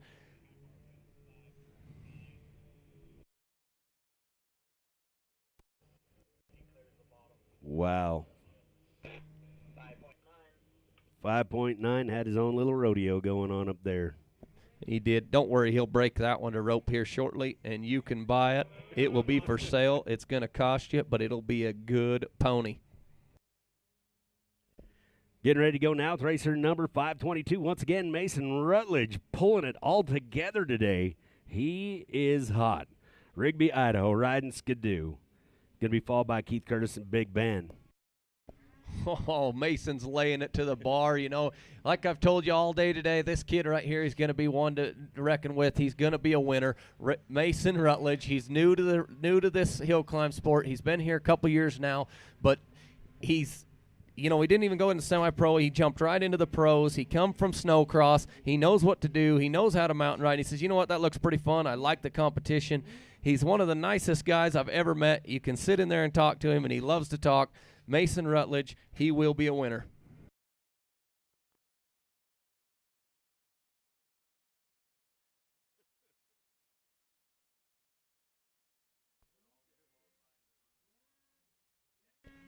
So as soon as we're done qualifying, we'll need amateur mod. 45.69, 4.569, not quite fast enough to take the lead, but it puts him in the numbers 2 spot, right behind Blaine Matthews, his Skidoo partner. And here we go with number 711. You've all heard of him, Keith Curtis, Dillon, Montana, on a Polaris. He knows how to do this. He's done it before. He's been the fastest man over this hill before, and he wants to do it again today. Keith Curtis.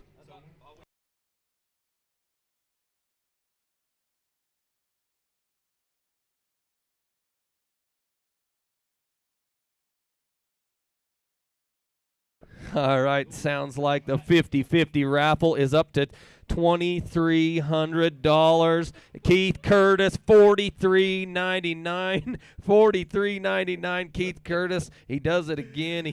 Oh my gosh, and not by tenths or hundredths, but by seconds. Full on seconds. Take a bite of that.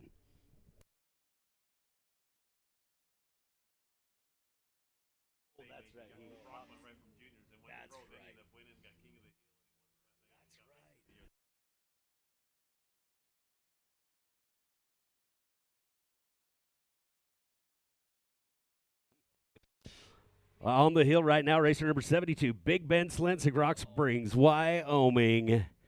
Getting in that new part. He hasn't had a chance to take a look at that yet. It's going to be a little slickery here because you punch it, that track's going to want to spin, and either it's going to hook up and throw you over or it's just going to power out altogether. Big Ben making it happen right there. He's recovering nicely. Look at him move.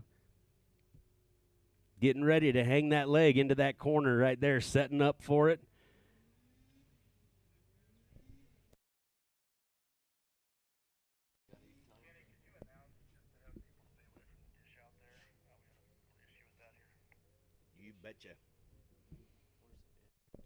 All right. Y'all see that satellite dish right behind the production trailer right there? That's not a good place to drink beer, and definitely don't set your beer on it. There are thousands and thousands of people watching this at home, and if you get too close to that thing, you're going to block our signal, and we're going to have a problem. So please stay away from that big dish-looking thing. We're not landing space shuttles or nothing. We are telling the whole wide world about the Rocky Mountain States Hill Climb Association at the Simplot Afton Hill Climb. All right, it looks like Ben was up and over with a 1:03.32. Ben Slensky up and over with a 1:03.32. And now on the hill, number 41, Brian Thompson. Brian Wildman Thompson getting up there, getting wild underneath his sled. Take a breath. Little avalanche going on right there. He'll be all right. But I'll bet his brother Jaden's down here going, Brian, again, do not wreck my sled. We just put a new turbo in this thing last night. We drove all the way to Idaho Falls to get it running. I need that snowmobile. Brian, keep it on its skis. Quit sunburning my track. Kenny, just so you know, I don't know that the people that are standing next to the satellite dishes know that they're standing next to them. They're next to the porta potties on the east side of the stand. Oh, it's not the one behind the trailer there, Aaron, or all of them? Well, that one too, but so it's the big one out front that I had issues with. The other one is pointed up at the hill, and that one should be okay. But yeah, people can't stand in front of that one either. Copy that. All right. All right. So I'm just going to put it. I know that we've had a lot of trips to the beer garden. So just to clarify, there's more than one dish. Anything that looks like it's trying to talk to aliens, please do not get near it. Stand in front of it because it will block the signal. So we got one behind the trailer. We got one over by the porta potties. We're high tech now. So I'm just saying it isn't like it used to be. Just because there's a flat surface doesn't mean you can set your beer on it.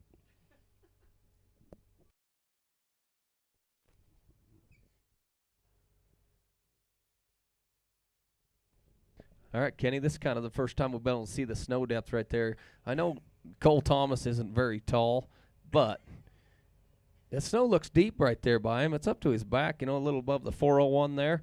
Good deep snow up on the hill. Cole Thomas in there helping out. Yeah. Yeah. Heck yeah. I was just thinking I needed to make another announcement about the trophies from Bear Lake. We got the King and Queen trophies. Sorry, didn't mean to disregard you.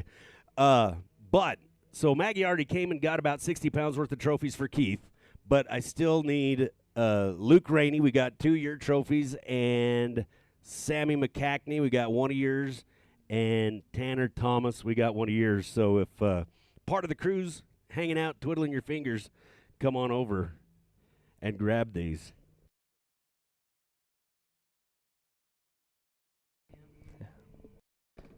All right, 3.8 for Brian Thompson. 3.8 is the mark for Brian Thompson. Now we're going to go with one of our favorites we like to play around with and give him a lot of crap, but he likes it because he's fast. Number 285, Aaron Sturck, Pinedale, Wyoming, on a skidoo. Cash or crash, I can punch my helmet further than you. Watch them on fire. And he finished the story, but quarantine not good on a lot of our racers, hence Brandon Tittens sitting next to me instead of on the hill. You want to talk about some injuries? Aaron Sturck, he wasn't driving for once. Big time razor accident, not supposed to be racing. He's like, what the heck else am I going to do? Cash or crash? Had a big crash. He's headed for cash, and his new nickname is Against Doctor's Orders. Oh, you want to talk about putting your entire body into trying to avoid a flag. He literally saw it coming, did everything he could, and boy, oh boy, did it backfire him. Gosh, he's not going to be happy with that. 8.2 for Aaron Sturck. He got through the gate.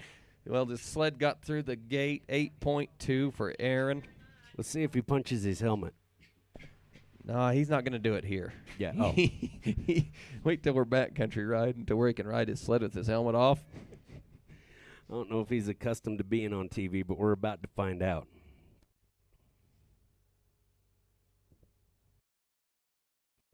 Like, let's see. What happened? I expected him to get up a little bit slower after that because I know the guy's in constant pain. Rogers, they already come. Oh, they already come and got it. Yeah. The little kid did. Yeah, there you go. All right, looks like we got Aaron out of the lane, and we're going with racer number 707. Zach is back. Matson, Casper, Wyoming, riding Polaris. Driven Power Sports and Butcher Racing, bringing him to the hill. Going to be followed by Jaden Cook and Tom Roby.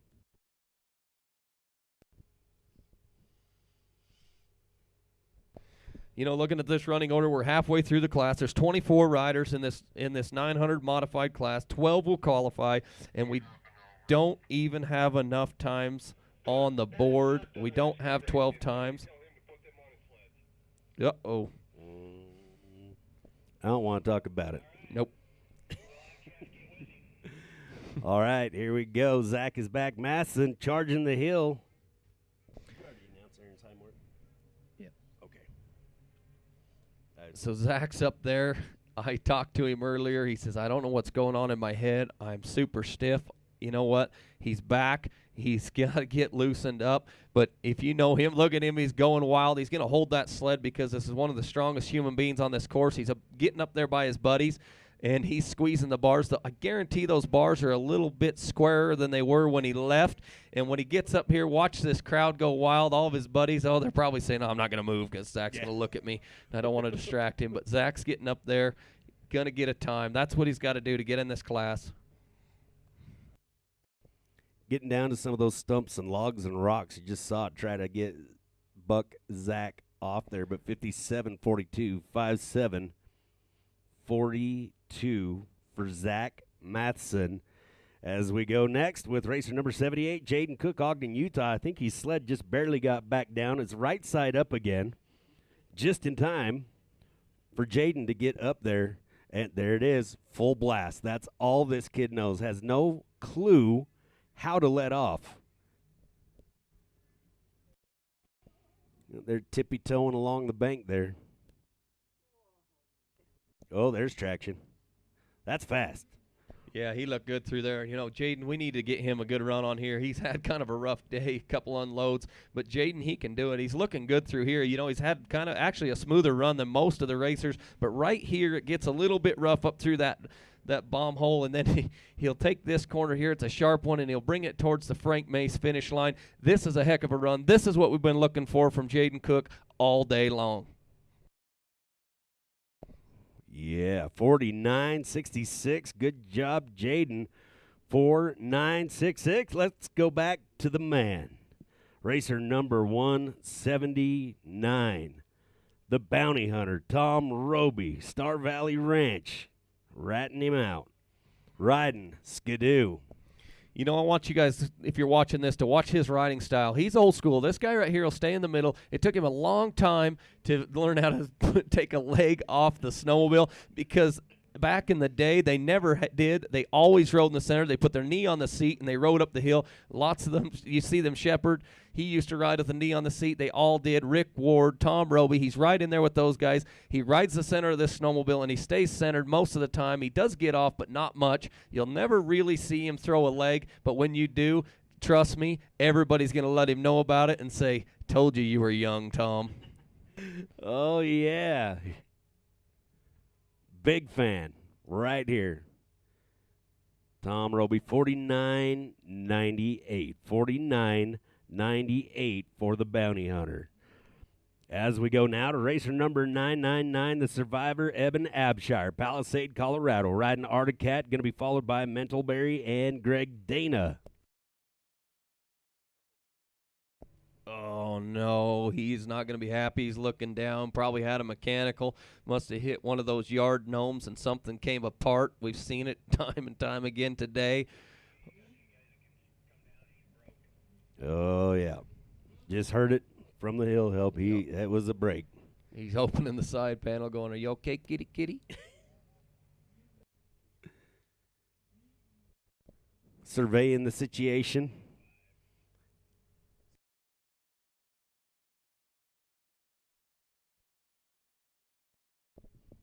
All right. It sounds like they called down a 2.5 for Eben Abshire. Seems to be the spot we confirmed that Calvin Ehrman blew up a belt over there on his improver, almost in that spot. It's almost like there's a spell on the hill. You know, and with that horsepower, that was one of the biggest scares with a turboed sled when we was going to the belt drives. It's not really a big issue now, but if you're under power and you hit something really hard, like a stump over there, it'll jar that belt and it'll shear that belt off. And then if you've seen how fast he come off that hill, he probably has no brakes, because once you lose that belt, you lose your brakes. Oh. Yeah, I can see where that'd be a little bit of a concern. As we get ready to go with racer number 411, used to call him Mentalberry, now we call him the train robber. Jay Mentalberry, also Star Valley Ranch, Wyoming. I've been calling him the wrong hometown for years. Riding Skidoo, going to be followed by Greg Dana and Andy Thomas. You know, talking about those belt drives a little bit, I'm going to go back a few years ago, back in like 2012, 13. I was racing for Tyson Thomas, and you know, he and I, it was before, probably about the time Justin started in the juniors class. I had one of Tyson's sleds. I was racing it in Jackson Hole, got up over the third catwalk, rocking and rolling. The belt blew up, lost my brakes, and I totaled Tyson's sled all the way to the net. That's another one of those famous snowmobiles that went into the net. I ended up buying it fairly cheap from Tyson, fixing it up, and running it again. Holy cow. And Jay Mentalberry mildly controlled chaos. 47-37 for Jay Mentalberry. It's going to put him in that top 5, right on the 5 spot in qualifying. As we go with racer number 7, 8, 9, Greg Dana, Thane, Wyoming, riding Skidoo, followed by Andy Thomas and Tony Ryan.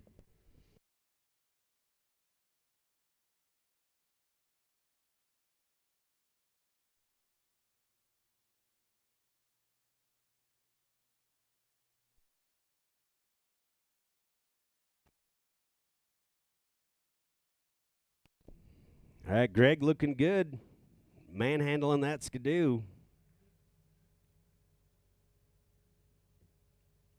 It is getting really rough and rowdy up there. All kinds of little bitty obstacles, bumps, things they probably can't see that they're just having to react to, and that will cost you a little bit. 49-16 for Greg Dana. 4-9. 1-6 for Greg, wasting no time, off and running with racer number 104, Andy Thomas, Afton, Wyoming, riding Polaris. It's going to be followed by Tony Ryan and Nate Suter. And just so you know, we are going to do amateur mod right after this class. We will not be running Pro Master. They all qualified. We're going to go right into amateur mod after open mod. So amateur mod, be ready. We're coming to you right after open mod. And semi-pro, we're hoping we'll get to you as well. All right, as Andy Thomas is up there towards the top, we got 3 riders left, including Andy. The time to beat right now is a 57.42 to get in this class. Must be faster than a 57.42. Looks like my buddy Zach Matheson's on the bubble. And there it is, 43.68, 43.68. I'm not sure, but I think that's the fastest time, and it is. Sure is. Moving out in front as we go with racer number 636, Tony Ryan, Brigham City, Utah. Riding Skidoo, Cousin Nate going to wrap up 9 mod, open mod. Be ready. Toby Shepard, Garth Kaufman, Jordan Stank. Come on into the Boondocker Hot Pit. Open mod. If you're not in the cool pit and making the first handful making their way into the hot pit, you're late. We got to run.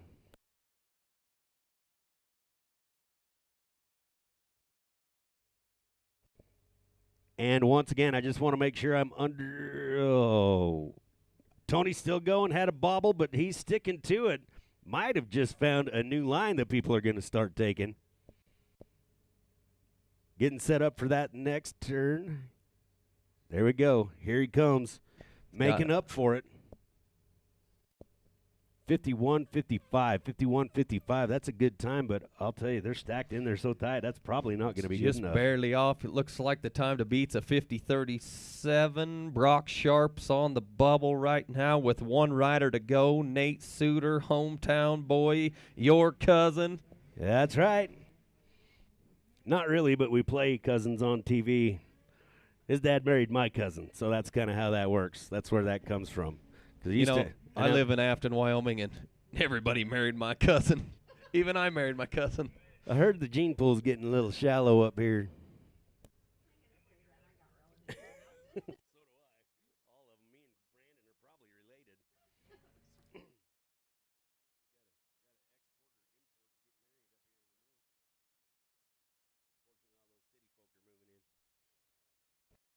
All right, cousin Nate, get her done, buddy. Yes, this is what I'm talking about. 49.03, but still. He's going to get in there. Is he? Yep, he's in. Cousin Nate Suter getting in.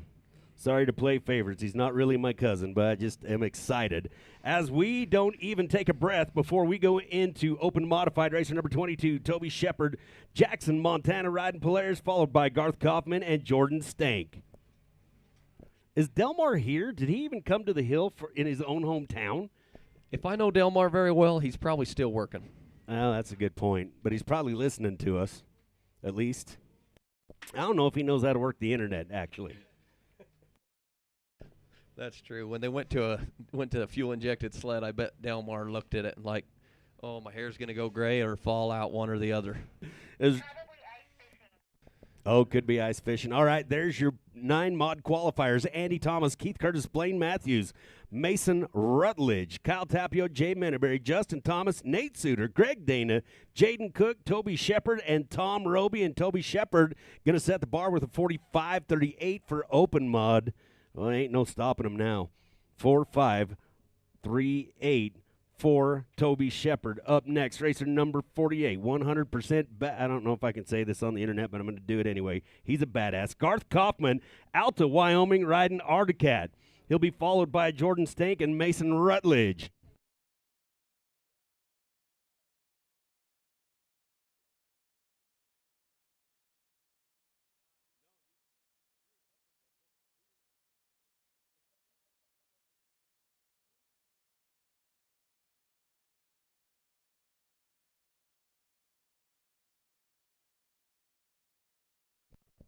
All right, Garth Kaufman making short work of it while he's finishing up. I do want to remind everybody, and I just want to make sure I'm understood. Pro Master all qualified, so we are not running Pro Master. So amateur mod, get ready. Semi-pro mod, I don't see any reason why we won't get to you. But please, get ready. Don't make us call for you. Amateur modified, you will final. We are coming at you. Be ready. Garth Kaufman up and over with 51-55. Oh, whoops. Sorry, that was Tony Rhines. 44-25. Thanks, Sandy, for saving our lives because I was shuffling paperwork. Oh, 12. All right, there it is, up there. 4-4-1-2. So Garth Kaufman out in front right now as we go to the Flatlander racer number 57. Jordan Stank, Muskego, Wisconsin, riding Polaris. He'll be followed by Mason Rutledge and Danny Johnson. I've learned.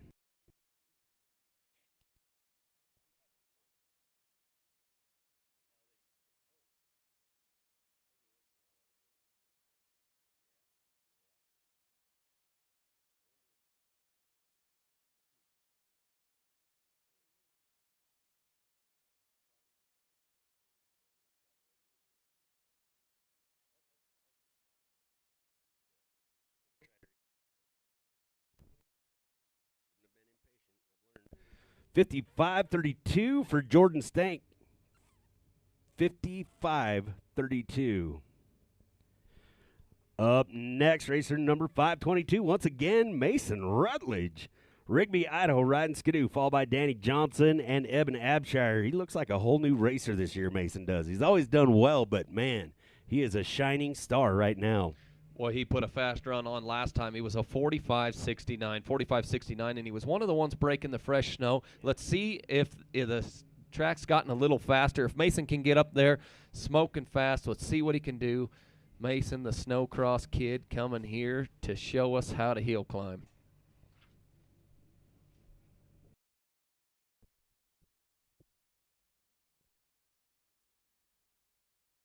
having a little trouble up there spinning, getting a little too much horsepower under him. Going to be a little slower than his last time. 48.23, 4.823. Still a great run for Mason. Now we're off and running with number 107, Danny Johnson, Camas, Utah, on a skidoo. His last run, he had a little trouble up there and ended up over into the dirt, but he thought, you know what, this time I'm going to go down, I'm going to talk to my son. My son, he's 13 years old. He's going to tell me how to do it. He's going to show me how to do it, and he did yesterday, and here goes Danny. Well, it's like he hit the afterburners right there. Cameron Lindsay, we need you down here. Cameron Lindsay to the starting line.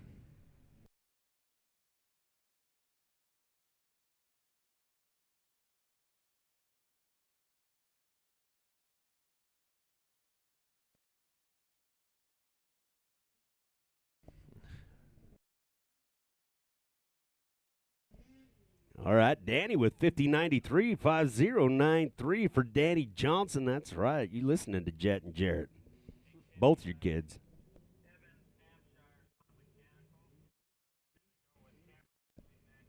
All right, so we're going to roll to Cameron Lindsay on your running order. Eben Abshire on a mechanical, 5-minute mechanical for Eben Abshire.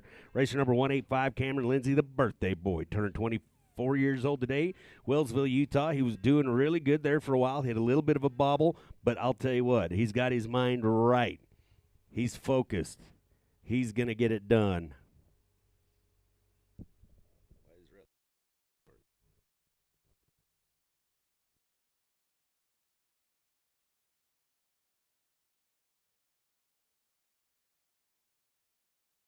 I've learned to wait a little before I start the gap.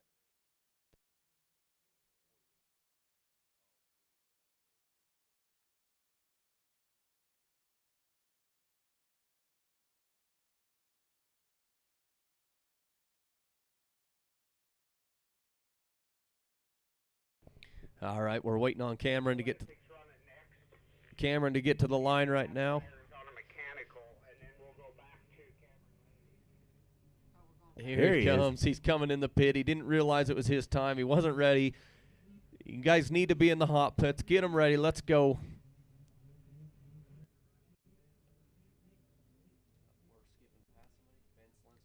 All right, sounds like we're going to move on to Ben. Cameron wasn't quite there. He just come down off his last run. He went through tech. By the time he got back, he was kind of rushed. So we're going to move on to Ben Selensky. Selensky, I like better. Big Rock Springs, Wyoming, Big Ben. Big Ben, Shirley and Blaze cheering him on from the van house. Oh, we all know Alexi's cheering him on. Let the kids have a little credit. They have to live in the van. Down by the river. Sorry, Lex. She's going to come in here swinging. That ain't going to be pretty. Sandy's claiming innocence, but she's actually whispering in our ear. She's joking right along with us. Don't you think that she's that innocent? All right, hook it, Ben. I like it. He's got a lot of looks at the hill in short order. No waiting on the starting line for him. That's always a good thing for him. He's one of those ice at the kicker scenarios. Seems to always happen to him. 55-34 for Big Ben. 55-34 for Ben Slensick. All right. Now we're going to go with Cameron Lindsay. He's ready. He got his sled warmed up. He's ready to rock and roll. Number 185, Cameron Lindsay, the birthday boy, Wellsville, Utah, on an Articat. Eben Abshire's on a mechanical. Something happened over there in the yard gnomes. We'll see what happens if we can get him back on the line. Hopefully we get him there on his turbo. If not, we'll put him on something else. And Cameron, he is going around the tree. He says, I like this route better, but he's not going to be happy with that one. I thought sure he's going to try to throw it around and get back in the course, but he's down past it. That's going to result in a high mark for Cameron. That's 5.3 will be the high mark, and that's twice down the hill without ski brakes. Let me be clear. Not a rule violation. And guess what? The survivor proven his nickname right there. Eben Abshire got her fixed. He's on the Rocky Mountain Power Sports starting line, and we are going to squeeze the trigger on racer number 999, the survivor, Eben Abshire, Palisade, Colorado, riding a cat.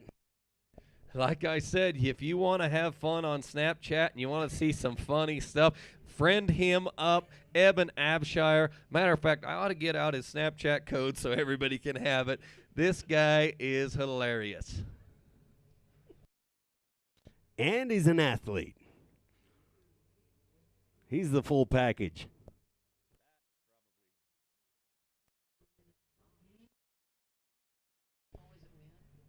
Oh, we got a breeze knocking all that snow out of the trees. He's about to hit fog.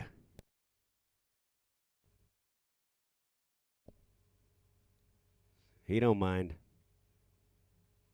Boy, that just happened. Eben Abshire on a mechanical 4882. I love it. I love it. Eben Abshire earned it and deserves it. As we go now with racer number 322. Russ Tapio, Battleground, Washington, riding Articat. He's going to be followed by Tony Ryan and Casher Crash. We got our fingers crossed he's going to opt for the cash again. Went for the cash. The ratios are getting better and better, though. He's getting a lot more cash than Crash, so.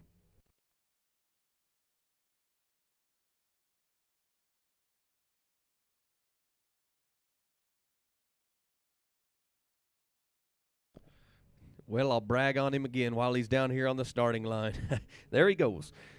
Number 322, Russ Tapio, Battleground, Washington, on an Articat. Russ is 34 years old. Back in 2010, what would that put him? Around the 20 mark. He took King of Kings in Jackson Hole, Russ Tapio.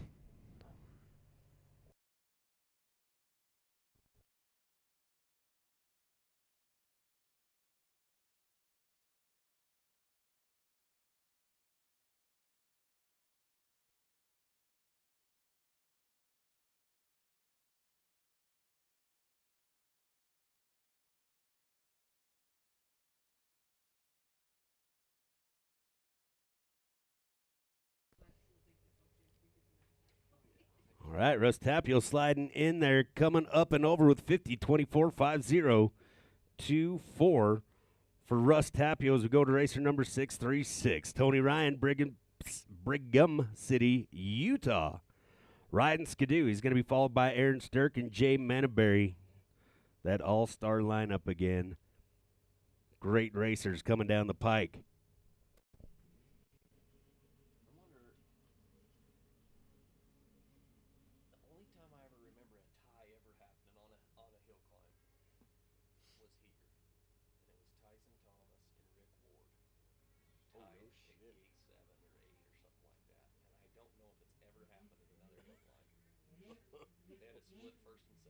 Oh my gosh.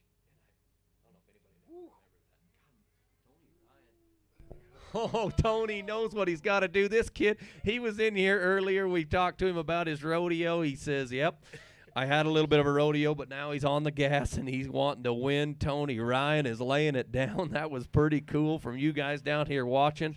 It was all track, no skis on the ground, and he's still rocking and rolling, still having a good run. Seems to be having fun, to be honest with you.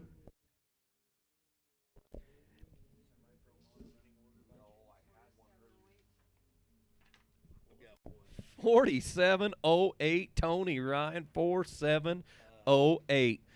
He's rocking. All right, here we go. Number 285, Aaron Stirk, Pinedale, Wyoming, on a Skidoo. They like to call him Cash or Crash. He had a really good run 2 runs ago, had a really good run going on his last one, and unloaded up there trying to get inside the gate. The sled went higher than the body. Let's see if he can get them both through the timing lights again and get a good run here. Come on, Aaron. Oh, he's not going to like that. Hopefully he's not packing the gate. He's turning out. He's mad. Gate 5 for Aaron Stirk.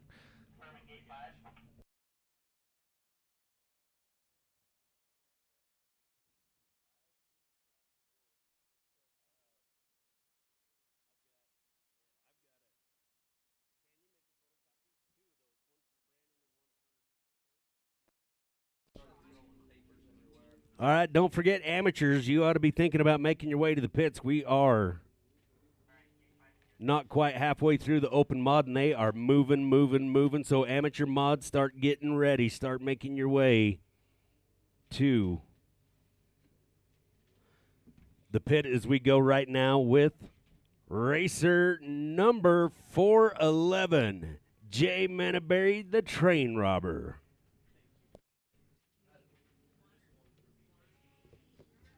Okay, so, yeah.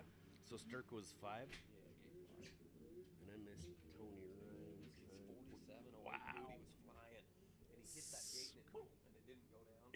Thank you very much. I love it. Perfect. He's on the hill, yep, and he's getting with it. Yes, ma'am.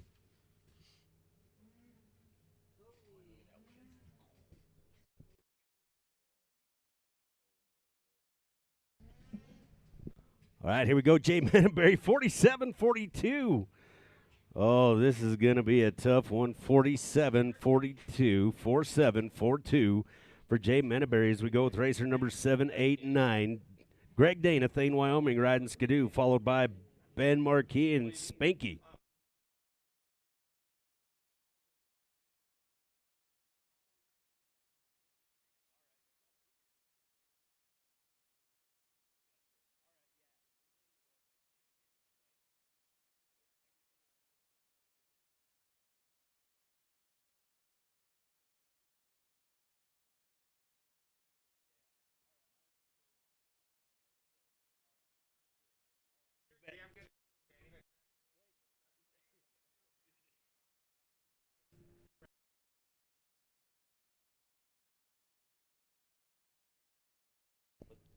All right, Greg Dana on the hill.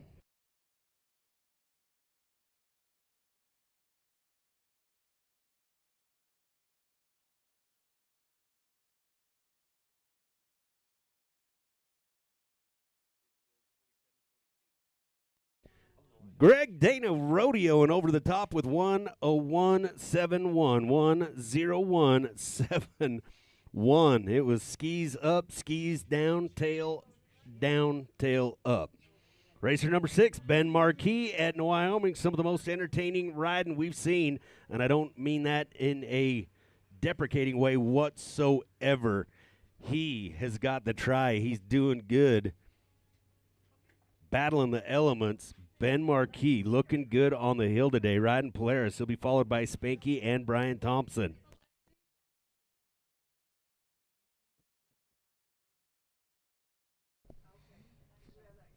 You know, I was giving Keith a little crap about letting Ben in the last class, but I didn't mean anything by it. But Ben came over and said, don't say that. Because he knows Keith's probably a little bit on edge. But you know what? It's all in fun. And Ben is getting it done. Yeah, absolutely. And really the only time we should be, Ben Marquis. Oh, the sled's coming still off, running. still running. He's getting and going. Yeah, the only time we should be taken serious is if we said so-and-so said. So 59.88, 59.88. Going to draw for another Polaris sweatshirt from Salt River Motors. On the line right now, racer number 230, Blaine Matthews, Pinedale, Wyoming, riding Skidoo. Be followed by Brian Thompson, West Haven, Utah, and Tom Roby.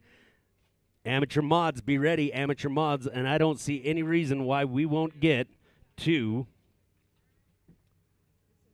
semi-pro mod.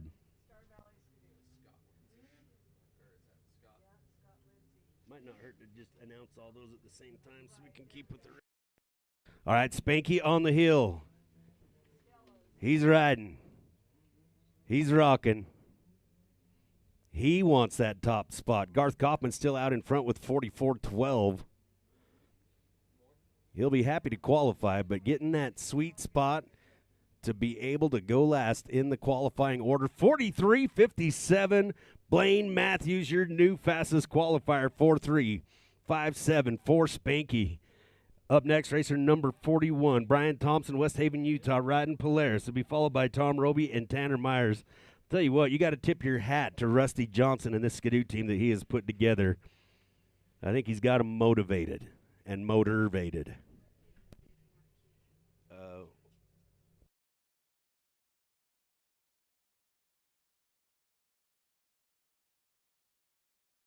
I scribbled that one.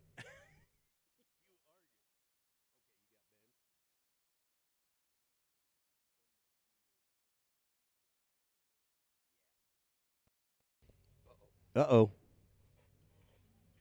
Brian parked it there right at 6.1. Brian Thompson, West Haven, Utah, parking it there at 6.1. All right, we got some big winners right here on the 50-50. The pot last time was up to like 2,600, 20 around $2,600. That's a pretty good chunk of change. And we got the Polaris sweatshirt, won by Colin McWilliams. Skidoo jacket from Star Valley Skidoo, won by Scott Lindsay.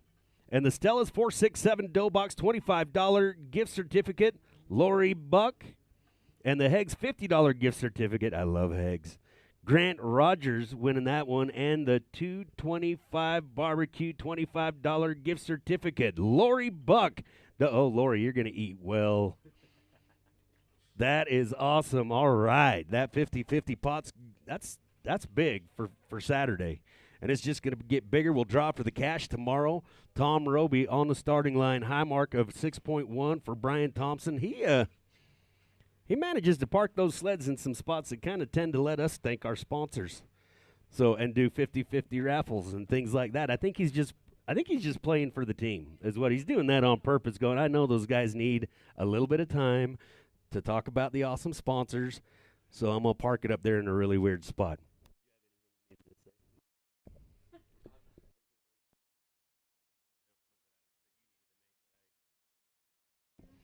King of Kings sponsors Articat. Passion is power. Our manufacturers, we appreciate so much their support. Polaris, think outside. Skidoo, discover that Skidoo feeling.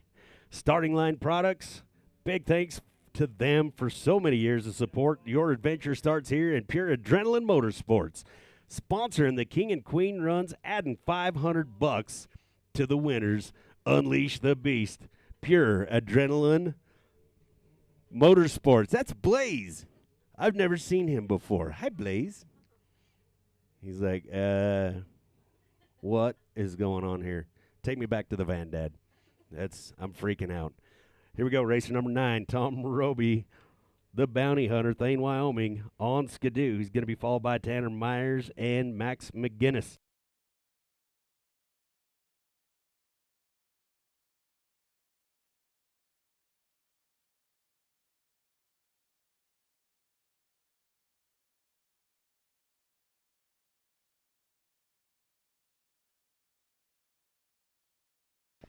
All right, Tom Roby got in that last class in the 900 mod qualifying.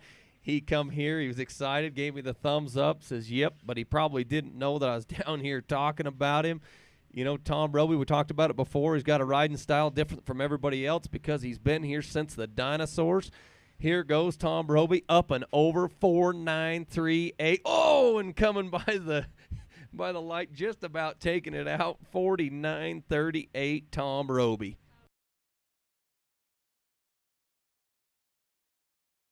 All right, here he is, number 2, Tanner Myers, Soda Springs, Idaho, on a Polaris. This guy right here, he needs to have a good run. He's been wanting it all day. He's pushing hard. I told him earlier, I stopped him and says, Tanner, listen to me. You don't have to listen to me, but please listen to me. Let off the gas a little bit to get in these classes. You got to keep it square. You got to stay on the sled, and you got to get a time. Somebody once told me, Brett Jensen, to be specific, he says first one must finish in order for one to finish first, and Tanner Myers is bucking it up through there, and he's going to try to get it in here and get a time. Oh, and he's in the big hole coming off. Tanner's having some tough luck, but he's going to get it going. He actually had a good time going. He's side panel come off. It's off the side of the sled. Somebody pick that up. Take it back to Tanner at the top of the hill. Here he comes, bringing it towards the top, 54.85 with the come off, 54.85 for Tanner Myers.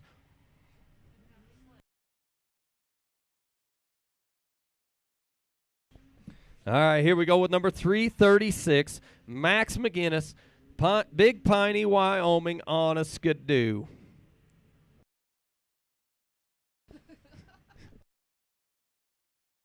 His mom says, go.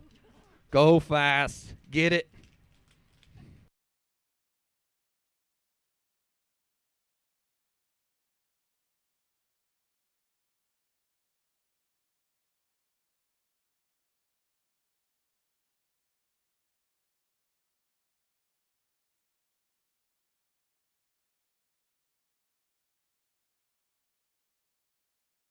Max is getting up there, had a real clean run up through there, going around the corner, bringing it towards the lights.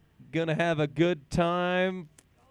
52.87, 52.87. Probably gonna be fast enough as of now.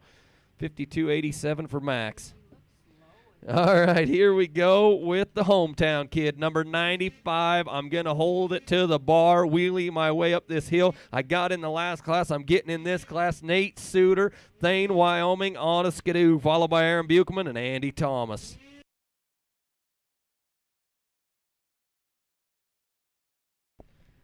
He is, too. He's letting her bark, holding on to that sled, looking good. Nate Suter, hometown boy.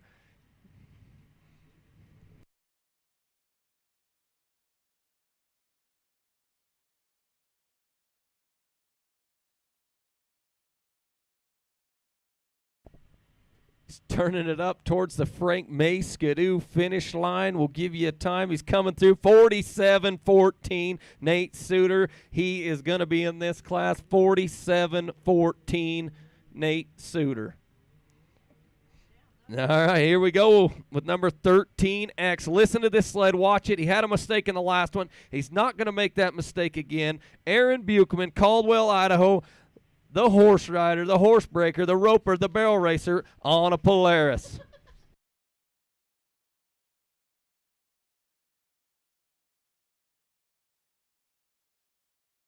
He don't really barrel race, but he practices. Ask his wife. Go over there and ask him. I've seen Aaron Buchman run the barrels on a horse, and it's been posted. Pretty good time, too. I've seen him turn and burn.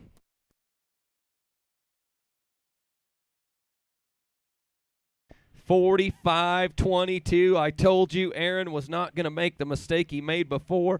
45.22, one of the top times right there. And after he gets going, we'll talk about this one. I like to call him the pretty boy. We got one in each class, and this is him. Number 104, Andy Thomas, one of my faves. Andy knows how to get it done. He loves his hometown, loves his friends, loves coming up here and showing off, and he's about to do it.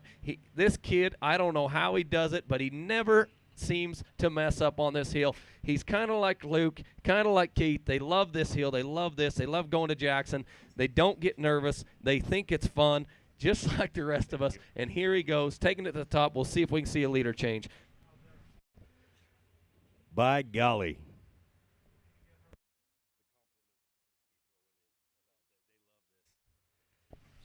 Here he comes, bringing it to the Frank May skidoo finish line, 45.06. Not going to be the fastest time, but it's going to get him in there. 45.06 for Andy Thomas. Now here we go again. We've seen this kid up the hill today. We got to get him on the board. He is fast. He knows the throttle's on the right, but he doesn't know that there's a brake on the left. Number 78, Jaden Cook, Ogden, Utah, on a Polaris. Yeah, I swear he's got zip ties in his pocket, and he just, oh, whoa.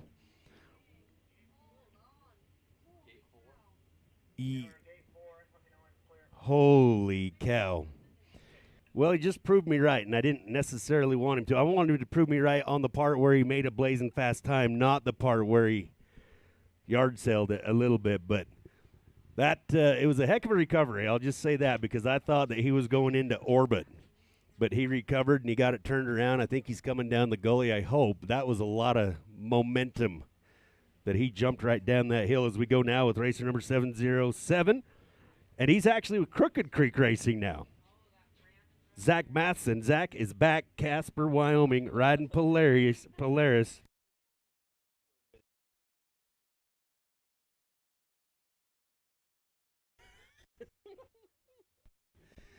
Well, he delivered one. I wonder how many's on your trailer. You know what? That's probably one of the best gifts I've ever received. I was just gonna say. Thank you. The 98-pound human being, Sam Peterson, just brought me a gift to Brandon Tittenser from Sam Peterson. Dang. I'll bet your trailer is covered up with those things right now. You know, if I owned the trailer, I'd care, but it's Hal's. He can peel them off. All right. Zach Matheson switching things up, going to Crooked Creek Racing this year. I've been saying it wrong the whole time, assuming things I shouldn't be assuming. Comes from Casper, Wyoming, riding Polaris. Let's get him up there. Let's get him in to the final so we can go to the Calcutta. You know, he knows how to do it. He did it earlier today. He's been on the bubble a couple times, and I'm afraid he's gotten pinched off. But he can do it. He's got to relax. He's going up through there, doing good. Zach can do this. He'll do it. Watch this. He's going to go by one of his best friends, Taylor Wilkes, up there at Darren's Tree, taking over for Bass, drinking his beer, shooting his shots. Here we go.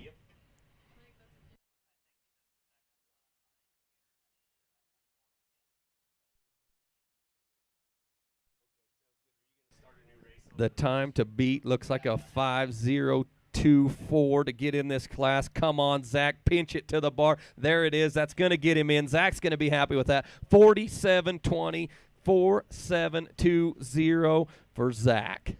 Man, oh man, and Justin Thomas coming up now. It's anybody's game. What a fast class. That's why they call it open mod.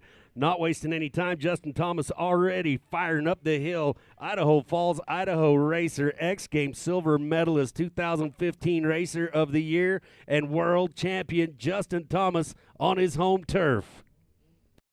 Oh, and I hate to break it to you, but right now on the bubble, 49:38. Tom Roby got in the last class right there on the bubble. He's there again. Let's see if we can keep him in there. But with Justin on the hill and Kyle Tapio in his sights, my stomach would turn. Yeah. Oh, my goodness. 45:52. 45:42. Sorry, Tom. As we go now with racer number 318, Kyle Tapio, Battleground, Washington. He's going to wrap up open mod qualifying. Amateur mod, just so everybody knows, on the starting line and in the pit. On the starting line and in the pit, it will take us a minute to re-enter the race in the computer before we go with amateur modified, but don't get comfortable in your situation. It's going to take Matt a couple of minutes to enter the race for amateur mod and semi-pro mod, but I think we can get it done easily. Easily we can get these two classes in today. We're going to final amateur mod and semi-pro mod coming up. All right, Kyle Tapio turned it up there. He needs to be faster than a 48:82. I can't see his time on the clock. I'm spilling stuff everywhere, getting excited. 46:0 something. 46:09. 46:09. Had a train wreck. It's all right. In here, not up there. It's okay. There's some of those microfiber thingies up there. All right, 46:09 for Kyle Tapio. 46:09. He's in. All right. So we're getting ready to go with racer number 326, Connor Eliason. But stay warm, Connor. Don't get too excited. It's going to take Matt just a couple of minutes to enter this race into the computer. And if you're following us on live timing, we're going to end this race, and we're going to start.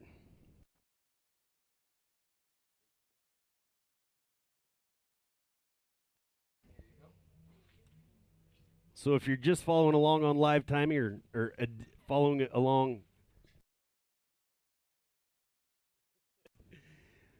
we're going to add a new race, so be watching. It'll probably be Afton Day 2 final, something like that. But just look for that new race on live timing.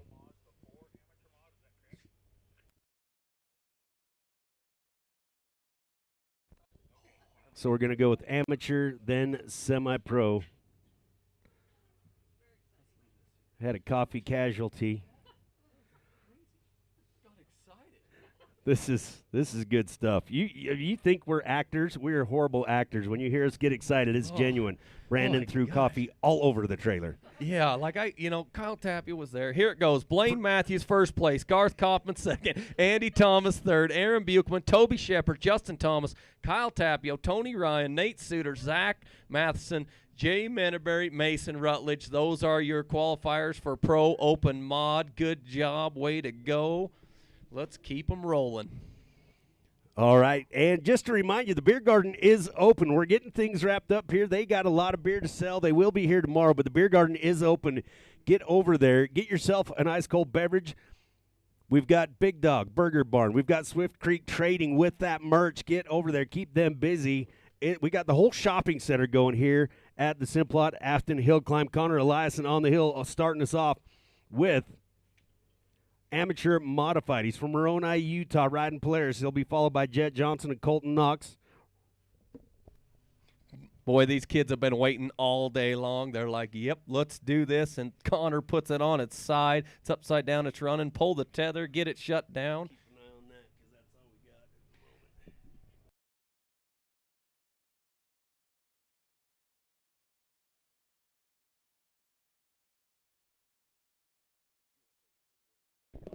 5.6. This is a final run. Keep in mind, any of you watching on the live feed, and if you're out there wondering what's going on, the Amateurs Modified, this is the finals. This is for it all. They are here. They're going to go fast. And watch out. You're about to see some of the kids from the dads that have been crashing today. They're going to go up there. They're going to put up a time, and they're going to say, Dad, I'm going to just go with Handsaker. He's going to go over the top, and he's going to come down and say, Dad, I smoked you.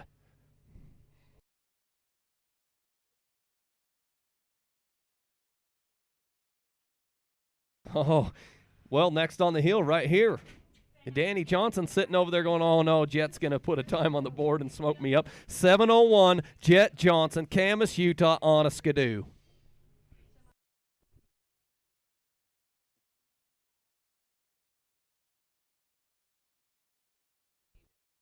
All right, Connor Eliason making the ride down the gully.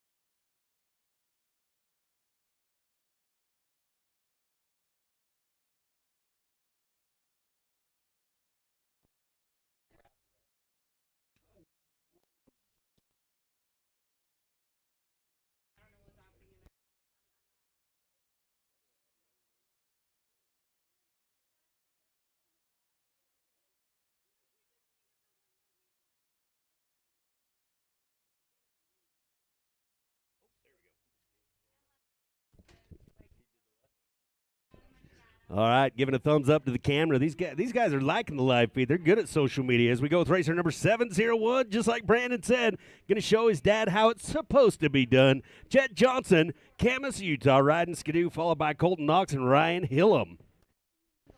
That's a whole new obstacle, watching that wind blow all that snow off the trees, getting a little wild and crazy up there. Jet's going to side hill over there into the old rut, bring it back around. He's not going to get it brought back in. He's going into the gully. Watch out down below. Here comes Jet. He missed gate 4. Mark at gate 4. I think Danny was there once today.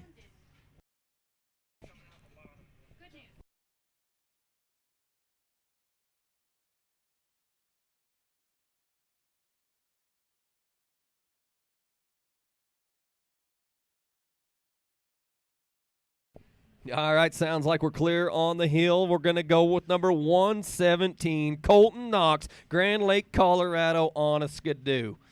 Like I said, these kids have been here all day long. They got the jitters. They're ready to rock and roll. All they want to do is pull the throttle on that sled and let her rip up this hill. And here he is, number 117, Colton Knox, followed by Ryan Hillam and Jason Tisdall.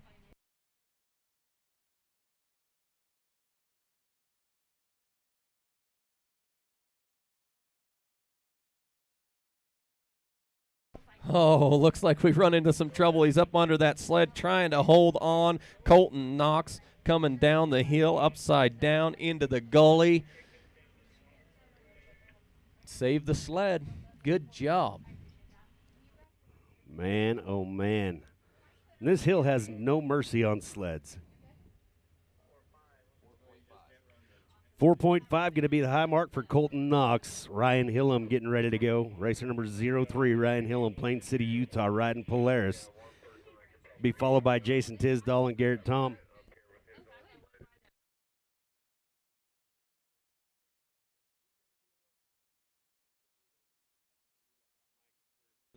Yeah. All right.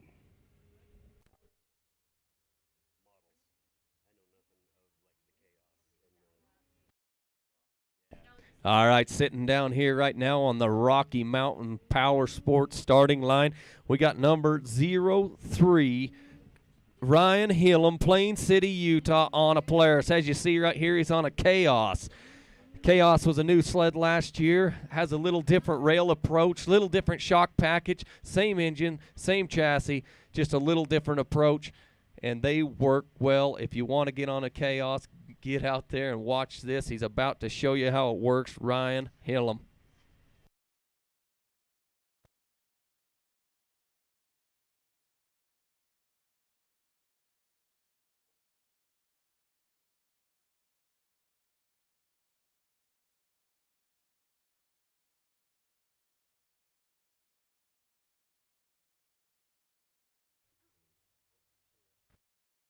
All right, looks like he's almost clear. All right, we're clear.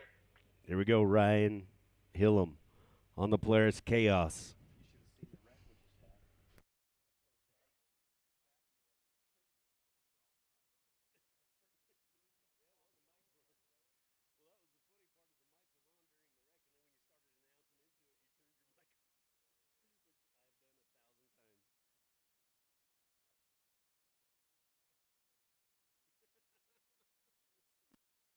All right, as you watch him come up here, he's got it on his side. This is something you're going to see a little different from the semi-pros to the pros or the amateurs to the pros. You're going to figure out that that track is better left on the ground. The traction has to be on the ground. If you don't leave the track on the ground, you get it on its edge, it's going to swipe, it's going to wash out on you. We've got multiple pictures of me going across this hillside on its edge and then on its lid just like that. Keep the track on its ground, on the ground, keep it driving and keep going. Tom Roby is a prime example of that. He gets times every time because he keeps the sled on the ground and drives it up the hill. But Jeff says just not fast enough.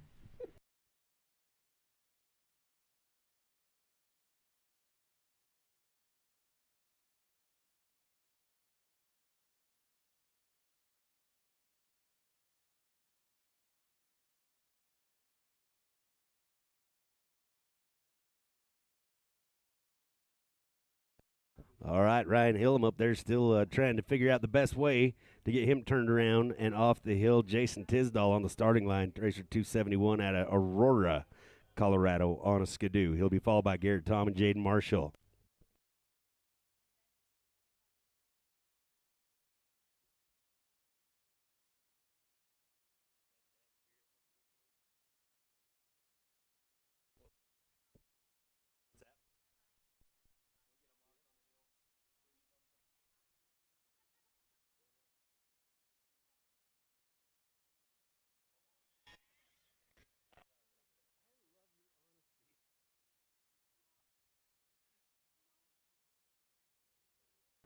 Oh, I thought you said bitch.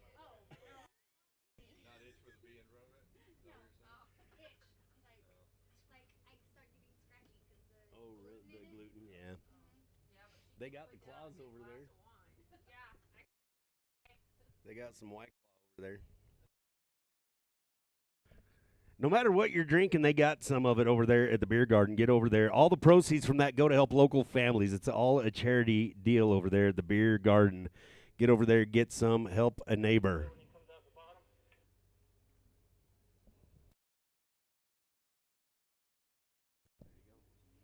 Jason doing some calisthenics. Looks like Ryan's coming down. Jason Tisdall is the racer.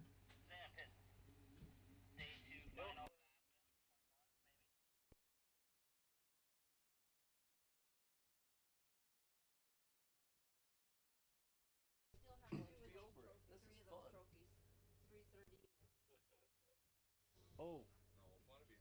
3:30 should be gone. Luke, yeah. It's going to be hard to. Oh. Luke Rainey, we got your trophies from Bear Lake. Luke Rainey, before you run off, if you could send somebody over, and Tanner Thomas, we've got yours as well. We'd love to unload those.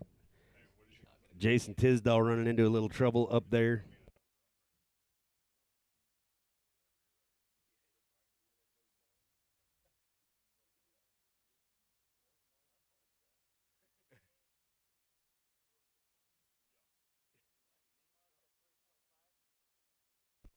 .5 going to be the high mark for Jason Tisdall. 3.5 going to be that high mark. I didn't get the high mark for Hillam, did you? 3.7. Okay. All right, so Ryan Hillam had a 3.7. 3.7. Jason Tisdall had a 3.5. Racer number 24, Garrett Tom. I think he's going to be the one to get up and over. Show Bob how it's supposed to be done.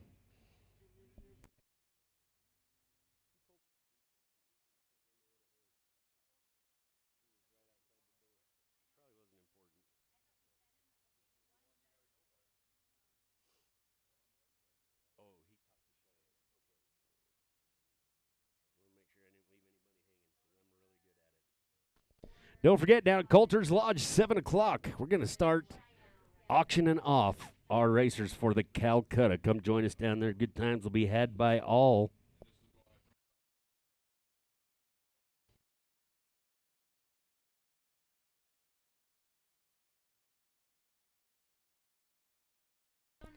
All right, Kenny, boy, was sitting here waiting to get him cleaned off the hill and get him off there. Like I was telling you earlier, you get on them side hills right there. You watch the pros do it. They all went through there. Well, not all of them, but a lot of them went through there pretty easy, pretty slick.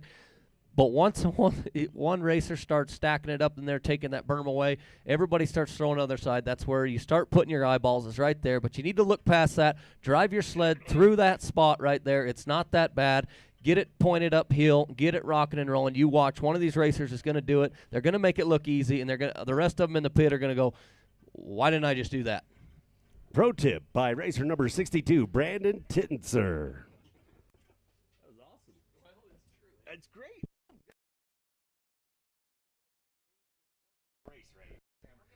All right, here we go. Racer number 24, Garrett Tom, Victor, Idaho, riding Skidoo. Going to be followed by Jaden Marshall and Harper Handsaker. Come on, Garrett.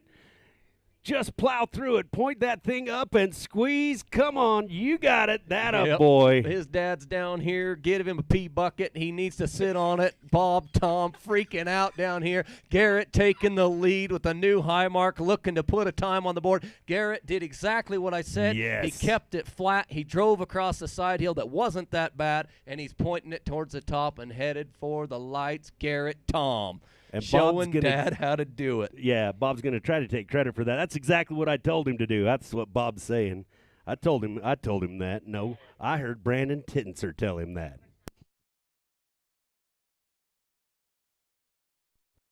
Bob, is that why he's crazy? Yes, here he comes. Garrett Tom going to be the first one up and over 105.85. Yes. Breathe, Bob. Bob, take a breath.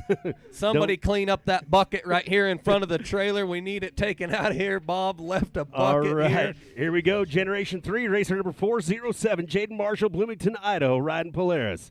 He'll be followed by Harper Handsaker and Chance Jones.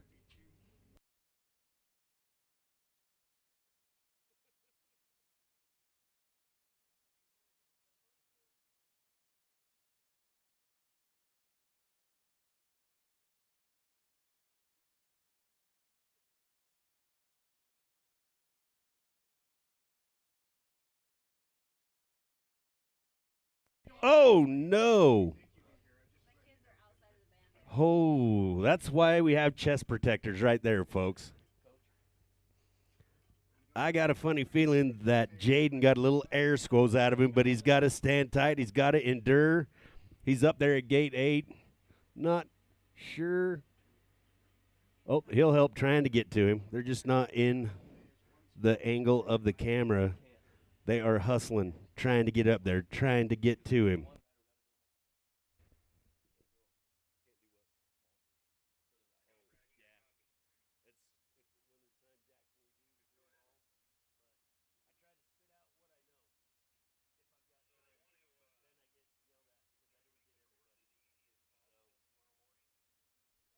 Up. I got a book of these, and I got these, and I get those because they make. As we get into the pro riders, we're going to stiffen it up a little bit. What's that?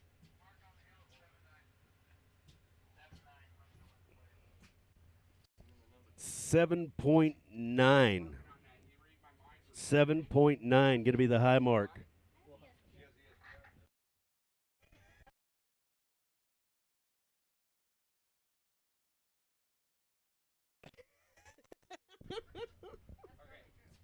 We've got our first heckler, Brandon. Name's Dennis Dermis. All right, racer number 435, Harper Handsaker on the starting line. Going to get Jaden Marshall down safe and sound, putting those ski brakes on that we were talking about. If you're just tuning in, those are required on this hill. You can be DQ'd if you don't have those on your sled because it is steep. And if you have to come down the face, it's a rodeo, and it usually doesn't end well. And what's that? That was awesome. Oh, he was just beside himself. If you would know Garrett if you saw him, wouldn't you? Yeah, he's a whole different kid now. Have you seen him without him? Oh my gosh, he walked in there and we're like, we recognize the head, but where'd that body come from?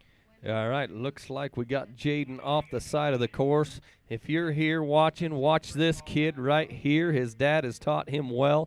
Number 435, Harper Handsaker, Camas, Utah, on a skidoo. He showed us how to do it. He's giving us the hang loose sign right there, the Rob Kincaid famous sign. He is ready to rock and roll, and here he goes, Harper Handsaker. That's a cool tribute for a young man to do that. And Harper is unbelievable this weekend. All right, calculating that, hanging a leg, getting it pointed up, no problemo.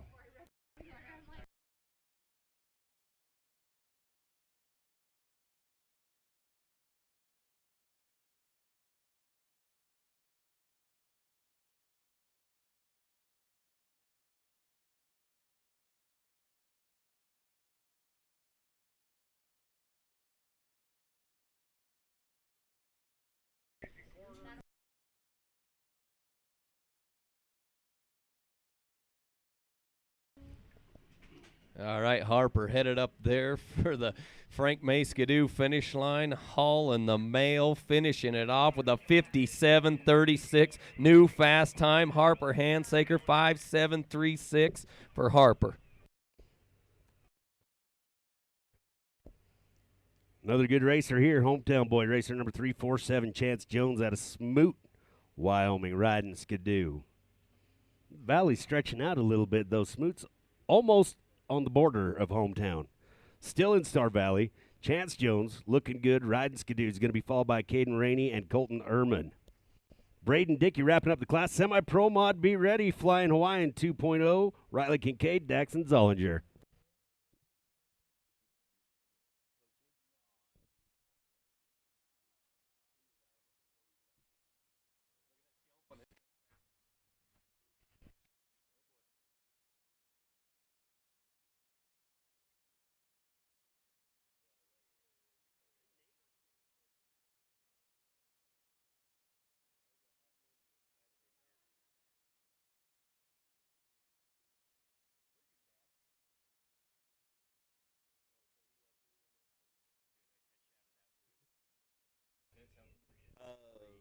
Yeah, 3. And then there's one back there.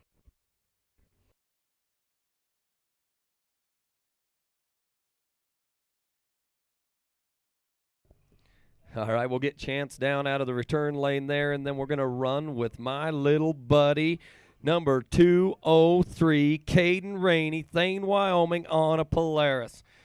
Ready to set the bar right here. He's on a 600, not old enough to jump onto the 850s yet, but we'll see what he can get done on his stock 600. All right, just to bring you back to Chance Jones, he did get a high mark at gate 4. High mark of gate 4 for Chance Jones.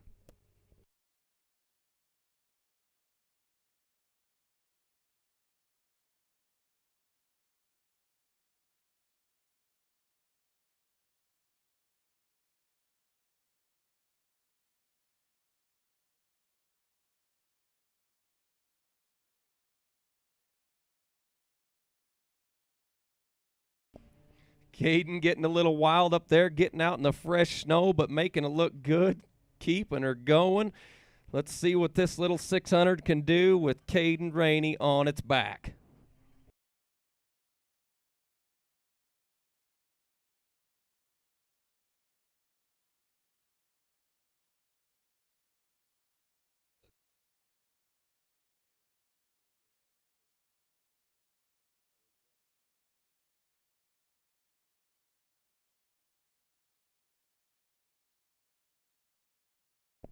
One zero zero zero one for Caden Rainey, good enough for the number 2 spot.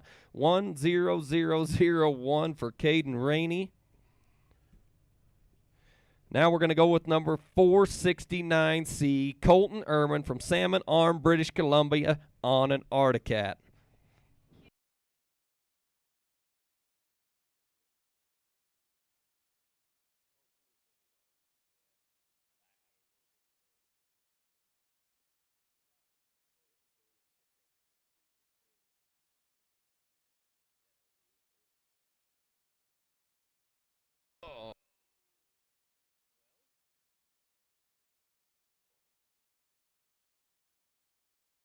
Uh-oh, sled coming down, going in the gully, rolling, flipping, tumbling. There's parts flying off.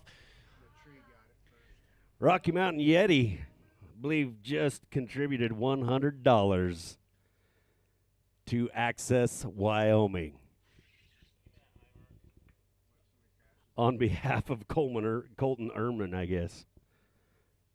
How that's going to work. Big thanks to Rocky Mountain Yeti. That is a cool catch or crash program, and that's the first time I've said it right.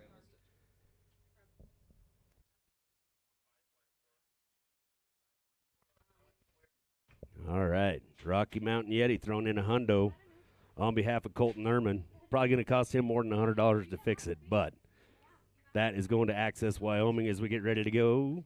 I'm going to go ahead and let you take this one.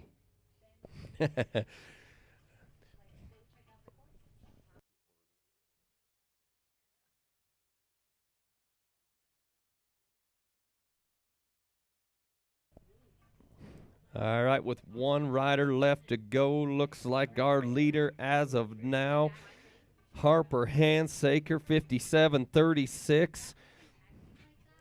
It's the time to beat. Sounds like they're going to be a minute down in the gully, and then we'll get you to your last rider in this class.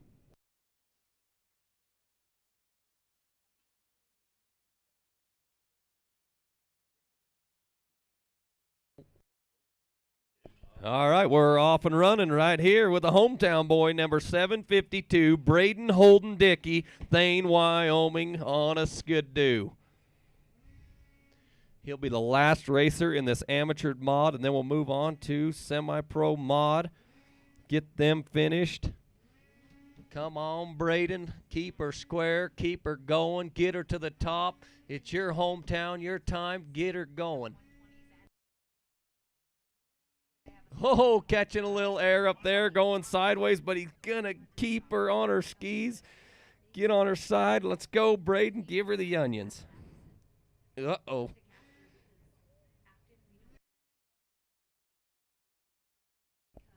He's covering some country, and here he comes. Look out down below. Braden trying to get her shut down, see if he can get it over there in the fresh snow.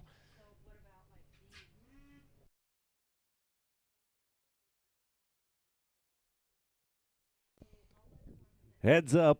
We got one coming down the face. Heads up there on the starting line. He's coming fast. All right. He saved her. Oh, yeah.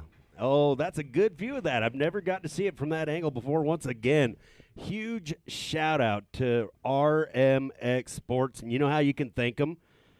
Because this would never be possible at the budget that we've got except for Aaron and the crew coming and going through what they're going through. But please go to RMX Sports on YouTube right now. Hit that subscribe button. That's all we're asking you to do, and you're going to be entertained. Thank you so much, Aaron, letting us see things that I have never seen before. All right, here you go. Unofficially, your top 3 in the amateurs modified. First place going to number 435, Harper Handsaker, Camas, Utah, on a skidoo.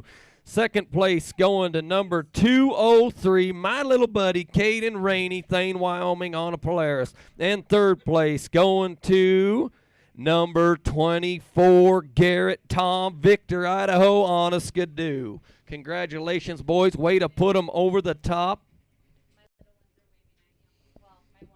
All right. Hi, Shirley. Blaze is drooling on Ben. That's awesome, blowing bubbles. All right, here we go, right into the semi-pro modified. Racer number 216, the Flying Hawaiian 2.0 from Lolo, Montana, riding Polaris. You know, I've been super excited about this class all day long. I've been telling you, Kenny, I'm ready for the semi-pro mod class. Every one of them fast kids that should be going pro next year is in this class. We're going to see some speed. You probably see some good wrecks because these guys know how to ride. They fly. I talked to Dylan Hart last week in an interview, and Dylan Hart, Lolo, Montana, he knows how to get it done. He's won races. The Bear Lake #1, he was on there. I believe he was the king. And yeah. And here he goes, trying to get it here in Afton, Wyoming. Now, I'm not going to lie. I'm a little ashamed. I don't know Shane's backstory other than the Hawaiian shirt. I don't know where the Flying Hawaiian came from. Has he ever been to Hawaii is the question, because we're about as far away from it as you can get with 56, 44, 5, 6, 4, 4 set in the bars we go. I'm going to let you. All right, here he is. The son of the Racer of the Year and one of my good friends, Rob Kincaid, number 102, Riley Kincaid, Victor, Idaho. Yesterday was in the top of his class. Watch this, look out, Rob's roll, give all she's got. You know how to do it. Get it done, Riley.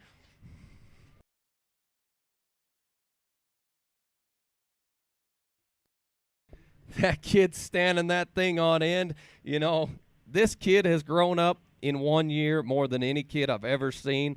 You know, I don't even really want to talk about him anymore. I'm just going to stop there. Here you go. I like it. Let him do his thing.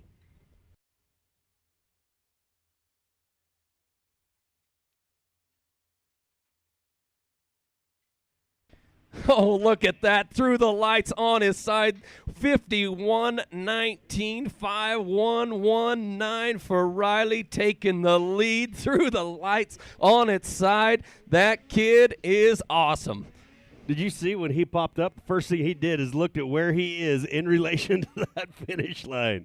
Oh, thank you, Frank May, for these memories. Oh, that's how you race. We're going to get him ski side down again and go with racer number 917, Daxton Zollinger out of Millville, Utah. Another racing legacy here, the Zollinger family. Be followed by Tyler Coles and Stetson Banda.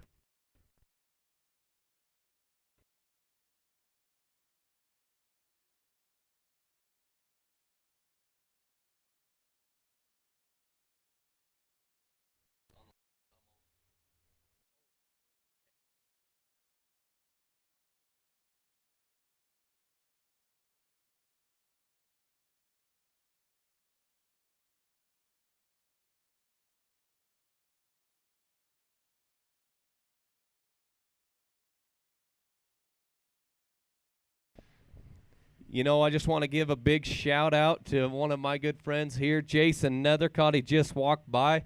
He is the builder of this sled and all of Rob's sleds. He's helped him out. He's his mechanic. He's here today helping Riley. Thank you, Jason Nethercott. We love you. Love seeing you here.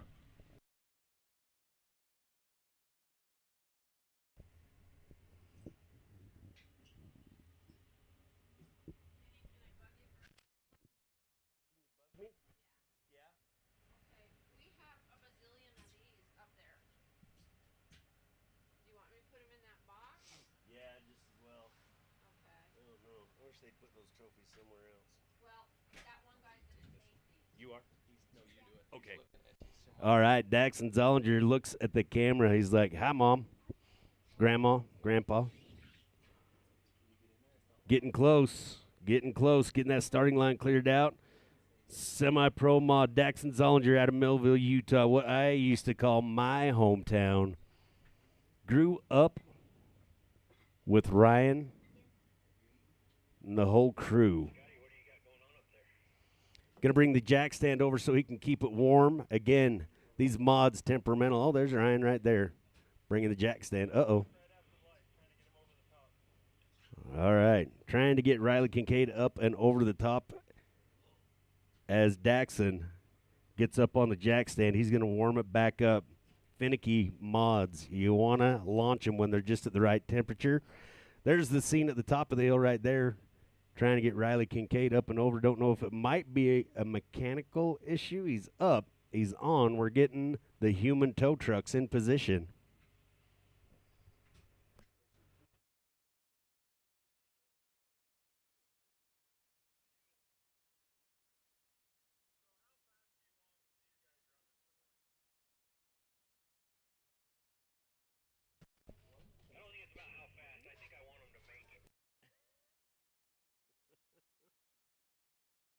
All right, there we go. Almost had it. Almost had it.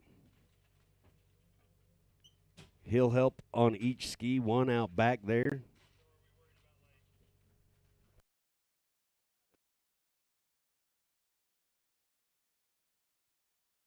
All right, little rocking, little rolling. Making progress.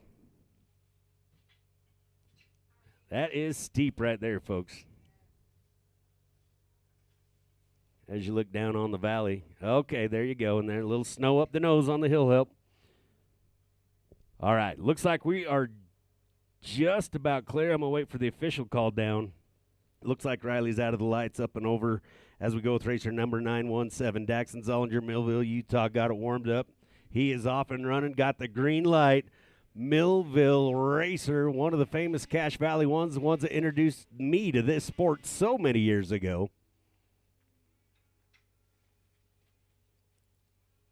Spent a little time doing a little backcountry riding. Not much, because I'm scared of heights. But I did ride with the Ropolettos, and the Zollinger's always there. Went on a lot of Sundays. They were usually in church, but the Saturdays we rode with the Zollingers. All right, hooking it right there, Daxon Zollinger. He's going to put a time on. He's making good progress. 51:19 time to beat. Riley Kincaid out in front, second place right now, the Flying Hawaiian 2.0.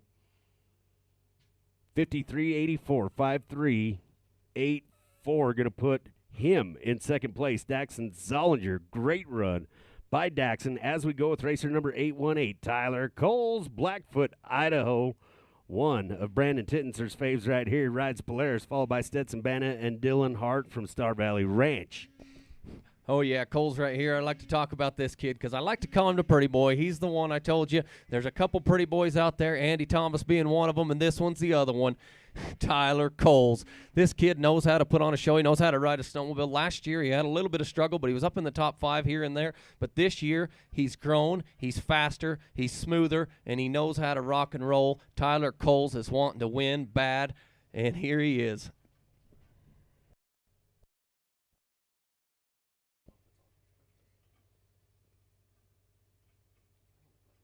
Yeah, he's building a new road on the Google Maps. Seems to be working. He's taken a couple different lines up there. You know, he went outside that one time, hit this fresh snow. This time he went inside. It kind of cost him a little bit, I think. He's going to get it back up there. It's not going to be fast enough to take the lead, but he's giving her his all. He's not going to quit. Tyler Coles. Sometimes you got to be creative because this is for all the marbles right here. And if you don't try something different, it may not pay off. 101.041, 01.04. For Tyler Coles, we go to racer number 749, another close to home. His racing partner, Tyler's racing partner from Idaho Falls, Idaho, riding Polaris. It is Stetson Banna. He'll be followed by the Wyoming Dylan Hart and Tanner Thomas.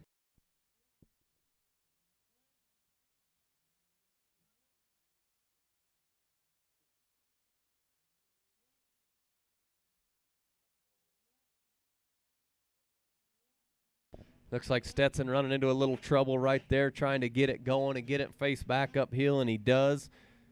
See if he can put a time on the board.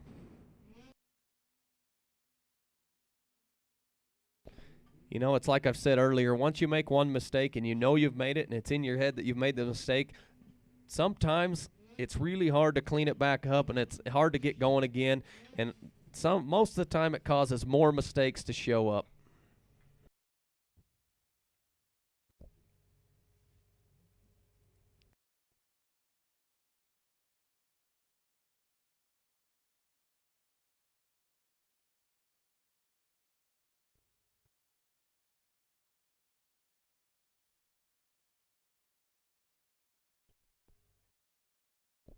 There we go. Stetson charging the Frank May Skidoo finish line with 1:10.78, 1:10.78. For Stetson Banna, up next, racer number 346, Dylan Hart from Star Valley Ranch, Wyoming, riding Polaris. He's going to be followed by Tanner Thomas and Landon Kula.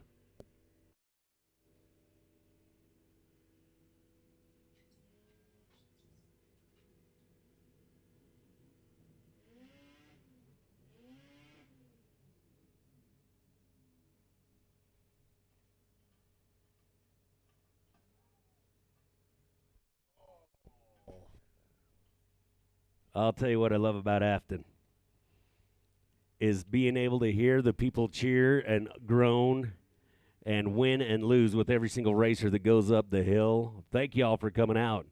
Make sure and get on that 50-50. We're going to be right here again tomorrow. We start racing at 8 a.m. But if you want to hang out with us even more than that, we're going to be at Coulter's Lodge at 7 o'clock tonight, the Calcutta. Come on down. It's going to be a good time. And I'll tell you what.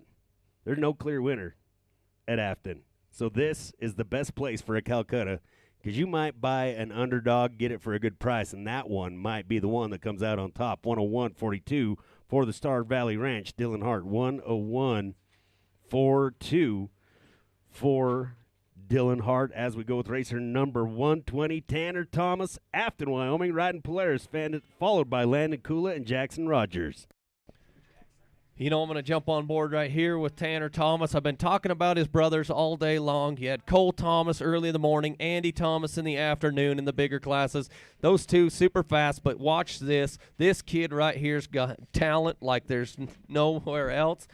Tanner chasing his brothers down, got some big shoes to fill, but guess what? He's doing it. He does it every race. He's raced, I believe, 8 finals.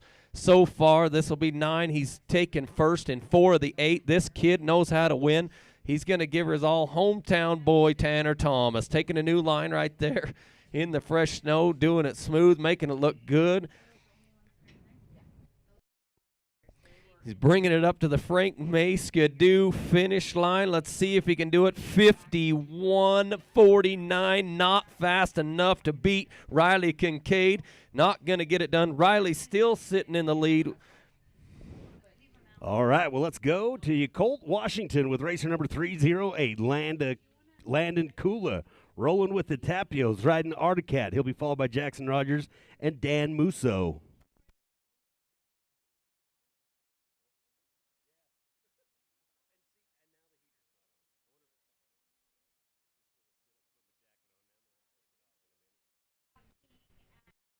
All right, I talked to Landon Kula earlier today. He was standing with Daxon Zollinger and them over here.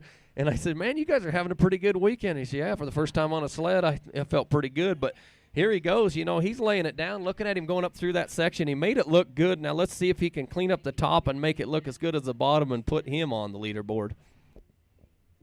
He's been fast. Every time I've seen him, he has been fast, and I like it. Here he comes up and over with a 53.87, 53.87. Not going to be fast enough to take the lead, but it looks like he's going to be in the number 3 spot, maybe. Actually, nope, number 4 spot. All right, well, let's go to Jackson Fast Rogers, racer number 267 out of Camas, Utah, riding Skidoo. There is a lot of payola or trophies or whatever going to that Camas area between the Johnsons, the Rogers, and of course, the Handsakers. And Jackson Fast Rogers might just turn things on its ear right here. Yeah, if there's, well, this whole class is fast. That's why I've been so dang excited all day long to see them final. I was hoping we were going to get through them today just because this is most exciting for me. I know the pros are fast. These guys right here, they're so fun to watch. Jackson Rogers lays it on the line. You know, he's got a few good finishes. Yesterday he was on fire, winning them and qualifying good. Here he comes. Let's see if he can get it done. 5-1-9-1, not quite fast enough, but it will put him in the number 3 spot. 5-1-9-1. Going to get a little closer to home right now with racer number 838, Dan Musso, Edna, Wyoming. He's riding Skidoo. Got rolling with us the whole crew from Etna, Star Valley Ranch area. Coming in and doing good.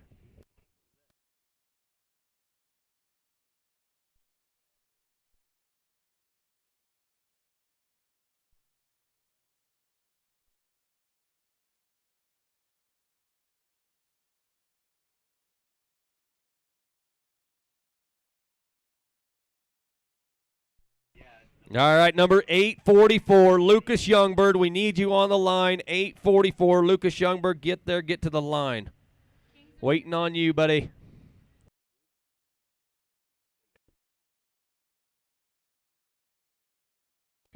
Oh, Dan Musso hanging up there just a little bit.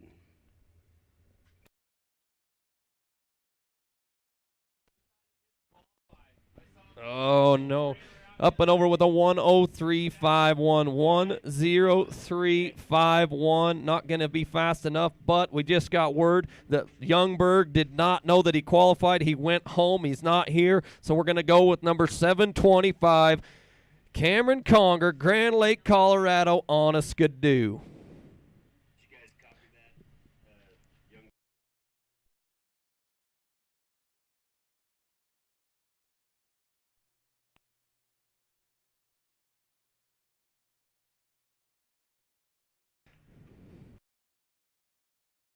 All right, one rider to go. This kid right here, I don't know him, but I know he's super fast. He's been exciting to watch this year. Watch this. We'll see if we have a leader change. As of now, in the lead, number 102, Riley Kincaid, Victor, Idaho at 51.19. 51.19, Riley Kincaid.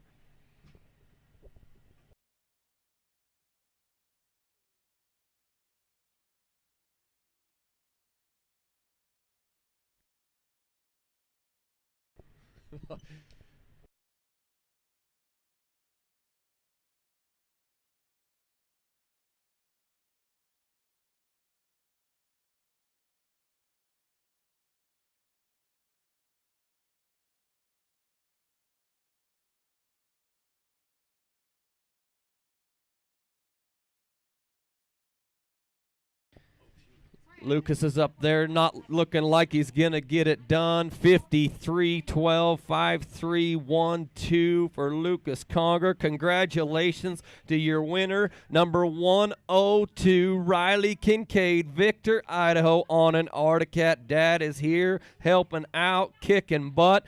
You're the man. In the number 2 spot, we got number 120, Tanner Thomas, hometown boy, Afton, Wyoming, on a Polaris, 51.49.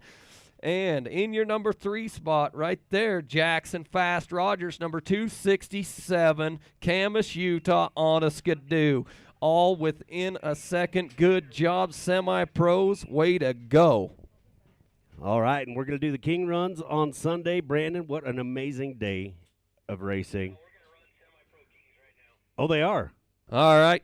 This I did Change not of know. plans, change of plans. We're running Semi-Pro King right now. If you won the class, you need to get your sleds and get them down here. Tanner Thomas, I believe, is one of them. Riley Kincaid, and I'm not sure. I think Zollinger.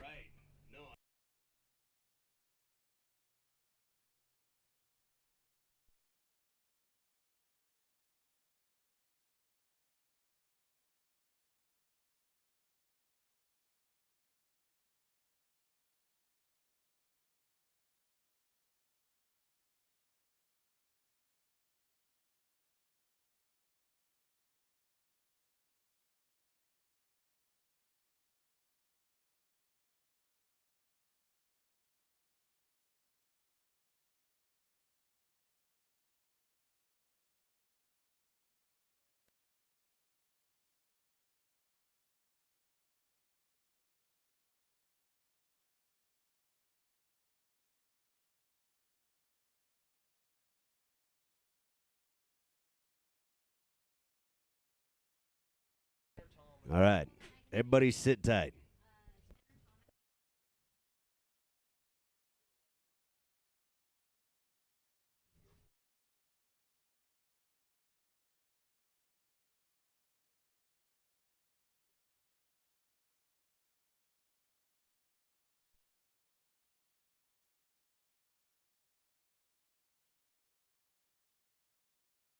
All right, your winners of the semi-pro classes. We had Tanner Thomas winning the improved class, Jackson Rogers winning the stock class, Riley Kincaid winning the mod class. We need you in the pits. Bring your sleds. Let's go. Let's find out who's the king of this hill.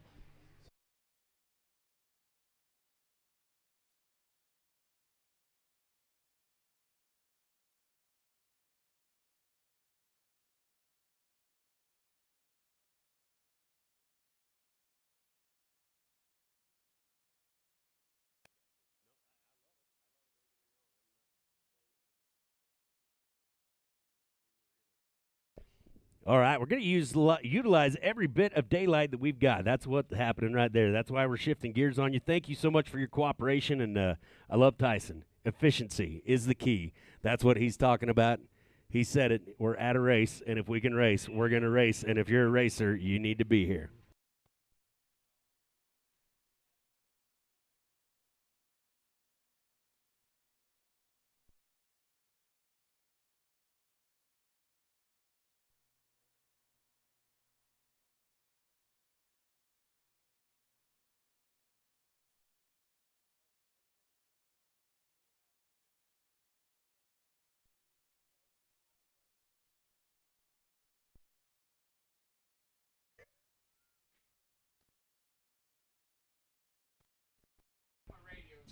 All right, sounds like Riley Kincaid, you drew first straw. You'll be first on the hill, Riley Kincaid. First out, Riley on his mod sled. Here we go.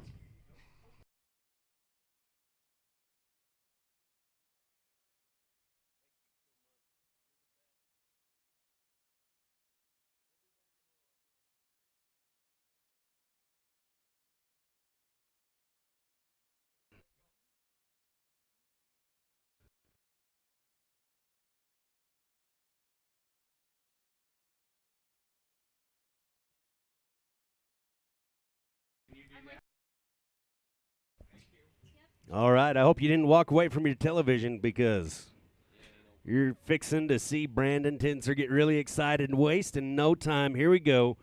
Racer number 102, Riley Kincaid, taking his Mod King run. We're going to crown a semi-pro king of the hill right now.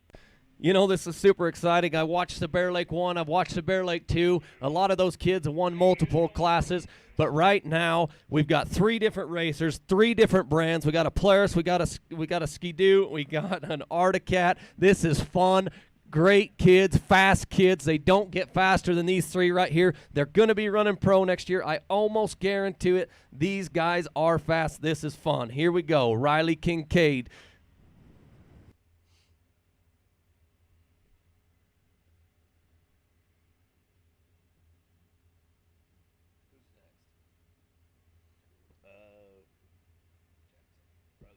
All right, there it is, setting the bar, 5039. 5039. Next, we'll go with Jackson Rogers on his stock snowmobile. All right, our King runs are brought to you by Pure Adrenaline Motorsports. Thank you. And they're adding $500. Semi-pros are not accustomed to that kind of money.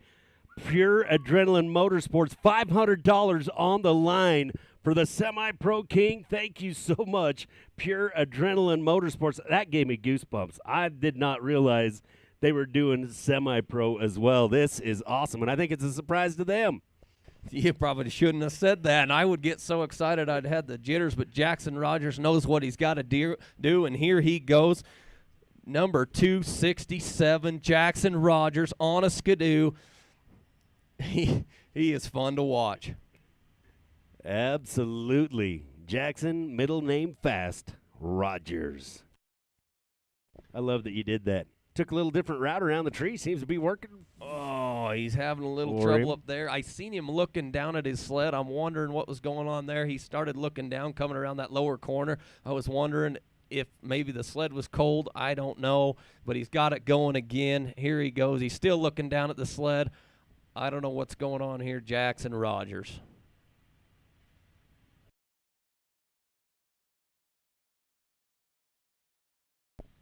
He's got it on its side up there. We'll get a mark for Jackson. One guy to go.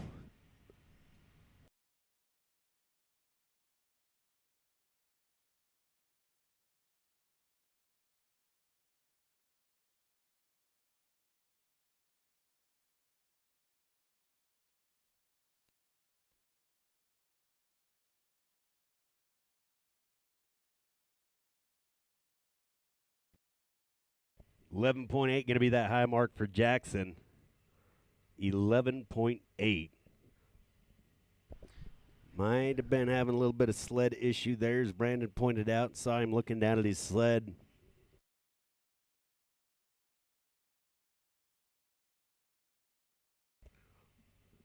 Improved semi-pro champ, racer 120, Tanner Thomas. Getting ready to make his way to the starting line, getting that sled good and warmed up. Good job, Riley.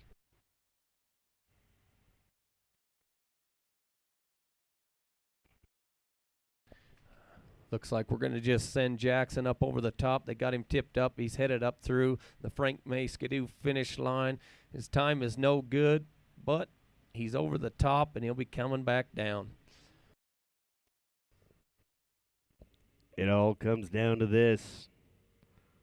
Racer number 120, Tanner Thomas. Hometowner. There'll be a little bit of a turf war going on here.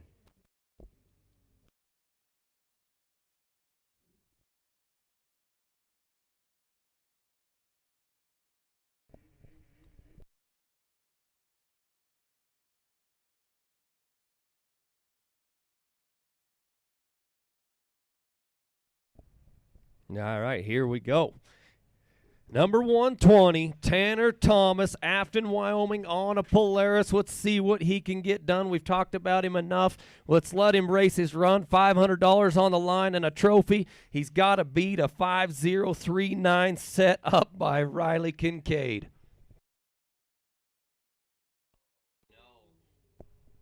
Oh, he is not going to be happy with that. Congratulations, Riley Articat Kincaid, finishing it off, taking the king, 5:039. Thank you, Pure Adrenaline Motorsports, for your $500 donation for the King Runs, and thank you, Afton Hill Help. You guys are awesome. Way to get through it.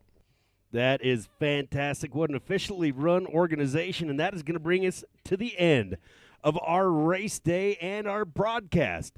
From RMX Sports, on behalf of Brandon Tittenser, the Rocky Mountain States Hill Climb Association, and the Afton, the Star Valley Ridge Riders, thank you so much for watching. We're going to start racing here at 8 a.m. tomorrow morning. My name is Kenny, and may the best of your past be the worst of your future.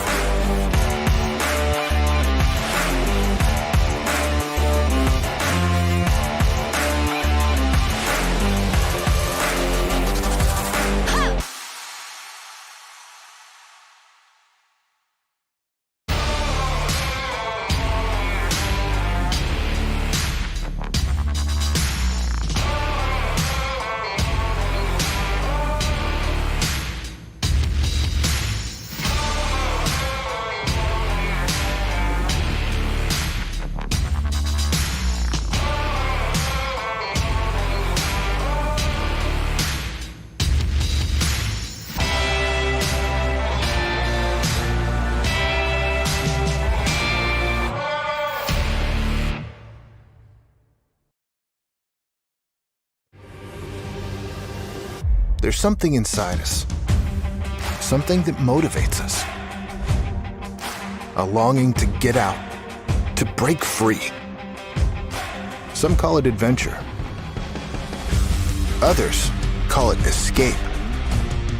But we don't ride to escape life. We ride to capture it. Polaris. Think outside.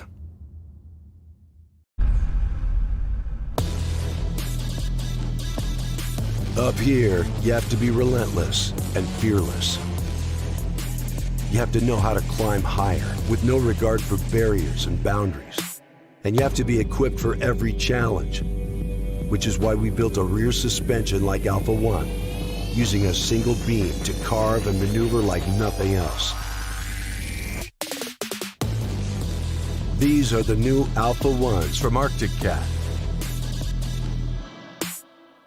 Alpha One shreds every expectation of traditional twin-rail design with a lightweight single-beam suspension that was expertly engineered and rigorously tested for toughness. This design means fewer parts and less weight, allowing it to cut sharper corners and take on bigger challenges. Alpha One maneuvers effortlessly, carving and floating with ease. And without two rails to trap snow, its single rail stays lightweight all day, every day. Now on every mountain snowmobile, plus the Blast M mid-sized and Riot X crossover. It's the ultimate weapon for side hilling, tackling steep slopes, and more. Next time you have a mountain to climb, you better have an Alpha on your side.